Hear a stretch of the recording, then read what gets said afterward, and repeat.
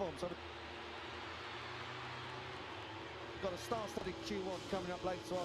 You can join myself, Lewis Sotheby and Elliot York in pit lane for that, coming up around 12:45 local time. But as the moon fades into the distance, the fans are flocking in here to the iconic circuit of Le Mans. It's the Bugatti layout for us, and the home heroes did the business yesterday in MotoGP. Let's turn our attention to Moto3. We've got two French teams up there, four riders, of course, both of them, and I think it's fair to say they could be pretty pleased with yesterday, but no one was getting near both the locomotive machines of David Munoz and David Almond. Good morning, mate. Good morning, mate. Yes, glad to be greeted with blue skies here in Le Mans. As Kiko mentioned, we were sort of expecting today to be a little bit mixed conditions, but thankfully for Moto3 anyway, and should be throughout the day as well. We might get a little shower or two later on this afternoon, but looks like we're going to get some dry running this morning, which will be good news for the riders who are trying to find a little bit more work on their setups. Always an important FP2 session. Of course, we had a wet weather running on Saturday morning in Jerez, so the riders will be pleased with that, but it is very cold. I'm still sat in my jacket up here in the commentary box, and you can see from the flags that are waving, there is a bit of a breeze about, so they're going to have to take it steady. It's obviously a little bit earlier than we went going green yesterday morning for FP1, but it is meant to get up to about 24 degrees today, which is hotter than it has been all weekend long. So, yeah, fingers crossed for a nice sunny day for the fans, of course, who are flocking in. We had a record attendance yesterday, didn't we, for a Friday, just over 80,000, I believe, yesterday, which is absolutely phenomenal and just what we were expecting always here at the French Grand Prix. And yeah, a decent day in Moto3 yesterday, as you mentioned, some big hitters. Second in the championship, of course, Alvaro Carte had a crash which cost him time and wasn't able to sort of rediscover his rhythm in the latter stages of the session to get back into that top 14. So an interesting Q1 coming up, and Carte is also, like I say, in second in the championship and the chief chaser as things stand to Maximo Quiles straight into Q2. So really important for Carte, especially with wet weather coming tomorrow. Still expected, maybe not as much as anticipated coming into the weekend, but still there is plenty of rain expected tomorrow. So crucial for Carte to get into Q2 later on this afternoon. Don't want to leave yourself mired down in a pack of the best of times. This is a really awkward turn 3 and 4, the first real heavy braking area here at Le Mans, but at the best of times that's the case. In the wet of tomorrow, which it looks like it could well be, not ideal at all. So you really need to be qualifying as far up the grid as possible. We are counting down half an hour of Moto3. FP2 is underway here. This session has no bearing on those Q1 or Q2 spots. It is just a chance to warm up on Saturday action. I've got to say, going to have to be careful out there. A little bit cooler than it was yesterday. That means the track temperature is going to be a little bit cooler than what it was yesterday when we went green in the morning session of FP1. So just be a little bit careful. Braking on the left-hand side of that tyre, going up towards turn 3 and asking for the power coming through turn 10. They're the two big hot spots around here. We saw plenty of incidents of both, particularly also at turn 6 yesterday, Al, in practice. Yeah, exactly that. Alvaro Carte, Guido Tini and Max Quiles, of course, was another rider to crash coming down into the La Chapelle section, turn 6, the famous section, sort of at the bottom of the hill. A tricky braking area before you fire it back up to Museum and, of course, around the rest of the circuit as well. But the riders will have to take it a little bit steady, and as I mentioned, it was the crash that Carte sort of lamented. He obviously got back out on circuit to complete a few more laps. He completed 12 overall, Carte, but just couldn't find his rhythm again, and ultimately that cost him a chance of going into Q2. Second time this season Carte heads into Q2 after he was P19 on Friday over in Brazil. Did end up finishing P4 in the Brazilian Grand Prix, so that's a nice little omen. But as a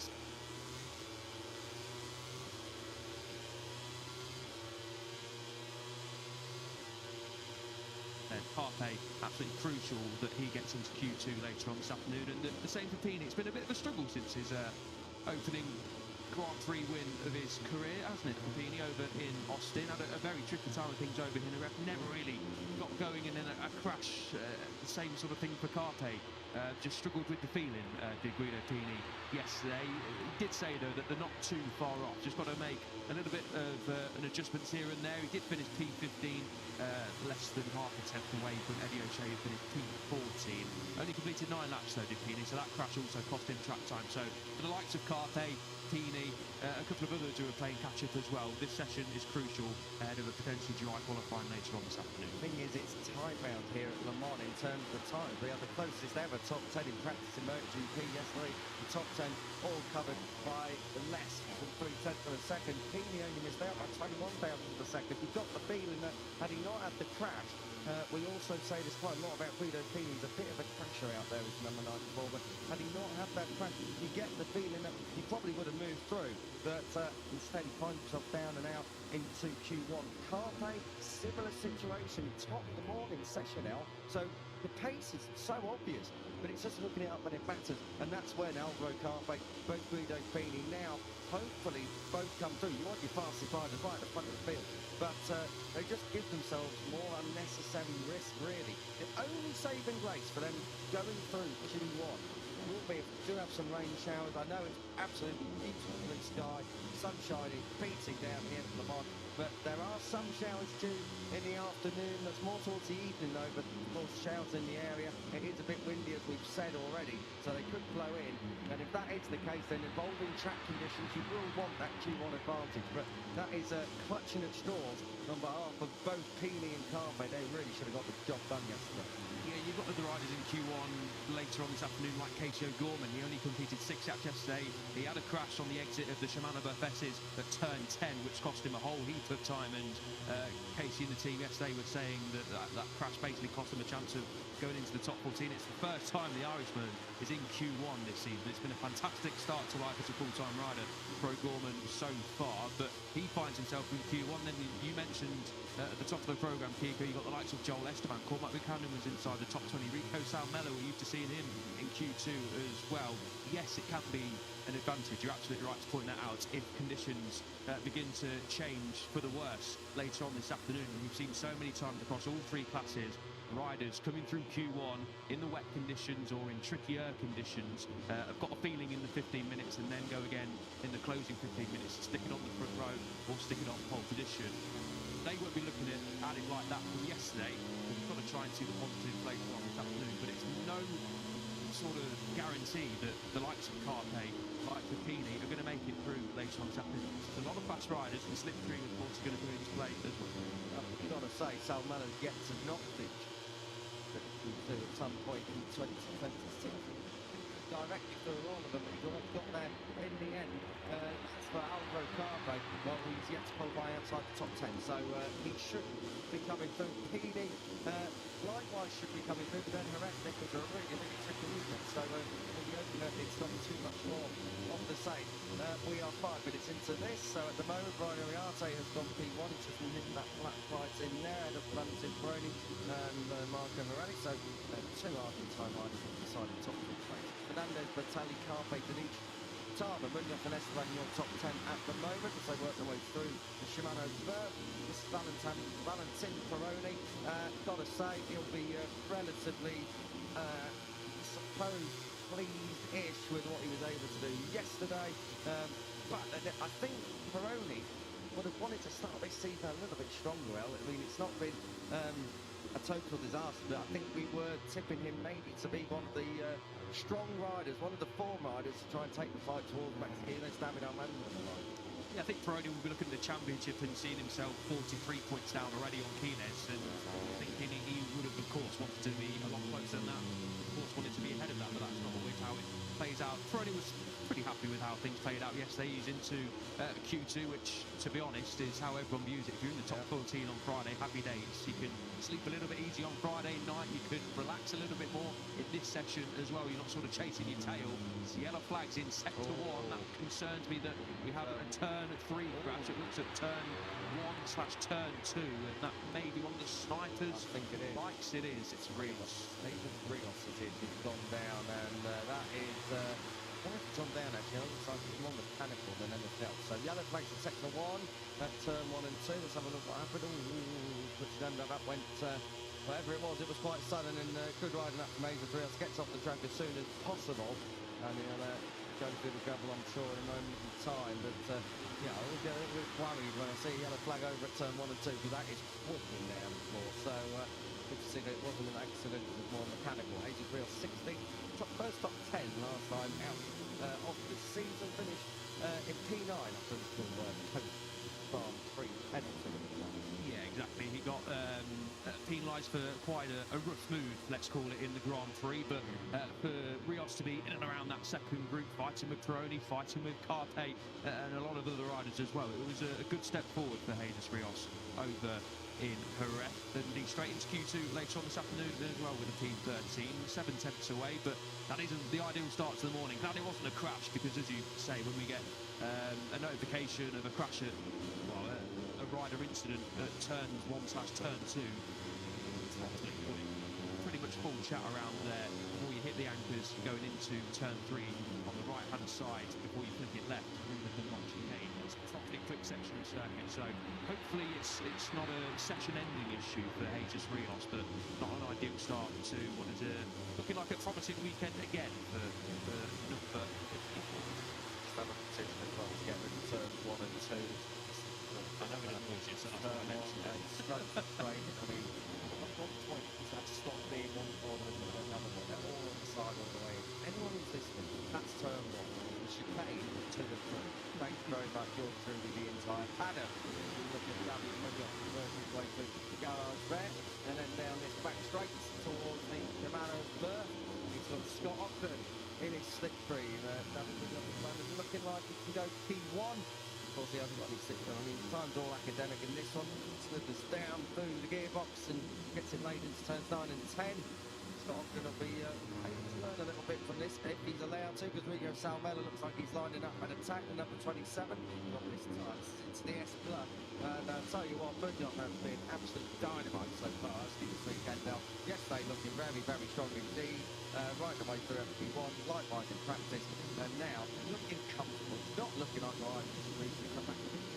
Yeah, and a rider who's done barely any training over the last couple of months, underwent that 6th surgery after finishing P10 over in Thailand, rises to P1 in this session as well, and it's been the 64 and his teammate David Almanza have been sort of P1, P2, well inside that top 5 pretty much for the entire weekend, and I'm super impressed with Munoz. Obviously, the Jerez crowd would have given him a little bit of an edge, a little bit more adrenaline pumping through his body at his home Grand Prix. What a weekend it was for Munoz upon his injury return.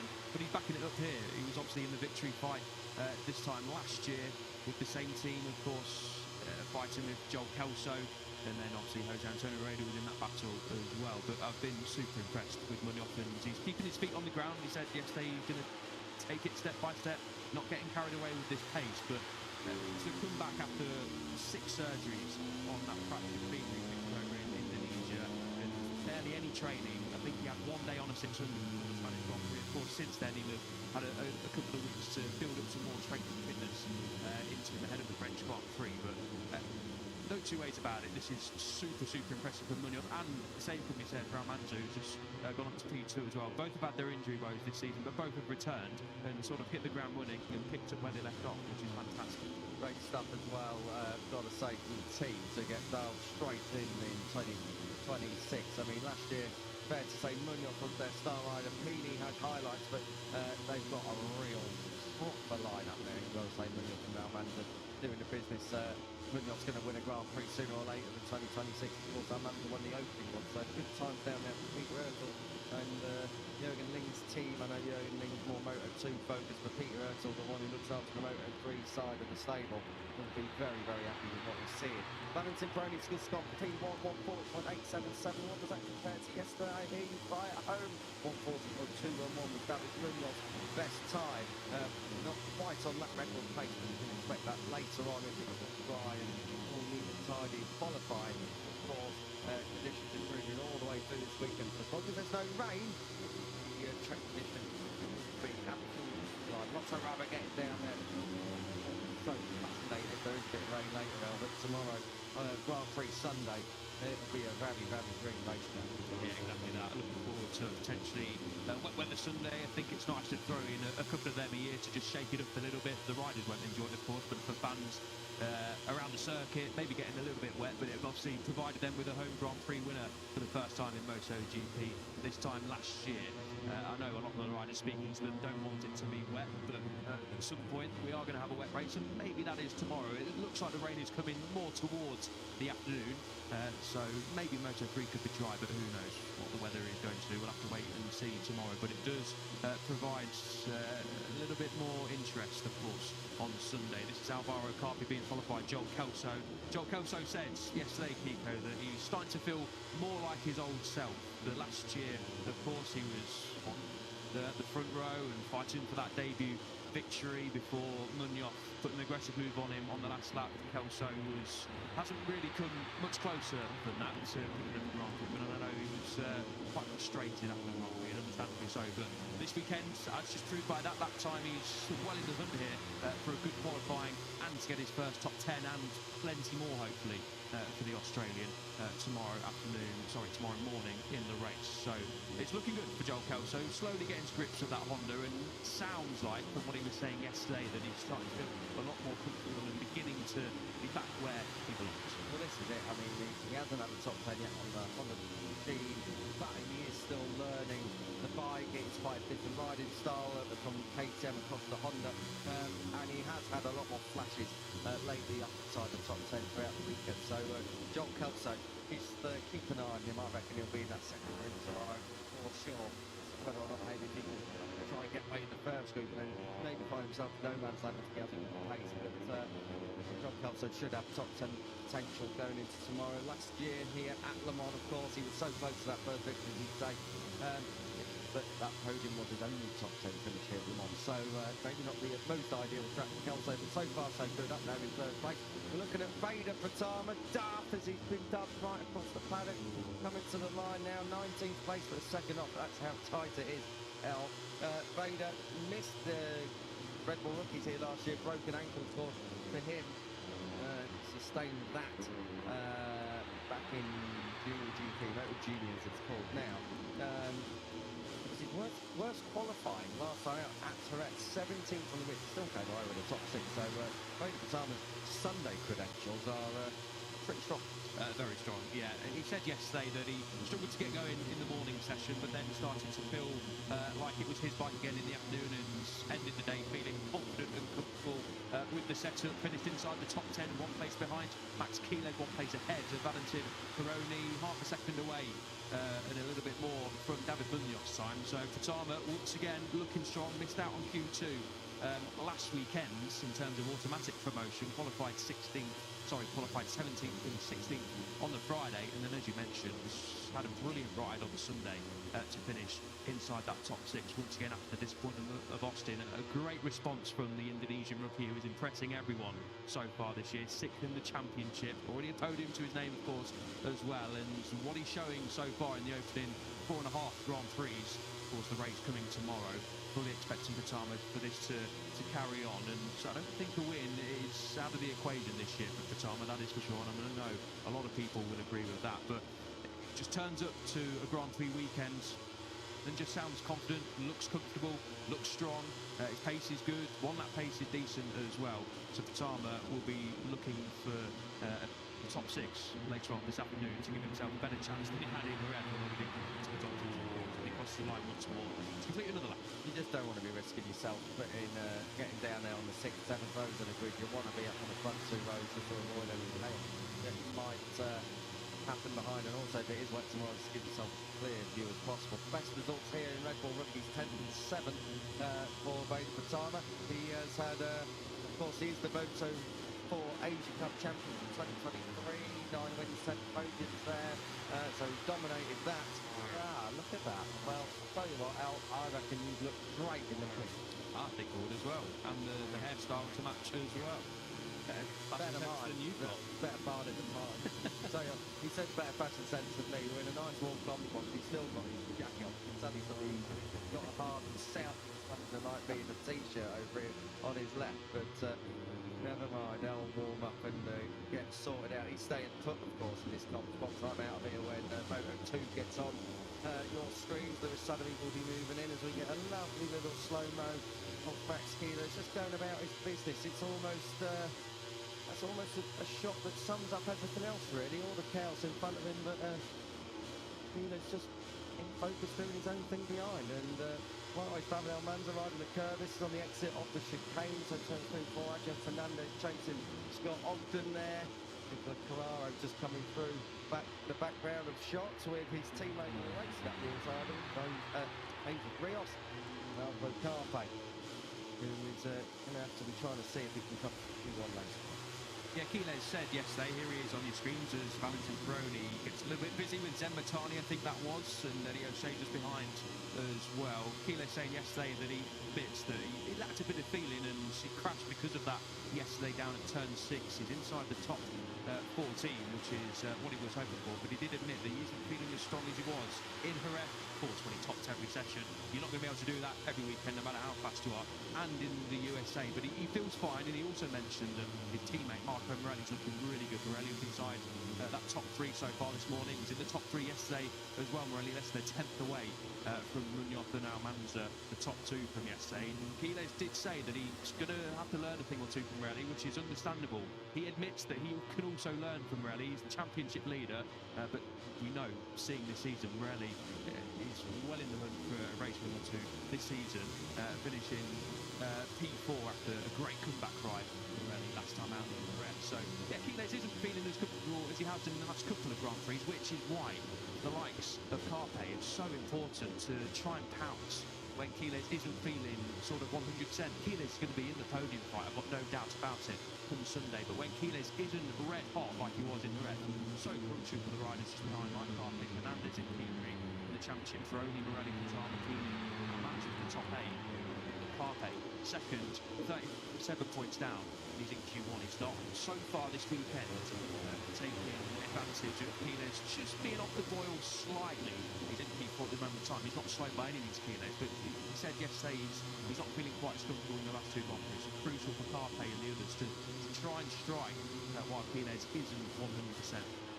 We've seen before as well. I mean, when Quiles has arguably been the strongest rider, I think back to Poker, and in the end he actually faded towards the end of the Grand Prix. Now obviously that's not going to happen every weekend, but he's not as dominant as perhaps we all think he has been. I mean, he's never had back-to-back wins in MotoGP. He's obviously only been here a year, so you've got to take that statistic with a bit of a pinch of salt, but he is human, and you know, you're going to have your good day, you're going to have your bad day at the racetrack. Marek was an absolute stunner, but he knows that place like the back of his hand. Tommy Le Mans, not so. He's still learning this place. He did come here last year, but that was a long, long time ago. And now he's got so much more experience. He will be riding in a different way than what he was in the Yeah, exactly. He's a changed character and a reformed rider this year, no question about it. Quiles, I think, came in last year wanting to finish P1 in every single session and made a couple of mistakes actually. We saw, especially at the beginning and sort of in the middle of his stint last season, where he was finishing outside the top 14 on a Friday. He sorted that out this year, but you know, he's the championship leader, he's the favourite for this title, and he's been spectacular so far this year, not finished outside the top 2 on a Sunday. A remarkable consistency, and that's exactly what a champion does, isn't it? But when the World Championship leader is saying these sorts of things, yeah, I admit, I'm not as strong, and I like the honest and sort of open approach that Quiles has this year as well. He's completely honest and says what he thinks, which is great for us, obviously, and fans around the world as well. It's just crucial for the riders who are already playing a big catch-up game, well over a race worth of points behind is everyone. You've got to make him sweat a little bit, put a bit of pressure on, and start chipping away at that championship lead. He's up inside that top 5 though. This morning is Quiles. This is a rider, when we're saying he's not feeling comfortable, not comfortable going into turn 13 was Hakim Deniz, I think. Yeah. That was going into Recordamon, just behind Joel Esteban. Not feeling comfortable for Quiles still means he's going to be, as I say, in that podium, probably challenging for the win come Sunday as well, depending on the conditions. But it is crucial that when Quiles isn't in red hot form, as I mentioned, the likes of Harvey and everyone else have got to try and take advantage and chip away at the championship. We'll have to wait and see how it all evolves, of course, but kilos are going to be right there. We know that for sure. Oh, yellow flags in sector 1. I wonder if that's up the chicane. It is. Oh, David Almanza has gone down. That looks like turn 3 to me, so it's the first part of the chicane. David Almanza had a crash yesterday, right at the end of practice. That was down at turn 8, so Almanza has found the gravel trap again.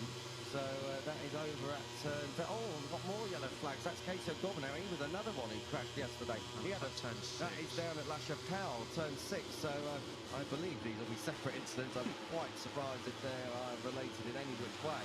But both of those guys crashed yesterday in practice in the event of O'Gorman. And another one. Is that Danish? Yep. It is Danish. And now, has that gone down? He looks like he's trying to... You see the fairing over there. Our left-hand side, his right-hand side is just away, come off, yeah. So that's obviously taken a beating as well by the looks of it. Well, we've had a little bit of attrition going on here. I think we're going to get Almanza's first. So Almanza's going to check out now. That front is always going to go. He was well out of shape. Now, that was right in front of Casey O'Gorman. So O'Gorman's been given a bit of free space and probably got a little bit carried away down in towards turn 6, I suppose. And Almanza, well... throws his hands in the air, but I think he realises he probably should try and get back on it. This is O'Gorman, who's the front, who's just done that in front of Danish, and Danish has done the same. So, well, thankfully, whoever was behind Danish looks like they were okay. Yeah, looks like all the riders are okay, and yeah, Danish. I was thinking the bike didn't look too damaged, and he just ran on. Does he have to just drop it before he gets to the wall? Well, drops it as he gets to the wall. Thankfully, Danish is all okay. There's one another one down. That is Rico Salmela. That's at turn 1 and 2. That is quick, and I'll tell you what, we may have a bit of a stoppage here because that bike is in a very, very difficult place for the marshals to retrieve it, and there is a load of stones all over the track. I'll tell you what, that bike has taken an absolute battering. What has gone on here? Has he been helped by his teammate? Oh, dearie me.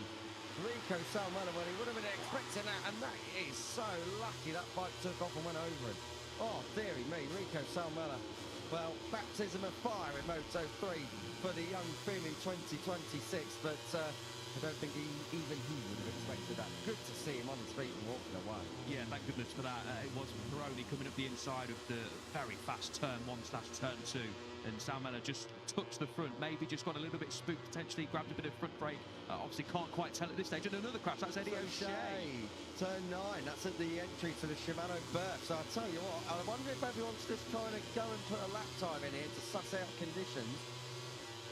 And they're just pushing on a little bit too much for what the track limits, track conditions allow, sorry. Oh, dear me. Well, that front folded like a deck chair. And as most deck chairs are, they end up in the beach, and that is exactly the same place for Eddie O'Shea. But number 8 is at least up and walking away. Thankfully, he ain't got to go out in Q1, and he's already through to Q2. So Eddie O'Shea, 15-20 minutes or so more to get that bike sorted out. Yeah, what's that? 4 crashes in the space of a couple of minutes towards the end of this session. 5 crashes, lost count, be it how many. We saw obviously Salmela, O'Gorman, Danish.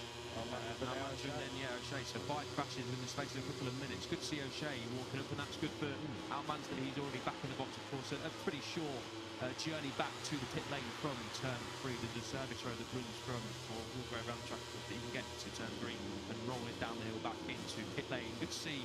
All the riders were relatively okay, which is the main thing. But yeah, a little bit of drama then added into Moto3 FP2. Eddie O'Shea, as you mentioned, inside that top 14 yesterday, and he's sounding, I think, the most positive O'Shea has been in Moto3 so far. Having Joel Kelso next to him in the boxes really helping Eddie O'Shea improve. He's also doing it himself as well. So yeah, not the morning O'Shea would have wanted, but as you mentioned, not got Q1 to worry about, and he'll be on the top 18 at least on the grid. But O'Shea just dampened his spirits slightly after a really promising weekend so far. We're hoping that he doesn't have to try and get round a bike that perhaps now won't work for him. A little crash can just knock a few things out. The setting, it's like not so much Moto3, Moto6, they've only got one bike, but MotoGP you always have your preferred bike. You want to throw it down the road, it's hard to get the exact same feeling back. So I just hope that Eddie O'Shea does have that feeling continuing on later on. Last year he was 26th on the grid and he did finish in the GP, so already going to be better than that later on. 1:40.483, Brian Uriarte with just 3 minutes to go on the clock has gone up into P1. Adrian Fernandez is on a good lap time as well against the halfway point. Who else? That's about it. We've got Max Keelan on a personal best, we've got Alvaro Carpe on personal best, and it is Adrian Fernandez who at the moment sitting in 11th place. In this session P1 with just over 2.5 minutes to go. Yeah, good lap time coming in from Adrian Fernandez. He was expecting a little bit more from yesterday, he admitted. He wasn't quite feeling how he would have wanted in the morning session, but got the job done in terms of getting into Q2. He's made a good step forward in Sector 3 there as well, and Carpe is on a slower lap time, but a decent lap time. Carpe down in P14, but it is his teammate Brian Uriarte. We've been waiting for Uriarte, really, haven't we, this year, to really make that step into the sort of top 3 section, and admitted yesterday Uriarte that he'd made good steps forwards. Obviously in the test, Moto3 had a one-day test over in Jerez on the Tuesday post Grand Prix, and he took another step yesterday as Adrian Fernandez rises to P1, and that's not far away from the fastest lap time of the weekend. 1:40.211 was Munoz yesterday. We're in the 1:40.2s again now. Yeah, 44 thousandths of a second off that at the moment, but we are in the closing couple of minutes. I'm pretty sure we are having a time attack at the end of this, right across the board. Guido Pini lost a little bit of time in that third sector. That's where Fernandez was pretty strong. We're looking at Uriarte, just coming through the corner one, now skirts it to the line. Uriarte's lost a bit of time, let's that even not improve. I think Uriarte was briefly up inside the original P1. I wonder if he had that lap time. I think he did, yeah. Pini goes up to 5th. So that's 2 Hondas now up inside the top 5. Adrian Cruces for Alain Bronex, CIP Green Power team up there in 2nd place. So that's something for the home crowd to cheer about. Of course, Cruces is from Spain, but the team is French, so not bad stuff indeed up there in 2nd place. The second covers the top 15. And that 15th rider was Cormac Buchanan. Now that is a bit encouraging to see him doing that in the dry out, because normally we have to wait for a little bit of drizzle for Cormac to find his feet well. Yeah, obviously struggling physically in the last couple of Grand Prix after that massive high side he suffered over in Brazil when he was really in form and finished 2nd on Friday in Brazil, and that crash and another one in Austin as well, didn't he, Buchanan? But he did say yesterday that it's the best he's felt since Brazil, which is good news for the New Zealander. Was focusing on his own and was happy with his potential this weekend. He's not showing too badly in this morning session as well. Has to go through Q1 later, does Cormac Buchanan, but good to hear that after 2 huge crashes there's going to be anyone, let alone these guys who are fit as fiddles, that they are going to be they're going to be beaten up by that. But Buchanan sounding yesterday that he's feeling a lot better, which is good news after it's got coming to the line there. This is Max Keelan. He's going to get across to start a final flying up. He's in 8th place. He's stuck in 8th place this weekend. Max Keelan was 8th all day yesterday, 8th again today on Saturday morning. And he rockets up towards turn 1 and then up into the chicane. Across the line, Uriarte goes 4th. Pini just behind consolidates that top 6th place, and he's there in 6th. I'll remind you, Almanza crashed, so he's not back out on track yet. He's in 7th. Esteban is in the pit lane. He's in 8th place, so Quiles at the moment in 9th. Munoz 10th. Munoz your fastest yesterday. So like we said, right at the top of the show, FP2 doesn't really mean anything. The last thing you want to be doing is throwing it at the scenery, and unfortunately for a few riders, Eddie O'Shea included, that is not ideal. So they're going to have to rebuild the bikes, get them all dialed back in for qualifying later on. Not going to dial it in, Carpe, but any doubts were cast over him moving on through to Q2 later on by Q1. Doubts are diminishing because he's up inside the top 2. Yeah, an important session for Carpe to get the confidence back after what he lost yesterday inside that top 2, as you mentioned. A couple of tenths off Adrian Fernandez, a really good time that for Fernandez to be less than a tenth away from Munoz's time yesterday. Quiles, could he have a say at the final? On his final lap, I should say, in this session. Loses a lot of time, though, in that sector 3. But I think Quiles was pretty pleased with how this session has gone. Kept his powder dry, like he didn't do yesterday, which is always important. Most important thing, really, for this session is to get mileage under your belt. It's all working towards the race tomorrow. You can't take a chance on it being wet.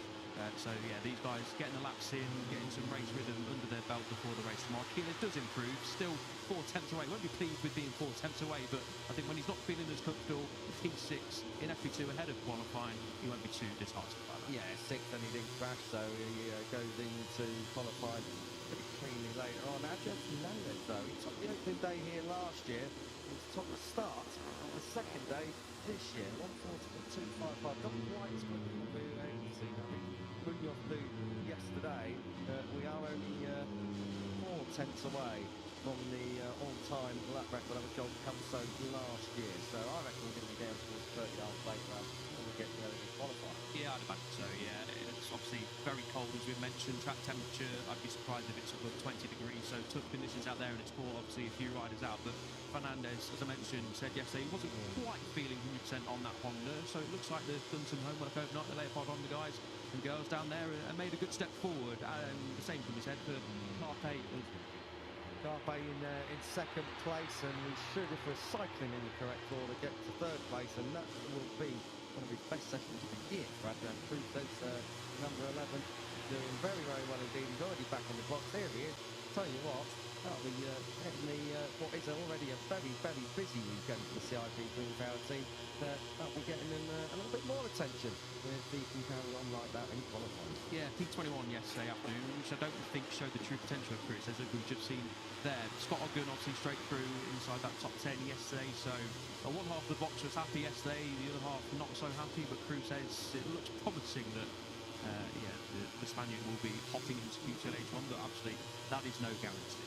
It's a power pack Q1 coming up. We've got Pini, Salmela, Carpe, Buchanan, Esteban, Yamanakis, Cruzet, Lutley, O'Gorman, Ramastorfer, Ferraro and Matani, all trying to get into those top 4 spots. I'll tell you what, rather you picking them out than me. On that note, the free practice crew results are all done and dusted. Adrian Fernandez, fine form, 3 tenths or so of a second clear of Alvaro Carpe. Adrian Cruz there in third, he's in Q1. Brian Ariarte, 4th place for him. Valentin Ferroni had a championship leader, Max Keeler. Pini outmaneuvered the crasher in 8th. 9th for Joel Esteban and 10th for David Munoz, who was fastest yesterday. We look through onto the second page. Marco Rally was in the top 3 yesterday. It's a slow start for Saturday for him. He's in 11th.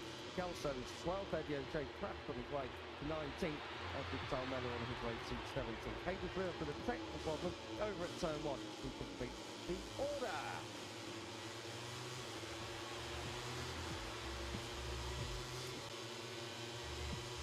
And that is all she wrote. I'm out from here. Lewis Sotheby has already moved in.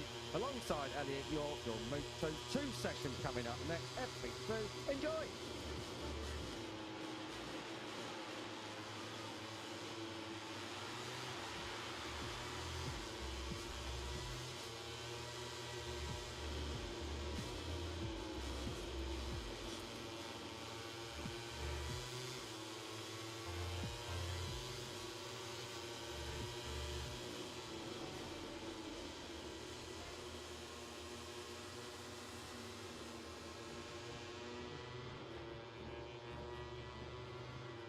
Good morning, everybody, from Le Mans. I wasn't expecting to be welcoming you to a rather overcast and potentially a rain-sodden Le Mans this morning. But even the French weather forecasters can get it wrong as often as our British weather forecasters back home, because it's beautiful blue sunshine so far today. We're not entirely sure how long it will last, but let's enjoy it while it does. It looks, though, as if we are in for a dry FP2 in Moto2. Well, we are still around about an hour and a half away from Q1 in MotoGP getting underway, so still plenty of time for the weather to turn in time for that, but no imminent signs at the moment of the rain heading our way. Ethan Guevara certainly hopes it stays away after topping yesterday's practice. A Boscascuro 1-2 yesterday. Look how close it was, though. 0.03 of a second covering the top 3. Ivan Ortola back on form 4th ahead of Alonso Lopez and Danny Holgado.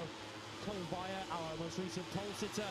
Manu Gonzalez, the championship leader, in his title-chasing teammate, the informed Seneragius, were inside the top 10. So too Yumu Sasaki. Philip Salat, who really did turn his day around to some tune after a disastrous morning. Up in 11th through to Q2 ahead of Aaron Cadet. First automatic Q2 of the season for Cadet. who has come through Q1 on 3 occasions already this season. Zonta van den Gorberg, likewise, first Q2 appearance of any sort for him this year. And Sergio Garcia, winner here a couple of years ago, he booked his place in qualifying 2 for the 4th time in the first 5 Grand Prix. Heading through qualifying 1 then this afternoon, we have, well, 4 of the top 10 in the World Championship. Danny Munoz, who's 7th in the World Championship. David Alonso, who's 6th in the points.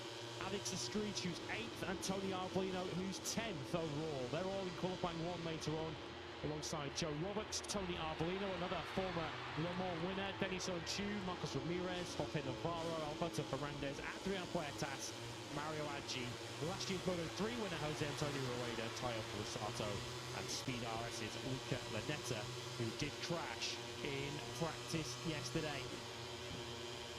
But it is set up nicely for the rest of this Moto2 weekend. But in all 3 classes here, it already feels like a weekend where we don't really need the rain to spice things up and jumble up the order, because it's pretty much been that way from the get-go. We might though not have a choice in terms of the weather. It is still forecast to be wet at some stage tomorrow. We're not quite sure yet at what point the rain's going to arrive. It now seems to suggest, the most recent forecast we've seen, that the rain might arrive slightly later tomorrow. We thought it was going to be wet for warm-up, so the warm-up might now dodge the weather tomorrow. Whether it comes in time for Moto3 and Moto2, we will have to see. MotoGP's Grand Prix tomorrow over 27 laps is still currently forecast to be wet. It's a very good morning to you, Lewis Sotheby, alongside Elliot York, who stayed put after covering, well, a practice session that was trying to break out in amongst all the crashes we saw late on in Moto3 FP2. 3 thousandths of a second, covering the top 3 yesterday. As I mentioned a moment ago, this Moto2 weekend doesn't need the rain, does it? Yeah, good morning, mate. It certainly does not need the rain. No, it hasn't needed the rain all season long, and I don't think it will for the rest of the year as well. As mentioned a couple of times already, over the weekends, we do like the wet weather race every now and again. It's good to throw it in at some points during the season, but when the top 3 is split by 3 thousandths of a second, the top 5 were split by less than a tenth. Holgado in 6th was only just over a tenth away, and less than 2 tenths split the top 9 down to Senna Radius in P9, Manu Gonzalez the championship leader in P8. It does not get much closer than that, and this is going to provide us with a little bit of an insight into who's feeling good in the dry conditions anyway. It might render useless come tomorrow, but who's good in the dry conditions over race room. We didn't get that in Jerez, although we learned a lot on Friday and improved the Friday pace setter Senna Radius went on to win the race on Sunday. Is that going to be the same for Ethan Guevara? He was sounding very confident yesterday afternoon with Ethan Guevara. We did see him basically not head out for the final 10 minutes of the session, and obviously we were questioning sort of why that was. Was there a problem? It's quite unusual, even though Guevara was top of the table. Very unusual to not see a rider sort of head out and try and improve his time and head out for a few laps. But he didn't mention any sort of issues with the machine. He was just feeling really good, very happy with the bike. He did mention that sectors 1 and 2 were where he was strongest, and he needs to work a little bit in sectors 3 and sector 4. We saw yesterday that Senna Aegis especially was very, very good in that final split. Aegis struggling a little bit with top speed is his main issue, and pretty much his only issue so far this season for the US Grand Prix and Spanish Grand Prix winner. But Ethan Guevara so far is the rider to beat, but this rider also, Lewis, is pretty much on level par, just 3 thousandths away. Yeah, so close between Guevara, Vietti and Baltus, the top 3 yesterday. Was closest, as we mentioned yesterday, to a home Grand Prix for the Belgian Barry Baltus. And much like he did on the Friday in Jerez, looked very strong over longer runs yesterday, which is what we're expected to see in the upcoming 13 minutes. Baltus was potentially displayed in Jerez, didn't pick up any points to show for it. He will not want to follow that particular pattern this weekend. Senna Aegis there, calmly waiting for his morning to get underway. Aegis 9th yesterday. He was 8th and 9th overall for the Luca Dynamo Intact GP teammates, who sit 1st and 2nd in the World Championship. But given that the pair of them are within 2 tenths of a second of this man, Ethan Guevara, I don't think there'll be anything resembling panic stations down there. No, absolutely not. First and foremost, you want to be inside that top 14 on a Friday, which is exactly what they did. And like I mentioned with Pines, when you're a little bit off the boil, let's say, getting inside that top 14 is all you need to do, and exactly not going to be panicking, absolutely not. Gonzalez a tenth and a half away, Aegis just a little bit more, but as you rightly mentioned, both under 2 tenths away. Aegis said yes, they just need to iron out a few things. And to be honest, you're not going to top every session, are you? And to be a couple of tenths away from the likes of Ifan Guevara and Vietti and Baltus, and Tony and Lopez, of course, within the 10th as well. It is definitely not a bad day at the office for the top two in the championship. And as we mentioned, this session provides them with a chance to make some improvements, make some changes, and see if they've worked or not ahead of qualifying and, of course, for the race to follow. There we go, right on screen. He's been in a bit of trouble already this weekend. Danny Munoz, for a slow online during practice yesterday. He's picked up a 3-place grid penalty. Munoz, who we already know is going through qualifying 1 later on this afternoon, so a crucial Saturday afternoon to come for him. And Munoz, who sits 7th in the World Championship at the moment, 23.5 points behind points leader Manu Gonzalez. He knows wherever he qualifies this afternoon, he will drop a row on the grid. Tomorrow, 22 lap French Grand Prix. Celestino Vietti there, second quickest yesterday. Somehow managed to slot himself in between a 3,000 gap between Ifan Guevara and Barry Baltus. Very positive start, has to be said, for the new Speed RS configuration, I guess we can call it, with the WP suspension down there. But I think if one rider deserves a little bit of a doff of the cap this morning, I think it has to be this man, Philip Salach, who said yesterday that after the morning session, mentally, he was at his lowest point. Well, boy, did he turn things around to some tune in the afternoon. Yeah, absolutely. A shout out to Philip Salach, because after some technical issues in the morning, followed by a big crash at turn 3, the bike spitting him over the handlebars, didn't set a lap time in FP1. So to come out in practice in the afternoon and get inside that top 14, finishing 11th place and finishing just over 3 tenths away from the fastest riders. When you're finishing 3 tenths away and you're in P11, that shows how, first and foremost, tight and competitive Moto2 is. But also after missing pretty much an entire session in the morning, a really top job done from Philip Salach to get himself inside that top 14. It was a big crash as well, a nasty one, and that can obviously knock your confidence, of course. And on the other side of the box, this is Joe Roberts we're honing in on. It wasn't quite the afternoon Roberts would have wanted as well. He's going through Q1, but just missed out in P16 after he also encountered some issues in the morning. So it didn't start very well for the OnlyFans American racing team. On the Czech rider side of the garage, it ended very well, and for Roberts, he's just got a little bit of time to make up, but he's only just over half a second away, so he's not a million miles off, is the American. Here's David Alonso, who's going through qualifying 1, and we were posing a bit of a question ourselves yesterday as to what's going on with David Alonso. At what point do we begin to get a little concerned at his general lack of competitiveness? 18th at the end of play yesterday for David Alonso, although his relative lack of pace and performance yesterday has now been put in a bit of context up. Certainly has. Yeah, we learned yesterday that, understandably, that he was trying to keep it on the down low and waiting to see how he felt in Le Mans. But he did admit yesterday that he had a training crash ahead of the French Grand Prix, which hurt his right shoulder. And Alonso said yes, he actually was really happy, very content with how the day went yesterday, because coming into the weekend, he admitted that he was unsure about what his performance would be, whether he could ride anywhere near 100%. So I think yesterday, to get some good mileage under his belt, yes, okay, he's going through Q1, but to be 6 tenths away after really struggling with that shoulder injury, he was happy, and he's obviously going to continue riding throughout the weekend, which I think was a major doubt on that side of the box. And I can understand the team and Alonso wanting to keep it pretty hush before coming into the weekend, because they didn't want to make a big song and dance about it in case he came and was able to be at the front. But obviously, as we know, through Q1, when he misses out, Alonso is a big name going through Q1, and as we were saying yesterday, questions will be raised, and obviously we now have the answers. So fingers crossed for Alonso, he can get through, first and foremost, this session cleanly, get some good mileage under his belt ahead of qualifying later on this afternoon. And I think it's a case of damage limitation for Alonso this weekend, and potentially the wet weather might help him tomorrow. Obviously less demanding in the wet conditions, more risky of course though as well, so it's sort of a double-edged sword. It depends which way you want to look at it in wet weather tomorrow. But Alonso, I don't think expectations now are on him to finish on the podium or fight for victory, and I think if Alonso is inside that top 10 and getting a good decent amount of points, considering how competitive it has been so far, in Moto2 this weekend. I think that would be a job well done. So unfortunate for Alonso that he picked up that injury in training, but fortunate as well that he's actually able to continue to ride this weekend.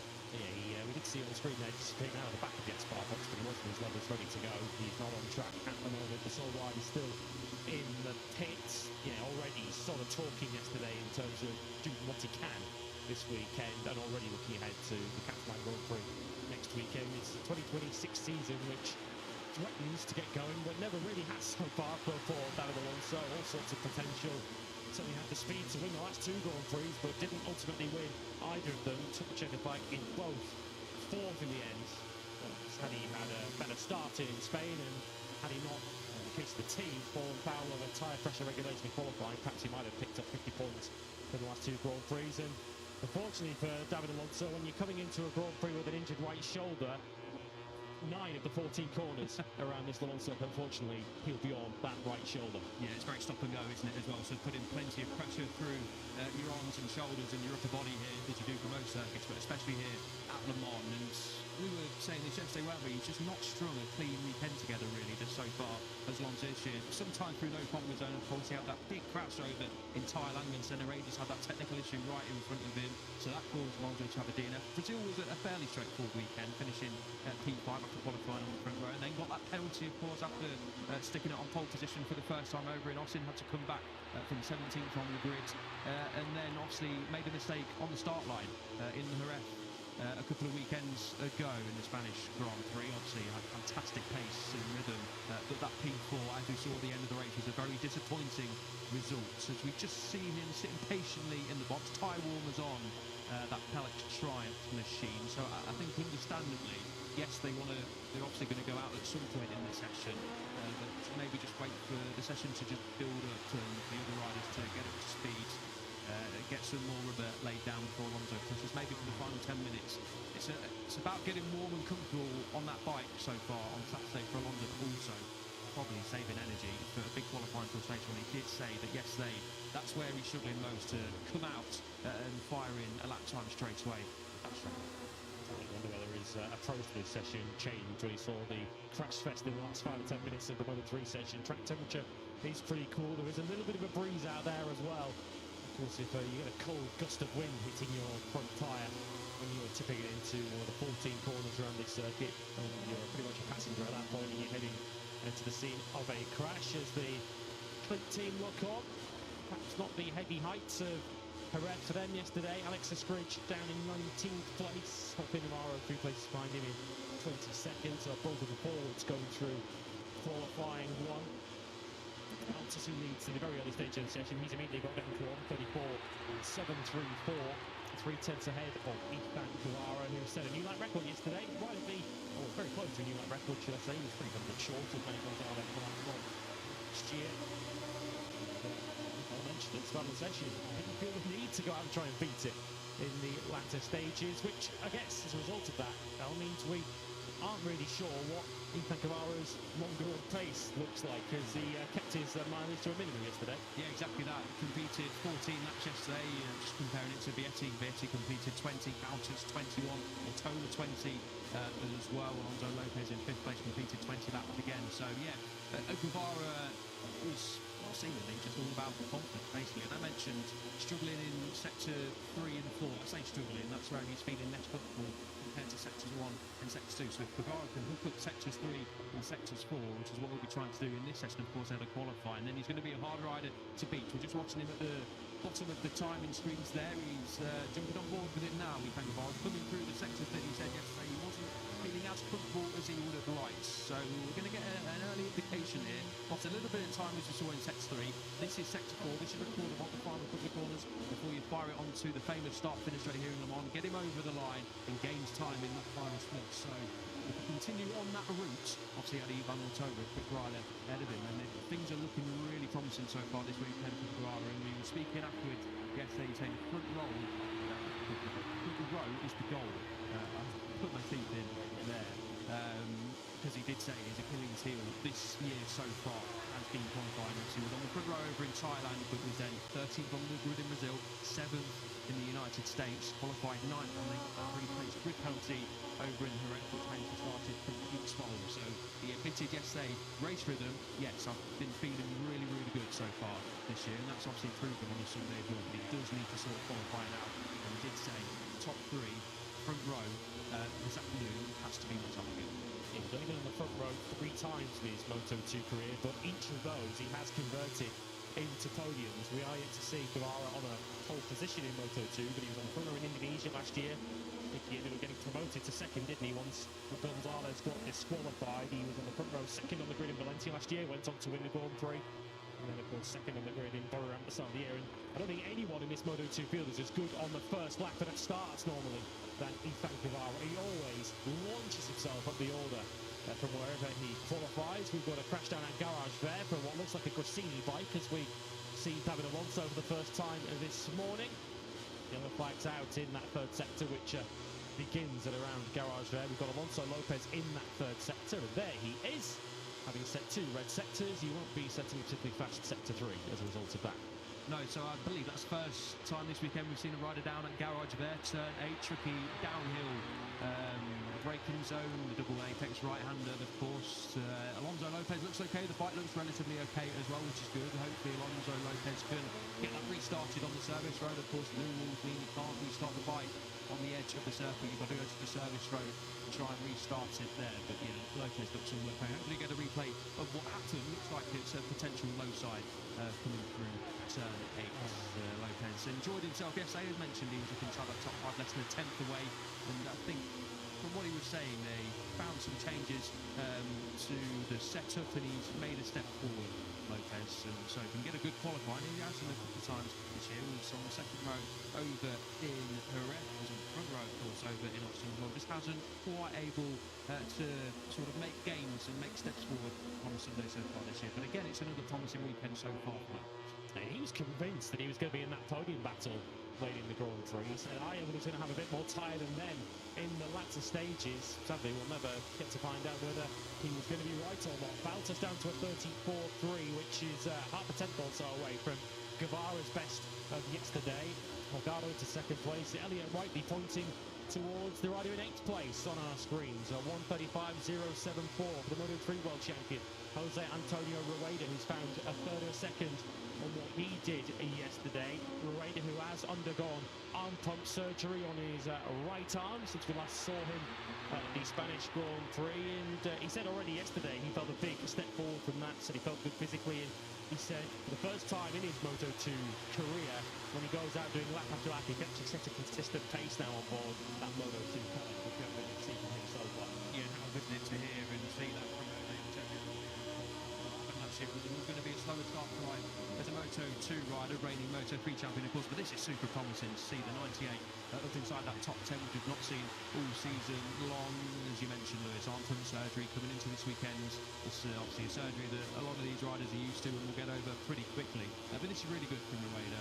He begins to score some more points. Obviously got his first point on the board over in the United States and then finished 20th last time out in Jerez. Slowly but surely getting there, Rueda, and he will absolutely get there. I don't think anyone has any doubts of that whatsoever. He's a special talent, is the reigning Moto3 world champion, and hopefully by the halfway stage of this season, the 98 on your screens now, improves his lap time again, will be hopefully in that top 10 mix and maybe even Ferrari as well. Karen Canette's gone down in the second sector. He's now brought the yellows at turn 7, confirmation that he had. That is a new all-time lap record for Barry Valtters, 1:34.268, as he was getting a little bit tripped up there through turns 1 and 2. There is Aaron Canette, who as mentioned, got his way automatically through the qualifying 2 yesterday for the first time in 2026, but he's not had a good start to his Saturday, and yeah, he's clearly lost it. Straight up and down under braking there, didn't make it even into the heart of the corner before his 44 Foscoscuro went for its own journey into the gravel track. Yeah, classic front ends washout at Museum Corner is what it looked like for Canet. Thankfully for the mechanics down there and for Canet, it didn't tumble roll into the gravel trap. But Canet had his, I think, best day on the Boscoscuro chassis so far this season. I think his words in the press release at the start were finally into Q2 Automatically on a Friday. And he said he has to be happy with what unfolded. They've improved the package and he's feeling here that he has done, feeling better here than he has done so far this season, which is good news for Canet. We want him back at the front. The 44 is a race-winning contender, championship contender in his own right. So we want to see Canet and, of course, teammate Onshu as well back up at the front. And yeah, they're grinding away. Canet's sixth in the session as well. So far this weekend, I know that crash has just dented hopes a little bit, but Canet feeling a lot more comfortable on the Boscuro, which is great news. Riding Borbrica there with Celestino Vietti. We cut back to Senna Aegis on the 81 bikes. Worth touching on Vietti, who was second quickest yesterday. He's a former Moto3 winner around this place, although he gets to have a Moto2 podium. And it was the big talking point of yesterday. The Boscoscuros 1 and 2. Cavara on the Olin suspension, which has been the constant for Boscoscuro bikes in Moto2. But the Speed RS team of Celestino Vietti and Luca Lanetta, if you're just joining us for the first time this weekend, they've taken a different direction for this weekend. They've moved across now to the WP suspension, which we know is run by the Intact team, it's run by the Aspar team, it's also run by the Red Bull KTM IO team as well. They made that change about a year and a half or 2 years ago now. And it's heartening not only to see the lap times that Vietti was setting yesterday, but he also said when he spoke to our colleague Kiko Giles that he said the feeling was good immediately yesterday, immediately from going out there, which would have been the first time in anger that he'd ridden with those WP forks, certainly in any kind of competitive session. And given that they're only scratching the surface, as we said yesterday, of surely what they can do on the bikes, it will behave slightly differently. Vietti off to a flyer. Yeah, absolutely. And we saw yesterday in FP1 that he was just struggling to get going, wasn't he, Vietti? But clearly just made a couple of mistakes, and it wasn't anything to do with the changes made on the front end.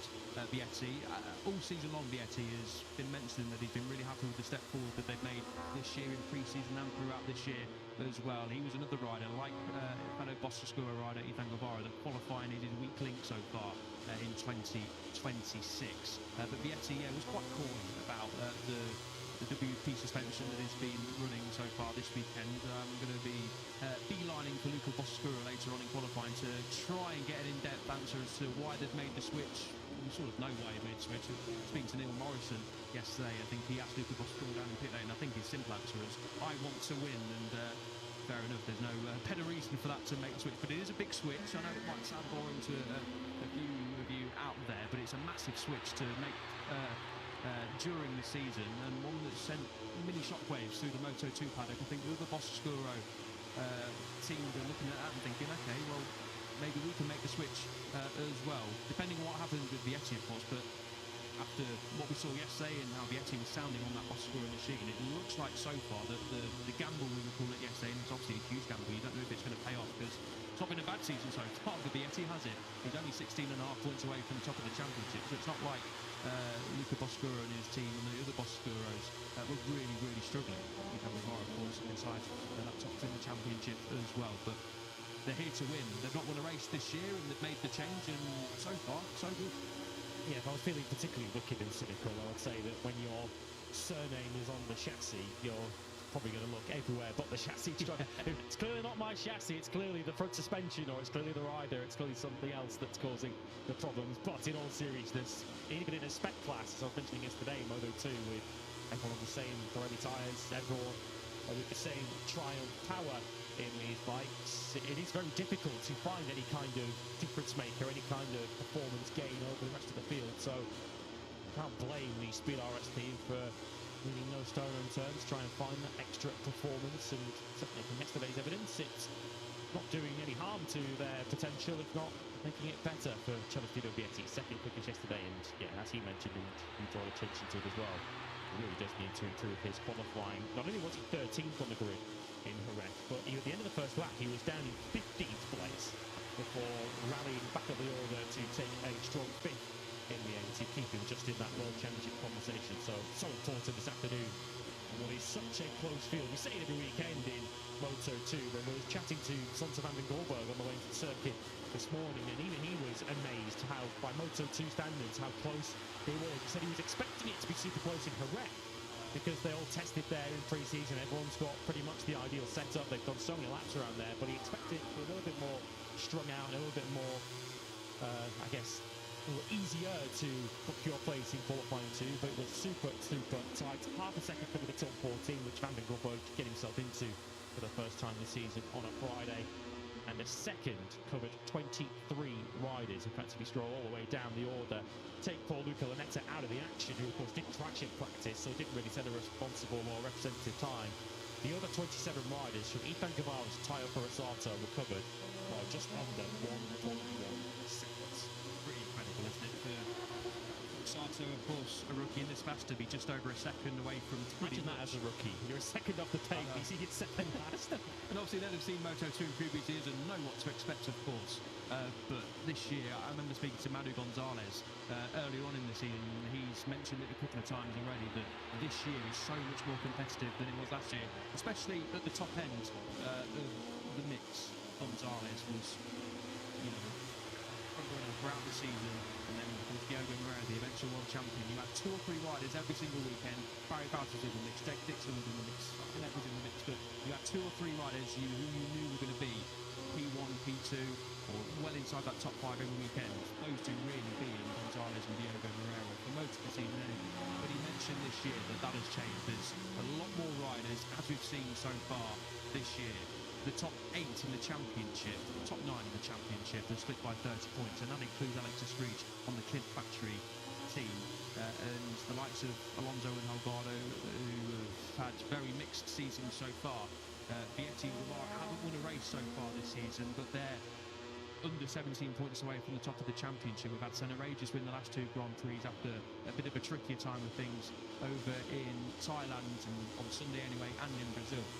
So when one of the championship contenders from last season is saying there's a lot of riders this year who can win races and be up there on a regular basis, here he is now, we're speaking about on board, chasing Celestino Vietti down into Gareth Fair, I should say, surname. When they're saying there's a lot of riders this year I need to worry about a lot more, and we're seeing it unfold in front of our eyes. It's a really tough class. I think Senna Regis, after his Grand Prix win last time out in Spain, was saying Moto2 by far and away is the toughest class in terms of competitiveness. Yes, okay, MotoGP is the pinnacle and very competitive as well, and Moto3 is an absolute jungle out there at times. But Moto2, in terms of the competitiveness and how many riders are in the mix on a regular basis, and half a tenth. I think Aegis said that if you're missing half a tenth in a couple of braking zones, that's maybe a tenth and a half to 2 tenths per lap, and that can be the difference on Friday between getting into Q2 and missing out. So I do feel sorry for these guys out there pouring their heart and soul into it, like Sonta van den Goldberg does. He's inside the top 14 yesterday, which is great to see from the Dutchman. It's a very difficult class and be very demoralising at times. You make the slightest of mistakes in qualifying later on, it's going to cost you a row or 2 on the grid, and when Moto2 is so close, it's going to be very difficult to make those places up. In terms of the race pace that we were seeing yesterday, or the longer run pace in practice yesterday afternoon, to try and see which riders are standing out from that very close and competitive pack. These are of course in dry conditions. It might rain tomorrow, but humouring for the moment, and let's pretend that tomorrow's race is going to be dry, which it might still be, depending on the forecast. Difficult to really anything for Ethan Guevara, because he did relatively few laps. He did 4 laps in the 1:34s overall yesterday. Ivan Altola, he did 5. Alonso Lopez and Danny Holgado both did 6. Senna Regis, he did 8. Celestino Vietti did 10. But 2 riders stood out. Manu Gonzalez, who did 11 laps in the 1:34. And Barry Baltus, we are including laps here that got cancelled for track limits and yellow flags, so a bit of a murky picture. But Barry Baltus did 13 laps in the 1:34s, and been glancing on the lap times that are coming in on our screen and our commentary box. Baltus is consistently this morning lapping in the mid to high 1:34s. Manu Gonzalez, for some reason, had a bit of a slow lap last time around in the 1:37s, but I did see his previous lap to that was at 1:34.7. We've just had Garcia come over line to do a 1:34.9. That's his best lap of the morning. But if we're trying to look for a clear favourite or pair of favourites in Moto2 if the race is dry tomorrow. I think the top two from last year's French Grand Prix just have that edge. Yeah, I was going to say, who were the top two from last year? Manu Gonzalez and Barry Bottas, of course. A lot can change in a year, but it looks like the top two from last year have carried over that form into Le Mans this season. The big unknown is Guevara, I guess. Yeah, absolutely. I think we can sort of tell from the picture we're seeing in FP2 this morning, and just the confidence that Guevara has oozed all the way through this year, but especially yesterday, that Guevara is going to be in the mix as well. Just obviously, as I mentioned, qualifying is going to be crucial for Guevara later on this afternoon. But yeah, Bottas was also saying yesterday that since they'd figured out the problem that he was suffering in the first couple of rounds to do with the engine performance, he's not touched anything on the bike. Got a fantastic base setup on that Alex drive. Here's Barry Bottas. He said yesterday the rhythm was amazing, as we've just mentioned. We are fast, and yeah, we absolutely are, Barry. And obviously sporting a special helmet design this weekend, referencing the great Barry Sheen as well, who he is named after, of course, the famous number 7 as well. It feels like that race win is coming. We've said that for probably about a year now for Bottas. Of course, picked up that podium here last year as well. I think once he gets that win, that sort of chip off his shoulder, let's say, in Moto2, then I think we're going to see Barry Bottas soar. And it finally seems like, thankfully, in the United States, and he backed that up with the good performance in the ref until, of course, the crash on Sunday. And now here again, 3 completely different circuits. Bottas is now looking like he is back on form in 2026. 13th in the championship, Bottas 13 points on the board, so really needs a big weekend. Looking like he's gathering one up as well, which would be great to see. Yeah, strong dedication also to his father on the special helmet this weekend for Barry Bottas. It says family history on the back of his helmet.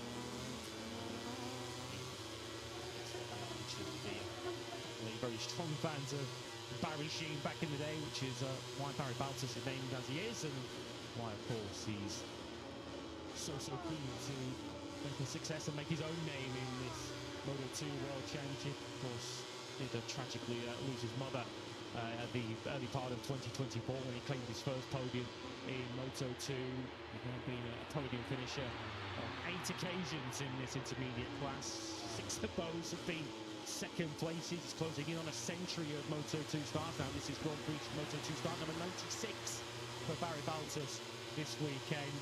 It does feel at the moment as if this could be as big an opportunity as Barry is going to get, but as I rightly points out, qualifying is going to be so important for Bottas to get himself much higher up on the grid than the 8th that he started from in Jerez. Of course, he crashed anyway, so it's a bit of a moot point, but I think there's every reason to suspect that Bottas could have gone with that front trio of Gonzalez, Aegis and Via last weekend had he not started 3 rows back. Yeah, 100%. Going into Sunday, we were mentioning, weren't we, in the media centre, that there was 2 clear favourites. This rider has been Barry Bottas and Senna Aegis for the race. Of course, thrown the pulsits of Colin Via and Gonzalez in the mix, but on the pace all weekend, it was Bottas versus Aegis, and of course, Aegis went on to win. Bottas had some ground to make up in the Grand Prix on Sunday, and unfortunately pushing too hard, crashed at turn 6, but it's looking good again for Bottas this weekend. And he mentioned, of course, the fantastic support he's receiving here this weekend. It's not an official home Grand Prix for Bottas, but he's certainly feeling like it is. He said plenty of Belgian flags out and about, and he's feeling the love from the fans here in France. He'll take a victory anywhere, of course he would, but I think this weekend, more than any, would be extra special for Bottas, especially, of course, given he's won in Moto2 so far. He's just ahead of Joe Roberts here on circuit as the 7 goes towards the line, the 16 up behind him. It's a positive session so far for Joe Roberts. He's up in 5th place. No improvement on that lap, 34.7, 10 slower than he went a couple of laps prior. Bottas from Guevara at the moment. Bottas, Guevara, Gonzalez for 1, 2, 3. And I think many might be predicting 1 or 2 combinations of that trio to be the podium. Not sure which order they'll be in, but they look for 3 passes in the field so far. Here comes Guevara back out on circuit next to his teammate. Just over to his right, Alberto Ferrandez. We've got Holgado 4.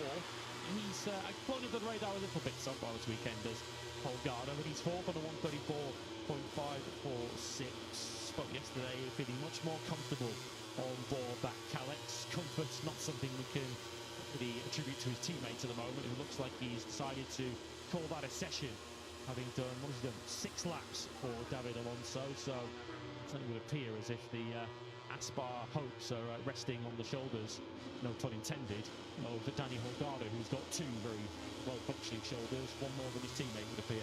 Yeah, absolutely, yeah. I think that was the one they're just speaking to his physio there in the box. Alonso, 3.2 seconds off down in P28. I don't think I'll be worried too much about that. It's all about saving your energy for qualifying later on. Of course, going through Q1, see if we can get into Q2. Qualify side on the grid, but yeah, Holgado said he found a step on the used tyre yesterday. Obviously, had a tricky time of things over in Austin, and especially on Sunday over at his home Grand Prix, suffered a little bit more than expected as well, finishing outside the top 10 on consecutive occasions for the first time since Aragon in Italy last year. It's been a great run of form for the rider on screen, the number 96, just got off the ball slightly in the last couple. Of course, he was leading the championship in the early part of the season, now finds himself 21.5 points down on Gonzalez.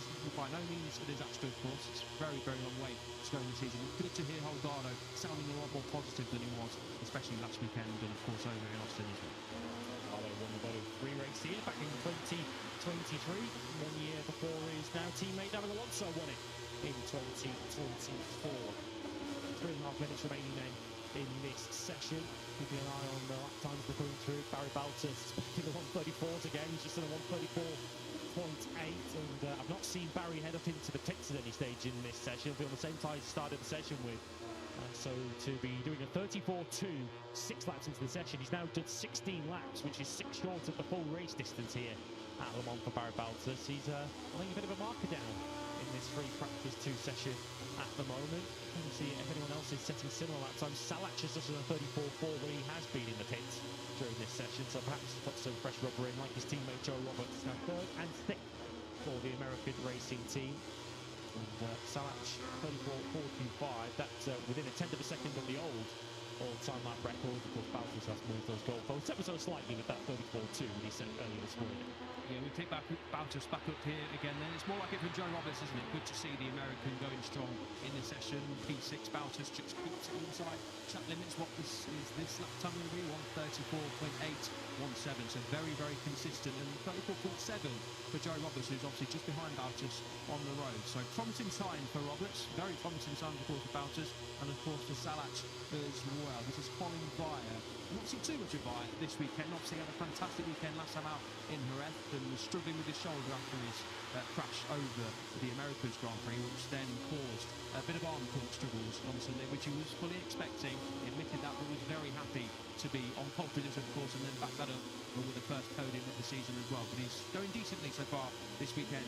Is Colin Vire inside the top 10 yesterday, P7, just ahead of the Molly Garnival intact duo. Colin Vire definitely in with the shout with another pole position. Potentially, he's not going to be the favourite heading in there, but who knows what can happen in qualifying. But Vire stringing together a nice weekend so far again. And Vire felt much happier on the softer rubber in practice in the afternoon than he did in the morning. We once again have the SC1 and the SC2 front tyre options. That's the soft and the medium as they're denoted by Pirelli. In terms of the rear tyres, we have the SCX, once again the super soft rear tyre, but we don't have that development super soft rear tyre that we had in Jerez last time. We have the SC0, which is the soft tyre. Oh, that sounds confusing. The soft tyre is the hard with the 2 options. We have super soft and soft here on the rear from Pirelli.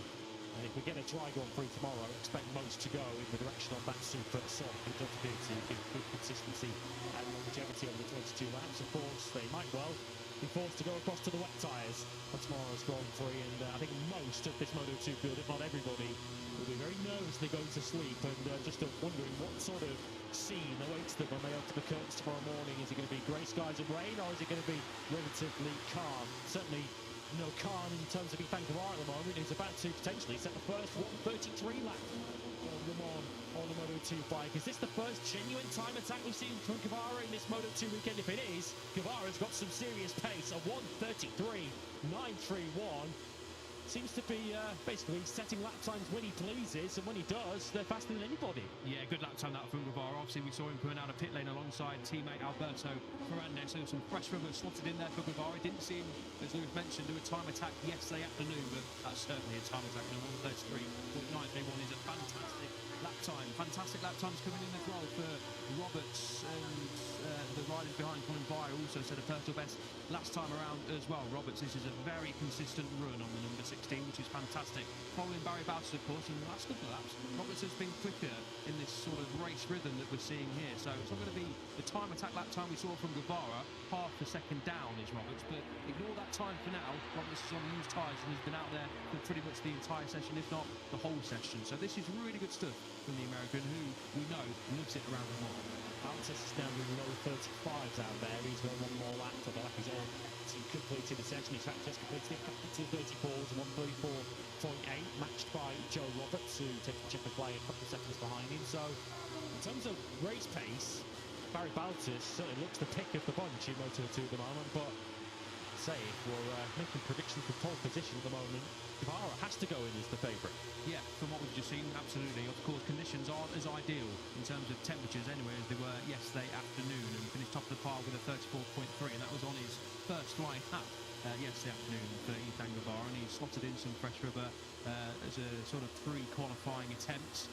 And some football in the American racing garage looking down there with positive thoughts, I imagine. Philip Salich in P3, Joe Roberts in P7, good stuff from both of those guys. But this rider on your screen, Ethan Guevara, a nice little gauntlet laid down. He's obviously pretty pleased with that new all-time lap record as well. He said he needed to work on qualifying. It's been his weakness so far. It looks like he's turned that around, but of course Q2 later on, who knows what the conditions might be as well. Ethan Guevara, as you can see, very pleased with how he's feeling on that Oscar. Yeah, and Yamaha, of course you can see the Yamaha logos all over the leathers. They are very pleased with Ethan too. His 65th Moto2 appearance this weekend. Is this going to be the day when we see him on a Moto2 pole position for the very first time? Barry Baltus was his nearest challenger and certainly looked the strongest over race rhythm this morning. It's so important for Baltus to get himself on the front two rows, if not the front row, to challenge for victory. Tomorrow afternoon, the Moto2 Grand Prix gets underway at 12:15, just after midday local time here at Le Mans. Following Moto3, of course, the usual Sunday schedule, with the 2 p.m. start for the 27th French Grand Prix in MotoGP. It feels like the biggest ingredient that has to be thrown into the mix, the determining factor in terms of what kind of race we're going to see tomorrow is going to be the weather, which at the moment is on our side. It's smiling on us overhead with beautiful blue skies on this Super Saturday at the French Grand Prix. We already had a record Friday crowd yesterday here, with around 80,000 managed to themselves into this Bugatti circuit at Le Mans to watch the Friday action. So quite a popular crowd here on Super Saturday with MotoGP, FP2 and qualifying coming up. Rather forlorn sight there, wasn't it, in the Aspar box for David Alonso, the number 80, which only completed 5th lap of Le Mans this morning. And whilst it wouldn't be a situation where we're questioning Alonso's participation in this French Grand Prix, it's certainly difficult to see how he's going to be any kind of factor at the front of the field tomorrow, unless of course we get some wet weather which might just keep him physically. He goes to Q1 later on, don't forget, that comes up just before Tissot's sprint later on today. Ethan Guevara though with a new all-time lap record, the first 1:33 lap of Le Mans on the Moto2 bike, quickest by a third of a second for Barry Baltus. Philip Salich third, ahead of the points leader Manny Gonzalez. Chelsea Novietti did sneak up to 5th late on, ahead of Danny Holgado, Joe Roberts, Senna Regis coming by, and Danny Munoz, who has a pre-place group penalty, remember, wherever he qualifies later. Lopez, Ortola, Canet and Ferrandez. Next up, Alonso Lopez we saw down at Garage there. Canet went down at Museum. Garcia in 15th ahead of Rueda. Best session for him so far on a Moto2 bike. 16th ahead of Unshu Van den Gulberg, Sasaki Puertas and Navarro. Arbolino 22nd. He won't complain for the brain of irons at some stage. Forosato next up from Escridge, Ramirez, Lunetta Aggi. And keeping his running to a minimum was David Alonso. What a strong morning that was. Lap record smashed by Ethan Guevara. Fastest yesterday afternoon and fastest this morning is he, the favourite pole in Moto2 later on. We'll give the countdown to qualifying in MotoGP with free practice 2 on the way next.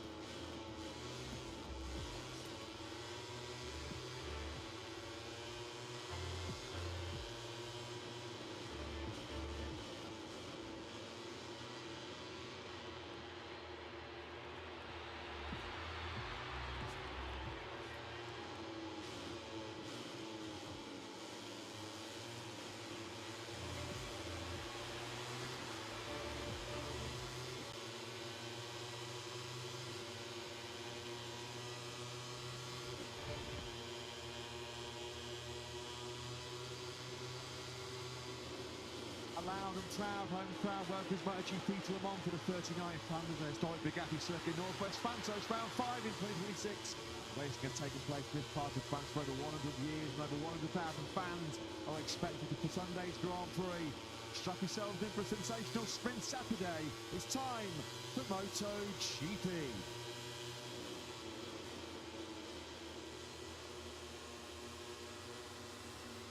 So the Bugatti circuit just on the outskirts of the picturesque downtown Le Mans, 400 kilometres southwest of Paris, 4.19 kilometres in length, 2.6 miles. It's challenging, it's tight, but very demanding, particularly on the brakes. Into turns 1, into turn 8, and into his final couple of corners. Second one starts with the super scary 6-gear right-hander of turn 1. La Chapelle. There was drama later on in practice yesterday after Pecco Bagnaia crashed his factory Ducati, and that brought out the yellow flags. We saw his teammate Marc Marquez dumped entire opening 15-minute qualifying session coming up later on this morning.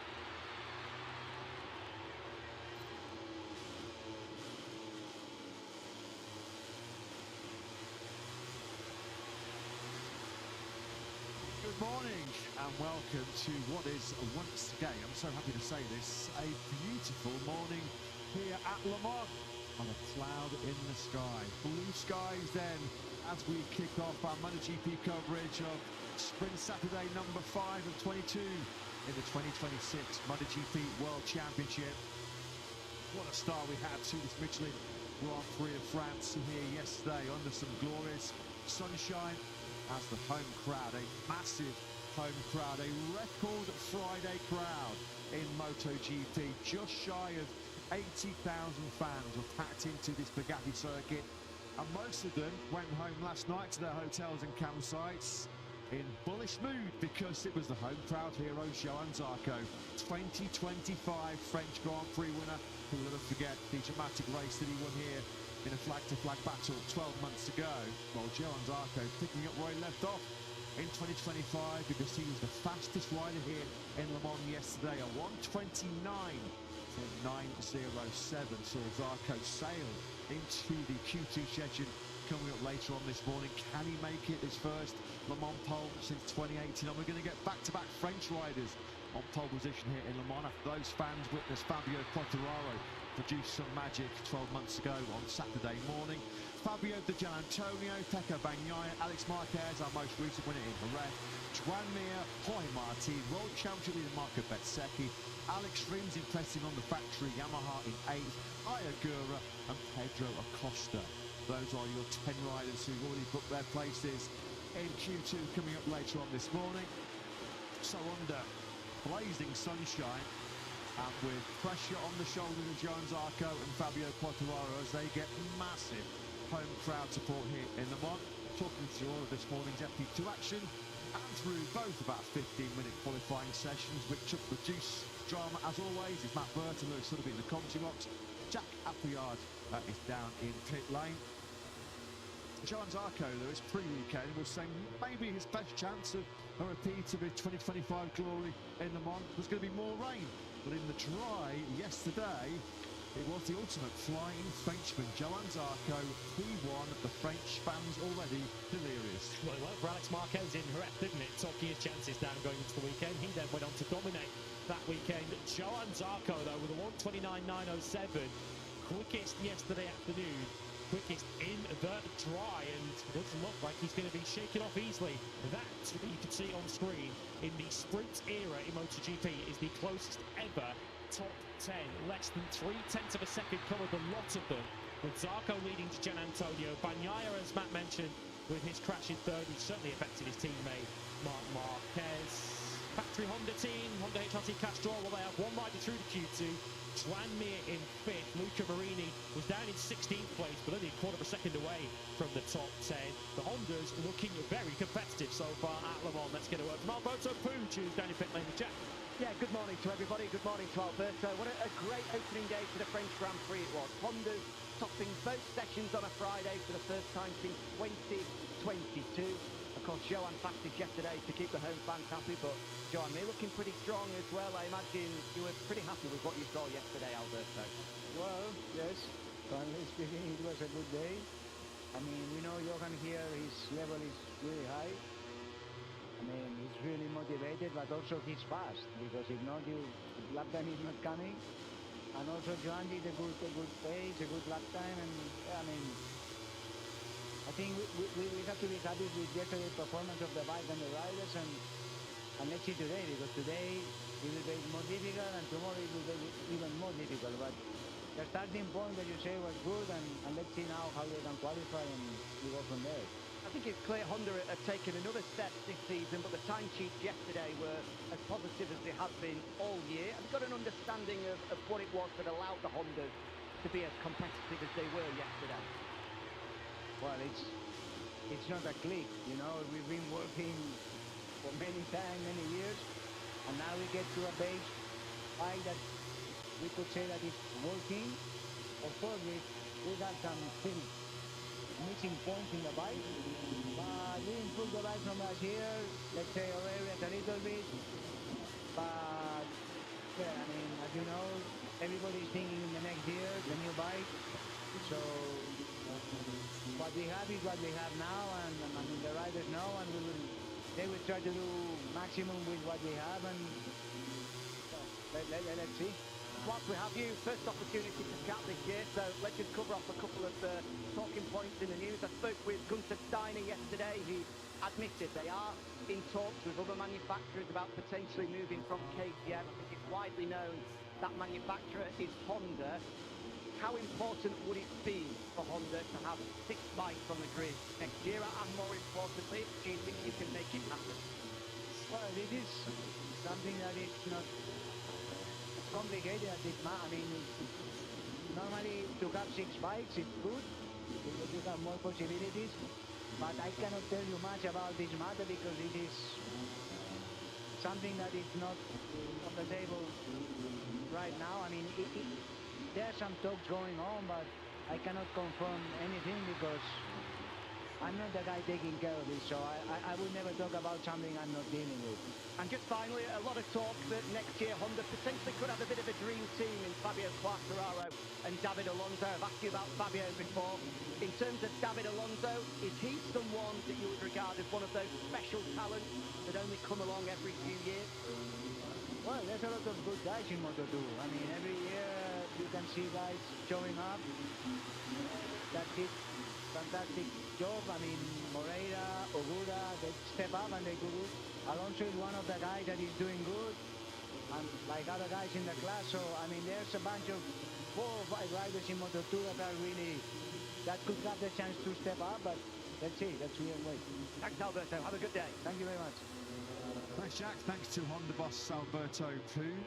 Well, we know what Fermin Aldeguer is going to be doing in his motorhome later on. He's going to be playing the new MotoGP 26 game, which is out now for MotoGP fans all around the world. Looking forward to getting hold of a copy of that myself when I get back home. Challenging my son to see who can get around Silverstone over the fastest. Not the best of Fridays, we have to say, as far as Fermin Aldeguer is concerned. A double podium here last year in the sprint and the Grand Prix. His worst ever Friday in MotoGP. Aldeguer down in 21st place at the end of play. A contributing factor, that crash he had there going into the chicane turn 3 and 4.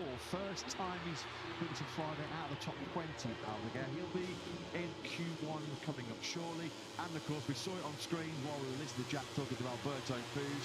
A very dramatic end to practice yesterday. Lewis Fawley factory Ducati team. Pecco Bagnaia safely through into Q2 in 3rd place when he crashed at turn 6 at La Chapelle. The yellow flags which came out for the Italians crashed through very costly for his teammate Marc Marquez, who experienced a pretty average Friday. Marc finishing 13th on the standing, his lowest Friday since the Saxon in 2024.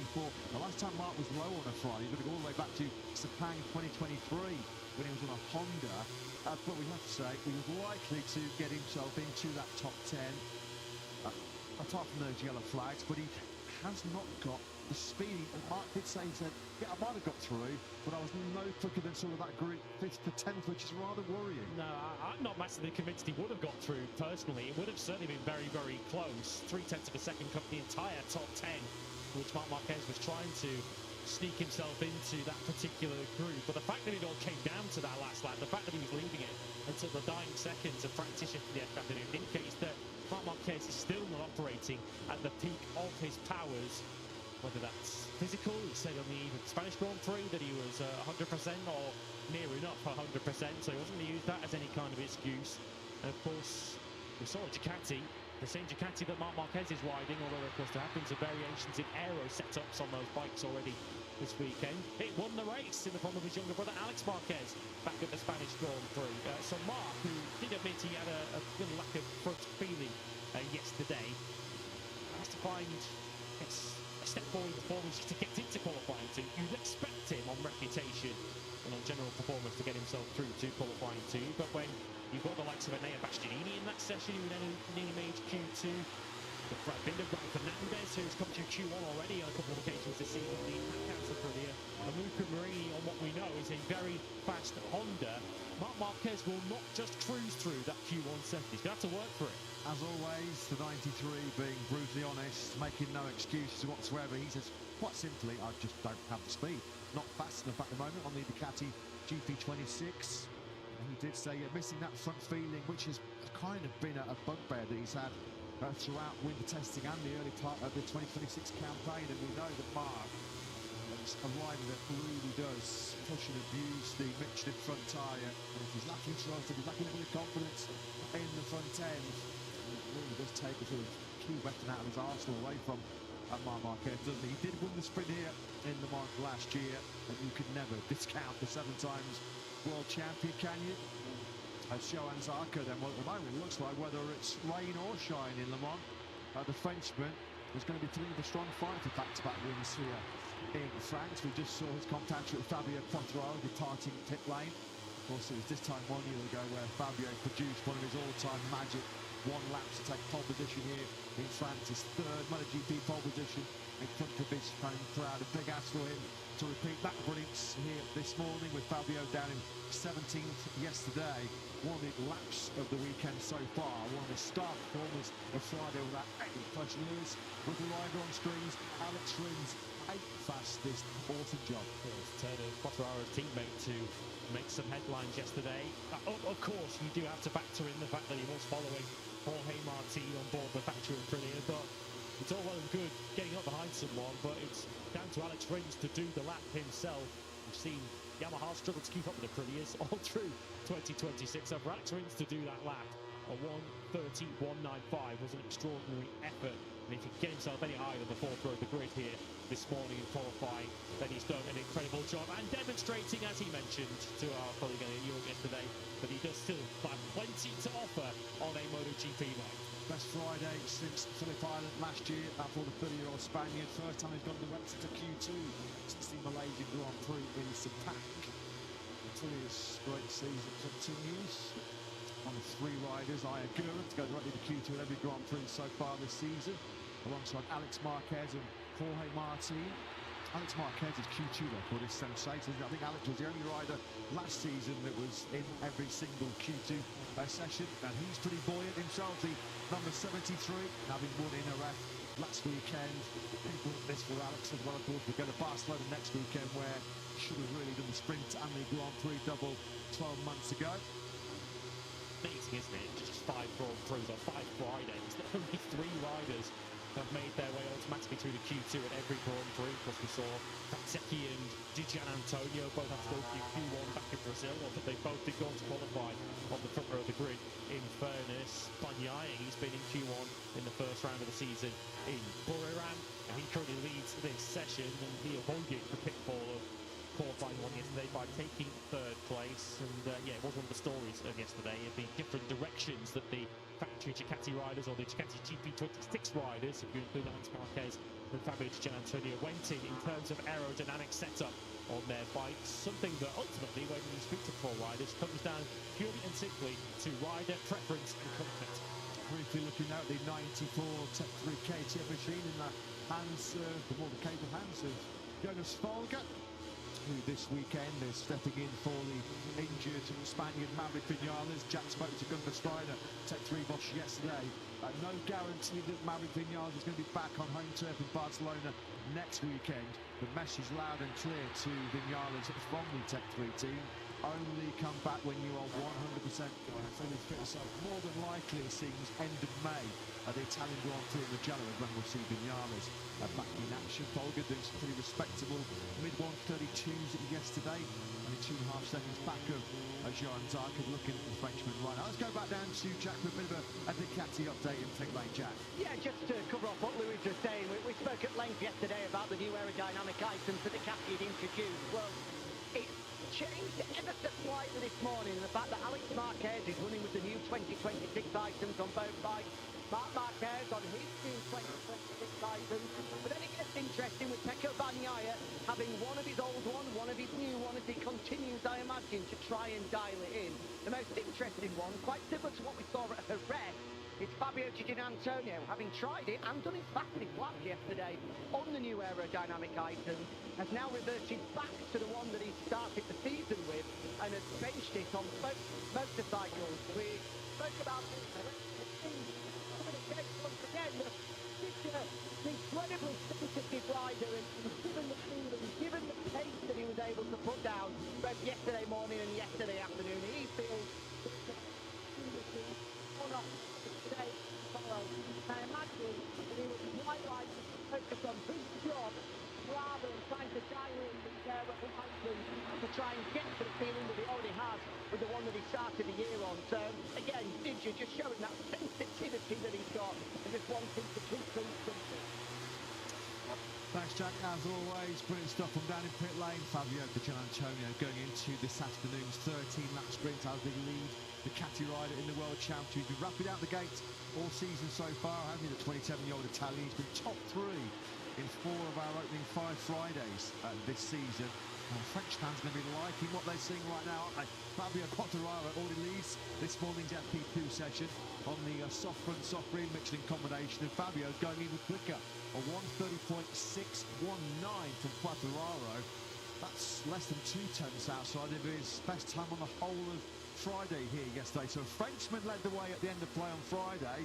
The Frenchman leads so far this morning on Saturday. Is there something in the air again here in Le Mans? There certainly is. I mean, Fabio Quartararo, when he looks into any grandstand around this circuit, I was going to say see a sea of blue. There's also a lot of pink and yellow, of course, as you can see from the special colour scheme that it has on his crash arm. We're expecting something similar on the bike for tomorrow's French Grand Prix. And Quartararo, of course, having seen a Yamaha get into qualifying 2, will want to try and join Alex Rins in Q2 later on. He's going to have the weight of thick end of 100,000 French fans behind him later on. We want to make sure that it's not just Johan Zarco flying the flag in qualifying 2. Bagnaia here on screen, can't see the picture. He's up into second place now on a 1:30.7. Acosta in third. We've got KTM's third and fourth, and it does appear as if we have genuinely 4 different manufacturers who are going to be in the hunt for a place on the front row of the grid later on. Yamaha look like they're perhaps going to struggle to join that group, but Ducati, Aprilia, KTM and Honda will all have very high hopes coming into this Q2 session.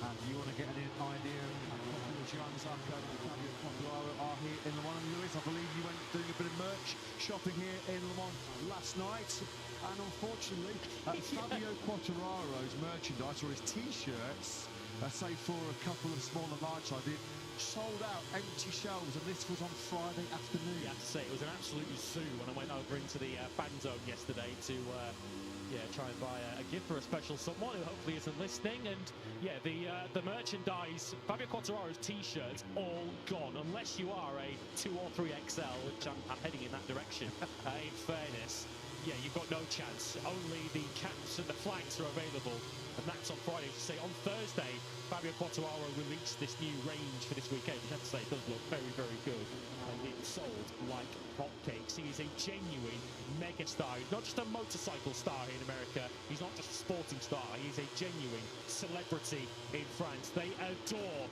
Fabio Quartararo, their 2021 world champion, and this place will erupt. Of course, last year it erupted when he got pole position. It will erupt if he makes Q2 this morning. Fashion icon as well, isn't he? Fabio Quartararo. He's going to unveil a very special livery here in front of his home crowd tomorrow, and he still does lead this morning's FP2 session. A third of the way through it, 20 minutes remaining as Johan Zarco's completed his initial stint on the LCR Honda. Zarco down in 15th place.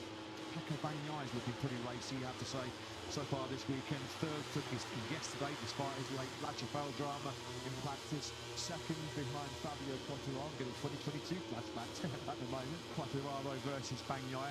Pedro Acosta, to say he's been right in the mix for the top three for much of this weekend. Just by the skin of his teeth, didn't he, Acosta yesterday, crept into the all-important top 10. He was only 700ths of a second clear of Enea Bastianini, another KTM rider. Acosta's cause in that practice yesterday, certainly not helped by a rather heavy tumble, losing the hard front tyre right here, actually going into turn 13. So Acosta got away with a little bit yesterday. Yeah, we saw several riders in practice yesterday needing 2, 3, 4 laps to really get that hard front tyre to really work, to really bite into the tarmac. Acosta perhaps going for a little bit too much too soon on board that KTM, and straight through in 10th place by less than a tenth of a second in the end, 1:30.196. And of course, Pedro Acosta's qualifying has been a bit of a mixed bag so far this season. Of course, was on the front row of the grid back in Austin, but hasn't qualified any higher than 6th in the 3 other Grand Prix we've had so far this season. And when we're expecting the qualifying session in around about an hour's time, Q2 to be so fiercely close, thousandths of a second are likely going to decide rows on the grid. Key session for Acosta. It's going to be tricky but essential for Pedro to get himself minimum on the front 2 rows. Yeah, Bastianini yesterday was luring at a lack of stopping performance on that KTM Tech 3 machine. It's putting an entry grip, he said, so he's losing a lot of time in the chicane, that he's been able to sort of nail a bit more entry grip. Felt like he had something for a direct place in Q2. Joan Mir certainly did. As we saw in that graphic a few moments ago, Luca Marini second the best time in FP1. And then John Zarco backing it up with the best time in practice. The first time 2 Hondas have led by the second on a Friday in what, 4 long years. Luca Marini felt like he missed out big time yesterday afternoon, fastest yesterday morning, and then plummeting down to 16th on the order. So he made, on his first time attack, just 2 mistakes, didn't really nail a clean lap, and then yellow flags on his second run. That was the reason why Marini was not really able to capitalise on that stellar performance yesterday morning. And when you look at the Honda riders, Marini looks like he's the one that's really struggling to exploit the benefit of a soft rear tyre in qualifying. We've not seen Marini qualify higher than the 9th in Austin yet. 3 times out of 4 he's been eliminated in qualifying 1. Of course, we saw Mir flirt with pole position briefly back in Austin, Texas, and Zarco, of course, fastest on Friday. So the Honda clearly can do a lap in qualifying on a soft rear tyre, but it feels like Marini can't at the moment. Sometimes this season it's felt like the Prix team have been playing a little bit of catch-up after the opening day, a little bit behind the 8 ball on Fridays, but they crunch the numbers, they pour through the data, and they just get stronger and stronger as the weekend wears on. Getting that impression right now as well with Bezzecchi up to 3rd, and now Martin up into 4th place. A 1:30.8 shared between those two gets them right in the mix as we once again pick up Fabio Quartararo, already still at the front of this session. French fans will be loving this. They will be loving it if Fabio Quartararo can get himself into Q2, he'll be in the fight for pole. He does find more time, a 1:30.580. The French fans quite rightly are on their feet. It might only be FP2, but they're still giving Fabio a rousing reception here. Brilliant stuff to see Fabio Quartararo rapid on that factory Yamaha. Yeah, they are up on their feet. The 20 of El Diablo is littered all over this Le Mans circuit, and it's not like he's on any sort of tyre advantage. Every rider went out at the start of this session, this FP2 session, soft front, soft rear tyres. Of course, we have the sprint to come this afternoon in, I guess, weather conditions that we're not entirely certain what it's going to throw up. Much like tomorrow, we're still expecting a wet Grand Prix as Pedro Acosta gets all sorts of instabilities. He tries to shortcut that run through turn 5 down to La Chapelle 6, gives his KTM a thump, and fortunately was able to stay on 2 wheels. Well, we just talked about the factory for the team once again getting their act together. As it wasn't poor Friday at all, was it, with Martin 6 and Bezzecchi 7, but you just know that the Nawali factory are going to get stronger and stronger throughout the weekend. Let's go and get the thoughts, though, of the boss, Paolo Bonora. Who's with Jack? Yeah, great to be with Paolo as ever. The guys mentioned a under-the-radar Friday. In both guys inside the top the 10. Job done, but not sort of the standout Fridays we've seen. How do you reflect on the performance of yesterday? Yeah, it was too good until now, no? We had used to see more in the front during the Friday, but by the way, no problem at all. We start in a slow way, I would like to say, but it's necessary to understand in a better way some place on the track, in particular the change of direction corner 9 to 10, and we're working on that because in this track it's necessary to be very agile with the bike, but very stable during the wheelie as well. So it's necessary to find the correct balance. At the end, yesterday afternoon, they found something immediately when they jumped on the soft on the rear and on the hard on the front. And yeah, during this morning we start from that point. We are still working on the change in direction, to be honest with you, on the setup and on the electronic side, Which, compared to years previous, that's almost the opposite to what we've seen from a Prix. Looking at the times yesterday in the first two sectors, you can see on the fastest lap, both Marco and Jorge back through sectors 1 and 2. As soon as you get to sector 3 and that change of direction, clearly in the first sector, to stop the bike, to accelerate, you've got the performance. What is it that you're struggling in particular? Is it just the change from left to right in order to pick the bike up and move it across? No, it is all the things because, as you know, here when you force too much into the entry, you get delayed on the exit. So it's necessary to find the balance. As you know, our bike during the last part of the season, during this first part of the season, we work a lot on the stability, but now it's necessary to work in a little different way to find a more agile bike here in Le Mans. By the way, today is very good weather instead of the weather forecast of yesterday, and yeah, the expectation is to do our best. Absolutely, it is not a track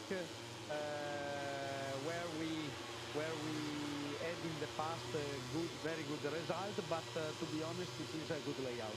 Just finally, since we last saw you, you debuted your brand new 850 at Jerez. How did that go? Yeah, very good start, to be honest. It is of the bike because the engine it was in the test bench since many months, so we understood very well. But the bike was the first time, and to be honest, it was a good test. Salvatore did a great job, and now it is necessary to work a lot because the bike changed a little bit because without the front and rear right device, necessary to find a different balance, different setup, and different setup on the electronic side because the wheel is different, straight line. So a very second part of the season because it's necessary to keep the level high here in the 1000cc championship, and in the same way keep the working at home and with our test team in the other time in the 850. Thanks, Paolo. Seems interesting. I saw yesterday that lap times on the 850 predicted to be about a second and a half from what we see on the 1000. That's about accurate. Difficult to say now because the bike it was the first time, and as I said to you before, it's necessary to work a lot to find a new working point for the bike. Thanks, Paolo. Have a good day. Thanks. Great stuff, Jack. Always love listening to the thoughts and observations of a Prix boss, Paolo Bonora. If they can get their RSGP working around this Le Mans circuit, well, they've got two Le Mans experts. Marco Bezzecchi, a MotoGP winner here back in 2023. Jorge Martin did the double win here in 2024. So they've got the talent on top of the RSGP to get the job done here in France. Yeah, lots of factories now are ramping up their prep work on the 850s for 2027. Nicolo Bulega, runaway world superbike champion at the moment. What a start it's been in 2026 for Bulega on the factory Ducati.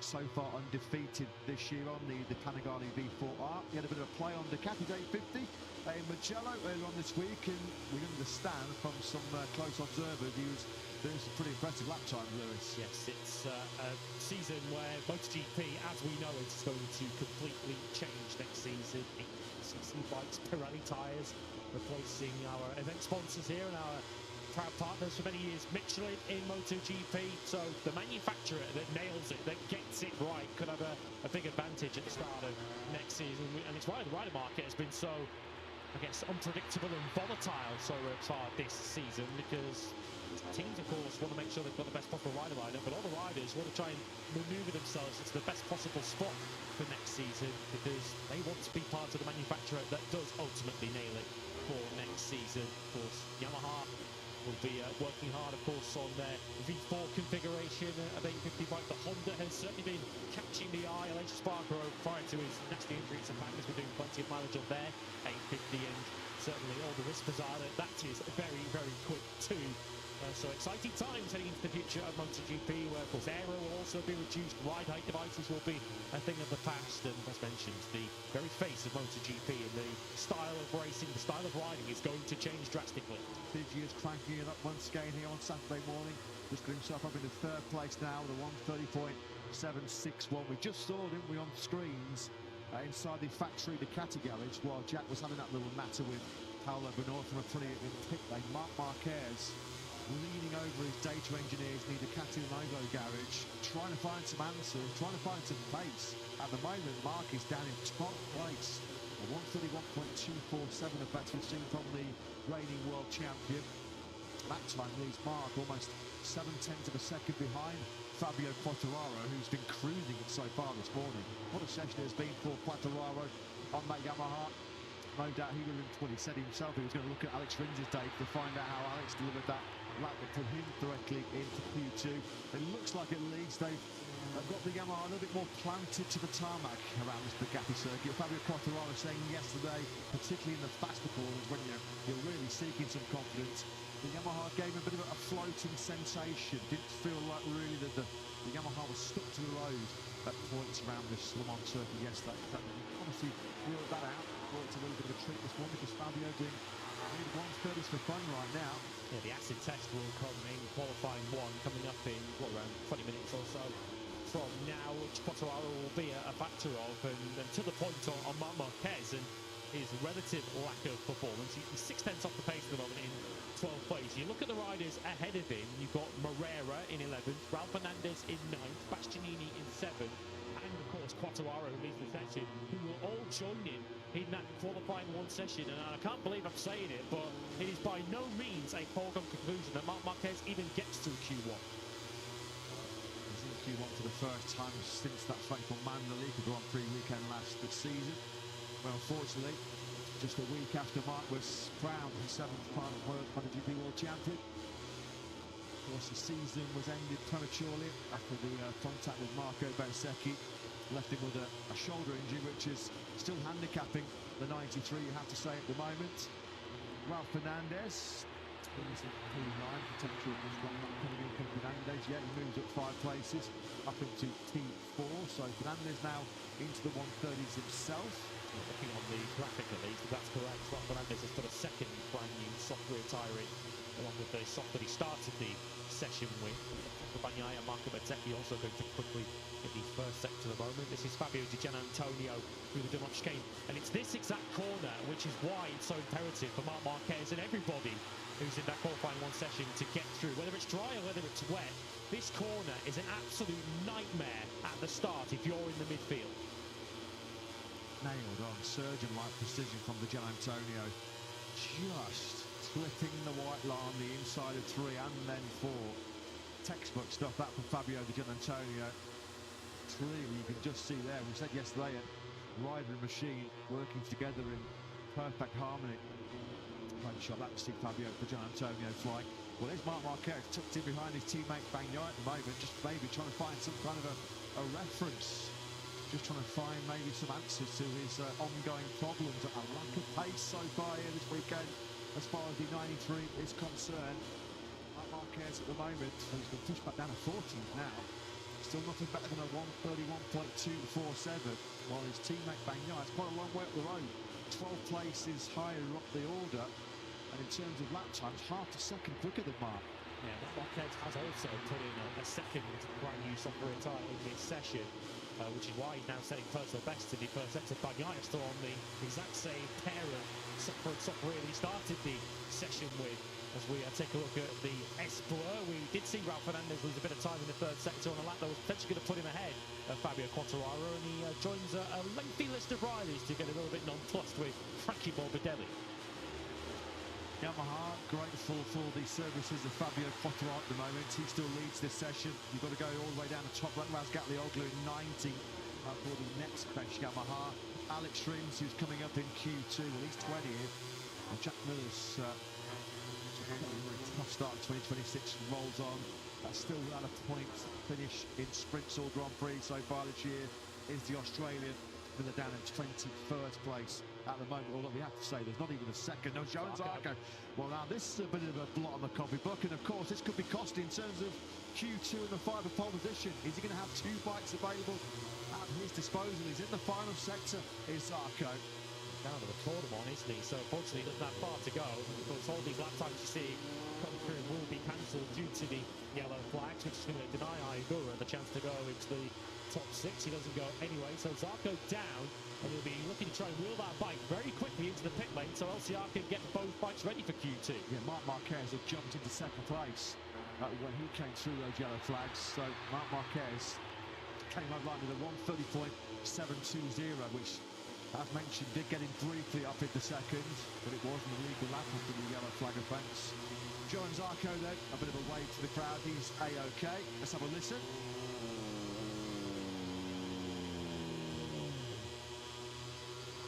Tricky turn 13. You can just hear him dropping back from second to first gear. Full lean angle on the right-hand side of that front tyre, and down he goes. Quartararo, just looking at a few rides actually, are having very, very strong first and second sectors. So parked on the outside of recording one then.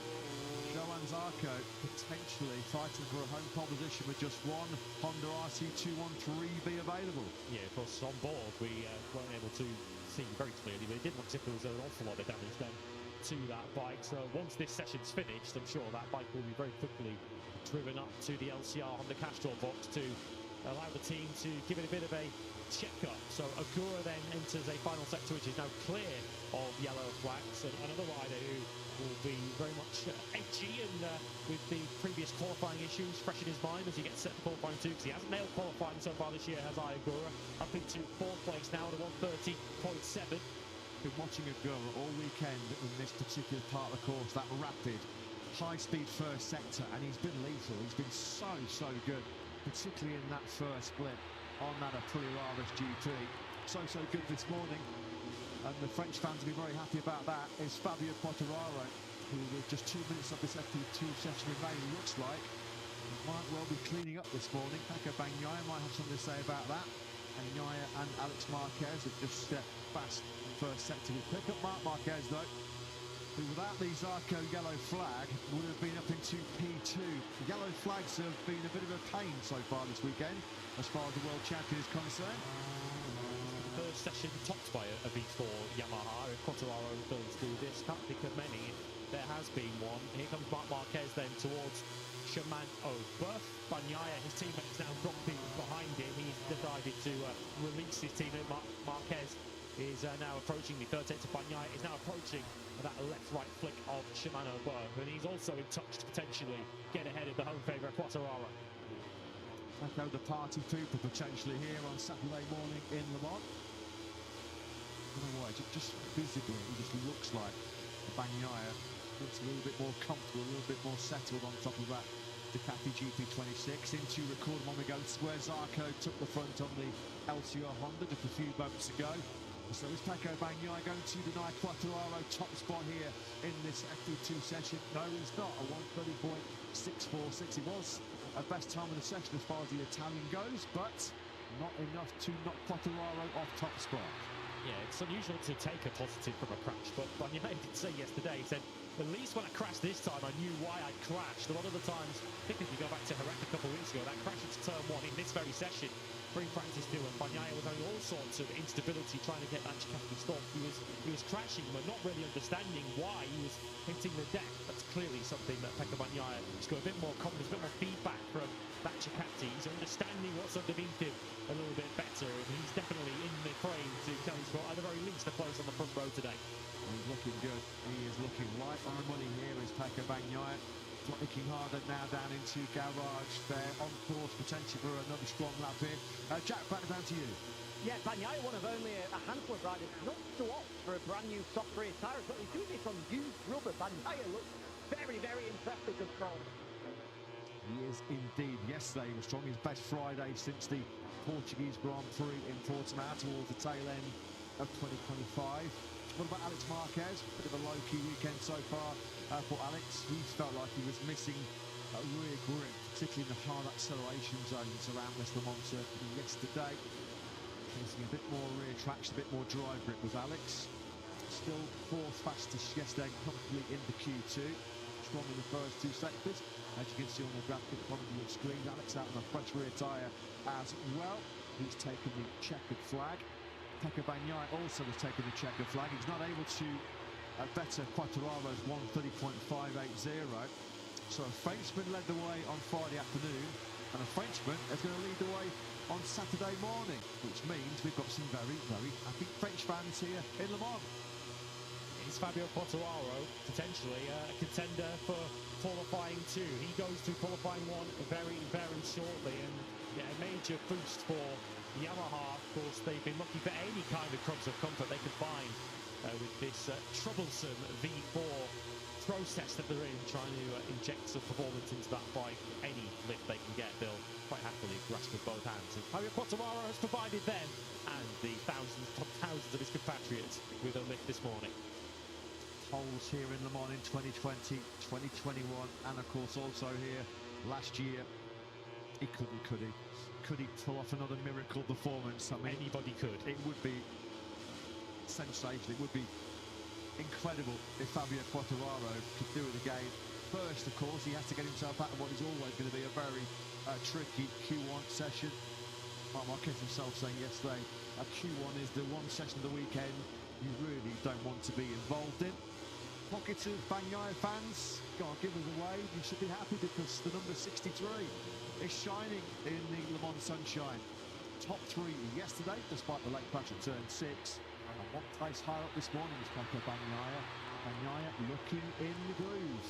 I think she was a single Bagnaia fan there in a sea of pink and yellow of Fabio Quartararo support in that particular grandstand, but they are such a knowledgeable crowd here at the French Grand Prix. They just love the sport. They adore MotoGP. Even Prix, Quartararo and Zarco was always a great event to be a part of. But of course, with 2 French riders, one of course a world champion and one the most recent French Grand Prix winner, this has become an event now that just for French sports fans, you dare not miss the French Grand Prix. Saturday mornings have been very, very kind so far this season to Fabio Di Gianantonio, who has not yet started lower than 4th place on the grid. He's on a great running Q2 of 3 successive front row starts, including poles in Brazil and in Texas. So you know that Fabio Di Gianantonio is going to be a serious contender for the front row as well in Q2 coming up shortly. Once again, find himself inside that top 3. The Ducati GP26s of Bagnaia and Di Gianantonio inside that top 3. The Ducati GP26 of Marc Marquez down in 16th place at the end of that session. We should say that Martin did find a high 130, which briefly put him up into 2nd. That was immediately scrubbed off, though, after Johan Zarco's late crash at turn 13. Yeah, to Jack's point, very good point that he made in pit lane, would have been barely faster than his teammate Bagnaia was going, and he didn't change tyres. Fabio Quartararo then, the other home favourite after Zarco stole the hard downs yesterday. It's Quartararo quickest on Saturday morning in FP2. Bagnaia 2nd from Di Gianantonio. The Aprilias 4th, 5th, 6th and 7th with Agora leading then. Bastianini and Acosta for KTM 8th and 9th ahead of Zarco, who had that late fall. Recordamon, Mir 11th from Alex Marquez, Bobby Aldeguer and Frankie Morbidelli, who certainly didn't impress Raul Fernandez late in that session. Moreira 15th ahead of Marc Marquez for the 2nd day in a row. Coming unstuck with some ill-timed yellow flags. Brad Binder 17th ahead of Marini, Razgatlioglu, Rins Miller and Jonas Folger, as he was yesterday, around 2.5 seconds off the pace in 22nd. What a time to be a MotoGP fan from France at the moment. Johan Zarco, strongest on Friday. Fabio Quartararo, another home crowd superstar, fastest on Saturday morning. He's got Q1, coming up next, which will also feature reigning world champion Marc Marquez.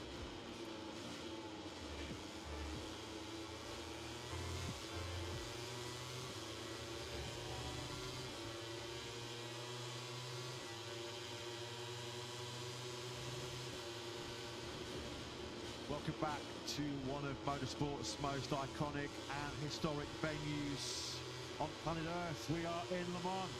We are at the Michelin Grand Prix of France in 2026, and up next it's going to be MotoGP qualifying, a heavyweight Q1 session to kick off. Who is going to be our fifth pole sitter of 2026? Fabio Quartararo.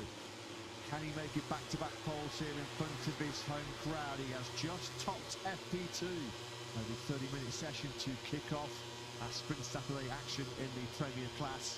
But he has got work to do to get himself out of Q1. A Q1 session which features Enea Bastianini, fellow KTM rider Brad Binder, and reigning world champion Marc Marquez in Q1 for the third time since the Indonesian Grand Prix last October. Ralph Fernandez, Jack Miller, Luca Marini was fastest on Friday morning.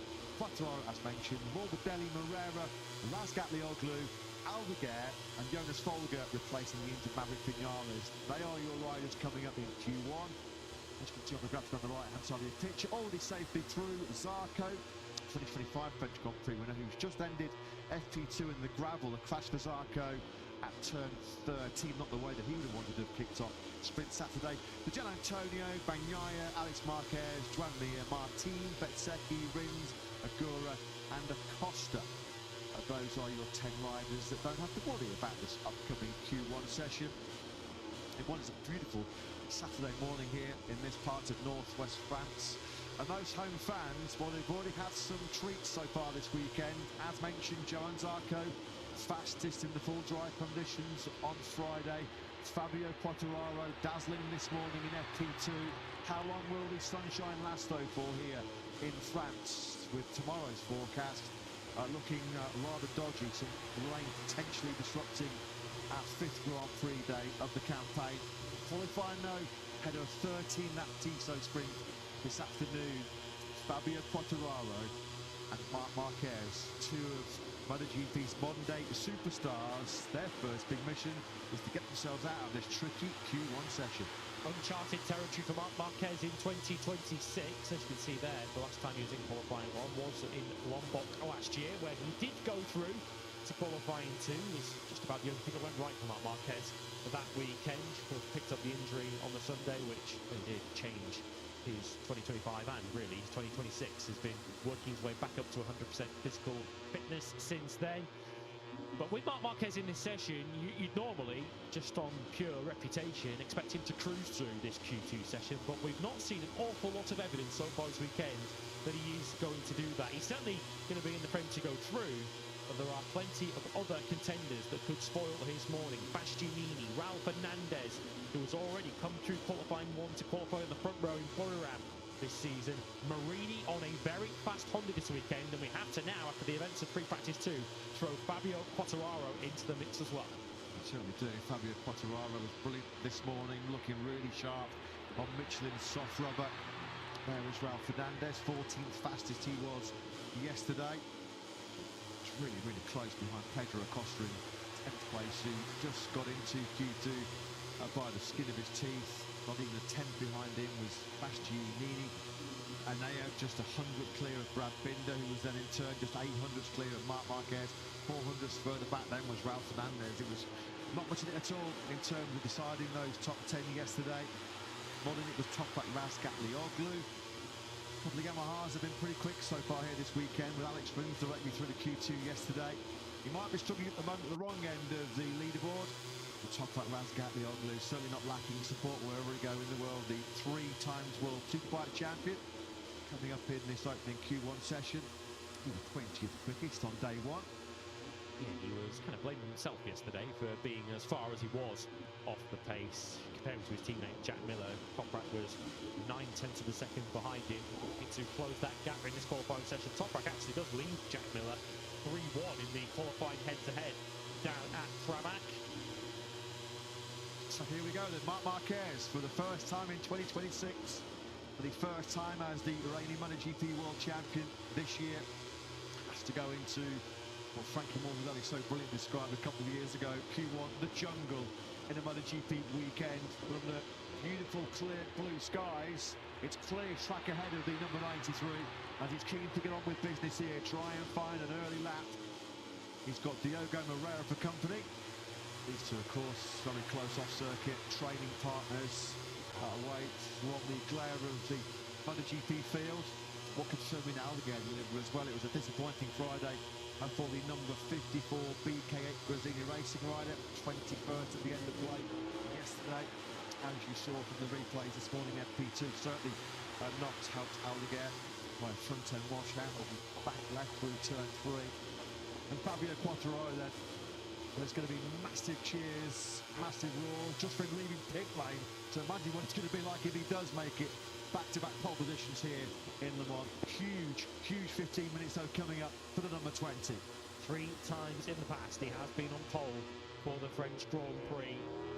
Q2 would be an achievement on board French Yamaha, where of course his teammate would await him.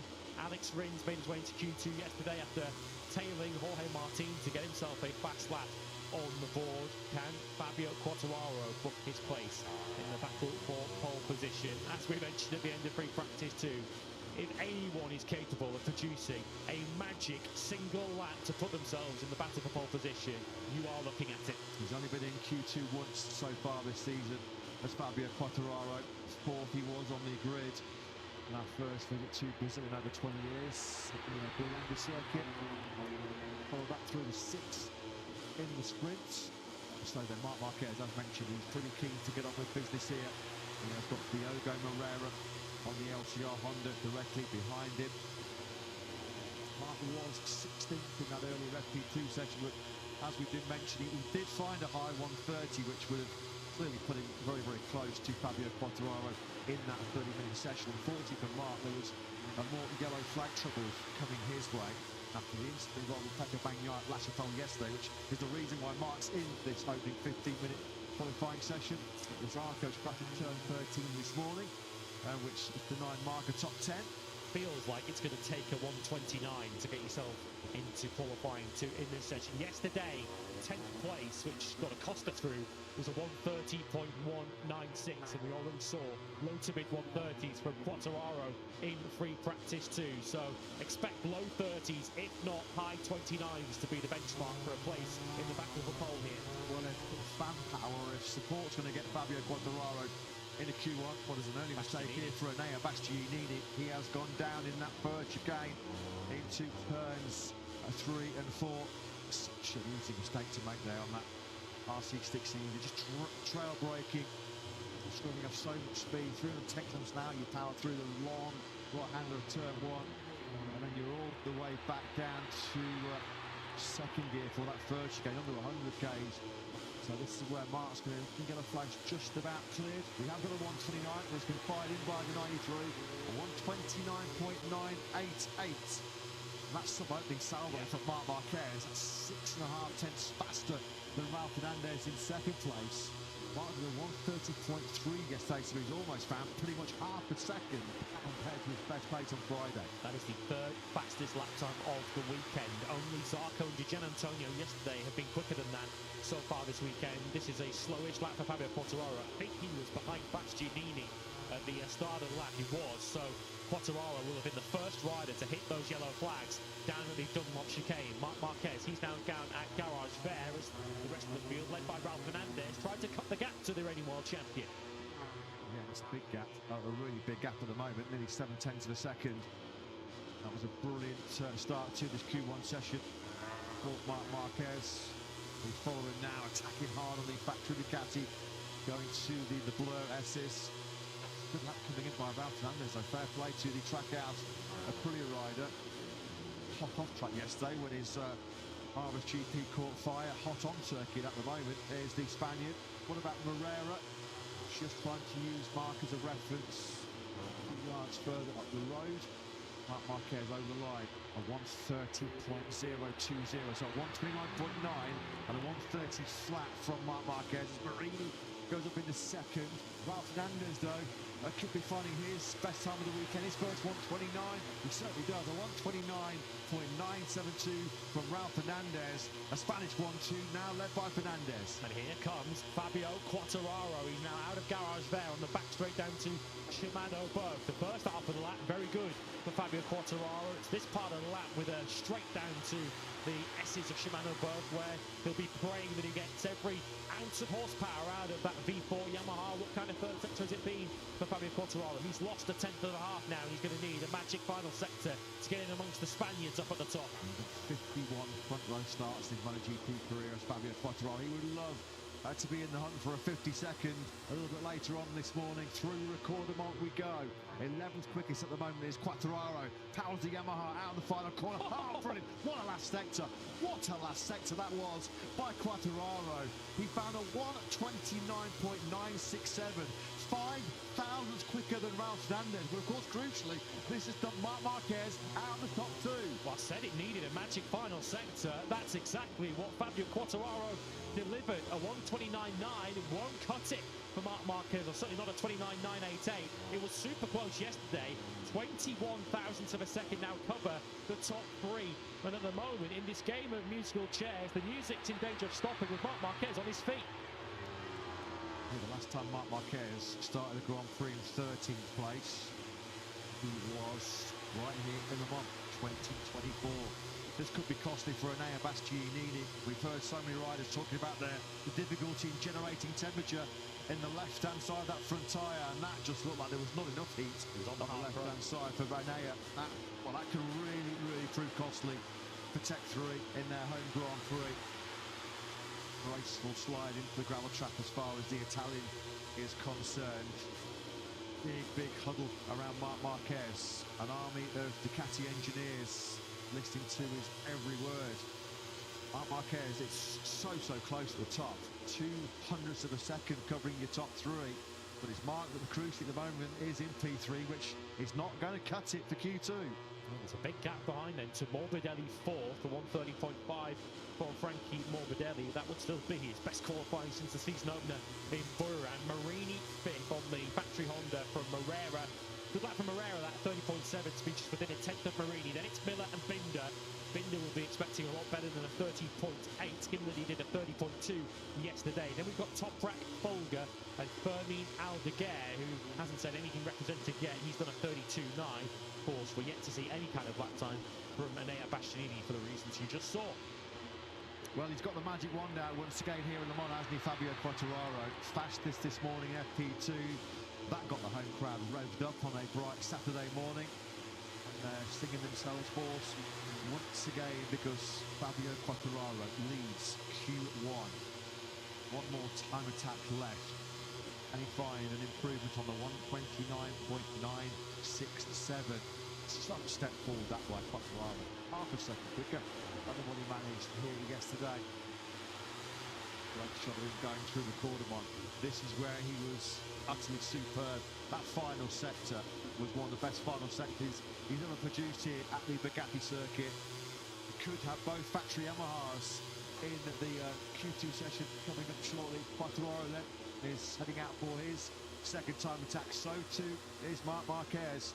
200ths splitting Quartararo, Fernandez and Marc Marquez, which two of those trio are going to find themselves in the hunt for pole here in France. Yeah, you're right. As it stands, we'd have half of the quartet of Yamahas in Q2, but we'd also, as it stands, only have half of the 6 Ducatis in qualifying 2. Of course, Gian Antonio Bagnaia and Alex Marquez, they're already safely through to qualifying 2, but at the moment, neither Marc Marquez, Frankie Morbidelli, nor Fermin Aldeguer are on course to join them.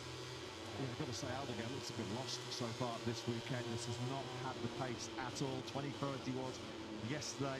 At the moment, on that opening run in Q1, something happened to maybe yellow flag trouble, or just couldn't find a lap.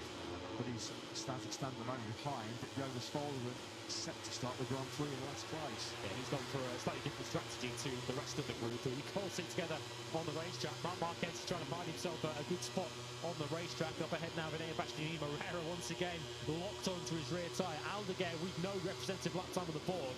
Can't afford to wait around. He's gone early to try and get himself a lap time on the board and lift himself up the back row. avoid some yellow flag dramas late on. Quartararo then building up temperature in that new Michelin soft rear tyre.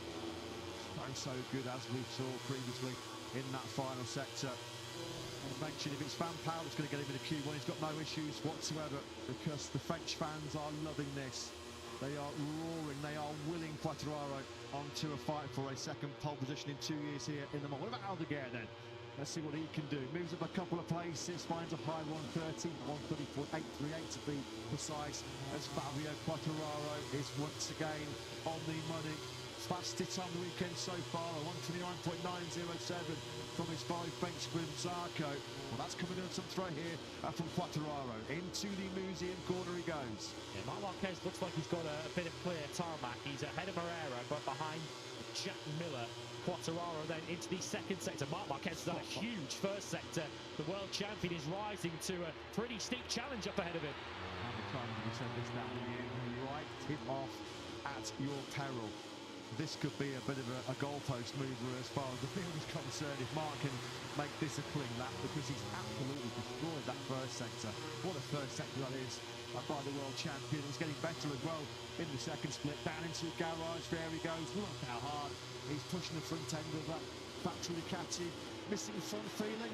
I don't think so. He's not missing commitment, is he? No question about it. He's launching that Ducati into these braking zones. Quartararo's not going slowly, as you can see up ahead. He's going to move the goalpost down to a sort of mid to high 29, but Marc Marquez could be in danger of an all-time lap record. Here comes Quartararo down to a 29.7. Can Marc Marquez beat it? He's in danger of demolishing it. Into the blur S's goes Mark then now. Through the left-hander of 12, we'll be back to the first gear double right-hander of Recordemon. Here he is then on the factory Ducati, full attack mode, full commitment this by the number 93. Over the line he will come shortly. 129.2 maintained, and out of absolutely nowhere, out of nowhere, Marc Marquez has just produced the fastest ever MotoGP lap of Le Mans. Look at Pecco Bagnaia. Pecco Bagnaia and Davide Tardozzi on the other side of that factory Ducati garage. They can't quite believe what we have just witnessed. A special rider, a special talent, a special lap time. Well, he was faced with a challenge which we weren't sure he had the answer to. Boy, has he provided an extraordinary, emphatic answer there. Faster than Fabio Quartararo's pole time of last year. He's 4/10 clear of the field now. Quartararo's lap was special enough to do a 29.7, and that has moved the goalpost into a principally a different stadium from Marc Marquez. He is walking through to Q2 with that.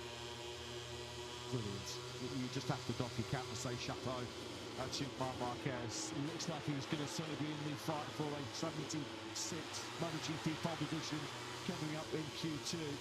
What can Raul Fernandez do, because he's going to make up a whole chunk of time to threaten Quartararo's second place. He's over a quarter of a second behind the Frenchman. A quarter of a second easy drift, as you can see, on this current lap. Not out of it is Fernandez. We know how good the Aprili's been in the last sector, but unfortunately, it looks like this lap's going to go away for Fernandez. He's going to get one more. Comes through some pretty heavy traffic there in this final split too. That's a shout out. Toprak's gone fourth on the Pramac Yamaha. He's done a 30.4.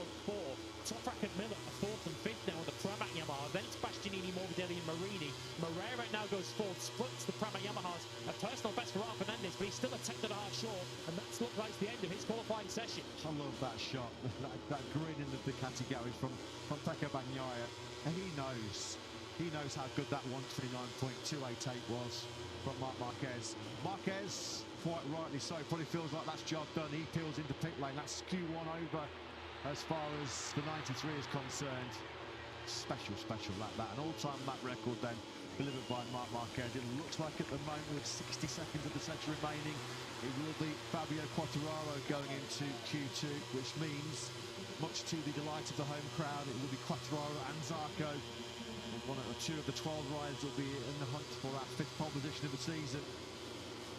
Marc Marquez, he was the first sector that was just absolutely out of this world, wasn't he? He was already up by almost 3.5 lengths in sector one, and then just carried on that momentum. Still, Fabio Quartararo has the upper hand in the last sector. Yeah, Quartararo is not going to be troubled, it wouldn't appear. Certainly at the moment, the only rider improving and setting personal bests as it stands is Luca Marini, but he's already 3/4 of a second down, so it might move him up to fourth, up ahead of Morbidelli and Toprak, but Marini's not going to be threatening Q2 on this current lap. It's going to be, I guess, crucial to see if any riders get over the line in the next 10 seconds to have one more shot at this. Marc Marquez explaining to his crew. You can see there with the headset to his left. On the right of our picture is his crew chief, Marco Rigamonte. Just down the bottom of the picture, the very distinctive grey mop of hair on top of Gigi Dall'Igna. As Mark just explains how we delivered that 1:29.288. The fastest ever lap around this 4.19-kilometre Le Mans circuit. He had to find something special, and when he needed it, boy, did he deliver something special. The two MotoGP world champions in this session, both explaining to the world why they're world champions. Marc Marquez and Fabio Quartararo look like they're the two riders to go through, and that reaction, the reaction from Pecco Bagnaia, who's just in amazement, but Davide Tardozzi, who has seen plenty in his long career as a team manager, even he is amazed by that. Bagnaia looks across to Christian Gabberini, his crew chief, and just goes, has he really just done that? Has he just done that? For some context, Marc Marquez yesterday, 1:30.371. He's got about 1.1 seconds faster. Just amazing, amazing performance once again. Yeah, as you said a moment ago, write him off at your peril. Marini did go fourth, by the way, on the factory Honda. He's 1.1 seconds though behind Marc Marquez, which tells you what kind of a special lap Marc did. We've got Bastianini currently out there setting personal best, but these French fans needn't worry about Bastianini threatening their home hero. Fabio Quartararo, also give a shout out to him. As impressive as Marc has been, Quartararo, every bit as impressive. He does join his compatriot Johann Zarco in Q2. Yeah, the riders 13th and 17th then on practice Friday are the two riders that are going to be still in the hunt for pole position here in Le Mans. Fabio Quartararo, I don't know. Are we sensing that he's going to deliver something super special once again? The pole lap he produced here last year and the reception he got from the French fans, it just put goosebumps all over your body. It was something super special, something it was a privilege to be part of. That pole lap he put together here last year. Thankfully for Quartararo fans, he's still in the hunt for what potentially would be his 22nd MotoGP pole position. Obviously, he's looking at Marc Marquez's sector one time there on the screens, because that's where all the time was between Marc Marquez and Quartararo. It's a 4/10 gap. Marc won 3 of those over his fellow world champion in the first sector. And if you told Raul Fernandez when the session began that he'd do a 1:29.885, he'd have probably thought that was good enough for qualifying 2. In the end, it was a 1/10 and a half short. And that was a big jump forward from Fernandez as well. He was 6/10 quicker than his time attack yesterday afternoon. I mean, what else could he really do? That's a big leap forward in terms of performance from the Trackhouse Prix rider. But unfortunately, not good enough to get himself into that second qualifying session. So for the 3rd time in the opening 5 Grand Prix, Fernandez finds himself starting outside of the top 10. Work to do for him in the Sprint and the Grand Prix tomorrow. Just a quick reminder, as always, the Tissot Sprint over 13 laps. That'll be lights out, and we'll be racing over 13 laps. 27 laps will be the full distance French Grand Prix here tomorrow. Yeah, both rookies doing pretty solid jobs, has to be said, in that Q1 session. Moreira here on screen 8th, so they'll start 18th on the grid for the sprint later on. And Toprak Razgatlioglu was just ahead in 7th place. He out-qualifies his teammate Jack Miller for the 4th consecutive Grand Prix. But it is Marc Marquez who tops Q1 with a new all-time lap record. What on earth are we going to see in Q2 next? Quartararo also through in 2nd place. 2nd time this year we've seen him in Q2, joining his teammate Rins, of course. Raul Fernandez 3rd from Bastianini, who had that spill at the start of the session. Marini 5th from Morbidelli, Toprak and Moreira. Jack Miller 9th. Fermin Aldeguer's miserable weekend continues, 20th hit. Brad Binder is 2nd from the back. 30.8 for him on the factory KTM. He's only got Jonas Folger on the 2nd Tech 3 KTM behind him. Times right now for the South African Fermin Aldeguer, a double podium finisher here last year. He's going to be starting the Grand Prix from 20th place to Sprint 2. Tough weekend here in France for the Gresini Racing rider. Tough weekend so far for Marc Marquez, wasn't it? 3 that Q1 session, but he delivered something extra special. A new all-time lap record to cruise into Q2. Also going through the home crowd hero Fabio Quartararo Marc Marquez, Fabio Quartararo into Q2. The mouth-watering fight for pole position is up next live here in Le Mans. Don't go anywhere, and we will find out who will be on pole position for the Michelin Grand Prix of France.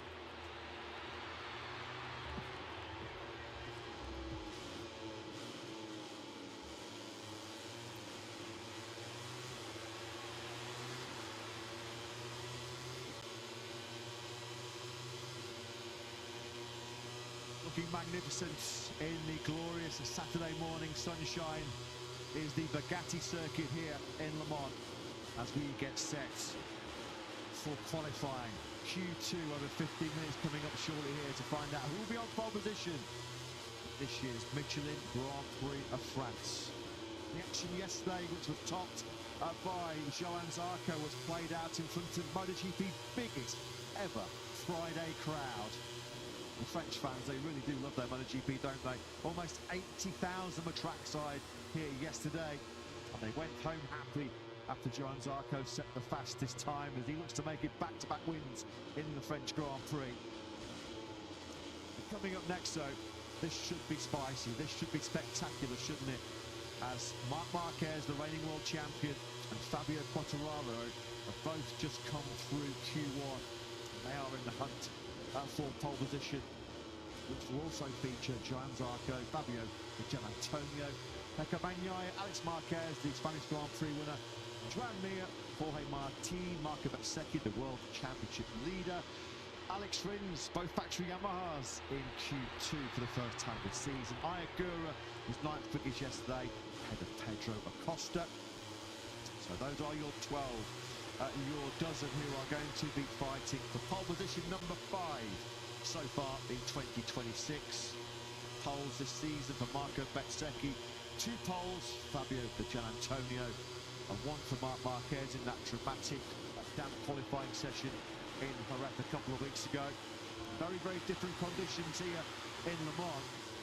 As the French fans soak up some beautiful Saturday morning sunshine. Perfect conditions. Ideal conditions. The stage is set for what we hope is going to be some spectacle here in qualifying in MotoGP. Fabio Quartararo looking for his 4th MotoGP pole in front of his home crowd. The roofs on those grandstands will get lifted off if Quartararo or Zarco can get the job done in this upcoming Q2 session. Bit of drama, we have to say, at the end of FP2 this morning. Fabio Quartararo was fastest. It's been some Saturday so far for the factory Yamaha rider. Fastest in FP2, second to Marc Marquez in Q1. Johann Zarco was pretty strong in that FP2 session, but he did end it on the floor. A late crash at turn 13 for the LCR Honda rider. He knows what it takes to be on pole though in front of his home crowd. Pole position here back in 2018. He was the first French rider to start a MotoGP race on home soil. On pole since Christian Sauer at Paul Ricard in 1988. Nearly 80,000 then French fans packed into Le Mans yesterday. Imagine it's going to be into, 6 figures for Saturday and Sunday. Are we going to get yet another all-time Le Mans record crowd? Can we beat the 311,797 fans that packed into Le Mans last year? For those that are here this morning have already seen something very, very special from both Marc Marquez and from Fabio Quartararo. Lewis, I think the best is still to come. This should be a mega Q2 session. 1:29.2 from Marc Marquez to break the lap record and book his place in the pole position shootout. Dare we even begin to suspect about 1:28 in this Q2 session? I don't think we can really rule out anything after what we've seen in qualifying 1. I have to say, I haven't been this excited for a Q2 session in quite some time. The top 10 yesterday were covered by less than 0.3 of a second. In the sprint era of MotoGP, it was the closest ever Friday afternoon practice session. If we get anything close to that in Q2, this is going to be quite a session. Fabio Di Antonio is having a bit of a qualifying purple patch so far in 2026. Pole position on our South and North American swing in Goiânia and Austin. Then he was on the front row of the grid last time out as well at the Spanish Grand Prix in Jerez. Has not yet started lower than 4th on the grid. so far this year, Fabio Di Giannantonio, so he's been able to get some performance out of Michelin's soft rear tyres so far this season, and we know that this man can. 3 times already a pole starter in front of his home crowd. There's a few concerned French fans last night when they saw Fabio stuck down in 17th place, but as he so often does all around the world, but particularly here in Le Mans, he has found some special laps so far this morning, and you just know if anybody can come out of Q1, if anybody can come from 17th on a Friday and snatch pole position, Quartararo can. You saw that pole position time that he set back in 2021. That would put you at the back of the grid this year in MotoGP. Of course, the incredible rate of development. These motorcycles have moved on so much over the years. This, of course, the last year of the 1000cc era in MotoGP, and we are already talking in lap record terms. Marc Marquez breaking the lap record in qualifying 1. If he matches that in qualifying 2, will that be enough for another pole position? Back-to-back poles, of course, Marc Marquez is chasing, but he's got threats coming from 4 different manufacturers. Yamaha, of course, representing Rins and Quartararo. Aprilia, of course, are going to be right in the mix. We've got Pedro Acosta there representing KTM, and of course Johann Zarco representing Honda. No stranger to pole position in Le Mans himself, busy the number 93 Marc Marquez. 4 times he's been on pole here in Le Mans. He took his first ever pole position in World Championship racing all the way back in 2009 when he was a 125cc rider. Oh, that was tight. Yeah, that was impossible. I think nearly running into the back of Di Giannantonio as they're jockeying for some space on this outlap. Marc and Alex Marquez are together at the front of the field. It's Alex leading Marc, who, as he did yesterday, Alex Rins has certainly been clever on this outlap. He's positioned himself right behind the new lap record holder. Yeah, yesterday it was Martin that dragged Alex Rins around Le Mans into a direct spot in Q2 for the first time since the Malaysian Grand Prix in Sepang last year. So here we go then. Time attacks fully engaged. Who's hot and who's not this morning here in Le Mans in this Q2 session? There is Johann Zarco, LCR Honda star. If it is wet tomorrow, which it could well be if you believe the forecast, we might get a fair amount of rain hitting this part of Northwest France tomorrow, which could play into the hands of Johann Zarco. It's very much expectation on the shoulders of the 35-year-old after his heroics here 1 year ago. We've already seen some heroics from Marc Marquez in Q1 this morning. Fabio Quartararo preferring to sort of sit back, wait for the field to enter the circuit and then just go about his business, make sure that there's going to be nobody impeding him. Pick up the Marquez balls and now accelerating hard out to the garage there corner. Alex takes a slightly wide on the way out of the garage there, but it's all about getting the best possible run there down the straight to Chemin au Boeuf. Alex Rins, he's keeping touch, he's keeping up with the Marquez brothers up ahead of him. We know it's going to take something in the low 29s here to take a pole position, and here's Marc as this lap of pole just closing in on the back of the younger brother. 129.288 was Marc's all-time lap record in the earlier Q1 session. 2 corners remain, the double right-hander recording on. Let's see what the lap times are going to be recorded by both Alex and Marc Marquez. Here we go, and this is your reference straight away. Marc Marquez with a 130.760, bettered immediately by Di Giannantonio. First ride then Didja in Q2 into the 29s. Yeah, we'd have been super impressed by that about half an hour ago, but of course we've already seen a lap 6/10 quicker than that. But as it stands at the moment, someone's gone straight on, I think, in the gravel trap there at turn 2. We'll catch a glimpse hopefully soon of who that was, but we saw the dust being kicked up. It is Di Giannantonio at the moment from Pedro Acosta. Mere very early stages of this Q2 session goes onto the front row of the grid in 3rd. Was it Acosta who was off-roading? I think it might well have been, it certainly was. Yeah, there he goes. Now this is scary. Coming through that first corner in Le Mans at over 300 kilometres now. He's done a real good job there, Acosta, making sure the one he stays on 2 wheels through that gravel, long gravel trap through that first corner. Here you can see he was having a long look to his right-hand side just to make sure that he was returning to the track safely, not causing any sort of impeding to other riders in pursuit. As we have Alex versus Marc in this early battle for the front row. A front row which at the moment, very early stages, is Di Giannantonio versus Acosta versus Mir. That's by Martin. Some lap that's been produced by the Aprilia start. Alex Marquez also a very good third sector for him. He's putting a bit of space between himself now. Marc Marquez. Bezzecchi has also mullered the third sector. Bezzecchi to quarter of a second up now on Fabio Di Gianantonio. The Aprilias are starting to nosy into the action now. They are. Phillip Island 2024. Roy Martin's last MotoGP pole position, of course, when he was on the pram at Ducati on that particular occasion. Overrunning going up into second. Bezzecchi though does lead. So two factory Aprilias then have jumped onto the front row. A 129.825 from Bez. The world championship leader, of course, 11 points clear of Martin going into this afternoon's sprint. That's Marco Bezzecchi's best time of the weekend so far, and it's put him on course potentially for what will be pole position number 11 in MotoGP. And first since the opening weekend of the season in Buriram. There's still plenty of fireworks to come yet though in this Q2 session. Not only are they slower still than Mark was in Q1, but they're also still slower than Quartararo was, second quickest in qualifying one. So understandably, I guess, every rider making sure that they get themselves a lap time on the board. We're going to see some serious risks taken in the second runs to come. Talked about this Q2 purple patch that Gianantonio is currently on. It looks like he might be extending it as well. 3 successive front row starts for Digia. Although, as we heard from Pablo Nieto, we spoke to Jack yesterday down in pit lane, he did a phenomenal job in qualifying that incident involving Gianantonio and Acosta. This was on the outlap. Coming on the exit of Shimano Berth. There is Digia behind the 42 bike of Alex Rins. I think Digi does the right thing here. He pulls off the line. Of course, Acosta does the same and nearly runs into the back end there on their outlaps there. So it would feel slightly harsh if they put in the sort of penalty in place. I guess Di Gianantonio, you could argue he's still very much in the heart of the corner there at Shimano Berth, the right-hander of turn 10. And yeah, Pedro Acosta runs to the back of him there.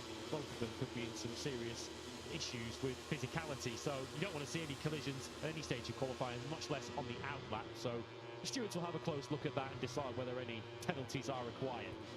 No problemo though to Marco Bezzecchi. His opening run delivers a 129.825, which sees him at the moment top of what is another supremely close front row. The time has been so tight throughout this French Grand Prix weekend so far. There are not even 600ths of a second splitting Bez, Di Gianantonio and Martin. Bit of a gap then back to Joan Mir, who as it stands would head the second row in 4th place. Marc Marquez, after his utter brilliance in Q1, finds himself as it stands after the opening run in that Q2 session in 6th. No time registered so far by his factory Ducati teammate Pecco Bagnaia, which did nothing from the Italian at the moment.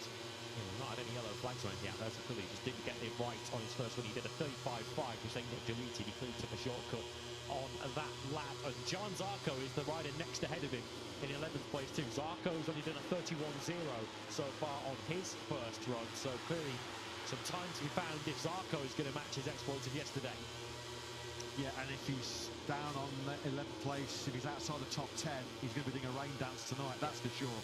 That's really tough, big ask for Zarco to be in the victory battle, in the podium battle, if he finds himself on that 4th row of the grid. A completely different race though, isn't it?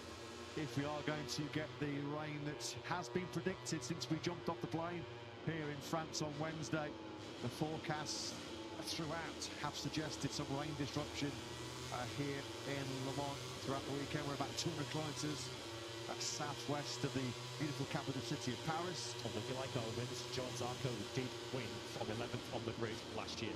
Yeah, he's going to be playing the music. He's going to get some tunes in his motorhome tonight. There's going to be some serious rain dancing. Of course, he'll be trying to rectify it at 4th row position as it stands at the moment. Thought was just, of course, the last time Zarco was out on track, he did crash at the end of FP2, so he wasn't exactly going to go straight back out and go gung-ho. There's the message. Zarco did it. Boy, did he do it. Did he get the business done here last year? The race of 2025 for so many people. He says he gets stopped all around the world. It doesn't matter where he is. Japan, Phillip Island, all over the world. Whenever a MotoGP fan claps eyes on Johan Zarco, the first thing that they mention to him is Le Mans 2025, and quite rightly so, because it was an occasion, not just a race, it was an occasion, which even just talking about it now sort of sends shivers down the spine. We certainly hope we get just the same amount of drama here tomorrow. Well, anytime we get the benefit of Q&As for some of our guests at the circuit or just general interviews, and we mentioned it to Joanne, a smile, beaming smile just comes over his face at the very mention of Le Mans last year. A very tense Lucio Cecchinelli looks more nervous than he did on the last lap last year. It's Saturday morning, Lucio. What's it going to be like this afternoon and in the Grand Prix here tomorrow? A lot of people are going to be keeping a close eye on Lucio Cecchinelli. He's a bit of a weather specialist, isn't he? He was influential in making the right calls pre-Grand Prix here last year. Gone are the days of putting a truckie in the nearest field a kilometre away and telling us when the rain is falling. It's much more sophisticated nowadays. No further action taken after reviewing the Gian Antonio and Costa incident, and given that it happened on an outlap on the side of the line, I think that's fair enough. Once again, the Aprilis in Sector 1 are just lighting it up. Ayagura, I've lost count how many times I've seen a red sector next to Ayagura's name through that first split throughout this weekend. Good job so far by the Japanese rider, on course for a season best.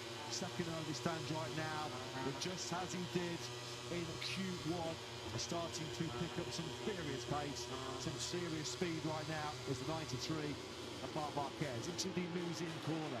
Just what, 50, 70 yards up the road is his teammate Pecco Bagnaia. Martin also looking good on the factory of Prix once again. Overall best first sectors for Acosta, Gian Antonio, Bagnaia, Agura, Martin and Marc Marquez. Marc Marquez the strongest though through the second sector. Is he threatening another below 129? So good. Go through the gearbox, you can see there with the left foot as he came out of garage there. Ducati a little bit unsettled sideways on the brakes, just an indicator of how hard Marc is pushing that GP26. Still keeping tabs here with Bagnaia ahead of him. This is going to be the first time we're going to see a recorded by Pecco Bagnaia. Where will this take the Italian? Martin goes second. Boy, Martin's found another high 129. 129.847. That's put Jorge Martin and a pretty 1-2 on the grid as it stands right now. But for how much longer? Over the line, Marc goes. Bagnaia is fourth. Marc Marquez back into P1, topping Q1, topping Q2. Oh, super close. Gian Antonio matches it on a 29.6. Alex Marquez, he's had a crash. Alex Marquez is somewhere in the first sector. Is it the Dunlop chicane where his teammate crashed yesterday? The answer is yes. Quartararo goes up to fourth on the factory Yamaha.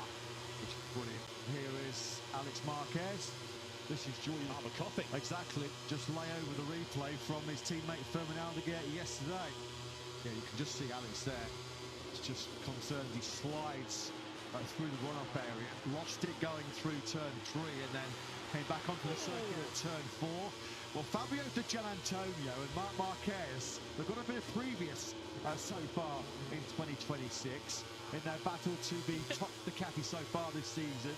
And you've got Fabio Di Gianantonio saying, I don't care who you are, 7 times world champion, I'm having this piece of tarmac. Yeah, I'm coming through. It is Marc Marquez now just going to sit on his rear tyre and follow Gian Antonio. No, he's going to try and come through. This is essentially slow laps that they're on. They're not really pushing. So here's Marc Marquez. This is through La Chapelle. Alex Marquez is on the right-hand side. And Gian Antonio, he wants this piece of tarmac, as you mentioned. So Marc Marquez has to pick the Ducati up again. Love it. Love it. This is what we want to see. Digits back ahead. Here's Fabio Di Gianantonio. He's gone toe-to-toe with Marc Marquez on so many occasions. He just rolled out of there. Then he allowed Marc to sweep on through into turn 13. Oh, and now Marc in turn, he backs out of it going through the final corner. So a little bit of mind games at play here as well. In terms of the games on circuit, it's Marc Marquez that is on course for the 76th career pole position. He's on course for back-to-back poles after his brilliance in Jerez on 129.646. The Gian Antonio in second, 500ths further back. Bezzecchi still on that front row, the world championship leader, of course. Gian Antonio didn't nail the first sector. He's already rolled out of that one. He's now going to, I guess, reset and go for one more attempt. Here comes Ayagura, though. Once again, super fast in the first sector, but he's not able to sustain that. We're now into the fourth sector as he rounds the Esplanade. This could, though, put him onto the front row of the grid, which would be uncharted territory for Agura. Oh, so good Agura, isn't he, in sector 1? Love to find out the tricks of his trade going through there, because he's just unrivaled Is he going to be on the front row of the grid? This will be some story for Trackhouse Aprilia and for Ayagura. Over on he goes, picks up a couple of places into 6. Back on that second row goes the former Moto2 world champion. He's found 129, 129.888. Here come a pair of Italians who are threatening the front row of the grid. Of course, Bezzecchi's already there in 3rd place. Can he cut the gap, or can he get ahead of Marc Marquez and Fabio Di Giannantonio? Bagnaya's also making a late dart for the front row of the grid. Bezzecchi does go up into 2nd place. Can Bagnaia better that from the pole position? Pecco Bagnaia out of absolutely nowhere. Well, we've got a factory Ducati 1-2 now. Pecco Bagnaia then on the front row on pole position. Bagnaia's last pole was at the back end of 2025. The Malaysian Grand Prix in Sepang could be his 28th MotoGP pole. Yeah, Marc Marquez isn't going to beat it. He's slowing look out of the final corner. So Marc Marquez and Fabio Di Giannantonio were busy playing games and watching each other on the previous lap. They've had their pocket picked by Pecco Bagnaia this morning. 129.634. We never really got anywhere close. We never really threatened, did we? The 129.288 that Marc delivered in Q1. So Marc Marquez was almost 0.4 of a second slower in Q2 than what he was in Q1. No major damage done though as far as Marc's concerned. Most importantly, as far as he's thinking, I'm on the front row of the grid. That's the most important factor. Although is he? Although it's Marco Bezzecchi. This could spell a bit of bother for the World Championship leader, because Fabio Di Giannantonio, at the moment 4th quickest, which has been his lowest qualifying position of the season so far, it might be a front row. It could be even better. Pecco Bagnaia loosening the tee, so what are his here? John Zarco, by the way, did just set a close to the best, but he, like last year, will start in 11. But it's all down to 2 Italians. Is it going to be Bagnaia, or is it going to be Fabio Di Giannantonio, potentially on for a 3rd pole of the year? This is going to be mighty, mighty close. Just 4 thousandths of a second between Bagnaia and Di Giannantonio as he comes into this 4th split. Out of the final corner goes Di Gia. Over the line, no, he lost it. Lost time in that 4th sector. So he's going to be 4th. He's taken the checker flag.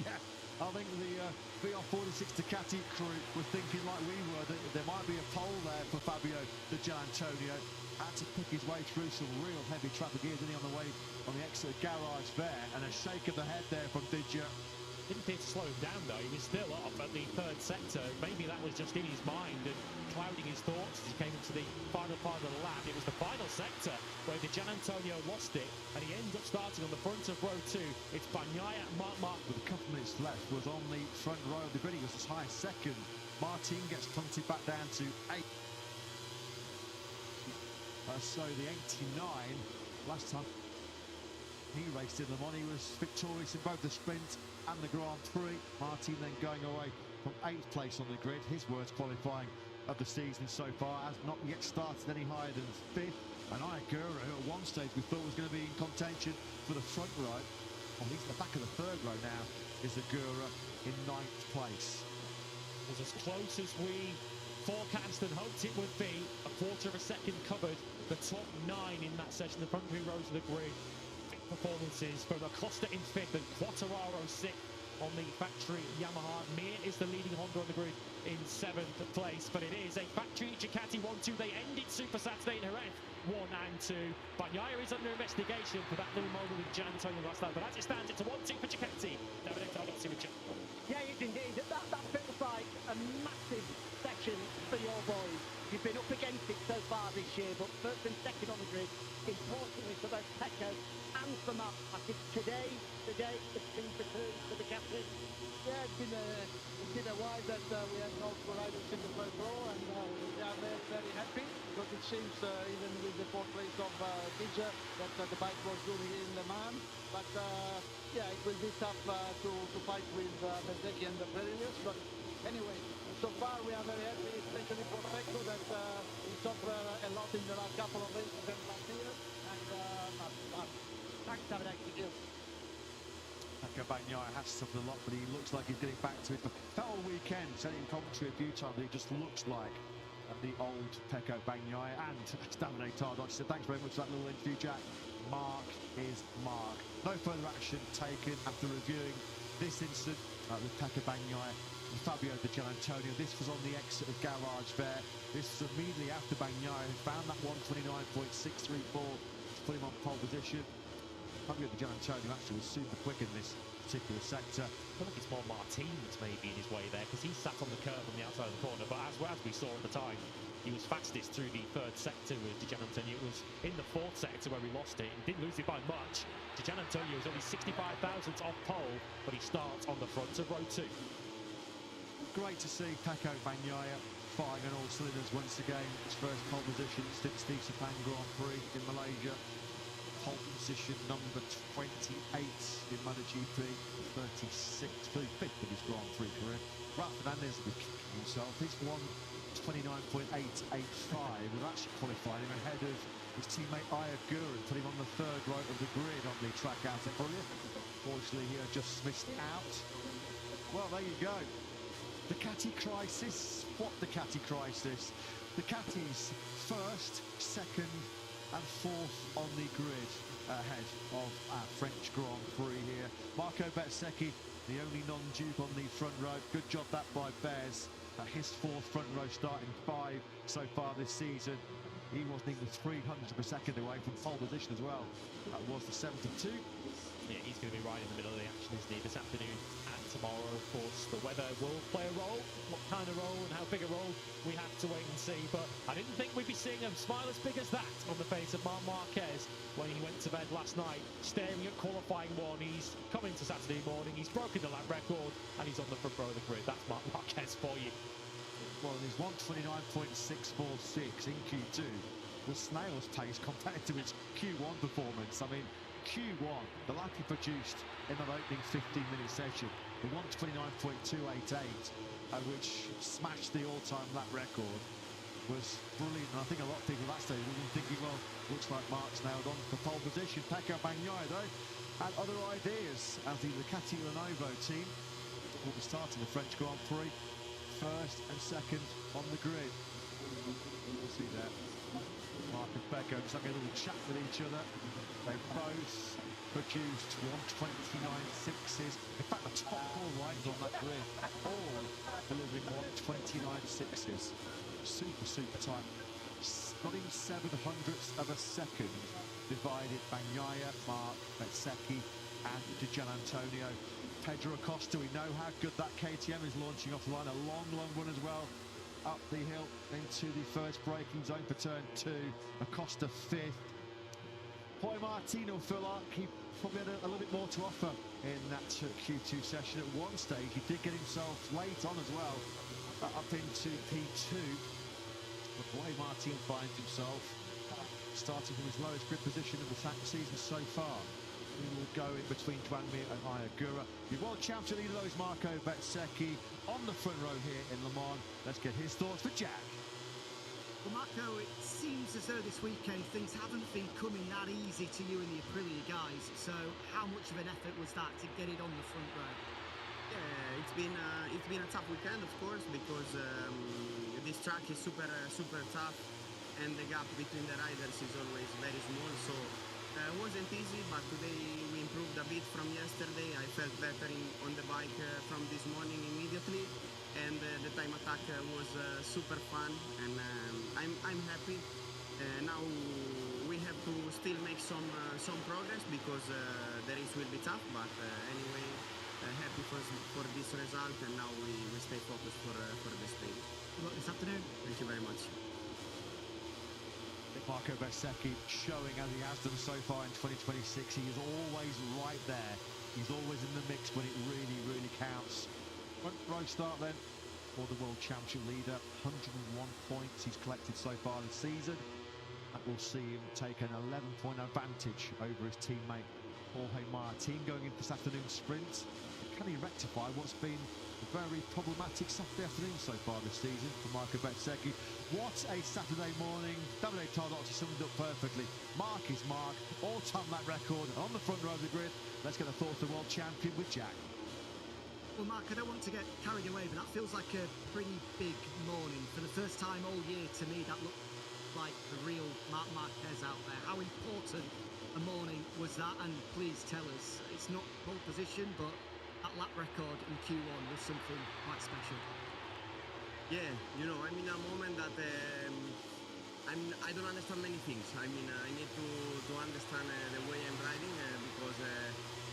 I cannot be consistent, but when I have this extra adrenaline, I can do it because I know how to be fast in a bike, but I cannot be constant. So as we see in the Q1, I did that amazing lap that then I couldn't repeat in the Q2, but was enough. I mean, through that, step by step, let's see if we can understand. We start to understand already what's going on, and yeah, we will try to fix in the next weeks. Great job, well done. Thank you. Thanks, Jack. Marc Marquez then on the front row of the grid after a stunning Saturday morning for the number 93. Not quite sure himself, Mark knows how he found that 1:29.288. It's not very often that you get a time in Q1 which is 3.5 tenths faster than the time that eventually claimed pole position, which is the scenario that we have faced on yet another fantastic morning here at the French Grand Prix. All credit though to Pecco Bagnaia in that crucial Q2 session when the pole position was on the line. He delivered the best time in what was this ultra close session. 600ths of a second, a little bit more, splitting the top 4 riders on the grid. Fairly big gap then, you have to say, back to Pedro Acosta. Well, I say fairly big, just over 10. Standards, yeah, by this weekend standard, that feels like a huge chasm, doesn't it, between Digia in 4th, Acosta in 5th place. I don't know how aggressive Acosta's going to be though early on. But here he is though, no wonder he's got a big smile on his face for the first time in 2026. Pecco Bagnaia on pole position, he's with Jack. Well, Pecco, 2026 has been a challenge for you, a challenge for Ducati so far, but your pace this morning was excellent. You're on pole position.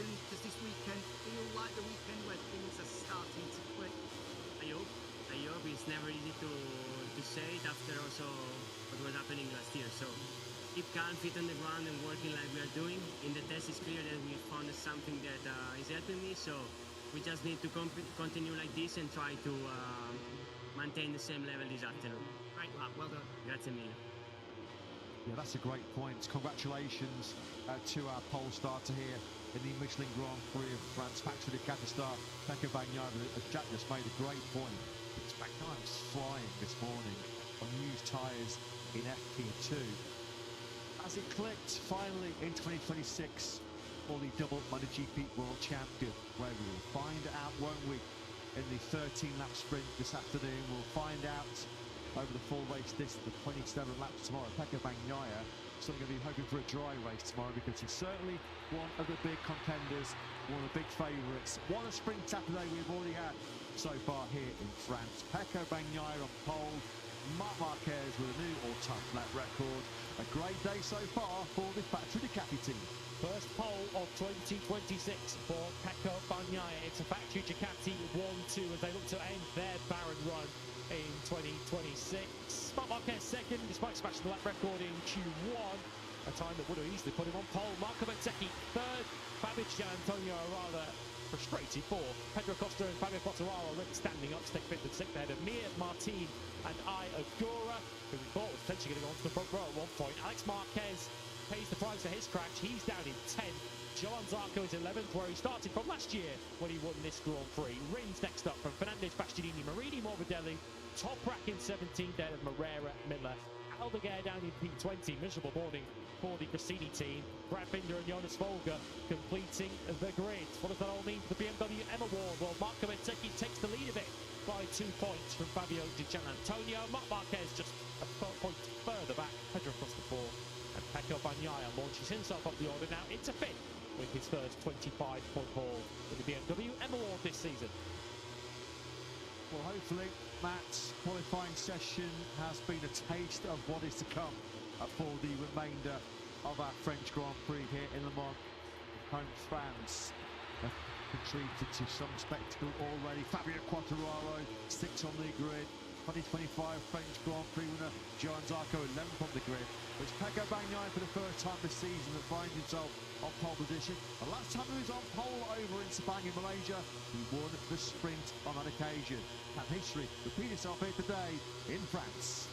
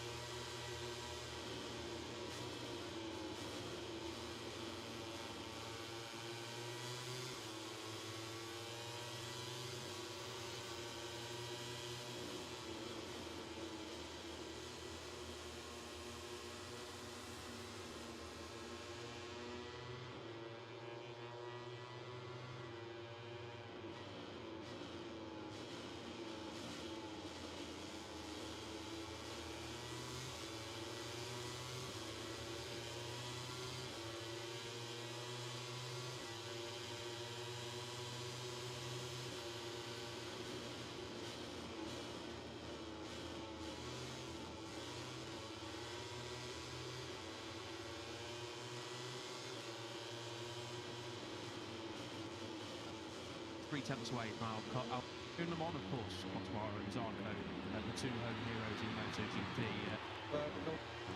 This afternoon when the riders begin to... Particularly this last lap in, that's the front straight, and there's a couple of places where you can probably pick up a little bit more, particularly down over at the run towards the Shimano berth, but really slipping a lot less than water there. Yeah, coming out of turn 14, slowish in a final corner here at Le Mans. Going down the hill and not the right way. Max Keeler, boy, he got a lovely live slow-mo shot from Mr. TV Director, and no wonder he cut away from it, because Max Keeler has decided he's going to go across the sand pit, throw a load of rocks everywhere, and he's almost doing the 24-hour route in the cars, all the way down.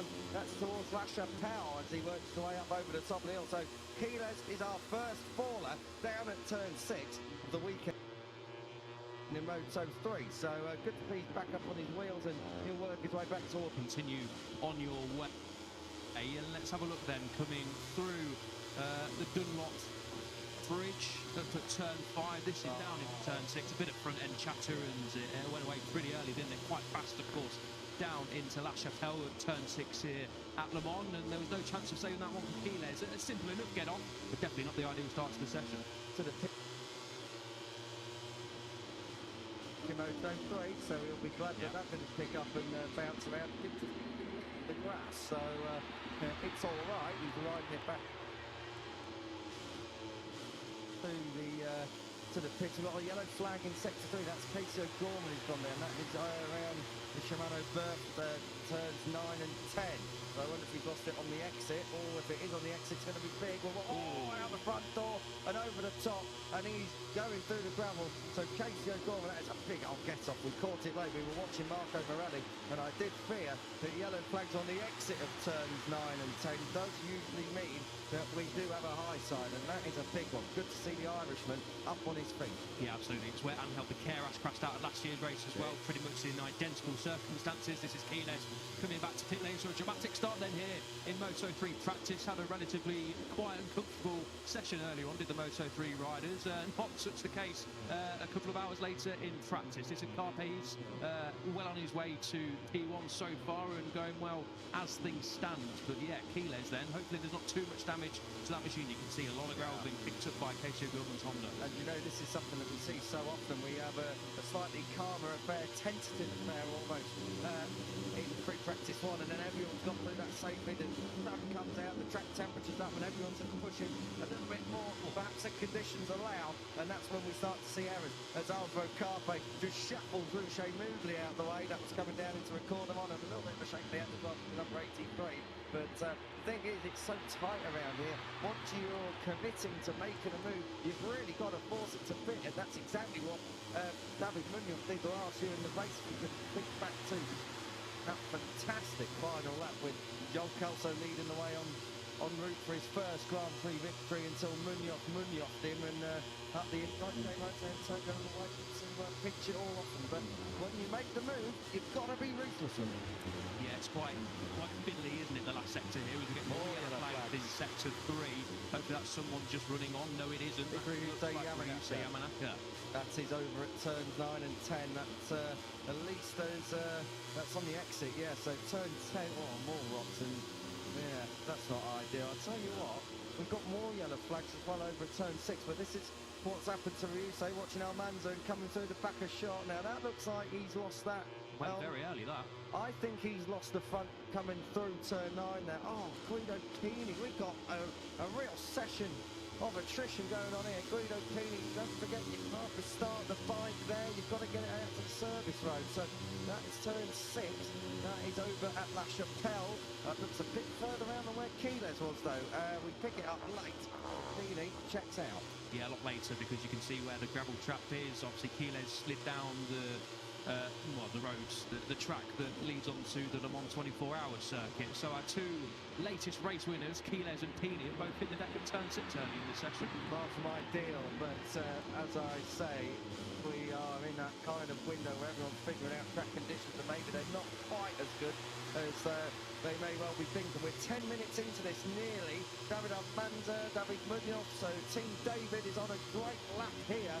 This is Munoz across the line, he goes second in the end, and it is Almanza who's first, and Almanza is looking to move the goalpost. He's in the third sector as it stands. Hopefully he'll come through without any dramas. Almanza, Munoz, Carpe, Indonesia's moved up to fourth, Morelli fifth, Kelso sixth. It's seventh for Fernandez, then O'Shea, Peroni for time, and moving Rios, Uriarte and Esteban, more yellow flags. And this time, it's for Albert Carpe, second to two. I wonder if that's La Chapelle again. It looks like it is. It looks like it's on the approach down there. So another fast four. Let's see what happened. Ooh, he loses it. I'll tell you what, he's barely got that length over, hasn't he?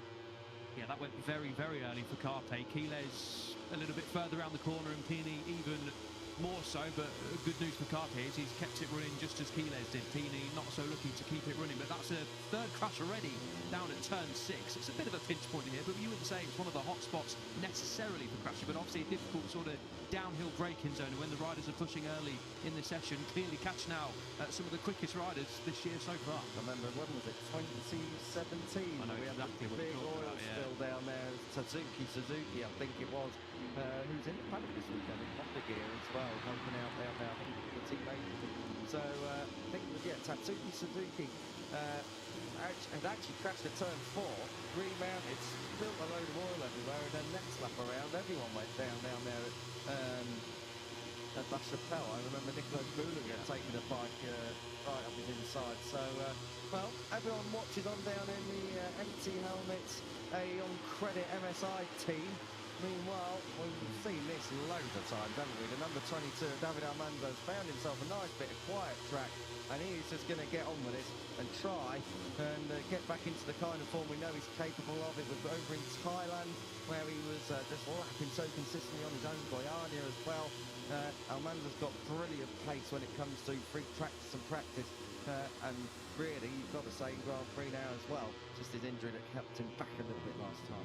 Yeah, I'm impressed with how Almanza's returned from injury, to be fair. He had a good weekend over in Ref. I know he wouldn't have looked at the P8 result as a good weekend, and he did describe the Grand Prix as pretty difficult. He was suffering with that elbow and couldn't use the engine brake and was struggling in the fast corners, but to get a top 10 after fractured your elbow a few weeks prior was a really good job. And now he's looking like the old self of David Almanza that we saw at the start of the season, that was leading in Brazil before that crash, of course, and didn't dominate in Thailand in terms of the deficit, in terms of the actual gap to Quiles, but was on pole and stuck it on top of the podium as well. Did Almanza in his first weekend with the team, and this is really impressive. Obviously, another week and a little bit more at home to get a little bit fitter, get some more mileage into the elbow on bikes and in the gym, etc. And now he's turned a bit on and he's looking really, really good. So been very impressed this season with Almanza, and equally so with Munoz as well. A fantastic return from injury from Munoz, who of course picked up that P10 over in Thailand, but little did we know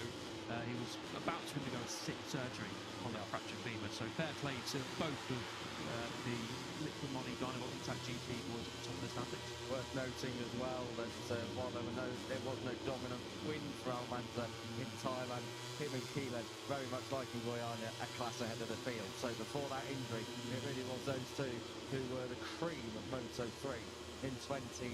We'll just have to wait and see whether Almanza can get back onto the shirt tails of Max Quiles. So at the moment it's down in 18th place as we approach the first quarter of an hour being completed. We're watching Adrian Cruces, of course the team's home GP. This is the CIP Green Power Lock, firing out, record them on down towards the start and finishing line. Let's see whether or not he can go up, and he does, moves up into 14th place, but these times are going to tumble just a little bit more yet. Yeah, they certainly are. Cruces then looking inside that top 14 as things stand. Both Grid MLAB Hondas are inside the top 10. Caught up with Eddie O'Shea briefly earlier on after FP1, and he said he was feeling pretty comfortable and lapped the whole session on the same tyres. Finished outside the top 20 P22 on 21 did O'Shea, and now he's inside that top 10. So good stuff so far for the Grid MLAB ride. Of course, Kelso podium finishing here was so close. That debut victory, we've mentioned it a couple of times already, as we see Quiles back out on track. You can see the scuff of leathers where Quiles obviously went down the road, but the good news is it was a quick fix for the Aspar team just running a little bit wide there. I think he's probably just trying to find some free space because he's mentioned a lot this year, hasn't he, Keylez, that he doesn't want to get involved in practice with these sorts of games. Sometimes you can't avoid it. And when you're Maximo Keylez and topping every session in Jerez, you're going to have people trying to follow you. But Keylez this year is focused on himself and wants to lap alone as much as possible and get dialed in for something. Eddie O'Shea up there in 8th place at the moment, just chatting away to Grucci Franco Vicente. So Eddie O'Shea gives us a thumbs up. Yeah, you can be proud of that one as well at the moment. 8th place, but he's in the pit at the moment, as you can see. We'll just have to wait and see what Eddie O'Shea's got. But has been in Q2 a few times already this season. Wants to add to that tally. Just on Keylez, of course, winner last time out at Jerez. Looking for his first back-to-back wins, can't believe it. He's been such a front runner already in just the 1 year he's been in Moto3, but he's yet to take consecutive victories. So, got to say, Keylez looking pretty on for it so far. As long as he comes through this session, you've got to feel without any more misdemeanors and goes into Q2. We watch the two former teammates. Working way up towards the third. This is Keylez getting it down into garage there and then firing it back. That's the Sunday turn 8. This is down. The only other bit of this track, with the exception of the front straight, that we were saying earlier, maybe a little bit of slip. Yeah, and then you get into Shimano Burke of turn 9 and 10 before it gets a little bit tighter around Garage Bleu, the S de Garage Bleu curve at turn 11, and through turn 12 and into Recordemont, the final performance before you fire it towards the start-finish line. Important few laps this is actually for Keylez. He's not lost too much time to ground, but I don't know what caused the crash, but maybe just pushing on a little bit. I think it was the America's Grand Prix, wasn't it, when we saw Keylez in practice having plenty of moments, and I think he referenced that at the end of play on Friday. He said he just needed to cool down a bit. Too many scares on that sort of front end and the rear end over in Austin, and he does admit that he does get a little bit too overexcited sometimes. He does rise into the top 14, so maybe a little bit of a bank lap time there, but he'll be looking and wanting for plenty more than that. 6/10 off David Almanza as things stand. Indeed he is, but I don't think they'll need to worry about that too much longer. Coming down into this is Recordemont. Adrian Fernandez just trying to work this one out at the moment on the podium last time out. Got to say, not a staggering record round here, but has had a few comebacks around here. I think it was 21st to 4th 1 year. He came from came flying through the order. I think that was back at 26 to 6. It was 2021. Just checking my notes down here for Adrian Fernandez. So likes a comeback, but that one probably one of his hardest ones. 4th to 6th in 2024. Hasn't had any back-to-back podiums though, Al. He's never had a podium here, but never had back-to-back podiums since the opening 2 GPs of last year. So Fernandez consistency has been a little bit of a problem. Oh, right, Rico Salmela. And what a shot that is from our cameramen and women out there. Oh, that's going in every direction, but the way he wants to go. Oh, dearie me, Rico Salmela. Well, fantastic. Good shot there, good from the camera operator out on circuit. There is Rico Salmela pulling into pit lane potentially for a fresh pair of underwear, but also just shakes the head there. Very, very close moment for Salmela on the exit of turn 4. He's trying to ask for potentially a little bit too much gas, and if you get it on too much of the curve while asking for the gas, then it could go a little bit wrong, which it nearly did there for Salmela. This is David Almanza, who continues on his way, just loses time there in Sector 3. Cruz says maybe just got in his way a tad, but still not be too bad of a lap time for Almanza, who sits over a 10th clear of teammate David Munoz so far. Carpe's not lost any ground after his crash, but we've not seen him back out on circuit yet, have we? The Spaniard who topped the time sheets this morning. So for Almanza, some of his closest challenges, if he's going to continue on his way like this for the weekend, Keylez and Carpe, definitely 2 of those. It's going much more smoothly for the number 22, which he will need, obviously, after the injury that he picked up a few rounds ago in Brazil. And it's got to be said as well from Almanza that it seems to be lap after lap after lap. He's able to get within 10th or 2 of his absolute best time so far.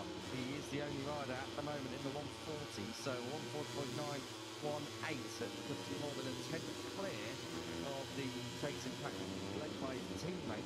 Dabbing good. We have a look at what they were able to do this morning. We're only down in the 41.2 set by Carpe. So Almanda thus far with the fastest time of the weekend. We pick up Joel Kelso's following well, the bike he was on once upon a time and was on almost a victory here 12 months ago. Joel Esteban ahead of him. Esteban, decent qualifying of late, it's got to be said, for the number 78. He's really found a little bit of form when it comes to a time attack. He was pole over in Brazil. He was sixth in America and fourth last time out in Jerez. So looking to try and see if he can get back on that front row. But very, very strong stuff. 3 consecutive front 2-row starts for Esteban. Yeah, and just said on Sunday it didn't really quite work out for him. Didn't feel comfortable on the bike in Sunday's Grand Prix over in Jerez. This is Carpe leaving the pit lane. The mechanic's just doing the final checks before the riders head out. No, it's heading back into the box. Carpe's going to have to wait a little bit longer to head out on that KTM. I'm not sure what the issue is down there.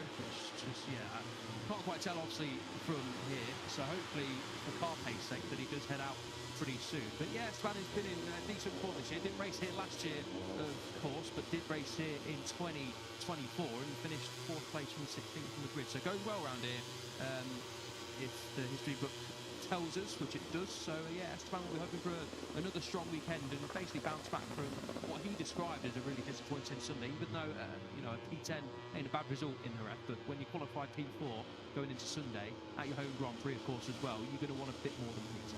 Esteban's in good form around here, around Moto3 at the moment in qualifying. His best one known here is 16th. He did come through to finish 4th, though. That was a couple of years ago. Well, Joel Esteban, quite to see what he's got up his sleeve for tomorrow. But job number 1 will be staying in those top 14 places. Less than a quarter of an hour to go then. Almanza, Munoz, Carpe, Hacking, Danish are your top 4. Marco Morelli had a Joel Kelso. Both of those guys are in the pits. 7th for Fernandez. Joel Esteban, who we're talking about here, 8th place. 9th for Eddie O'Shea. Max Keeles off the screen has moved up into P10. P11 for Brian Uriarte. Valentin Peroni is there in 12th. Vader Katama 13th. And Ruche Moody again doing a good job up inside the top 14 places. Now, Moodley, it's got to be said, it really didn't materialise to anything that special at all in Jerez. He was unlucky not to move through automatically in practice, but he was able to qualify 14th, moving on through by Q1. Fernandez lights up the rear end, and that lap, well, it was already gone, and that time it did definitely go away in the final sector. But back to Moodley, at the moment in 14th place and in the pit, but qualified 14th last time out at Jerez, only finished in 22nd though, so still chasing first point. 2026 campaign as a South African.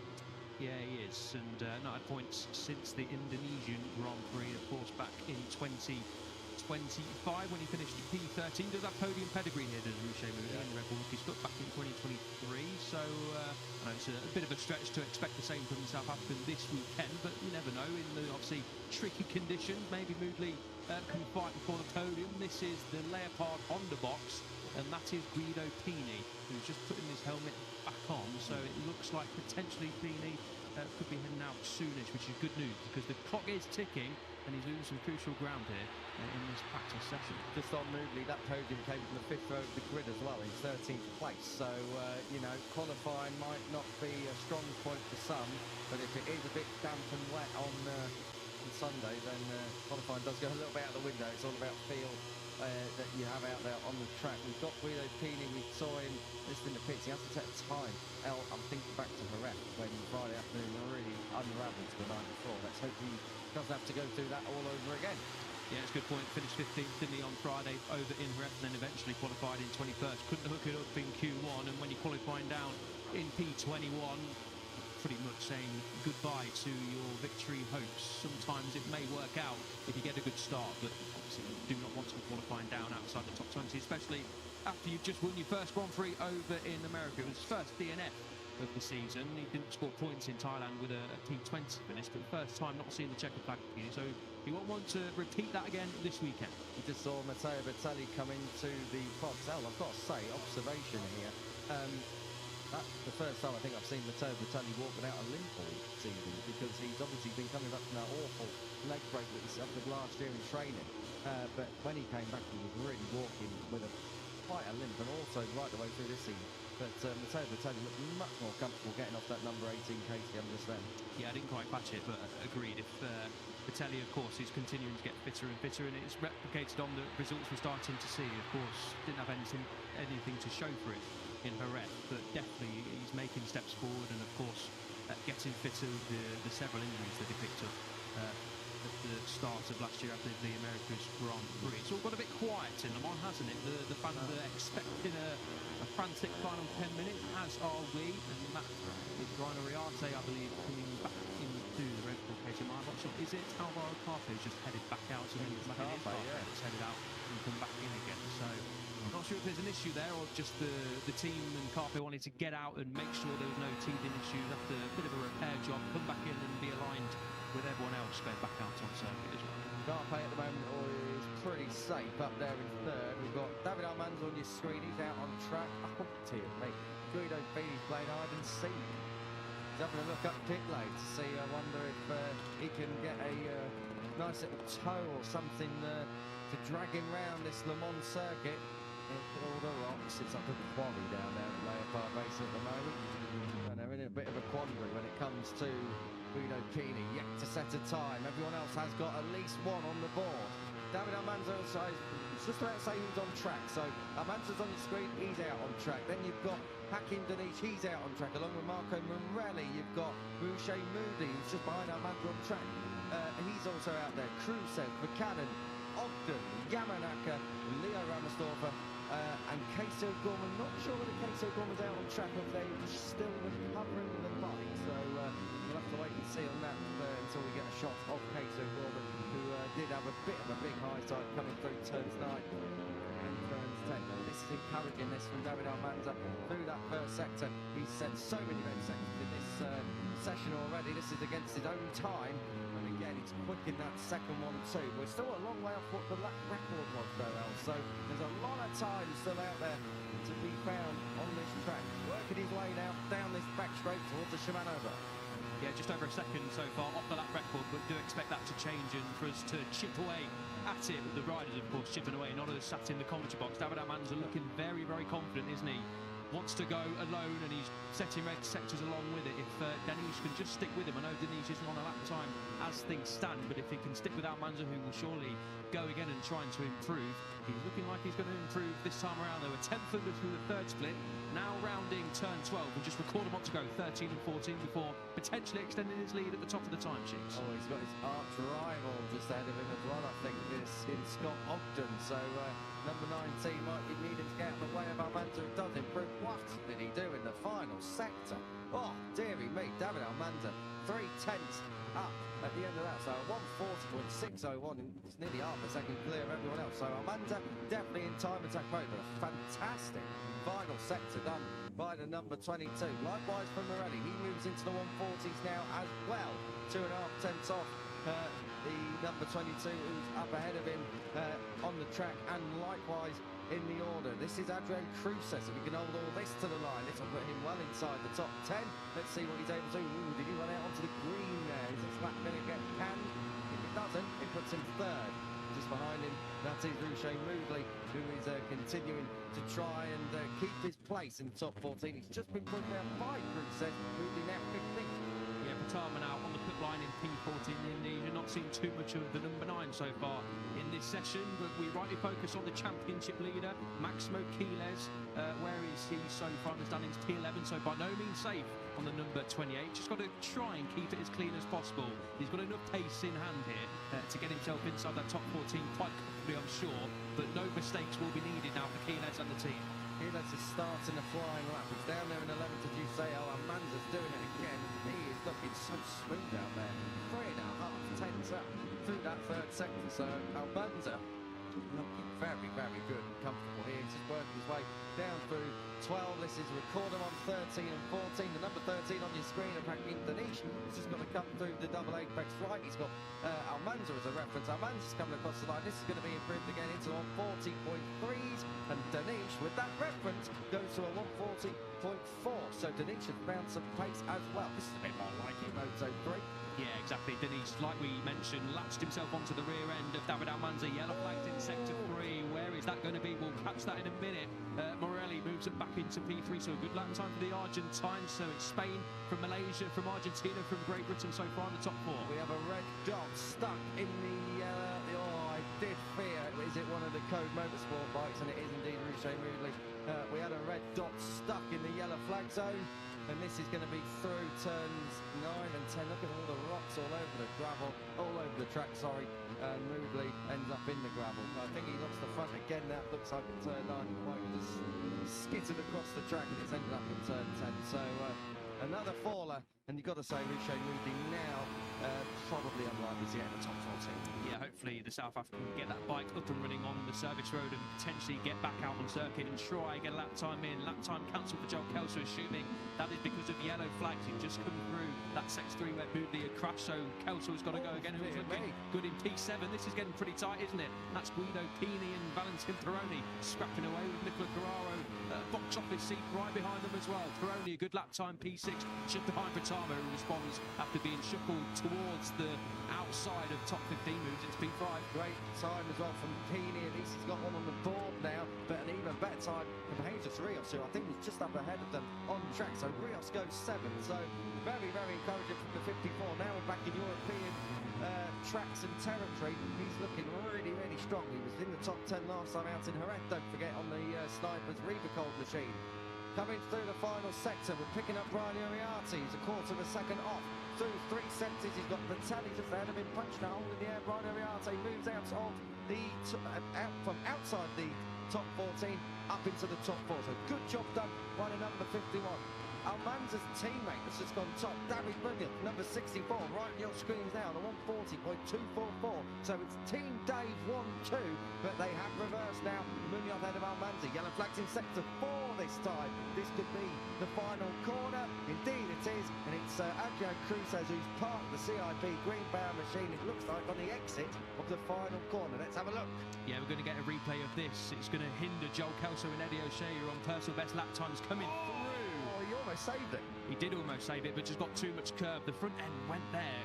It's got a little bit out of shape. Yeah, front end just got on the curbs. Chatter on the front end, trying to dig his elbow in was Cruces. Then the rear end comes out as well. Yeah, unfortunately for Cruces, he does head down the road.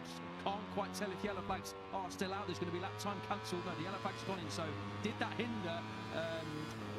Joel Kelso and Eddie O'Shea have moved into that top 14. We'll find out if the lap's cancelled. I've got to say, they did both lose their time before that as well, courtesy of the yellow flags at turn 9 and 10 for Rouchet Moodley. So not much luck for Michael Laverty's Grid M-Lab squad at the moment. I can tell you, Guido Pini is the rider trying to throw Eddie O'Shea out the top 14 and automation into Q2.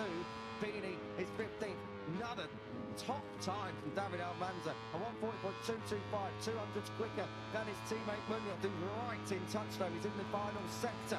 So this is really, really good stuff from Peter Ertel's team here in the Licamoli Dynamo Intact GP squad. This is Munoz.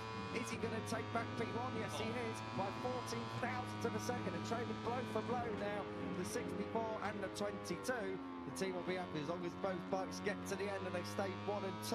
They'll be relatively happy with that. Eddie O'Shea is still your rider in the drop zone. I can tell you, Vitelli's moved in, Ogden's moved in, Kelso's just had his lap time done. That puts Pini into 14th, and Kelso's rolled down a bit on this lap as well.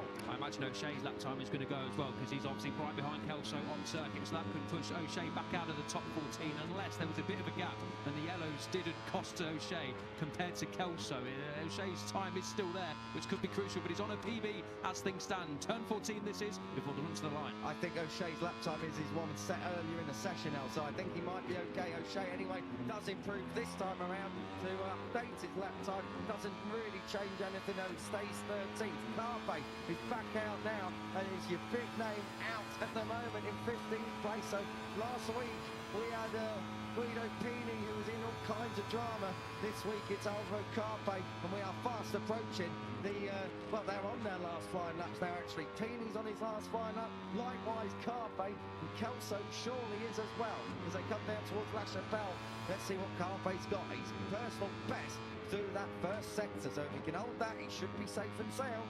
Yeah, Battalion Ogden are on decent lap times. Keyless has come through the first split, 2.5 tenths down. Where is Keyless on timing screens? P8, as things stand, is set a personal best, but it's not really going to challenge the top three, including his teammate Marco Borelli, but he should be safe.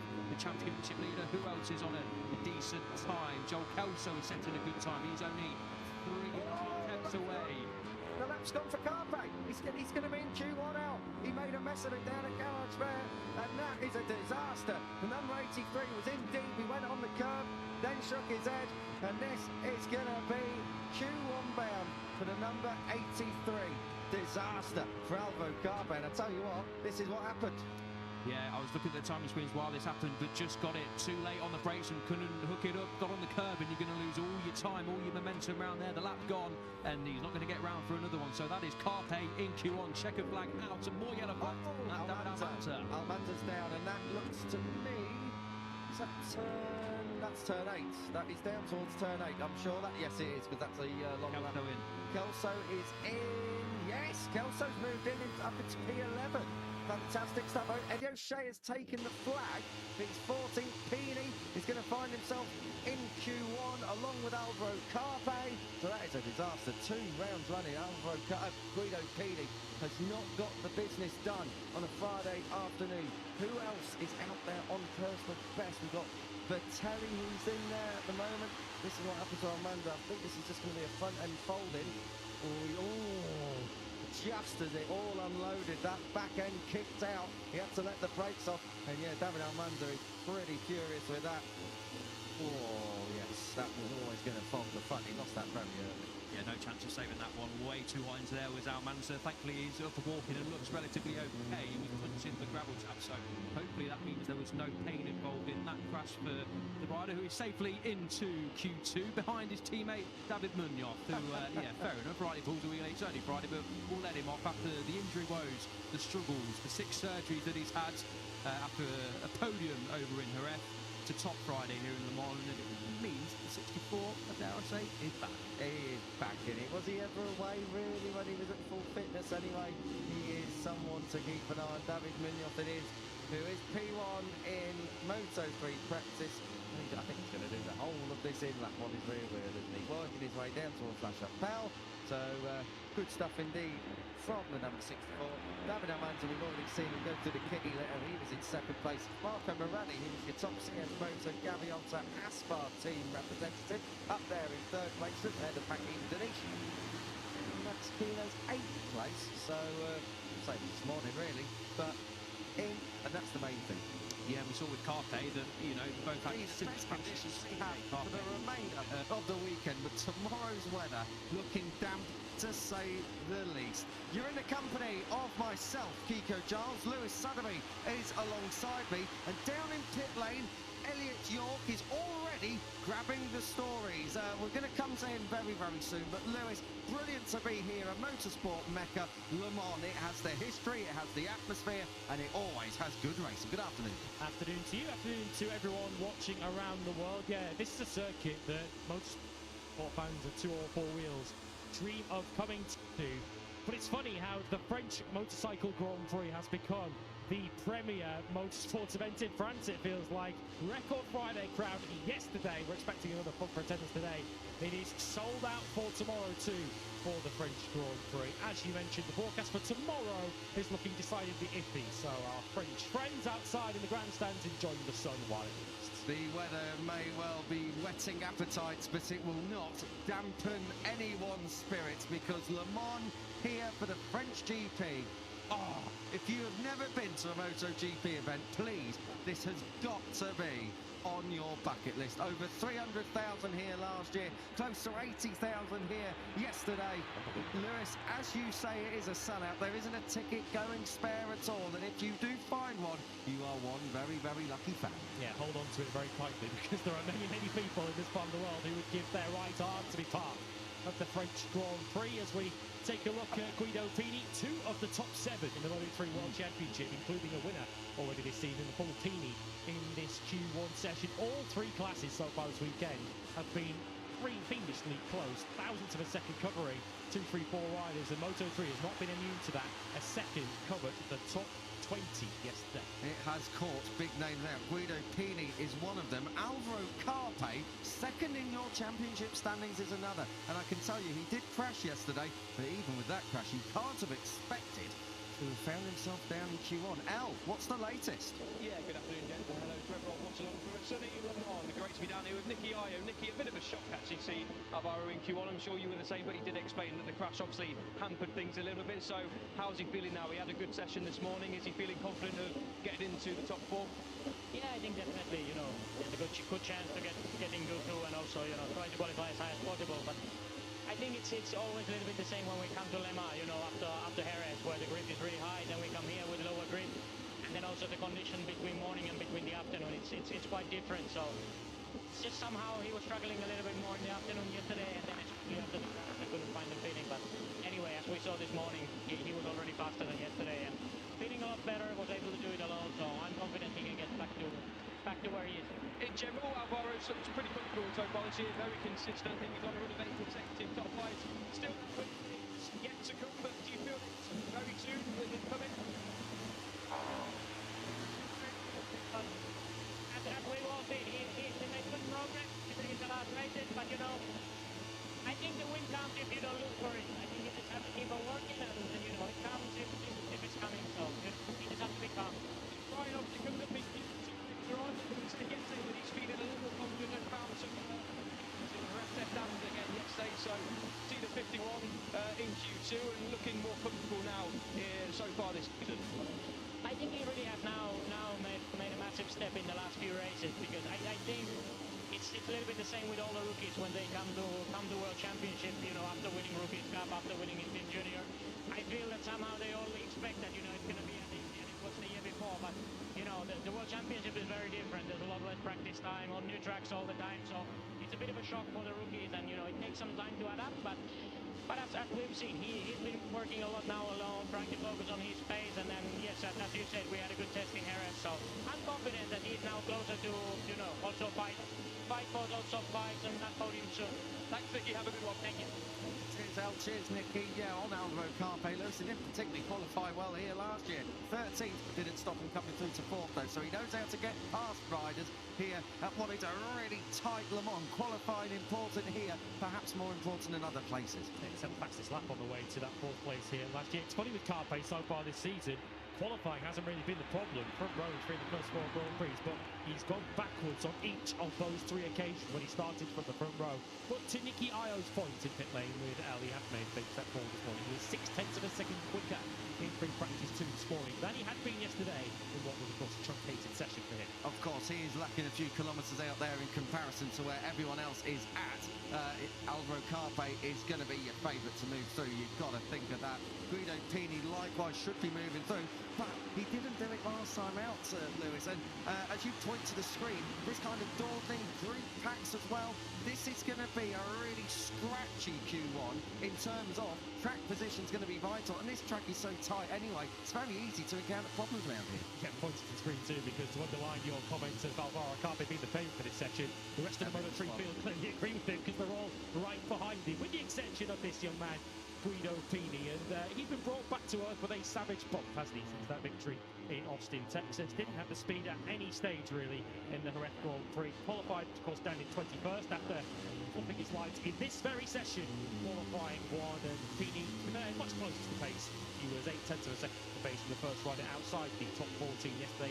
Of course, it was a very Honda-heavy top 14 yesterday. 5 of them in total made their way automatically through to qualifying 2. So I guess it's a surprise that Pini wasn't among them. Yeah, Pini, of course, is your winner from Kota, and you've got to say that Guido Pini finding himself in 2 consecutive Q1s would not have been what he was after at all. Just to go through his qualifying record so far this year, he's been 9th, then 16th, then he was as high as 5th and as low as 21st last time out. So at least, if the sequence is to complete itself, he should find himself on the front 3 rows of the grid grid. These guys just making their way down towards turn 9. It is, Pini off at the very least. Pini's been off. He's going across that gravel and across the grass. So these guys are all coming through and having their first laps cancelled. We are hearing that Pini did indeed bin it down through turns 9 and turns 10. So Guido Pini, you can see all the straight marks on the left-hand side of that bike. He's on the curbs as he comes through, but he gets it down into the apex at turn 9, hits the curb, and I think he just unsettles him and loses the front. And thankfully, because he was far enough ahead, he crashes and comes right back through on the race line. But Guido Pini, fast reactions, fast thinking, up on his feet, up on his wheels, and safely back onto the racetrack. But not an ideal start. Crucially kept the engine in Pini. If he hadn't, I thought that might well have been the end of his qualifying session. He's now back up pit lane, is Pini. So there'll be a hasty repair job taking place now down at Leopard Honda. Of course, the benefit, if you want to call it that, of his crash is that he's covered everybody else's opening lap. And the other benefit is that, unfortunately for Guido Pini, his mechanics will be used to rebuilding a few bikes in their time, because he has had a few misdemeanors in 2026 thus far on board that Leopard Racing Honda. Pini gets back into the box, explains exactly where the damage is, and the Leopard mechanics, well, they've won a Grand Prix every single year since they've been in the paddock. They've won World Championships. They'll know exactly what to do.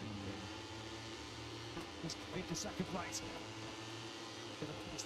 Back on the inside of Rinda. I think looking decidedly nonplussed with life. He's stood just next to a former Moto3 winner, of course, in this class, Tatsuki Suzuki, of course, now as an alternative role within the Honda family, as we pick up Cormac Buchanan, one of two riders to actually get a lap in on that first sequence of running. He really did dodge the yellow flags for the 141.9, not really representative at the moment. Buchanan was 7/10 quicker than that in practice yesterday. I've been impressed with Cormac Buchanan of late, because we had a couple of big hits over in Brazil and America, and by big hits I don't mean highlights or big songs to sing about. I mean, he had some big high sides. But since we've been back in Europe, he had a crash last time out in Jerez, very low, very slow front end one down at turn 2, and he's kept it wheels up. So Cormac Buchanan, hopefully dialing out the crashes a little bit, was up in 15th earlier on today as well this morning, so he's got potential to definitely be moving through. We get our first lap time from our meaningful riders. Alvaro Carpe, 41.3, 41.1 is your fastest though. Adrian Cruces, of course, this is the CIB Green Power Team's home GP. Scott Ogden has already found himself up into Q2. Adrian Cruces is looking to put an extra smile on Alan Bronick's face to get both of the Frenchmen's bikes up into the Q2 placings for the team's home round. Cruces was flying this morning. He was up in third place. He was in the 140 to 140.5 for Cruces earlier on. The fastest lap of the weekend so far in this Moto3 class was set yesterday afternoon by David Munoz, a 140.211. If you're in the 140s in this Q1 session, you're surely in very, very good shape for a place in Q2. Absolutely. Lap record is down in the 39s, but we haven't picked up in that too much yet, so we'll just have to wait and see how we go later on in Q2. I'll tell you what we've got to say. Good to see Rico Salmella back out there, because he had a massive get-off this morning. Tucked the front. There was no contact in the end. Went back and had a good look at it frame by frame between him and his teammate Valentin Peroni, who was just perhaps the number 27. Gets a little bit startled as Peroni charged under him. Salmella at the moment 9th, but of course this is his first real representative flying lap. He's a podium finisher here, though. The past in Red Bull rookies is Sal Mellor, as Cruces takes the shortcut through the Shimano berth and needs to make sure he gets well out of the way of Joel Esteban. Of course, we rightly draw attention to Carpe and Pini, two of the big names in the session, but Esteban falls into that category too, of course. Very good qualifying record of late. Front 2 rows in the last 3, of course, including that pole back in Brazil. Yeah, Esteban really, in qualifying this year, has been something a little bit special. Another rider who didn't really qualify well on his last appearance here, that was back in 2024, 16th on the grid, did come through for 4th. Equal best career results in this Moto3 class. He is into the 140 to 140.984 for Esteban. He did a 40.7 in free practice 2 earlier on today. So Esteban, Cruces, O'Gorman and Carpe currently your top 4. And that's a good rebound for the 67. Just disappearing out of picture came to O'Gorman on the floor twice already this weekend. Yeah, O'Gorman had a big one yesterday afternoon. He had another one this morning, not so big, but still fast. So Casey O'Gorman has been flying in 2026. He's definitely hit the ground running, and unfortunately he's just hit the ground this weekend a couple of times too many. But at the moment, he's up there in P3. As we look at Alvaro Carpe at the moment in fourth, tell you what, less than 7 minutes on the clock. Alvaro Carpe, he is now relying on having to do a really, really strong lap time, and as is this rider, Guido Pini, who, as you can see, is about to make his way back out, and he has got to set a lap time still. So Guido Pini and Alvaro Carpe, you'd be surprised if both of them are called out. Guido Pini's definitely up against it here, but Carpe, we've seen how quickly laps can go. Riders going through turn 9 and 10, off track, rejoining, of course, a little bit in the racing line. Yellow flags, track limits around here has been a problem. If I was Alvaro Carpe, I would be slightly concerned at the moment. Yeah, he can't take too many liberties on this final run. Cormac Buchanan with a fist bump, but he looks set. The Mac attack, as you can see on the back of his leathers. He's attacking the top four in this Q1 session. He's got to find a tenth of a second as it stands to get on terms with Carpe. We've got Moodley sick. Of course, he topped Q1 a fortnight ago back in Jerez. Yamanaka down in 7th place. It has been a tough recent time for Yusei Yamanaka, who's having lost his grandmother just before the Jerez Grand Prix and had to miss her funeral, so he was clearly not in the best frame of mind at the Spanish Grand Prix. Carraro 8th from Sal Mellon, who we touched upon, who has been on the floor already today. Zemetani 10th, and Leo Ramastorfer, who, of course, we should remember, didn't even start the Spanish Grand Prix a fortnight ago. He's at the back of the field at the moment, with one 6:58 rider currently in and one out of Q2. At the moment, let's see what changes in the final 5 minutes. Just for reference, lap records around here, 39.885. That was set by Joel Kelso last year. So just have that in mind, particularly when we get down towards the closing stages of this session. But more when we get into Q2 a little bit later on. Carpe and Pini, well, both of them really needed to do something special. I'll tell you what, Guido Pini could have done a lot worse than latching on the back of Carpe, because Carpe himself is going to need to be pushing on hard here.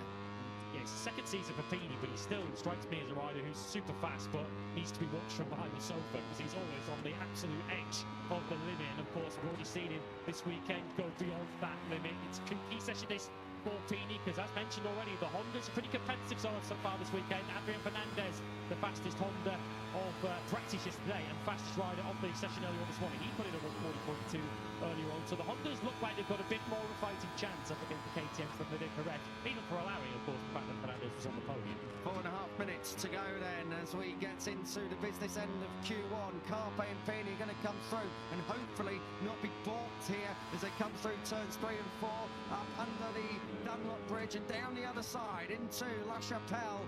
And it is Carpe who's come through, but Guido Pini has been balked, and this time it's by Yusei Yamanaka. He's going to have to carve his way under. That's really poor, I've got to say, from Yamanaka. He, I don't think, realised that there were 2 riders on a flying lap. Carpe's got through, but unfortunately I think Guido Pini may not be setting the time and speeds quite as fast as he would have liked to have been. He is under at the second checkpoint, but really I think we're going to have to wait and see exactly what Pini's got in the locker here. But the 94 is through the traffic now. We can focus again on Carpe, who likewise, halfway around this lap, 2 red crash helmets. Yeah, certainly through the centre time didn't appear to slow Pini too much. It must have at the very least been a distraction for the young Italian. We had scenes, won't draw your attention, I won't spoil things too much, but there were scenes in MotoGP qualifying earlier on when we saw a rider not getting slowed down by traffic, but it certainly affected his concentration because he was shaking his head. Pini now through Shimano Berg. Is he still on target? Buchanan going quickly, so we should keep an eye on him too.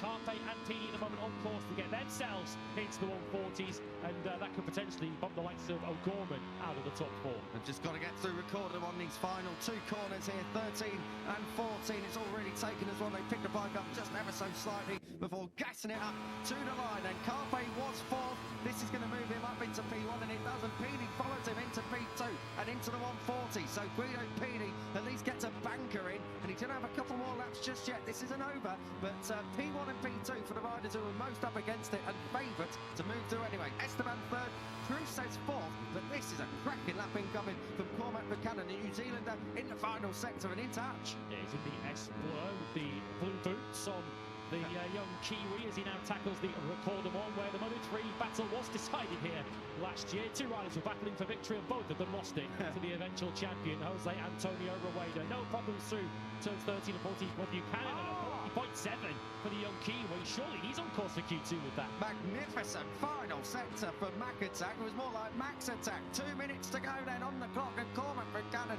has joined the party Our timing screens are red sectors everywhere. Pini halfway round is half a tenth under. Crusez he's looking to go to P1 as well. Casey O'Gorman, who's currently 6th, he's also in striking distance. I think they're all chasing Pini, who in turn is chasing Carpe on the road. This is them coming down now towards turns 9 and 10, and you can see O'Gorman has got Crusez right ahead of him. These two know each other very well from their Moto Junior days. And some pressure building on Esteban now because his lap's gone away. He took a shortcut somewhere, has bailed out of it, so he's about to be turfed out of the top 4 here. It's not all coming together either for Sal Mella, who's also had his lap cancelled. He's still down in 10th on a 141.9. He's going to have one more shot to rescue his Saturday. This is it down towards Ricordo Montini. Is still on a good lap here. Carpe ahead of him has bailed out, is now at the back of this group. So Guido Pini is looking to try and improve if he can. If he can hold it, he'll at least improve his time. And he does improve his time to go second. Now it's third because Crusez has gone in to take P1. So that has put Carpe, who's bailed out of that last lap, in fourth. And I tell you what, with 1 minute on the clock, he's on his final flying lap. Alvaro Carpe is in very, very tricky territory here. And we've got yellow flags in sector 3. So that's going to do out Cormac Buchanan's lap time. I wonder who it is. We've got a white dot pause.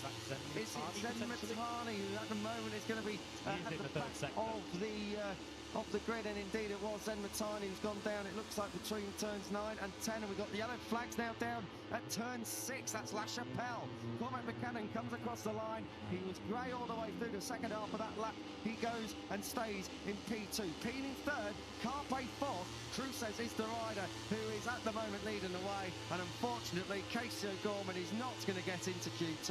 He has crashed out down there at turn 6, a third fall of the weekend for the young Irishman. He's 5th at best. Yeah, I think Carpe might be safe anyway with the yellow flags out, but he will keep pushing to leave nothing to chance. He currently sits fourth. Is there anyone on screens at the moment likely to challenge him? Sal Mella's on a decent first half of the lap. We now pick him up at the bottom of your screens. Yamanaka also not a bad first half of the lap, but he's down in 9th place at the moment. Carpe looking to end any sort of debate about his place as he looks to take top spot from Crusez. This is, of course, put Pini on the bubble.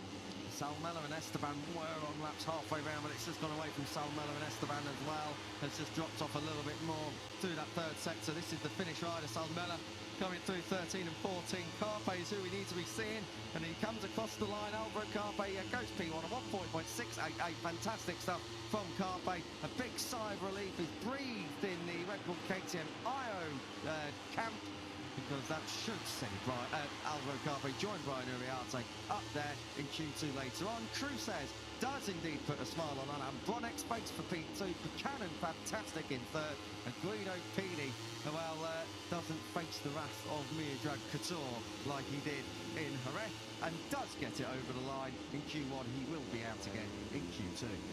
Good lap back from Carpe, good session overall, and fair play to Pini, given the way his session started. It's not about the journey, I guess, it's about the destination, and his destination is qualifying too, and yeah, it will make a nice Hollywood story, won't it, if he goes into qualify on the front 2 rows on the grid. Crisis averted for the 94. Yeah, I think there's a little bit of experience there from Jerez. I think if he'd not gone through Q1 for a second week running, there would have been other problems. Further down, obviously, we saw O'Gorman crash at turn 6. He's obviously staying in 5th. Joel Lester in a bit of a shock not to move through there in 6th place. Yusei Yamanaka, well, his form has really not got going at all in 2026. He's there in 7th. Carrara 8th. Sal Mella 9th. Moodley, Ramersdorfer and Zen Matani, who fell down there in 12th, is bringing up the rear of the Moto3 field. But they all chase Alvaro Carpe, who was fastest on Friday morning. He was up there in P2 this morning, and now he's going into Q2 this afternoon. Still chasing a fourth rider 5. He still has an opportunity to achieve that for Adrian Crusez. He ensures that CIP will have full representation from their 2 riders at their home Grand Prix in Q2. Crusez, third consecutive Q2 appearance for him. Here he is on screens in the CIP Green Power Box. Buchanan, that's a second Q2 appearance to see for him. Remember Brazil, the previous time he was in Q2, he was looking super quick before he had the high side, which really started the different form and different fitness that he's had in the last month or 2. And Pini, of course, himself in a solid record. And of course, every time he's made Q2 this season, he has generally gone on to achieve a little bit fit in the end of Brazil after 4 things. And of course, His best qualifying led to victory back in Austin. And it's going to be interesting to see exactly what Pini can do now. He's going to work with Adrian Fernandez on track as well, I'm sure. They'll do a little bit of work together. Likewise, this rider with his teammate Brian Uriarte. You've got both the CIP machines in there, as you say, Lewis. So Ogden's had a bit of pace this weekend. Adrian Cruz was very, very quick this morning. So there's going to be a little bit of teamwork, I'm sure, when we do get in to Q2 proper. Cormac Buchanan's going to have to do it all on his own because Boucher Mooney did not move through. But everyone else really is going to have a little bit of a playmate. Unfortunately, Matteo Bertelli, who's already moved on through, will not get any assistance of his teammate down there, Joel Esteban, and likewise Hakim Danish will not be able to rely on Ryusei Yamanaka. Yamanaka 7th. That is a real disaster for the Japanese rider. Unfortunately, that's following a worrying recent trend for Yamanaka. Third consecutive Grand Prix. He's missed out in qualifying one. Esteban, that's a bit of a surprise, I have to say, with his qualifying record lately, to be only 6th. It is Alvaro Carpe though who tops qualifying one. Spaniards 1 and 2, with Crusez 2nd for CIP. Cormac Buchanan enjoyed to see Q2 for the 2nd time this year in 3rd, ahead of Guido Pini despite his early spill. Casey O'Gorman bringing up an unwanted hat-trick, 3rd crash of the weekend. He was 5th ahead of Esteban, Yamanaka, Carraro and Salfella. Ruche moved 10th ahead of Leo Ramastorpa, and a late crash leaves Zen Matani right down at the back of the grid.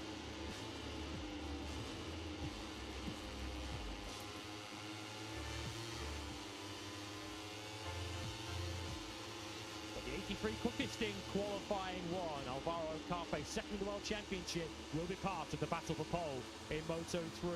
18 riders will battle it out. Q2's up next.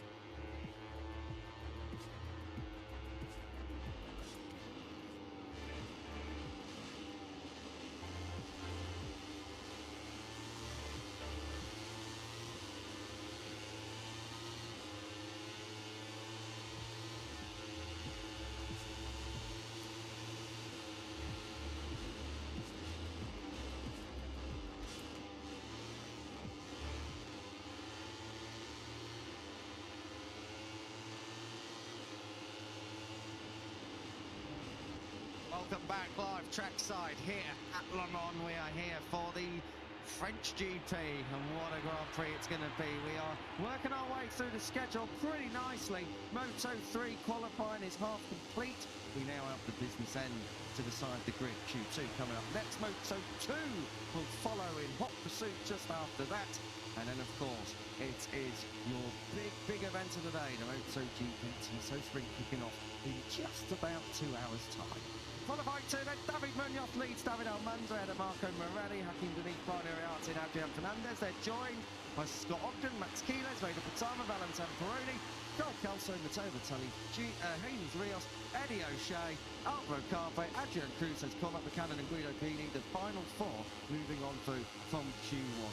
Qualifying 2 is going to be an absolute showdown. Can't wait for this one. And I tell you what, we've had a really interesting opening day yesterday. A very interesting morning this morning. And that has been matched up with a perfect Q1.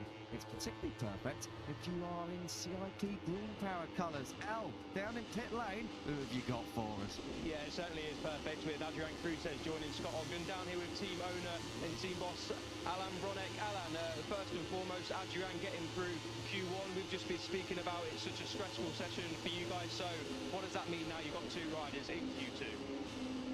You know, Q1 is every time very stressful, but finally this morning Adrian go very fast, and now we do nearly the same lap time. It's very interesting. We worked well this morning, and finally Scott and Adrian are very good position now for find a good place, because for the weather next tomorrow it can be very interesting to be on the good position on the grid.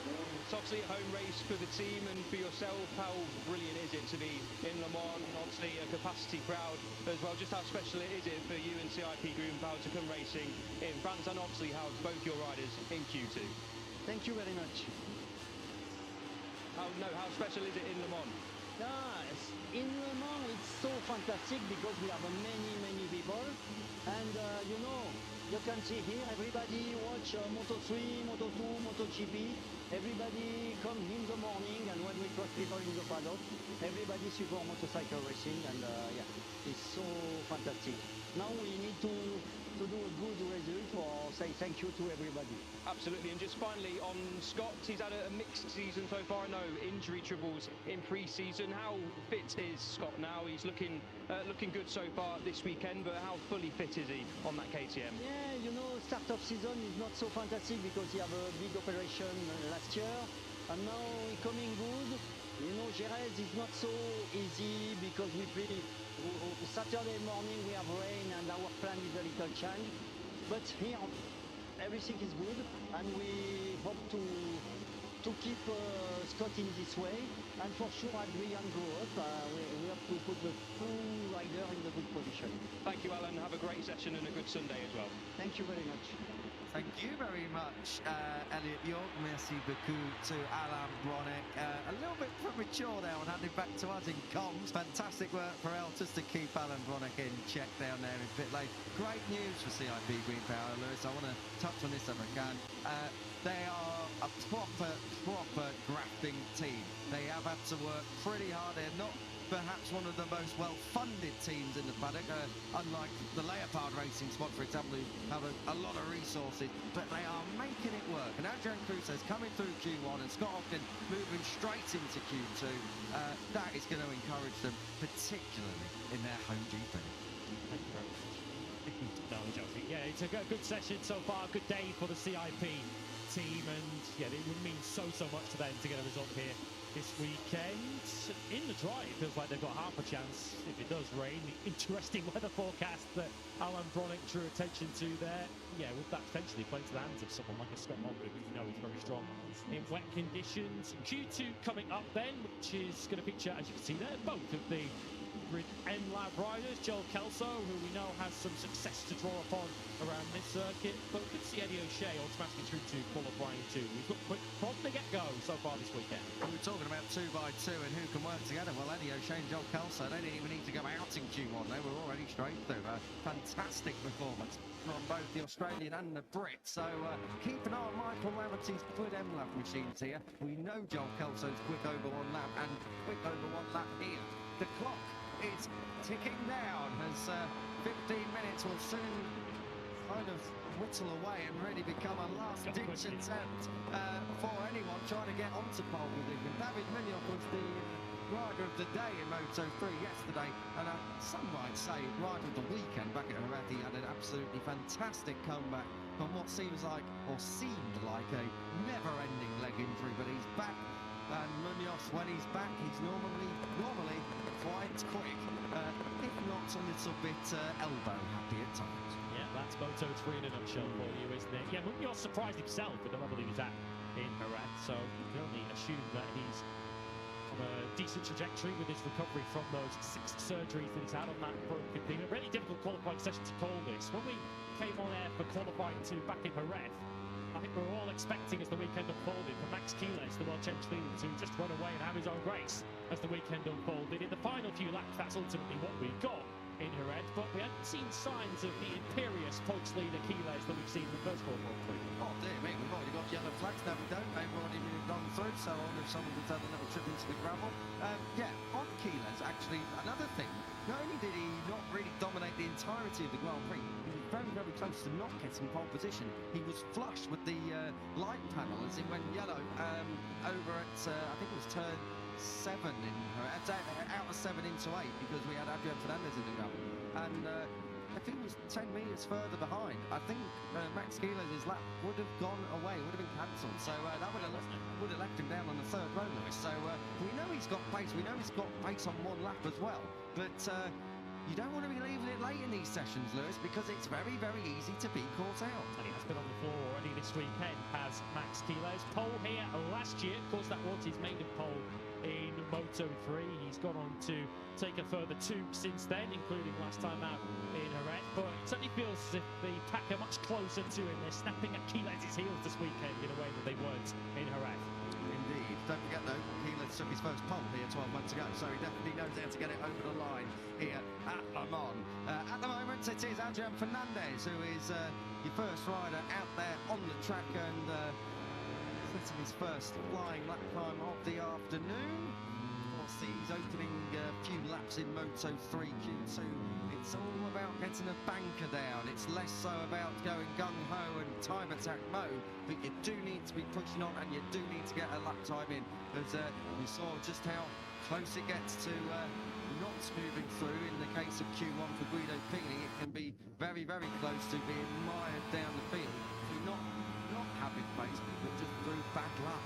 Like Jerez, this is a circuit that the rookies in Moto3 know quite well. Red Bull rookies do race here. This young man won here last year, and the rookies did Brian Uriarte, and he's had the kind of form of a rider who does enjoy this Le Mans Bugatti circuit so far this weekend. 5th overall yesterday was Uriarte on the 51 bike, and there's every reason to suspect that he could challenge the front row today. Yeah, 5th overall yesterday on a 140.598. I can tell you they're going to be going around that, if not quicker. I'm fairly sure the likes of Brian Uriarte are going to get down towards 139 today. 41.1 is Adrian Fernandez's opening gambit. Vader Patama 40.8. Pini at 41.3. As we take all the Hondas across the line, it seems Morelli down the KCM 40.6, 40.4 for Joel Kelso, who's just behind Morelli on track. We'll pick up the number 66 Australian now, who's still looking for his first top 10 come Grand Prix Sunday. Keyless across the line, 40.7 for him. So our opening laps, maybe not representative of where we're going to be. We tend to look at that anything Kelso had done so far this weekend. So he's found some big pace on that M-Lab Honda. Of course, Kelso's had a pole position, but wrapping my brains, I don't think the M-Lab team have. No, they've had front rows. They've had front rows, haven't they? But they've not had any pole positions to my reckoning. They've not had a podium either. They've had very, very close results. I think back to Argentina a good few years ago. But I'll tell you what, they're flying this weekend.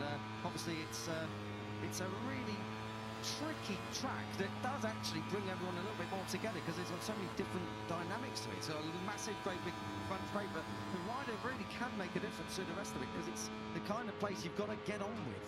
You need good trust in your front end. You need a bike that's very stable under braking, good acceleration too. Out a lot of these slower hairpins. We're into the twistier section, the S Blur, the Panapano one. We're on board with the Leopard Honda of Adrian Fernandez, and up ahead of us is the Recordamon, the double right-hander. Straight up ahead of us is where the Circuit de la Sarthe, the 24-hour four-wheel circuit, rejoins the Bugatti layout, and Adrian Fernandez on the 31 is targeting P1. Worth noting that's not the long lap this weekend.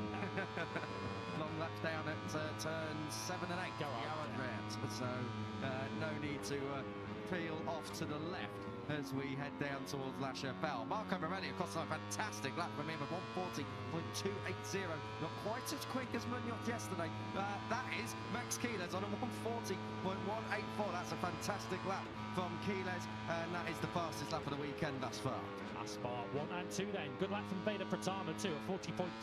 The Indonesian currently on the front row of the grid. Of course, he's been a very strong qualifier so far this season, but gets to start on the front row of the grid is the Indonesian. Down towards La Chapelle. Cormac Buchanan hasn't gone out just yet.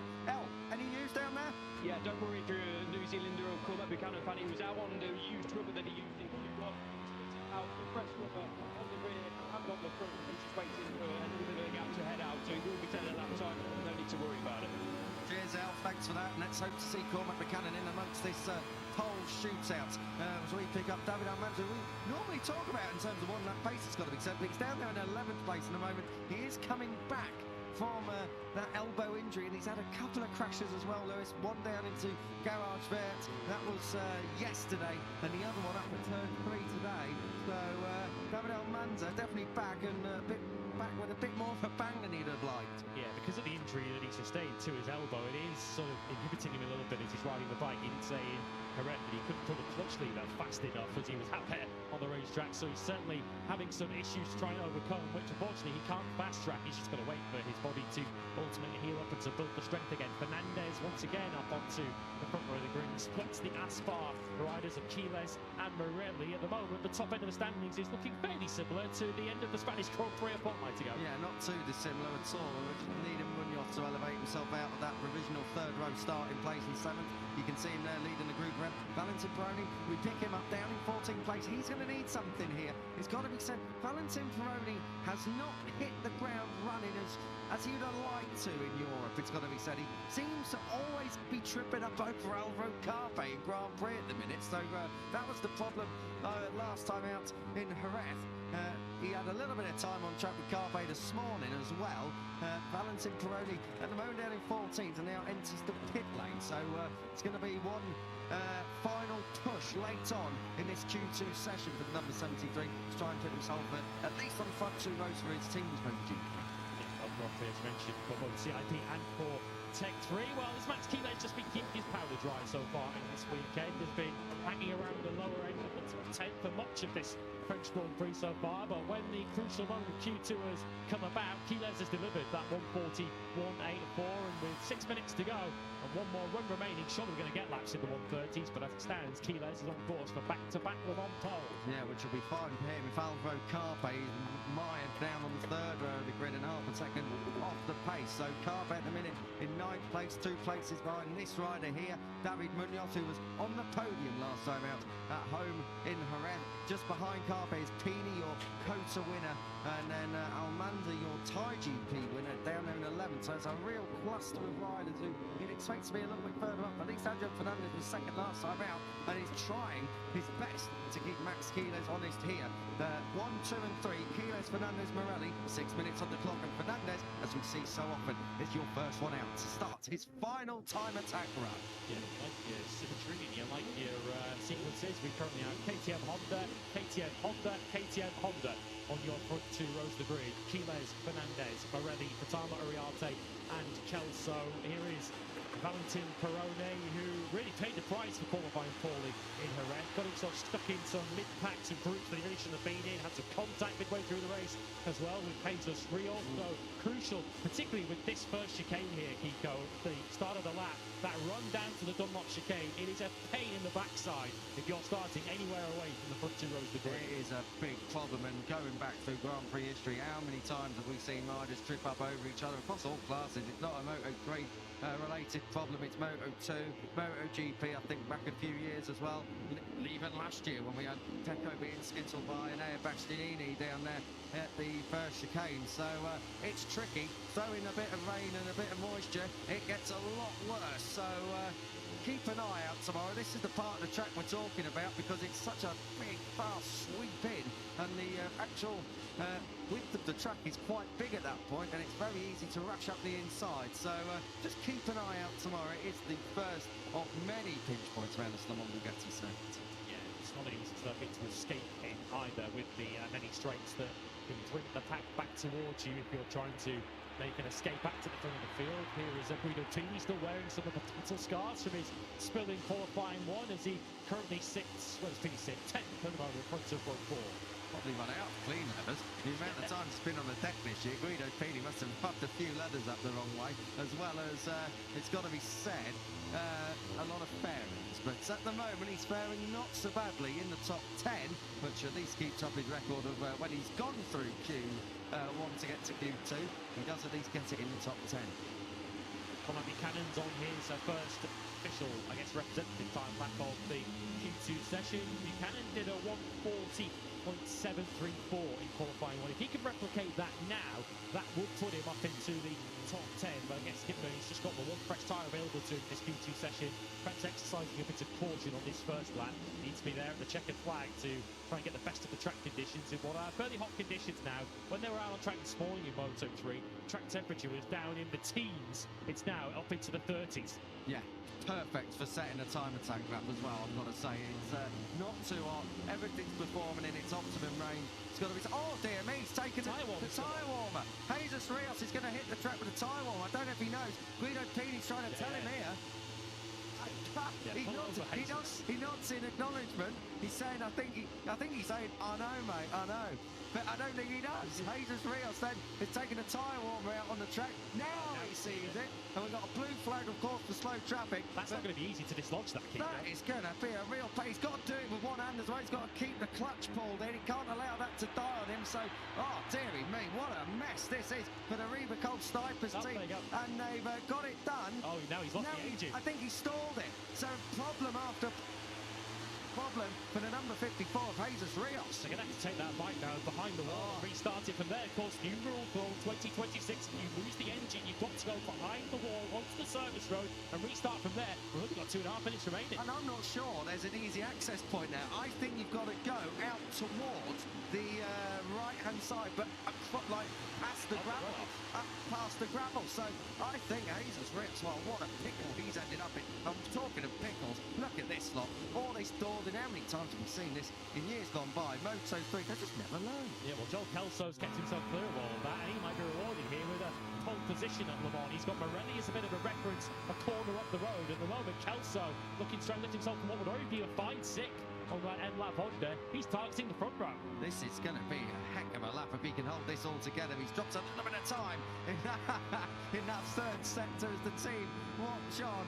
The Grid MLAV team are pushing on for a front row. It's been the first front row in a long, long time, Lewis, and I can't remember many that have come in dry conditions. So coming through Recordable, Morelli's across the line first. He's not going to improve, but where is this going to put the number 66 of Joel Kelso into P2? I think that was teeny down at the back of the picture. It looked like a Leopard Honda.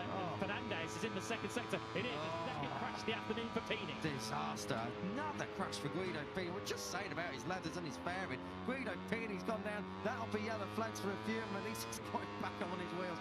And well, I think that's it. No way he's going to improve from there because he's already lost all his momentum going on to the front stroke. So 11th at best for Guido Pini, who once again manages to find the gravel trap in Le Mans. So disaster for Pini. On the other side of this Leopard on the box, though, Fernandez is charging through this third sector now. Comes across the line, he's in touch, but he's not going to go P1 if he holds that, but he's good in that last sector. Carpe likewise on it. Keyless, not a personal best or session best, but 15,000's out and in touch. Our fans in Southeast Asia might be getting excited because Hakim Danish and Vader Pratama are both up at the halfway stage. Keep an eye on that particular pair as Fernandez now attacks line. He will get one more shot at this, and he needs it because he didn't improve. At the moment, we've got Hondas 2 and 3. Munoz and Carpe on great laps. Carpe's in the third sector. I think Munoz's following him, so Carpe is going to be coming through turns 9 and 10 very soon. Indeed, he is. He's just getting under Scott Ogden, so that's fantastic stuff from Carpe. Oh, he went on the green, and that's going to be cancelled, I'm sure. Alvaro Carpe, well, down in 9th, not great. Yeah, that's the end of his lap as we've got Danish attacking, and for good reason, because Danish at the moment is on course to potentially get himself onto the front 2 rows of the grid. Danish currently sits down in 13th place. Munoz is getting fourth there. He's trying to get underneath Peroni. We know Munoz has got a history of attacking to that final. God, Ogden just about saves it. It's all going on. What a save. That front end was under him for a calendar month. Scott Ogden, fantastic stuff. Munoz moves up to 5th. Carpe goes in. Uriarte! Brian Uriarte out of shot has somehow managed to go P1. Fantastic. The number 51. Fantastic stuff by 30 thousandths of a second. Oh, but yeah, no, his lap has been cancelled. His lap has been cancelled. He's clearly exceeded track. Back down to 7th place, and that doesn't mean that Max Keeler is guaranteed pole position because Adrian Fernandez hasn't taken the Czechoslovakia. Remember, he got over with 20 seconds to spare, and he's under Keeler's time. And just to talk about Uriarte, if I can, for a moment, Lewis, before Fernandez gets through this final sector, he had a lot of lap times cancelled for track limits. That's such a shame for the 51, but the 31 is charging through here. Leopard Racing, well, it's been a contrasting Q2. Guido Pini's hit the deck already, but is it going to be P1 for Adrian Fernandez, who now lights out to go to the line? P1 and pole! Adrian Fernandez gets Mildred Couture's team celebrating. It's going to be a French GP pole for Adrian Fernandez, who denies Max Keeler at the death of the session. Fantastic stuff, and a big shout out as well in 3rd. Michael Laverty's team have representation on the front row. Joel Kelso, the number 66, is going to complete that front row in 3rd. He's going to go up towards turn 1, 2, and that big braking area tomorrow with the opportunity to perhaps lead on that Grid M lap Honda. Pole number 4, though, for Adrian Fernandez. Got his first pole since he was on pole for the final race of last season in Valencia, and we know what happened there. For the number 31. Quiles second, then as mentioned, in pretty front row for Kelso. Morelli, Munoz and Pratama on the second row. Just didn't come together in the final sector for Pratama. And of course, Uriarte paid the price for playing a few too many liberties with track limits. His punishment is 6 places. He goes from pole back to 7. Unbelievable. What a flurry of action right at the end of that session. Brian Uriarte, such a shame for him to lose that lap. I've got to say, brilliant stuff for Britain's P10 in Eddie O'Shea. The number 8 has done a cracking job. Double top 10 on the grid for Michael Laverty. Well, I'll tell you what, we know where the beers are going to be on tonight, aren't we? Yeah, if it does rain tomorrow, without stereotyping too much, the Brits do know a bit of wet weather riding, don't they? So Eddie O'Shea might not fancy his chances in that kind of scenario. His best qualifying was a 9th place, 1 place higher than qualified today, but that was in a rain-affected qualifying back in Germany last year. It was at the very last corner, so he was literally meters away from a maiden pole position before Brian Uriarte lost it all. Meters away, but centimetres over onto the green. I tell you, he's over it. You can see it clearly. They wouldn't adopt his lap time if he wanted. So was Pratama. Pratama starts 6th for tomorrow's drive. That's a bit more like after the disappointment in Jerez. But Brian Uriarte, well, he rode it like he stole it coming out the final corner, and he almost did steal pole. But in the end, it is that 3rd row start. He will be alongside his teammate, Alvaro Carpe, who will probably be thanking that Adrian Fernandez at least doesn't see Quiles, doesn't allow Quiles to see a clear view up towards turns 2 and 3, because Quiles on pole and Carpe down on the 3rd row. That bodes very, very poorly for the ATD, but Fernandez just ruins Quiles' pass. It could have been a lot worse, couldn't it, for Carpe, of course, starting the afternoon in qualifying 1, so he's rescued it to a certain extent, starting on the middle of that 3rd row. O'Shea, Pini, Danish is the 4th row of the grid. Danish looked like he was threatening a front row bid late on before he lost time in the second half of the lap. Almanso, we didn't see a great deal of him in that Q2 session. In the end, 13th for the 22 ahead of Perone, who's 14th on the grid once again.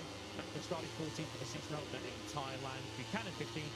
Rios did eventually dislodge that tyre warm, although didn't get a lap in at the end. He stopped back at 16th ahead of the CIT pen. That's a real problem for Jesus Rios, because he's got good pace. He looked pretty decent yesterday. He looked very, very good in Jerez, but that's a bit of an error that normally you don't see for a Moto3 World Championship team. But anyway, they'll move on from that. Cruces and Ogden, bit of a shame in the end for Alan Bronextein. There is no fairy tale here at Le Mans yet. Let's see what the weather does tomorrow. Yeah, it could all turn around tomorrow morning. Of course, Moto3, 11 a.m. local time. Moto3 gets underway. The forecast has been evolving and changing through the weekend. Now, you might get away with it in Moto3 before the rain arrives. We're expecting rain potentially around midday tomorrow as Mirdrak Couture, who's been through the emotional roller coaster with his 2 riders in that qualifying session. Raul Fernandez there, just off to the right of picture, congratulating his younger brother. As mentioned, that is a 4th career pole for Adrian Fernandez. You mentioned David Almanza down there in 13th, uncharacteristically poor qualifying from him. His worst since he was 13th at Misano last year. So a little bit of work to do perhaps for David Almanza, but not so much for his former teammate. Adrian Fernandez, that 4th career pole. What a lap! Take it away with him. Adrian, you left it late after the podium in Jerez, and now first pole position of the season. You must be really confident heading into the French Grand Prix tomorrow. Talk us through that brilliant lap. Yeah, yesterday I speak with the team because I can go really fast, but the bike is not. I like the feeling. Yesterday were the team in the bike, and today I say thank you for all the team because work a lot. Thank you. Thank you. Great job from Adrian Fernandez, I've got to say. That is going to be a very popular pole position on the Moto2 field. Just to touch on, just correct myself, as we were just talking off air there for a moment. Of course, David Almanza was 14th at the grid in Brazil, as Lewis did point out to me in my headset. So, although he did lead after a couple of laps, didn't didn't inconvenience him too much. Exactly, my lack of data for that round, I'll put it down to that. But never mind. What a performance in Moto3. I'll tell you what, we've got Moto2 coming up next, but That was absolutely stunning. And I can't, do you know what? I can't wait for tomorrow now. If we've got a wet GP tomorrow, you look at that grid, particularly with Joel Kelso on the front row. Vader Patama starting 6th. You've got Britain's Eddie O'Shea there in 10th place. Bertelli's decent as well in the wet. Danish in 12th. Ah, where do you look? Yeah, it feels like a weekend. I said this this morning about MotoGP. It feels like a weekend that doesn't really need the rain to provide excitement. All three classes have been super close and super exciting. And Moto3, no different. And to see 3 Hondas and 3 KTMs on the front 2 rows of the grid is good for the class as well, good for the competitiveness. What's Matteo Bertelli up to in the latter stage of the Q2? Oh, dear me. Well, I'll tell you what, the front door was open, he stuck his head out and came back in. Fantastic save from Matteo Bertelli. He's still smiling. I think he's just seen it on the big screen. Brilliant stuff from Matteo Bertelli. I wondered where the bike was. There's no bike in there. That's Joel Esteban's on the right-hand side of the shop. So he saved it, but where's the bike ended up? Lose the engine or something, and amongst all of that, and one thing's for sure, the debrief for the MTA squad will be in a slightly higher pitch of voice after that for Matteo Bertelli. Yeah, absolutely, and it might be with some fresh undergarments on as well as we get the picture for the front row. It is your championship leader Max Kielers who's closest to the camera. He'll start second. Adrian Fernandez is back on pole. As you say, that's the first time since Valencia. We all know what happened then. And then it is Joel Kelso, the Australian, with his with a front row there. Fantastic front row, but they are all chasing Adrian Fernandez. Fantastic from the 31, who snatches pole at Le Mans. Super close in the end, from Kielers in second down to Pratama in 6th, just over a 10th of a second. But it was Fernandez on the 140 flat who takes pole position, his first of the year. Incredible record. 5 different pole sitters in the first 5 Grand Prix of the year. Fernandez, Kielers, Kelso the front row. Kelso for MLAT third. Brilliant show for that particular team. Morelli, Munoz and Pratama, an exciting second row ahead of Ariarte, who lost pole due to track limits on his last corner on his last final lap. Carpe Bertelli, Eddie O'Shea, best dry qualifying for him. Pini 11th ahead of Danish Almanza, Perone and Buchanan, who came through Q1. Rios, who had too much trouble with his tyre warmer late on to get a final lap in. He was 16th ahead of Kuten Ogden. O'Gorman, who fell for the 3rd time this weekend in Q1, 19th ahead of Esteban, Yamanaka and Carraro. Rico Salbella, 23rd at Tech 3's home Grand Prix. Nubli, Ramastorfer and Zen Matani complete our grid. Matani, of course, crashed in Q1, but it is pole for the first time this season. 5 different pole sitters in the first 5 Grand Prix of the year in Moto3. The latest is Adrian Fernandez. Moto2 is up next.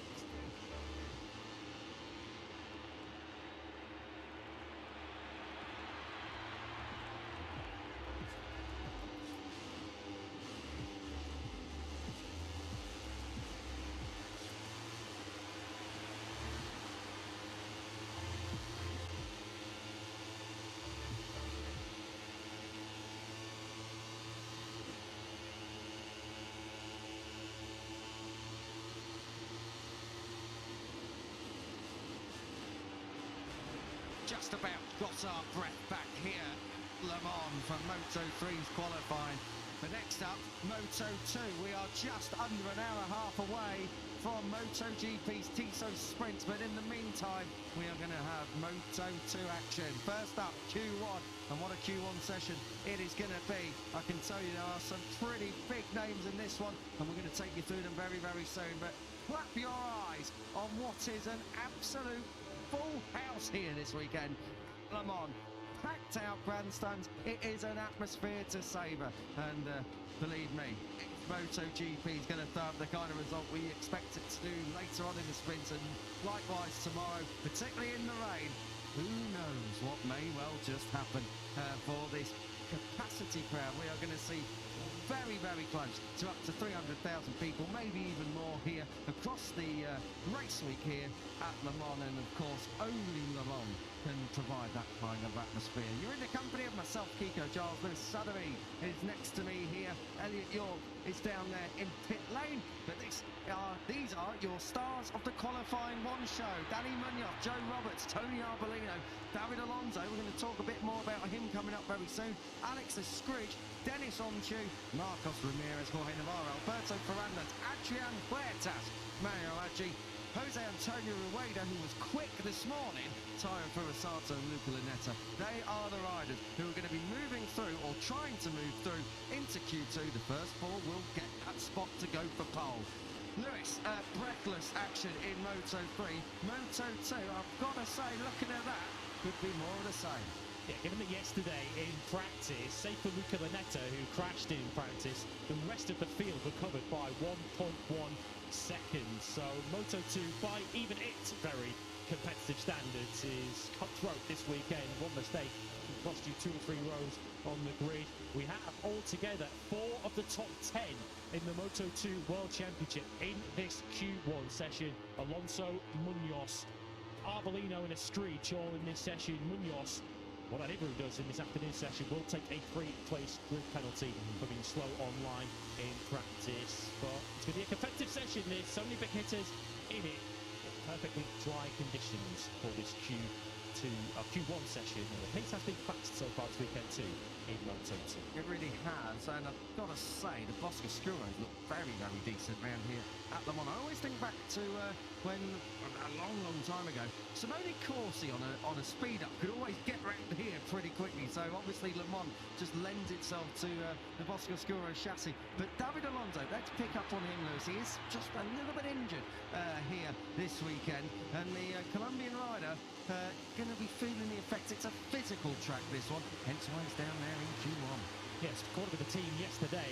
We're hoping to hear from Nico Tirol, the team manager, very, very soon. But caught up with the team yesterday, and as recently as Thursday, they weren't sure whether Alonso would actually be fit enough to take part in this weekend. They were trying to keep the situation fairly close to their chest. I think partly not to try and make any sort of excuses, but also maybe to not have to put David Alonso through a pre-weekend medical check. So I don't think they were too convinced that he'd pass it.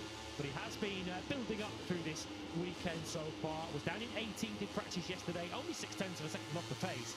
But he is certainly riding far from naturally on board that bike. And perhaps worryingly too, he did limit his mileage to just 6 laps in FP2 this morning. Who are we expecting to move through on this one, Lewis? Because I've got to say, it isn't clear-cut. I've got to go Danny Munoz, David Alonso, yes. Alex Escreech, whatever's going on with the forward team this weekend, he's not been able to make the difference at all. Dennis Onchu, well, that's perhaps not the biggest surprise down there in 20th.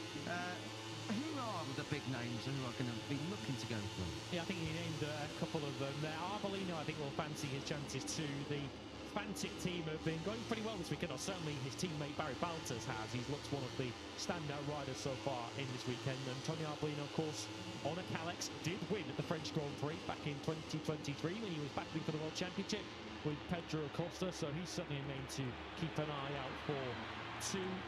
But it is going to be super competitive, because I think Alonso might well be up against it in this session. We're going to find out truly how David Alonso is feeling physically in this session, because it's in this kind of scenario where you really have to take the ultimate risks to get yourself into qualifying 2. Here he comes out of pit lane, just going to the bottom of your picture on the number 80. If he is a little bit inhibited, if he is riding within himself or just unable to truly express himself with that injured right shoulder on board that Calex, then Alonso could be a rider under pressure. Let's put some further meat on the bones with Elliot in pit lane. Yeah, down here with Nico Tirol, gents. Good afternoon to everyone just tuning in for us too. Nico, obviously bad news for David Alonso, slightly injured after a training crash, which we weren't aware about pre-weekend. Just talk to us how he is feeling on the bike. We know that 1 lap pace and going for that with the shoulder he's struggling with. How is he feeling after this morning session? Yeah, for sure after this incident is not the best way to start this weekend, but sometimes happens. This is the life of riders, and we need to learn about that. But anyway, he had a very good day yesterday. He finished at 0.6, and that this morning he said he had not bad feeling, but he said only I want to warm up my shoulder because I want to put all my effort in my qualifying. And okay, anyway, I say to David, his feeling is the most important thing, and we will see that in this qualifying, but no stress after that, because the festival is he needs to be safety, because we have a lot of risks in front of us. What's the target for this weekend for David? So I guess expectations are now obviously lower than they were before the injury. So what would you and David be happy with coming out of today and tomorrow? I think the most important thing is to see his feeling in this qualifying, and then we'll see what is the target for tomorrow. But the most important thing is step by step, training by training, or practice by practice, to understand what is the feeling of David in that moment. Just on Danny as well, he seems to have found a bit more of a feeling so far this weekend after two difficult races. How's Danny on the other side of the box feeling? Yeah, in the Danny side, we are super happy because after two races that he struggled a lot, now he's starting to have another time his feeling, and also in that track that last year he struggled also. We are super happy because he sees something with his feeling in his riding style and with bike.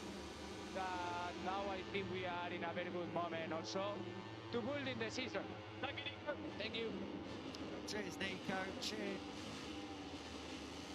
L down there in pit lane as we. It's L down there in pit lane as we. It's L down there in pit lane.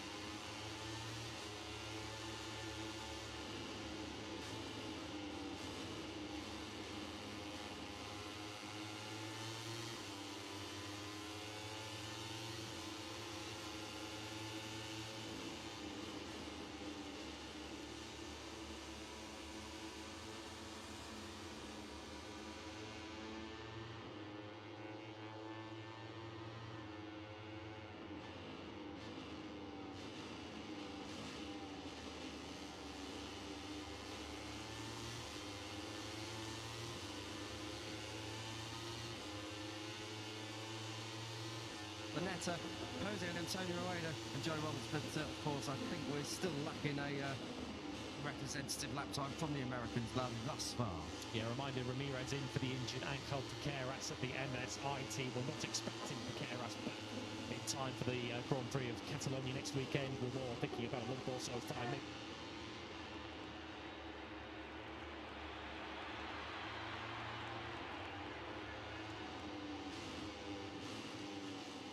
Sort of action time maybe to get Piqueras back. Of course, Ramirez double booked. He's in World Supersport action at Moss next weekend, and that's why I'm going to have to look elsewhere for Piqueras' replacement in Barcelona. Yeah, and we are going to find out very soon because this time next week we'll be qualifying in Barcelona. The back tour of Europe starts in earnest, and this is the first of the back-to-back with Barcelona. Then we're a week off. We head over to Mugello, then it's straight to Balaton Park. Another week off, Renault and Assen, and then a week off, and then we're in Germany, and then we're all sat at home watching the World Cup, Lewis. So lots of sport in action, just not much on the track in July.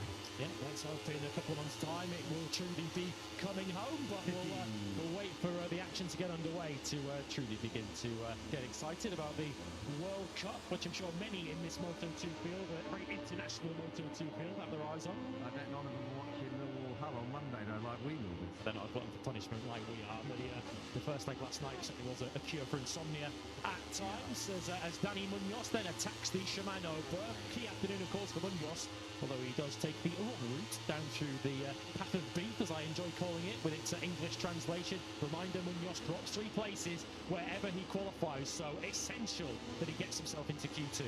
Yeah, and Huertas just up ahead of him. We're looking at him now, also just getting it all a little bit wrong as well. So both the little trans machines probably just struggling a little bit there. In fact, it's who's already ahead of them. Both of them coming into the pits as we have a look at. I'll tell you what, let's have a look at Jose Antonio Rueda this weekend. He's in the final sector, 2 tenths off one, right on the G. Thank you very much, Mr. TV Director. Out onto the edge of the curve. Jose Antonio Rueda, there's a bit of a believer this weekend and goes up into P3 halfway through this session. This is by far the best we've seen of the reigning Moto3 world champion. Yeah, he's looked much more on it this weekend, already. Of course, with time, he's just going to get stronger and stronger. He did a 35.0 in pre-practice 2 earlier on today, so that's a quarter of a second inside the fastest thing he's done so far this weekend. And we should also remind ourselves, Rueda did undergo arm pump surgery following the Spanish Grand Prix. It is a bit of a rite of passage for a Moto2 rookie coming out of Moto3. They all end up at some stage or another undergoing arm pump surgery. It really did keep Rueda back in the latter stages of his own Grand Prix in Spain. But yeah, we are starting to finally see signs of the class rider that we know he is. And of course, he is still getting up to speed with that Moto2 machine and still healing a little bit from that big crash from the Sepang sighting lap in the Moto3 Grand Prix last year. At the moment, he's 4th. He was briefly 3rd, but Dennis Onju moved on through for the Alphamart VDS team. His teammate Aaron Canet is already up in the Q2 echelons already. He was 12th in practice yesterday, so perhaps it's going to be a bit of a Boscoscuro fest later on, because they've been going well so far. Yeah, Boscoscuro, they are a bit of a story this weekend. We'll perhaps cover it in more detail when we get to qualifying 2. But the Speed RS team have made a pretty fundamental and dramatic switch in terms of the makeup of their motorcycle. They've gone from O-Links across to WP suspension this weekend, so that of course affects Luca Lanetta, who's 13th in this session. Chelsea Vietti we'll be seeing in qualifying 2 a little bit later on, and so far it seems it's going pretty well in that particular camp. They've gone for the same suspension setup as the Aspar, IO and Intact teams, who of course have done all the winning so far this year. Yeah, if you can't beat them, join them, and that's exactly what the Speed RS team are doing with regards to suspension. Gotta say, Joe Robertson at the moment there in 14th place, hasn't gone back out, so obviously just waiting to hit the track for one final time attack. You can see here, 3-time World Superbike champion and current MotoGP Prima Pramac Yamaha MotoGP rider Toprak Razgatlioglu, just to the left and on our right of Dennis Onju. Obviously both of them hailing from Turkey, and great relationship, all managed by the same people of course, in terms of Kenan Sofuoglu, so the Turkish contingency is growing in presence in the MotoGP paddock. It certainly is. One thing I noticed a moment ago in the pit lane when we saw David Alonso in the box, I was heartened to see the conversations he was having in pit lane with his team technicians and his WP suspension technician, because in pre-practice 2 this morning, all of his conversations when he came to the pits were with his physio in terms of how physically he was feeling. So certainly at this stage, whether he's taking any painkillers or not for this session, we don't know, but certainly at the moment, Alonso's focus is on the jaw back hand and not in his right shoulder. Yeah, I'm not going to say he could probably get away with it. Alonso's lap time is a very, very strong opening gambit. So Alonso there in P1 at the moment. He is back out on the track. Munoz second at the moment. He's on track now. Onchu is leaving the pit lane. Jose Antonio Rueda is likewise on track. Only Marcus Ramirez and Luca Lanetta at the moment in pit lane. But you can expect all of that to change very, very soon. The final 5 minutes of Moto2 Q1, and at the moment David Alonso, the Colombian, is going to have to do a little bit more work as he looks to try and get to Q2, but at the moment he's done enough. Yeah, 134.4 coming into this weekend would have been just a 10th away from the all-time lap record. Once again, Moto2 taking a giant leap forward in performance year on year. Here is the pack, which includes a couple of rookies. 2 of them in your picture there. The 54 Ferrandez, who at least knows that he'll start where he qualifies this year after going into the pit lane in Jerez. And up behind him was Tayo Furusato on the 72. Furusato at the moment down in 12th position. Best qualifying so far from him was 20th back in Brazil. We are yet to see the young Japanese in a Q2 session in Moto2. Yeah, gotta say that it's going to be interesting all the way through this, because all the riders are out there together. Mario Atkins tucked up right behind Tony Arbolino, and now right together going for the same spots, 5th and 6th below, trying to get into the top 4. I see Joe Roberts just up the road ahead of them, so we'll have to wait and see exactly how this one is all going to shake out as they make a big break down up towards turn 3, across the curve of 4, and out over the other side under the bridge and down to La Chapelle. Tony Arbolino has got the first sector sorted at least, but there's a lot of riders who have done the exact same. Red sectors everywhere on our timing monitor at the moment, including for Joe Roberts, who is just in the middle of this group. He's just right in your screen now behind David Alonso. Yeah, 5 of them in total. Fastest first sectors. The hard work though is done in this sort of midfield, infield section of that first sector takes you just through turn 1 and 2 and then through the Dunlop chicane. Roberts with, some would say, the ideal mark of heading, although he was screening at the front end to cooperate with him there in the middle of garage there, and that might well have cost him a little bit of ground relative to Alonso up ahead. He's 2 tenths up at a halfway point. The third timing beam is on the exit of turn 10, the braking zone ready for turn 11, so we'll have to wait and see how the OnlyFans American Racing outfit is going to get through here. It looks a little bit rough coming through 9 and 10. Likewise for Scridge at the moment. Yeah, Roberts did lose 3 tenths of a second in that third sector, so at least it's on course to be a personal best, but is it going to be an ideal time? I'm not quite sure. He almost had his arms crossed in the middle of the garage there, trying to get that Calyx hooked up into the corner. If he gets himself into the mid-34s, this might well be enough though still, because Alonso's going to move the goalpost. He's up ahead of 34.3 now for Alonso, and Roberts does move himself nicely into second place. Arbolino's in that trade too, he takes third, and Munoz is now right on the precipice of being eliminated. Got to say, if Roberts had hooked up that third sector, you've got to think he would have been on for P1 there at the moment. So Joe Roberts is going to try and go again. He's got David Alonso with a good reference up ahead of him, and he can keep it clean through the third sector next time around. You wouldn't be too surprised to see Roberts' name move into P1. This is Jose Antonio Rueda. Now he's out of the top 4. He's there in 7th place, and he's not on course to improve this lap around. He's going to get another one at the end of the one he's now just started. So 2 laps left for Jose Antonio Rueda to try and get into Q2. And he's all on his own. For a deliberate strategy, it would appear, from the IO squad. Just send Jose Antonio out there and just go out there and learn. He's clearly making steps forward. And I think by the time we get to the summer break, I wouldn't be at all surprised to see Rueda becoming a total fixture in qualifying too. Here's Alex's Scridge, who of course qualified a career best second for the Spanish Grand Prix last time out. It's fair to say that we haven't seen any signs of a repeat from the forwards so far here in Le Mans. No, not at all. I've got to say, Alex's Scridge, even I had to scroll a little bit further down than I originally thought to find his name yesterday. Alex Scridge, we've been so accustomed now to seeing him at the other end of the timing screen to his teammate, Jorge Navarro, who, let's be honest, has not gelled well back into Moto2 life with the forward machine over the last couple of years. But Alex Scridge has got on with this, so a bit of a shame to see Scridge struggling here.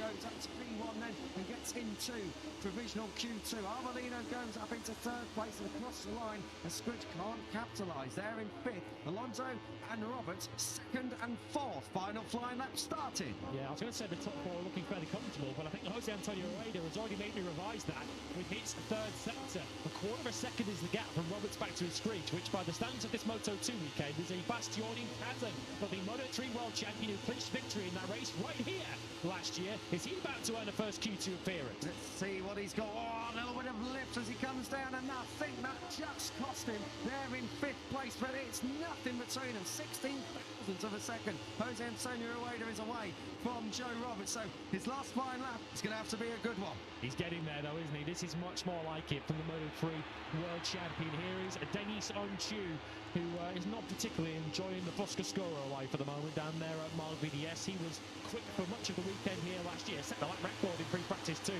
and he's all sorts of shapes to be on the final corner on the 53, and he takes the checkered flag. First rider to hit it, Onchu 7th. That will be 21st on the grid, and that's a 3rd consecutive Q1 exit. It's a disaster for Denis Onchu. He's probably one of the best teams in the paddock, but unfortunately that Boscoscuro project has not really taken off in 2026. Aaron Canet starting to work out. Let's see what he can do later on in the session, in the qualifying. Danny Munoz is going to come to line as he moves the goalpost as he does another 10th quicker, a 34.2 for the number 17. So he's going to be comfortably through. I've got to say, can't see too many riders elsewhere who are lighting up our timing screens. This is going to be close for Jose Antonio Rueda if he can hold that. Would get him in. But he can't lose time through this 3rd sector. So let's take him through. This is turn 12. Jose Antonio Ueda looking to try and move through into Q2. Double right-hander to end the lap, 13 into 14. Let's see if he keeps it grounded coming out. It's a bit better than last time, but is it good enough? Not this time. But Jose Antonio Ueda, 5th in this session. That will be one of his better showings across the course of this year. Yeah, it is his best Moto2 qualifying so far by some 5 places actually for Ueda. So yes, it's not Q2.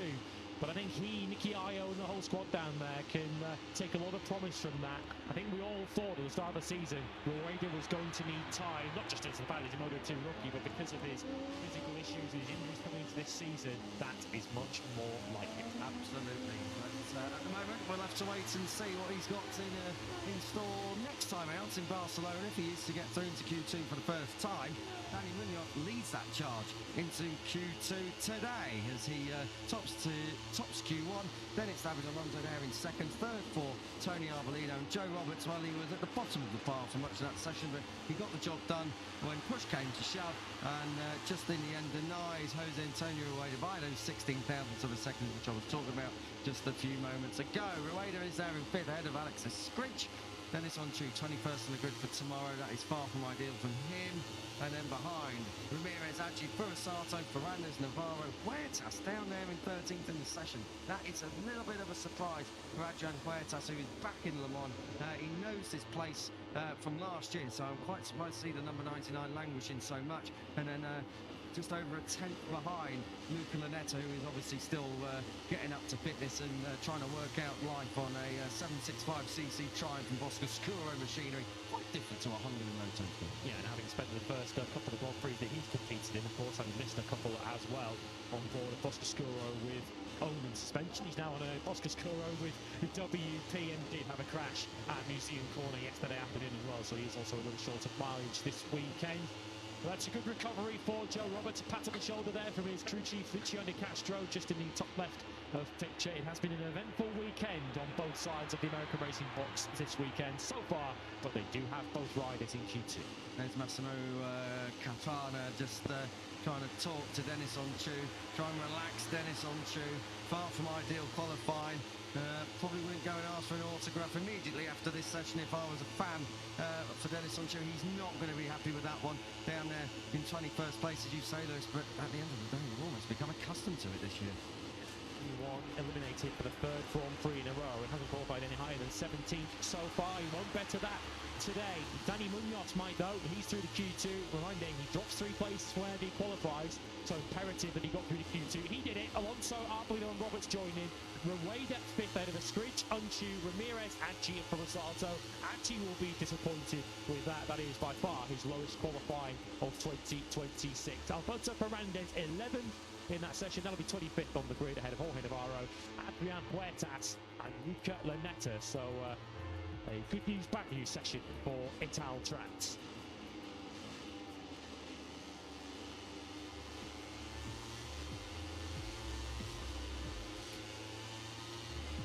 So the 17 through to Q2. Dani Munoz won't start on pole, but he might still take pole. He's through to qualifying 2 alongside Alonso, Arbolino and Roberts. The battle for pole in Moto2 is on the way next.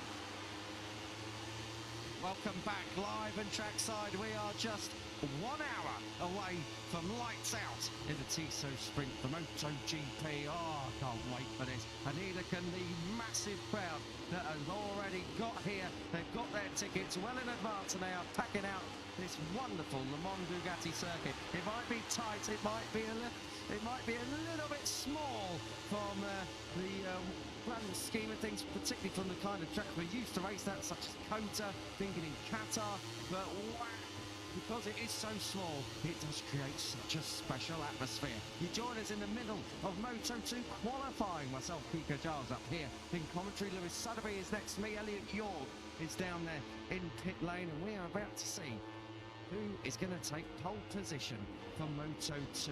The sun is blazing down. A little bit of cloud has just come over the track, but not too much. It's absolutely beautiful out there for Moto2 qualifying and, of course, the Tissot Sprint. We are here at historic Le Mans. Historic for the 24-hour car race, the 24-hour motorcycle race, but of course the classic French GP. This has been our home since 2000.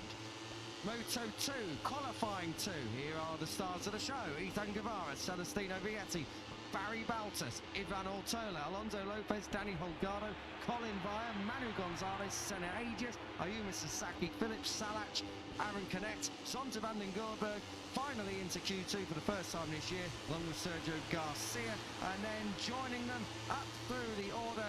Fantastic stuff from David Alonso, likewise from Joe Roberts, and we are going to be able to see plenty more of that coming up here. Danny Munoz, I think, was who led the way, though. Tony Arbolino likewise sneaked in, and Lewis, as you say, Danny Munoz may well still be able to take pole, but he won't be starting from there. That little penalty may have well come back to bite him on his backside. Good afternoon. Afternoon to you, afternoon to everyone watching around the world. Yeah, Danny Munoz, it was so crucial he got through that session, given the penalty he was carrying. Of course, he was down this second, he was starting at the very best 21st on the grid. He'd still get himself off sides 4th, of course, if he tops this Q2 session, and it certainly looked like he went in the mood for that in that Q1 session.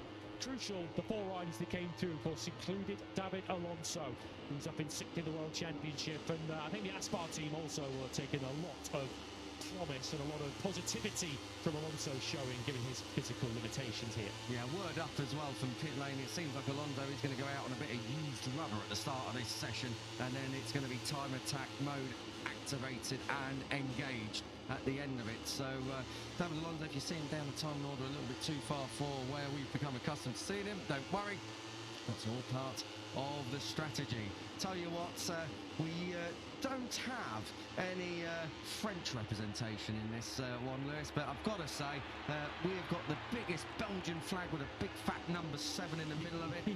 That is because Barry Baltus has been flying this weekend. 4th, 3rd and 2nd have been his sessions so far. He's looking to try and put it on pole. It is as close to home as he's going to get. Yeah, it's directly opposite our college box, which is right there in the top left corner of your TV screens above the Clint Racing box. Yeah, Barry Baltus has looked super quick so far this weekend. He's got a lovely special crash helmet this weekend as well. You can just see it there. It says on the back in the black text on the green background, family history. It's a special helmet design dedicated to his father. And Barry Baltus, well, he's of course chasing a maiden Moto2 victory.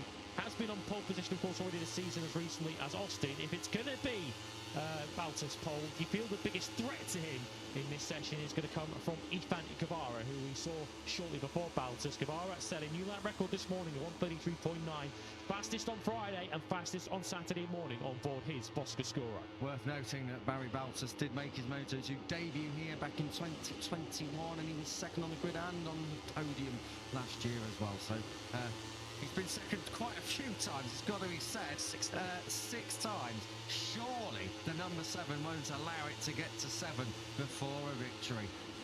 Celestino Vietti, likewise, in mighty form. Very, very fast yesterday, and goes pretty well around here too, Lewis. Former Moto3 winner here back in 2020 was Chile, of course, 4th in the World Championship, 16.5 points behind this man who we're riding on board with. I mean, World Championship leader Manu Gonzalez, and if you remember this in Q1, worth reiterating that Speed RS team, the Boscoscuro Celestino Vietti, is on different suspension than it was in the first 4 Grand Prix of the season. They switched from Öhlins to the WP suspension that Intact, Aspar and Red Bull KTM IO have been running. And it's not been too bad for those teams thus far this season, of course. Worth noting, for Celestino Vietti, 43 points after the first 4 GPs. That's his best first 4 GPs since he scored 70 when he was P1 in the standings. That was back in 2022.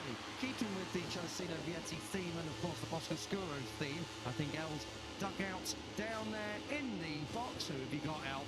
Yeah, certainly have Luca Boscoscuro, great chat for the first time this year, I think, Luca, and big news coming into this weekend, as I'm sure you know, the change in front suspension manufacturers for WP from Öhlins. So just talk to us about that decision sort of midway through the season as well. I make the decision because the my competitor have to buy the bike with the Hollins with the WP, and I think it's better to take one bike with the one Moto with suspension. The other team want to continue with Hollins, and I try with that because I think it's more information, and I see they go well, and I try. Celestino had a great day yesterday. He said he felt really comfortable straight away. What was his feedback to you guys about the front feeling and the bike in general? No, not too bad because okay, passed both to practice, but in the final, it is the whole weekend to change the setting every time. But I hope now the qualifying go well, and tomorrow the correct setting for the race. Is this something, if it goes well for your team, the Speed RS team, that it can be passed on to other Boscoscuro bikes, or is it something for your team only? Only my team, but in the future I don't know, because you know, when one is more fast, one take. This year, then in that moment, the first two bikes in the World Championship is the 2W. So the first and the second Hollis is my bike. Only for that I want to understand what is the difference. And just finally on Luca Nanetta, obviously returning from injury, how is Luca getting from the injury, and obviously if they've been doing Moto2, how's he feeling on the bike? The problem is the big crash yesterday, and today is not well, really bad, because yesterday morning with the first practice is 0.9 to the first, is good. But in the afternoon crash, today had the problem yesterday. Thank you, Luca. Have a great session. Thank you. Thank you, Luca. Couldn't have said any of that better myself. Thank you very much to Elliot York down there in pit lane, grabbing all the stories. All the riders now out on their first real flying laps as they get themselves piled in here to go for pole. Really interesting what Luca's saying about the other Boscoscuro teams wanting to stick around with Öhlins, and that's obviously brilliant for Boscoscuro because they're getting data, they're harnessing data, they're requiring data from not just their clients that use their own brand, but also from Boscoscuro, the factory team, say, that have elected to make this change to WP. Yeah, and the fastest rider of the weekend has been the Boscoscuro with Öhlins suspension in the form of Ethan Gavard. Very easy to spot the Öhlins for, just their bright gold. You can see them there on the Fantic Calyx, and Barry Baltus, the black with the WP logo on them, is the easier way to spot those running that particular brand of front forks, which haven't been discussed as much in the Grand Prix weekend for quite some time, as Philip Salax, who was on the floor in dramatic fashion in free practice yesterday morning. He takes the early benchmark on a 1:34.1, but Ethan Guevara, the new lap record holder, he's in the mood to take his first Moto2 pole. Let's see what Guevara's got, a 33.9. That's another new lap record. That is 4/10 quicker than what he was able to do yesterday. And look who has gone up into second place. Well, we had a good look inside the OnlyFans American Racing team, and Eaton Bootball there, down there in the camp. Well, these riders are P2 and P3 at the moment. Well, taking off Guevara's pace, but both of them on the front row. That would be some achievement for them. Joe Roberts, his best yesterday was a 34.9. He's now knocked 8/10 off that to take second place. We've had a lap time cancelled for the in-form Aussie, Senna Aegis, winner of the last two Grand Prix, of course. He exceeded track limits on that first lap, which initially put him fourth. So he now drops to the back of the picture. The acting the shout out too for David Alonso. He's on used tyres at the moment for his first win of Q2. So putting fifth on a 1:34.3 is a special old lap. Joe Roberts has only had one top 10 this year, and that was a couple of rounds ago in America. He was 10th on the grid. Everything else has been really nothing to write home about. So if he can whack that on the front row, I mean, that'll be his first front row since his Poland Renault last year. With more chatter than in his commentary box there for Barry Baltus coming through the final corner as he goes up into second place, a 34th lap for the Belgian. Yeah, no tyre pressure problems in there though. Hot air issues in here as he comes across the line. Barry Baltus was second. Now Danny Holgado moves in to take that second. David Alonso, fantastic from the Colombian. He's got Senna Aegis right up in front of him. For David Alonso to move through into fourth there with the kind of pain that he's seemingly in, that's a rather impressive stuff indeed. Aegis has come through to go in fact Celestino Vietti there in 8th place as well. We'll be looking to try and move through ahead of that. I've got some just distracted for a moment there. Danny Munoz on the inside of turn 5 on the grass. I've got to say they like to chop the curb there, so Danny Munoz got away with it this time round. He's down there in 14th place, just under 3/4 of a second of what Guevara was able to do.